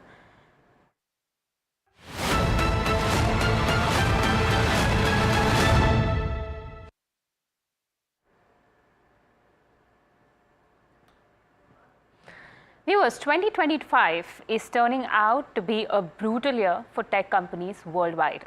A sector which was once regarded as the cornerstone of job security and was a path towards upward mobility now finds itself in the middle of a seismic shift. July began with Microsoft announcing that it is laying off around 9,000 people from its workforce, followed by Intel as well. Back home in India, if you focus the picture here, TCS is the latest tech company to join the list. In fact, TCS, one of India's biggest IT giants, Tata Consultancy Services, fell nearly 2% for the day in trade today. Before we delve into the recent TCS job cuts, I will quickly go across to my colleague Himakshi, who will join us to first break down the recent wave of tech layoffs. Absolutely, Malika. So another major blow to the Indian IT sector there. TCS is laying off about 12,000 employees, or 2% of its workforce, if we can say. So the company says that the move will help it become future ready. As AI adoption accelerates, demands slows, and cost pressures mounts. But employee unions allege that the staff are being pressured to resign, and which also sparks calls for resistance there. But this comes on the heels of Intel's massive restructuring in July as well, slashing up to 15% of its global staff, or nearly 24,000 jobs. Now closing its automotive chip unit and cutting fabrication teams also across the US and Israel. Let me just also highlight that earlier this month, Microsoft announced its third round of layoffs this year. Now, removing about 9,000 roles, especially across the cloud, gaming and hardware, and even as it doubles down on AI. And Meta also cut 8,000 jobs in mid-2025, citing cost constraints despite hiring aggressively for AI roles. Now, this doesn't actually really stop here. Between April and May, Microsoft let go of over 6,000 employees, while TechCrunch also recorded over 24,500 tech layoffs in April and another 10,000 plus in May.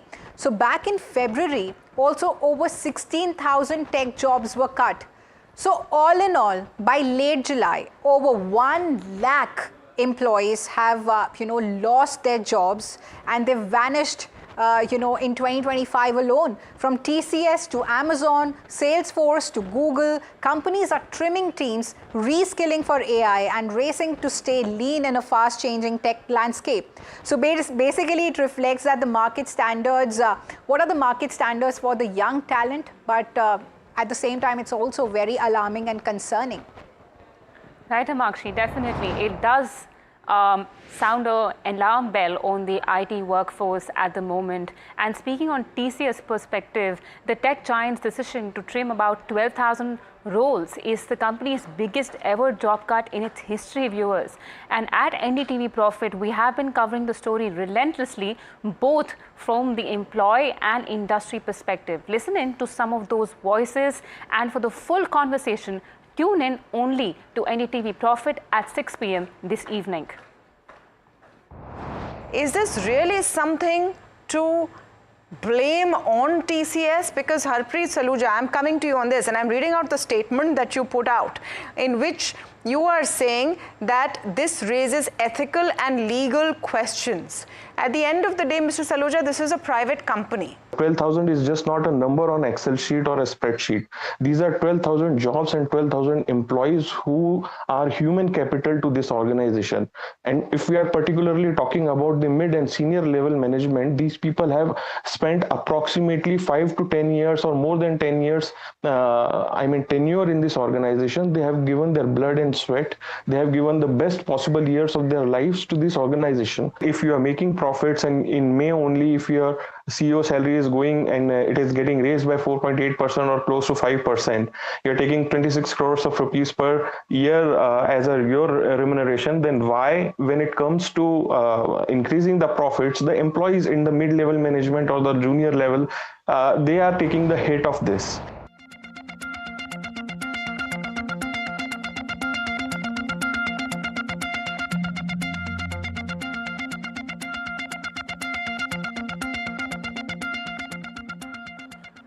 And big news from the world of automobiles. Members of the FADA, which is the Federation of Automobile Dealers Association, are asking the Reserve Bank of India for help.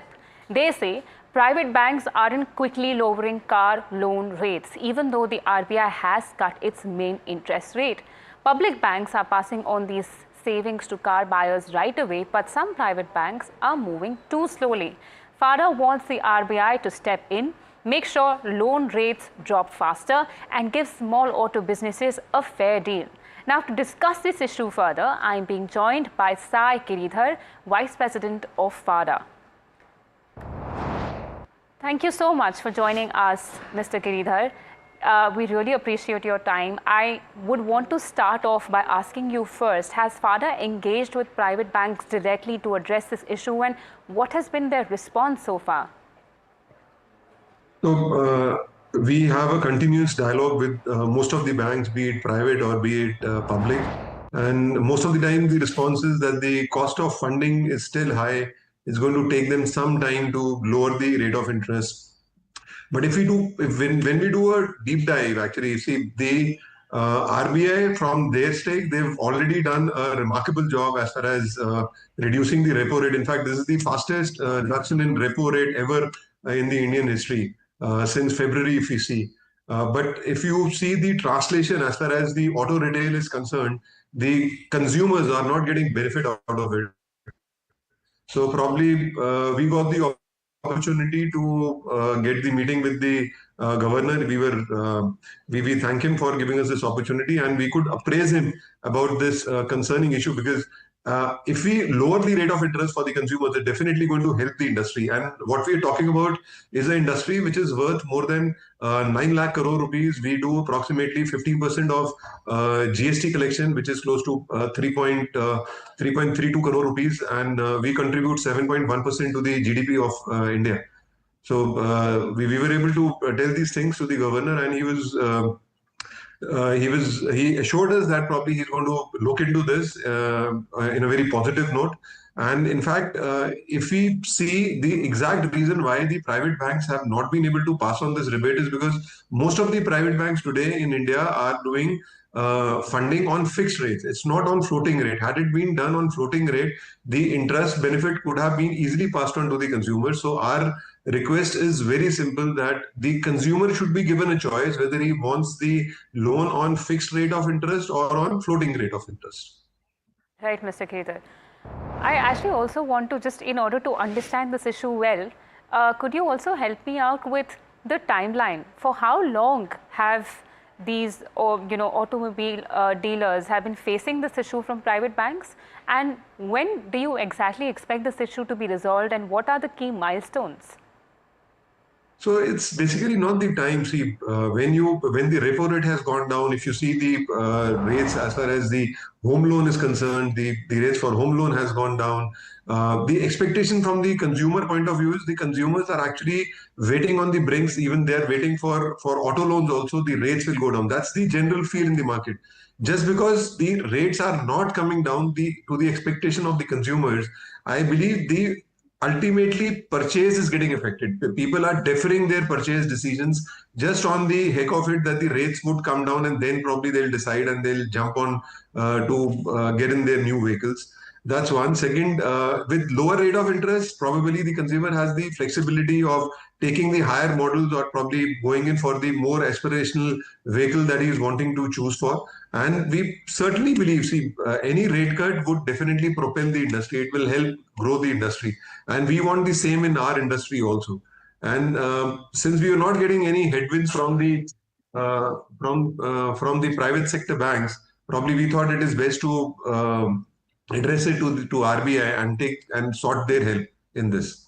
Yes, that definitely, that definitely makes sense, Mr. Giridhar.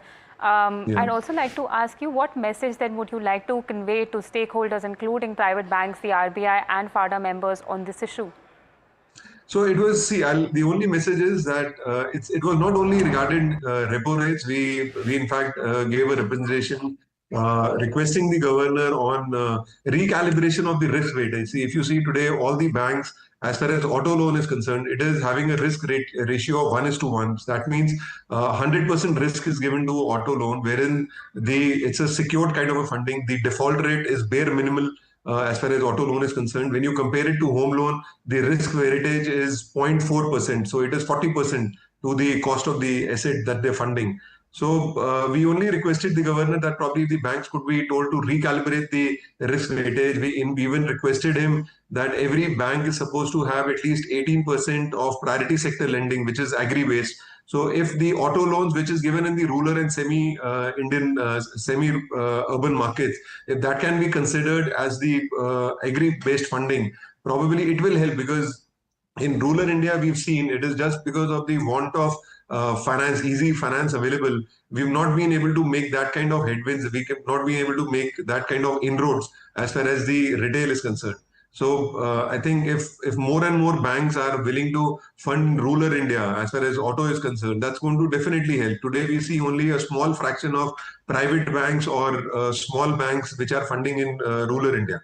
So, and credit card charging of credit card fees, which is done by banks, that's also on a very high side. So we requested the RBI that for debit card there are norms from RBI.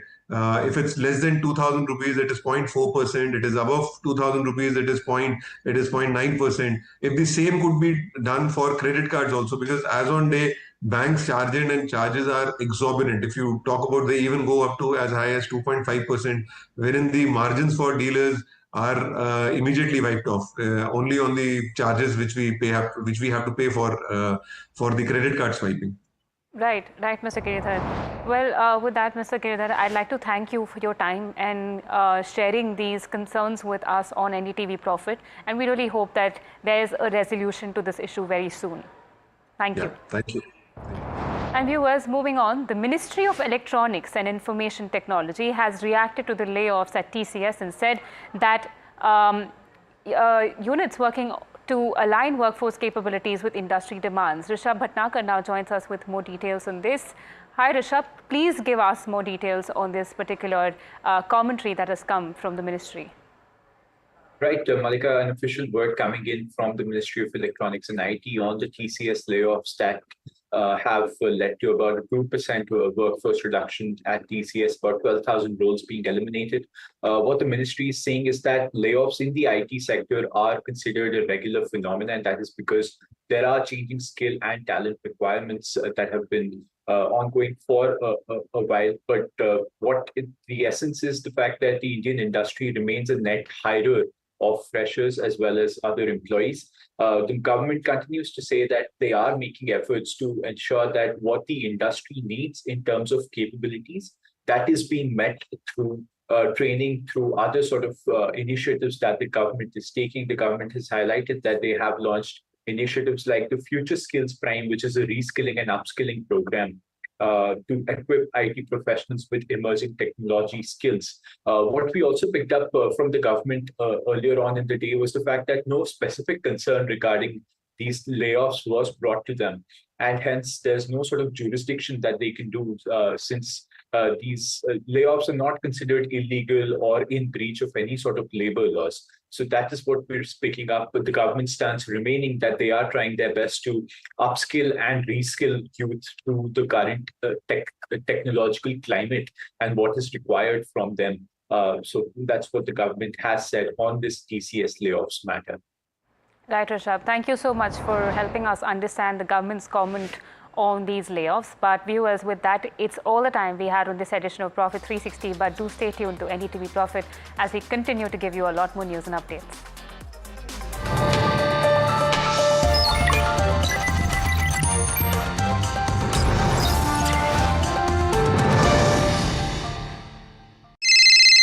Hello hello बोलिए madam, डब्बा trading कब से चल रहा है पता है madam आपको? हम और आप तो जन्म भी नहीं हुआ था हमारा। We investigated a shady advisory firm that has spent big bucks on advertising on the front pages of national dailies. ये आपको बिल्कुल उसका ऐसे हल्का सा भी खौफ नहीं है? मैडम एक बात को खौफ किस लिए रखना चाहिए तो बताओ, कौन सा गलत काम कर रहा हूँ मैं? After our report, we also saw NSE came out with a cautionary circular to the investors. Market Regulator Securities and Exchange Board of India has also come out with a release talking about the actions that it has taken. Cyber complaint has also been filed against the entities involved in this entire Dabba trading scam.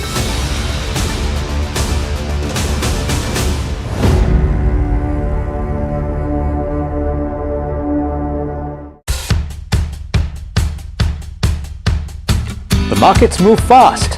And so should your portfolio. Expert insights, real-time stock picks. Do I buy Ola? Should I or hold lifetime CDSL for the long term? Buy, sell or hold. The answers you need, straight from the experts. Callers from India and across the world. Connect live, ask, decide and invest wisely. Your portfolio, your future. Ask Profit.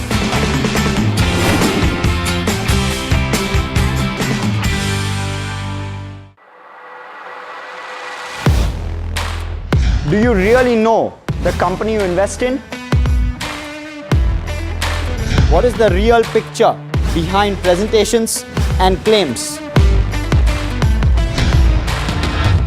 Is the outlook as rosy as the company claims?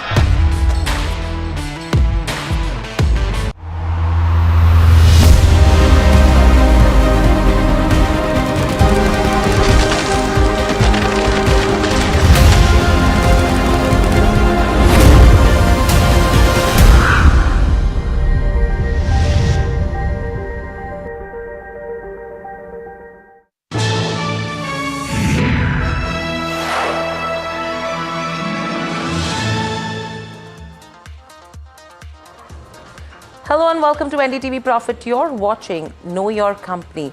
Today on KYC, we are looking at Lodha Developers. The reason why we've picked a Lodha Developers is on the back of Q1 earnings, a good set of numbers that the company has reported on a year-on-year basis, but a sequential decline that has come in here.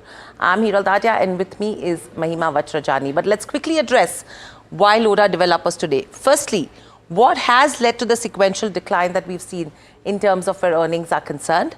On point number 2, the other question that we will ask the management is about the India-Pakistan war. The management has indicated that this did lead to around 2 weeks of downtick in terms of execution. So how much is the impact in terms of quantifying it if you have to look at the financials? On number 3, you're talking about the first quarter FY26 pre-sales. That number is below the guidance.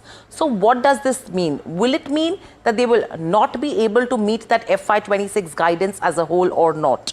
On number 4, the auditors have flagged non-compliance for NCDs.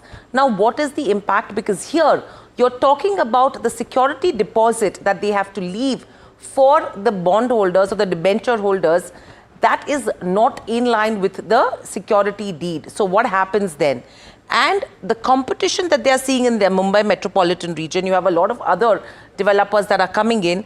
The strategy, what they are going to look at in terms of Bangalore and Pune also is going to be crucial.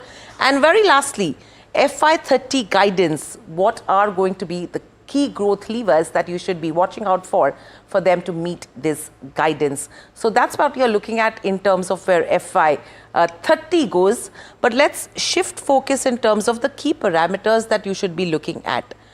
Firstly, before the parameters, we look at about the company in terms of what the company is doing in trade. Firstly, as we know, Lodha established in 1980s. It's one of India's leading real estate developer.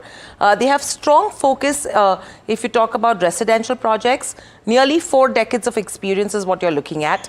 They cater mainly to luxury as well as premium, and they've rebranded itself from Macrotech developers to Lodha developers. And this is after the stew, that Lodha developers had with House of Abhinandan Lodha. Moving on, apart from this, if you talk about the other details, the markets that they operate in, Mumbai around 10% market share is what they had in FY24. Their flagship, and this is their flagship and dominant market, and the largest contributor to the pre-sales. If you talk about Pune as well, that's the second market that they operate in, third largest in Pune, and they're growing fast over there. Over 11% of their gross development value is planned from the Pune market. Moving on, when you talk about Bangalore as well, they've entered Bangalore in November 2023, and recently they moved from pilot to growth phase in the Bangalore market. They're around 4% of their FY25 pre-sales comes in from Bangalore, and they're aiming for 15% market share in the medium term from the Bangalore market. So hence we've said that strategy with Pune and Bangalore is going to be crucial for Lodha developers. Very quickly, if you talk about their split, in terms of Pune 14%, Bangalore is 7%, and largest 70% comes in from the Mumbai metropolitan region so far, Mahima. Right, so it's interesting because almost 75, so a lot of concentration in the MMR, which is actually heating up in terms of competition. So that's an interesting question to ask the management as to how competition is shaping up. But in terms of the key offerings, of course, residential real estate is their core business. Luxury premium is something that they concentrate on only in luxury and premium housing.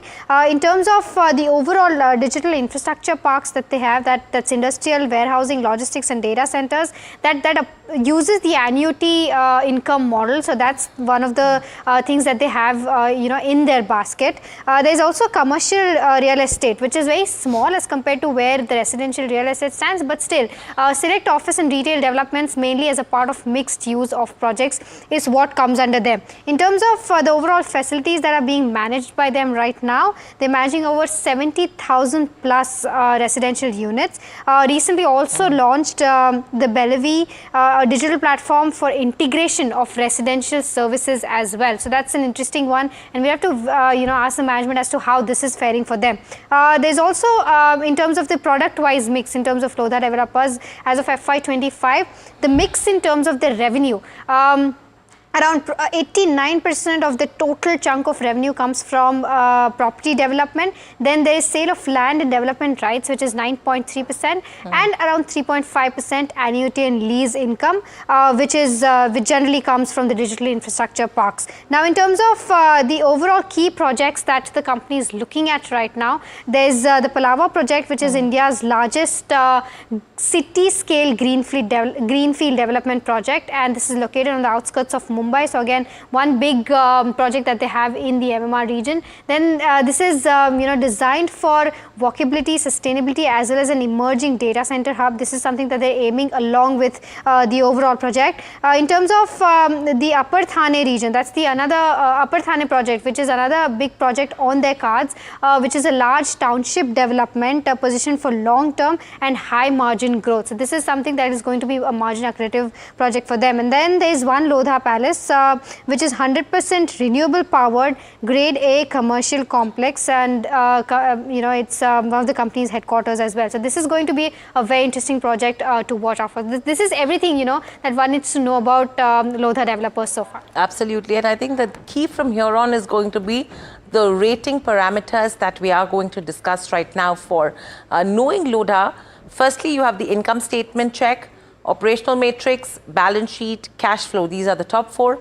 Moving on, we will be talking about their shareholding, their street credentials, the street coverage, as well as the outlook that the company has from here on. But let's start with the first one, which is the income statement. If you look at the revenue, EBITDA, margins, and net profit, that's the crucial aspect wherein you've seen a growth of around 14%. That's the 3-year CAGR. EBITDA has seen a growth of around 15%. Again, that's the 3-year compounded growth. Margins have been in that range of 35 to 36%. So that there you've seen some bit of stability that has come in. And the profit has grown faster than your revenue, which has seen a growth for almost around 30% on a 3-year compounded basis. So a strong number coming in on that front. Your margin trajectory, if you talk about it, that range again has been between 31.4%, which they achieved in FY23, to a high of around 36.1%, which they achieved in FY25. The first quarter of FY26, if you talk about that, the margin has been in that 28 to 29%. Now, whether they are able to cover up this gap in the next 3 quarters is the question that we need to check with the management, because if they are not able to do that, there's a potential for them to miss that 31 to 36% kind of a band trajectory as well. Moving on, if you see in terms of what has not worked, sequentially, they've seen a degrowth in terms of revenue, EBITDA, margins, and profitability. And I think that's what the street is reacting negatively to, because year-on-year basis, it's a strong number that the company has reported. Revenues have seen a growth of around 20 to 22%. Margins have expanded and come in at around 28.2%. And your net profits have seen a jump of almost 42%. So year-on-year, good growth. Sequentially, there has been a downtick, but I think the management will be here to answer that question. But overall, a thumbs up.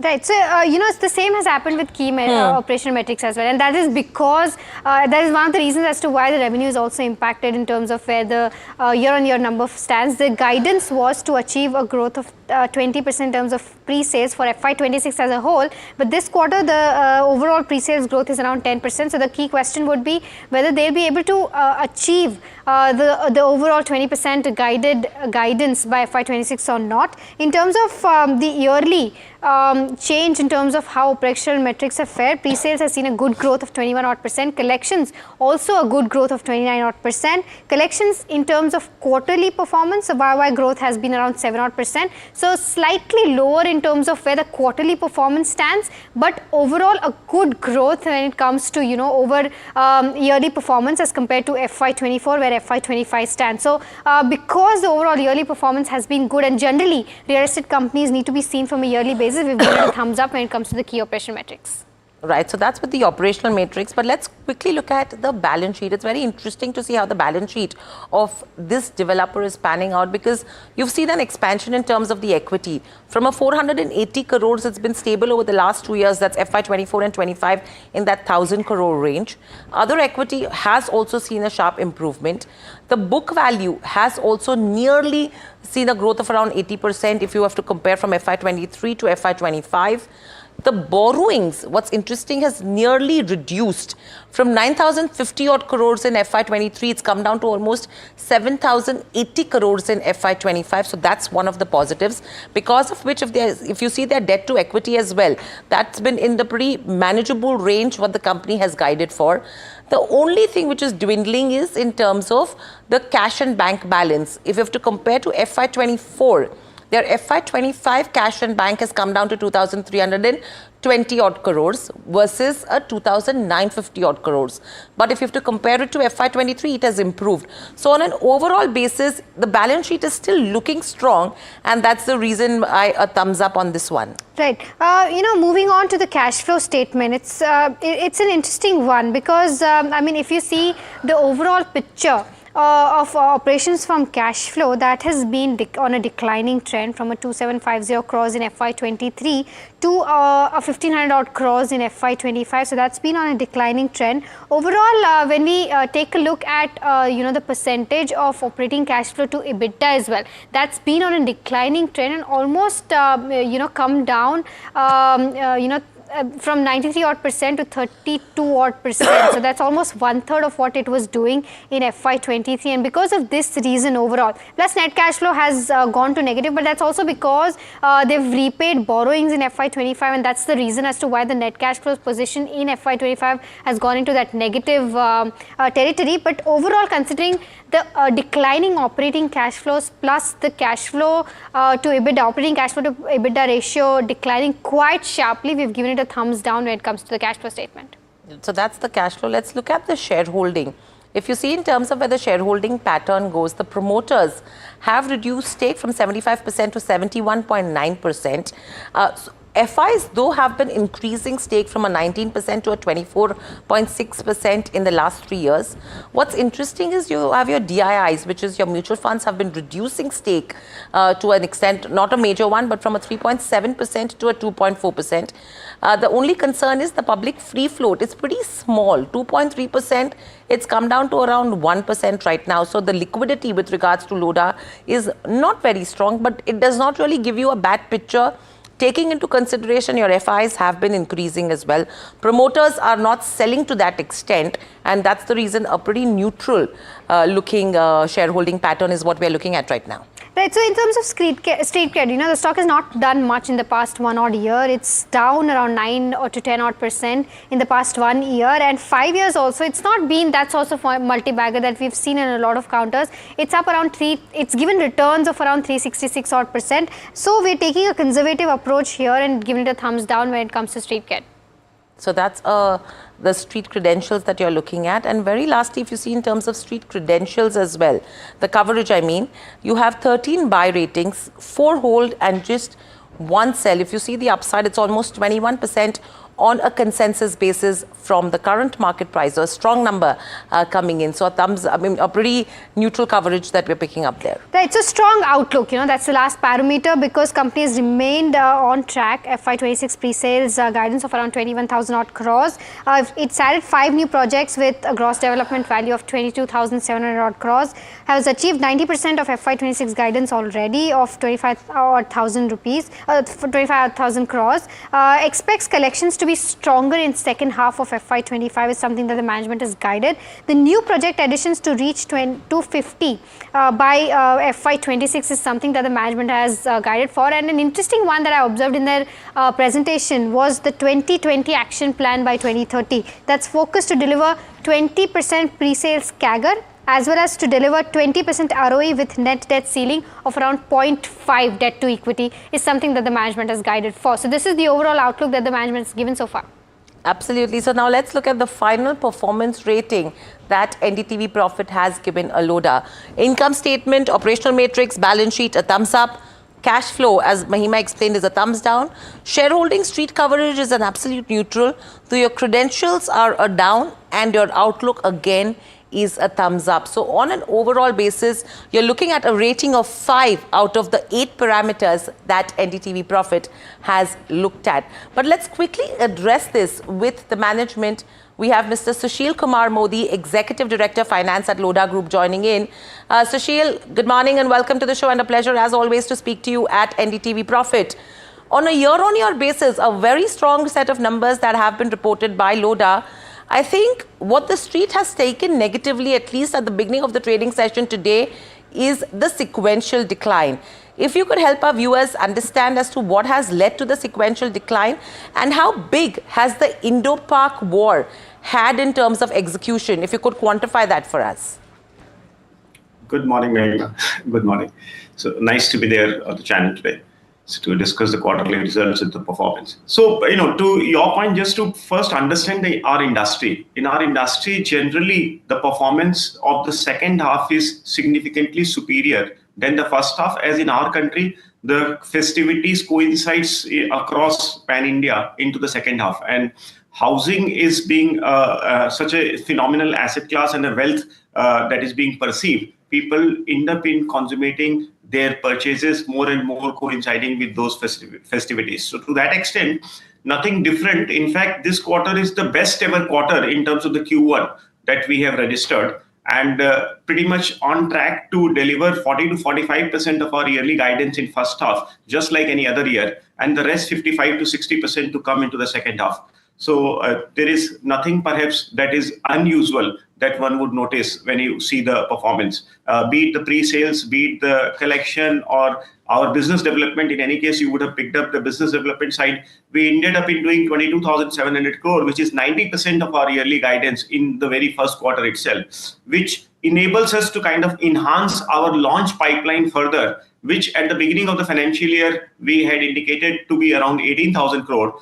But for the fact that we have ended up in doing such a large scale business development in Q1, the total launches for the year as a whole has got enhanced to 25,000 crore from 18,000 crore, of which 8,000 crore we have already launched in Q1, and the rest, another 17,000 crore, is to come in the next 9 months. So thereby the launch pipeline is very, very robust. So Sushil, we'll talk about the launch pipeline, but my key question over here is, you did mention that the 2 weeks of uncertainty due to the India-Pakistan war did have an impact. Otherwise, you would have performed much better.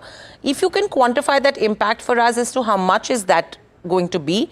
And secondly, will it have any impact on your full year FY26 guidance? Because the pre-sales growth, yes, it's 10% to around 4,450 crores, which is below the company's 20% full year guidance. So is there any possibility that the 21,000 crore target could potentially be missed because of this impact? So you said right. So to the extent our business being so granular, wherein we look for our sales week on week basis, and in fact our business perhaps amongst in the industry is one which is less and less to talk about the launches, but more and more to talk about the sustenance sale that we achieve week on week. Our sustenance sales up till last year was more like 250 odd crore on a weekly basis, which we have now enhanced and getting to the trajectory of more like achieving 300 crore. So if you see that, then to the extent we had some bit of a geopolitical tension within the country in last quarter that we are all aware of, automatically to say that the consumers ability to move around or think about consummating their purchases has got depleted then in those 2 weeks, and to that extent the sales of those 2 weeks did got impacted. So isn't it fair to say that perhaps we could have achieved another 3-4% higher sales, and thereby instead of growth of 10% potentially would have been more like 13-14% growth YOY? Yes, definitely it would have been possible, but nonetheless, knowing pretty well that the 9 months are still ahead of us and the launch pipeline being so strong, the interest rate trajectory having gone down significantly, as we know, RBI has reduced the interest rate by around 150 bips in last 6 months, right? And the income tax benefit also kicked in this year by the government. Correct. So all of those combined creates a phenomenal environment for a brand like us to deliver and capture the demand that is humongous sitting into the country. So we remain absolutely confident of achieving 21,000 crore sales guidance that we have given for the year. Okay. Mr. Modi, just want to get your sense on competition. Just give us a sense of what's the kind of market share right now that you garner in the MMR region, and considering the entire space of MMR region is heating up when it comes to competition, especially in the luxury and premium space, what's the outlook like? Do you see some threat when it comes to competition? Frankly, we need to understand the industry a bit differently. The fact of the matter is this industry is going for a robust consolidation.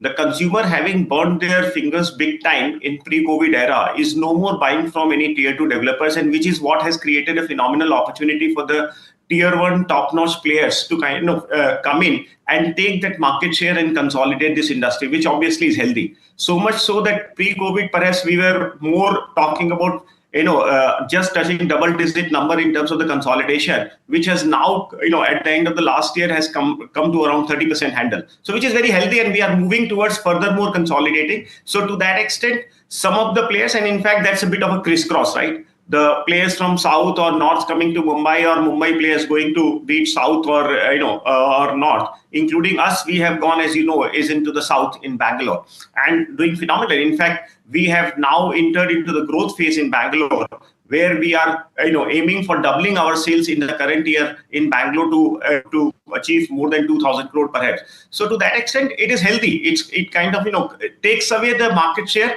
and make the so-called tier 3 and tier 4 players out of the system, and creates a healthy pipeline, thereby the supply and demand all being sanitized. So that's healthy. Okay. Sushil, my last question coming to you is your 2020 action plan by 2030.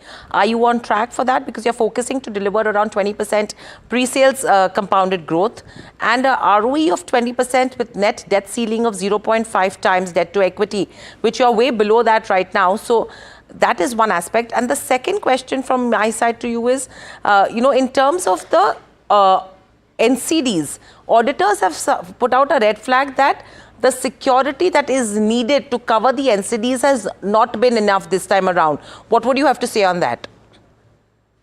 So you have few questions. So to start with, in terms of end of the decade, our guidance of achieving 50,000 crore sales, which is nothing but achieving 20% CAGR growth year on year. And to that extent, we remain confident because we have set the stage for ourselves to be only looking for 20% growth, not higher than that, though the opportunity perhaps exists. and which also will come as a combination of potentially 5, 6, 7% from a price growth year on year, ensuring that the prices remains affordable and robust in the ecosystem, enabling the consummation of the purchases from the consumer side. That allows us to have only seeking more like 13 to 15% of a volume growth. And now entering into the Bangalore and potentially getting into the NCR in next year, that set the stage for ourselves to be so much so that margin of safety that we have created for us to deliver 50,000 crore sales is more like 40%, because taking into account our market share target, which is more like 20% for Mumbai, and any new city that we get in is more like 15%, we have an opportunity to actually deliver 70,000 crore of sales by the end of the decade. But we are only aiming for 50, which means we have the margin of safety of around 40%. So that kind of makes the business far more robust and granular. And as I said, our sustenance sales capability to deliver week on week ensures that we are in any case no more so much dependent on launches.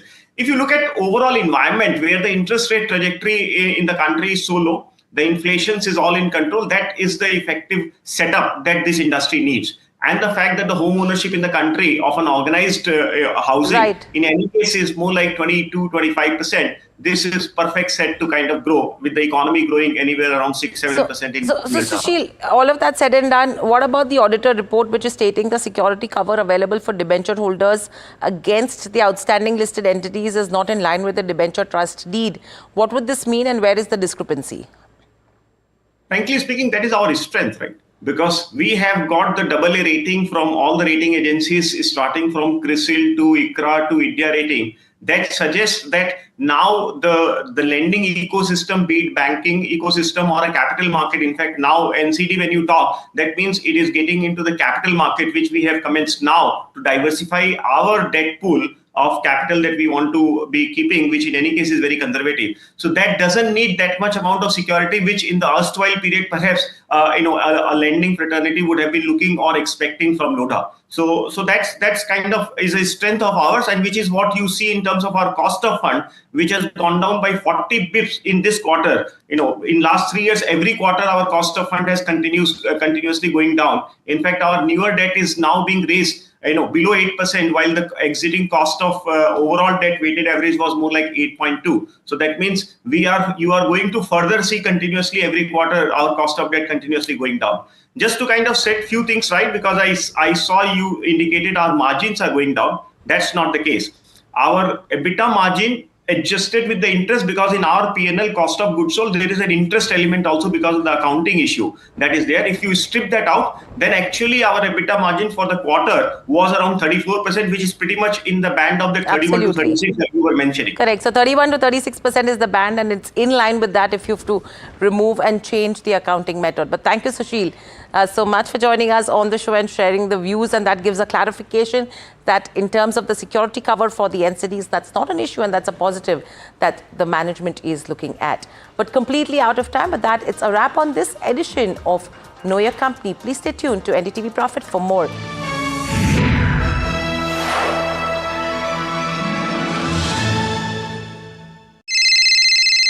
Hello बोलिए madam, डब्बा trading कब से चल रहा है पता है madam आपको? हम और आप तो जन्म भी नहीं हुआ था हमारा.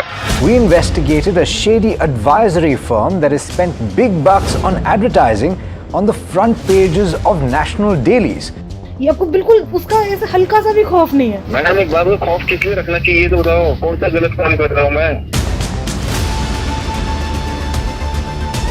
After our report, we also saw NSE came out with a cautionary circular to the investors. Market Regulator Securities and Exchange Board of India has also come out with a release talking about the actions that it has taken. Cyber complaint has also been filed against the entities involved in this entire Dabba trading scam.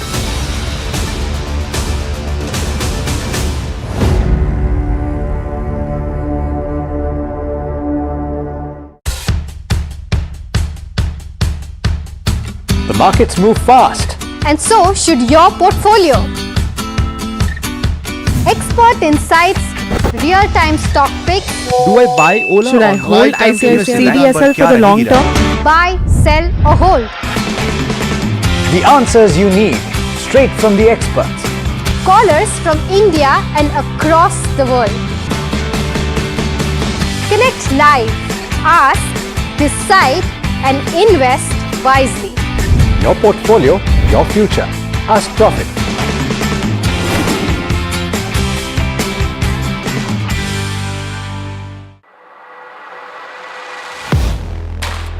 Do you really know the company you invest in? What is the real picture behind presentations and claims? Is the outlook as rosy as the company claims? Know Your Company, powered by NDTV Profit Research, shines a light on the biggest stock market movers.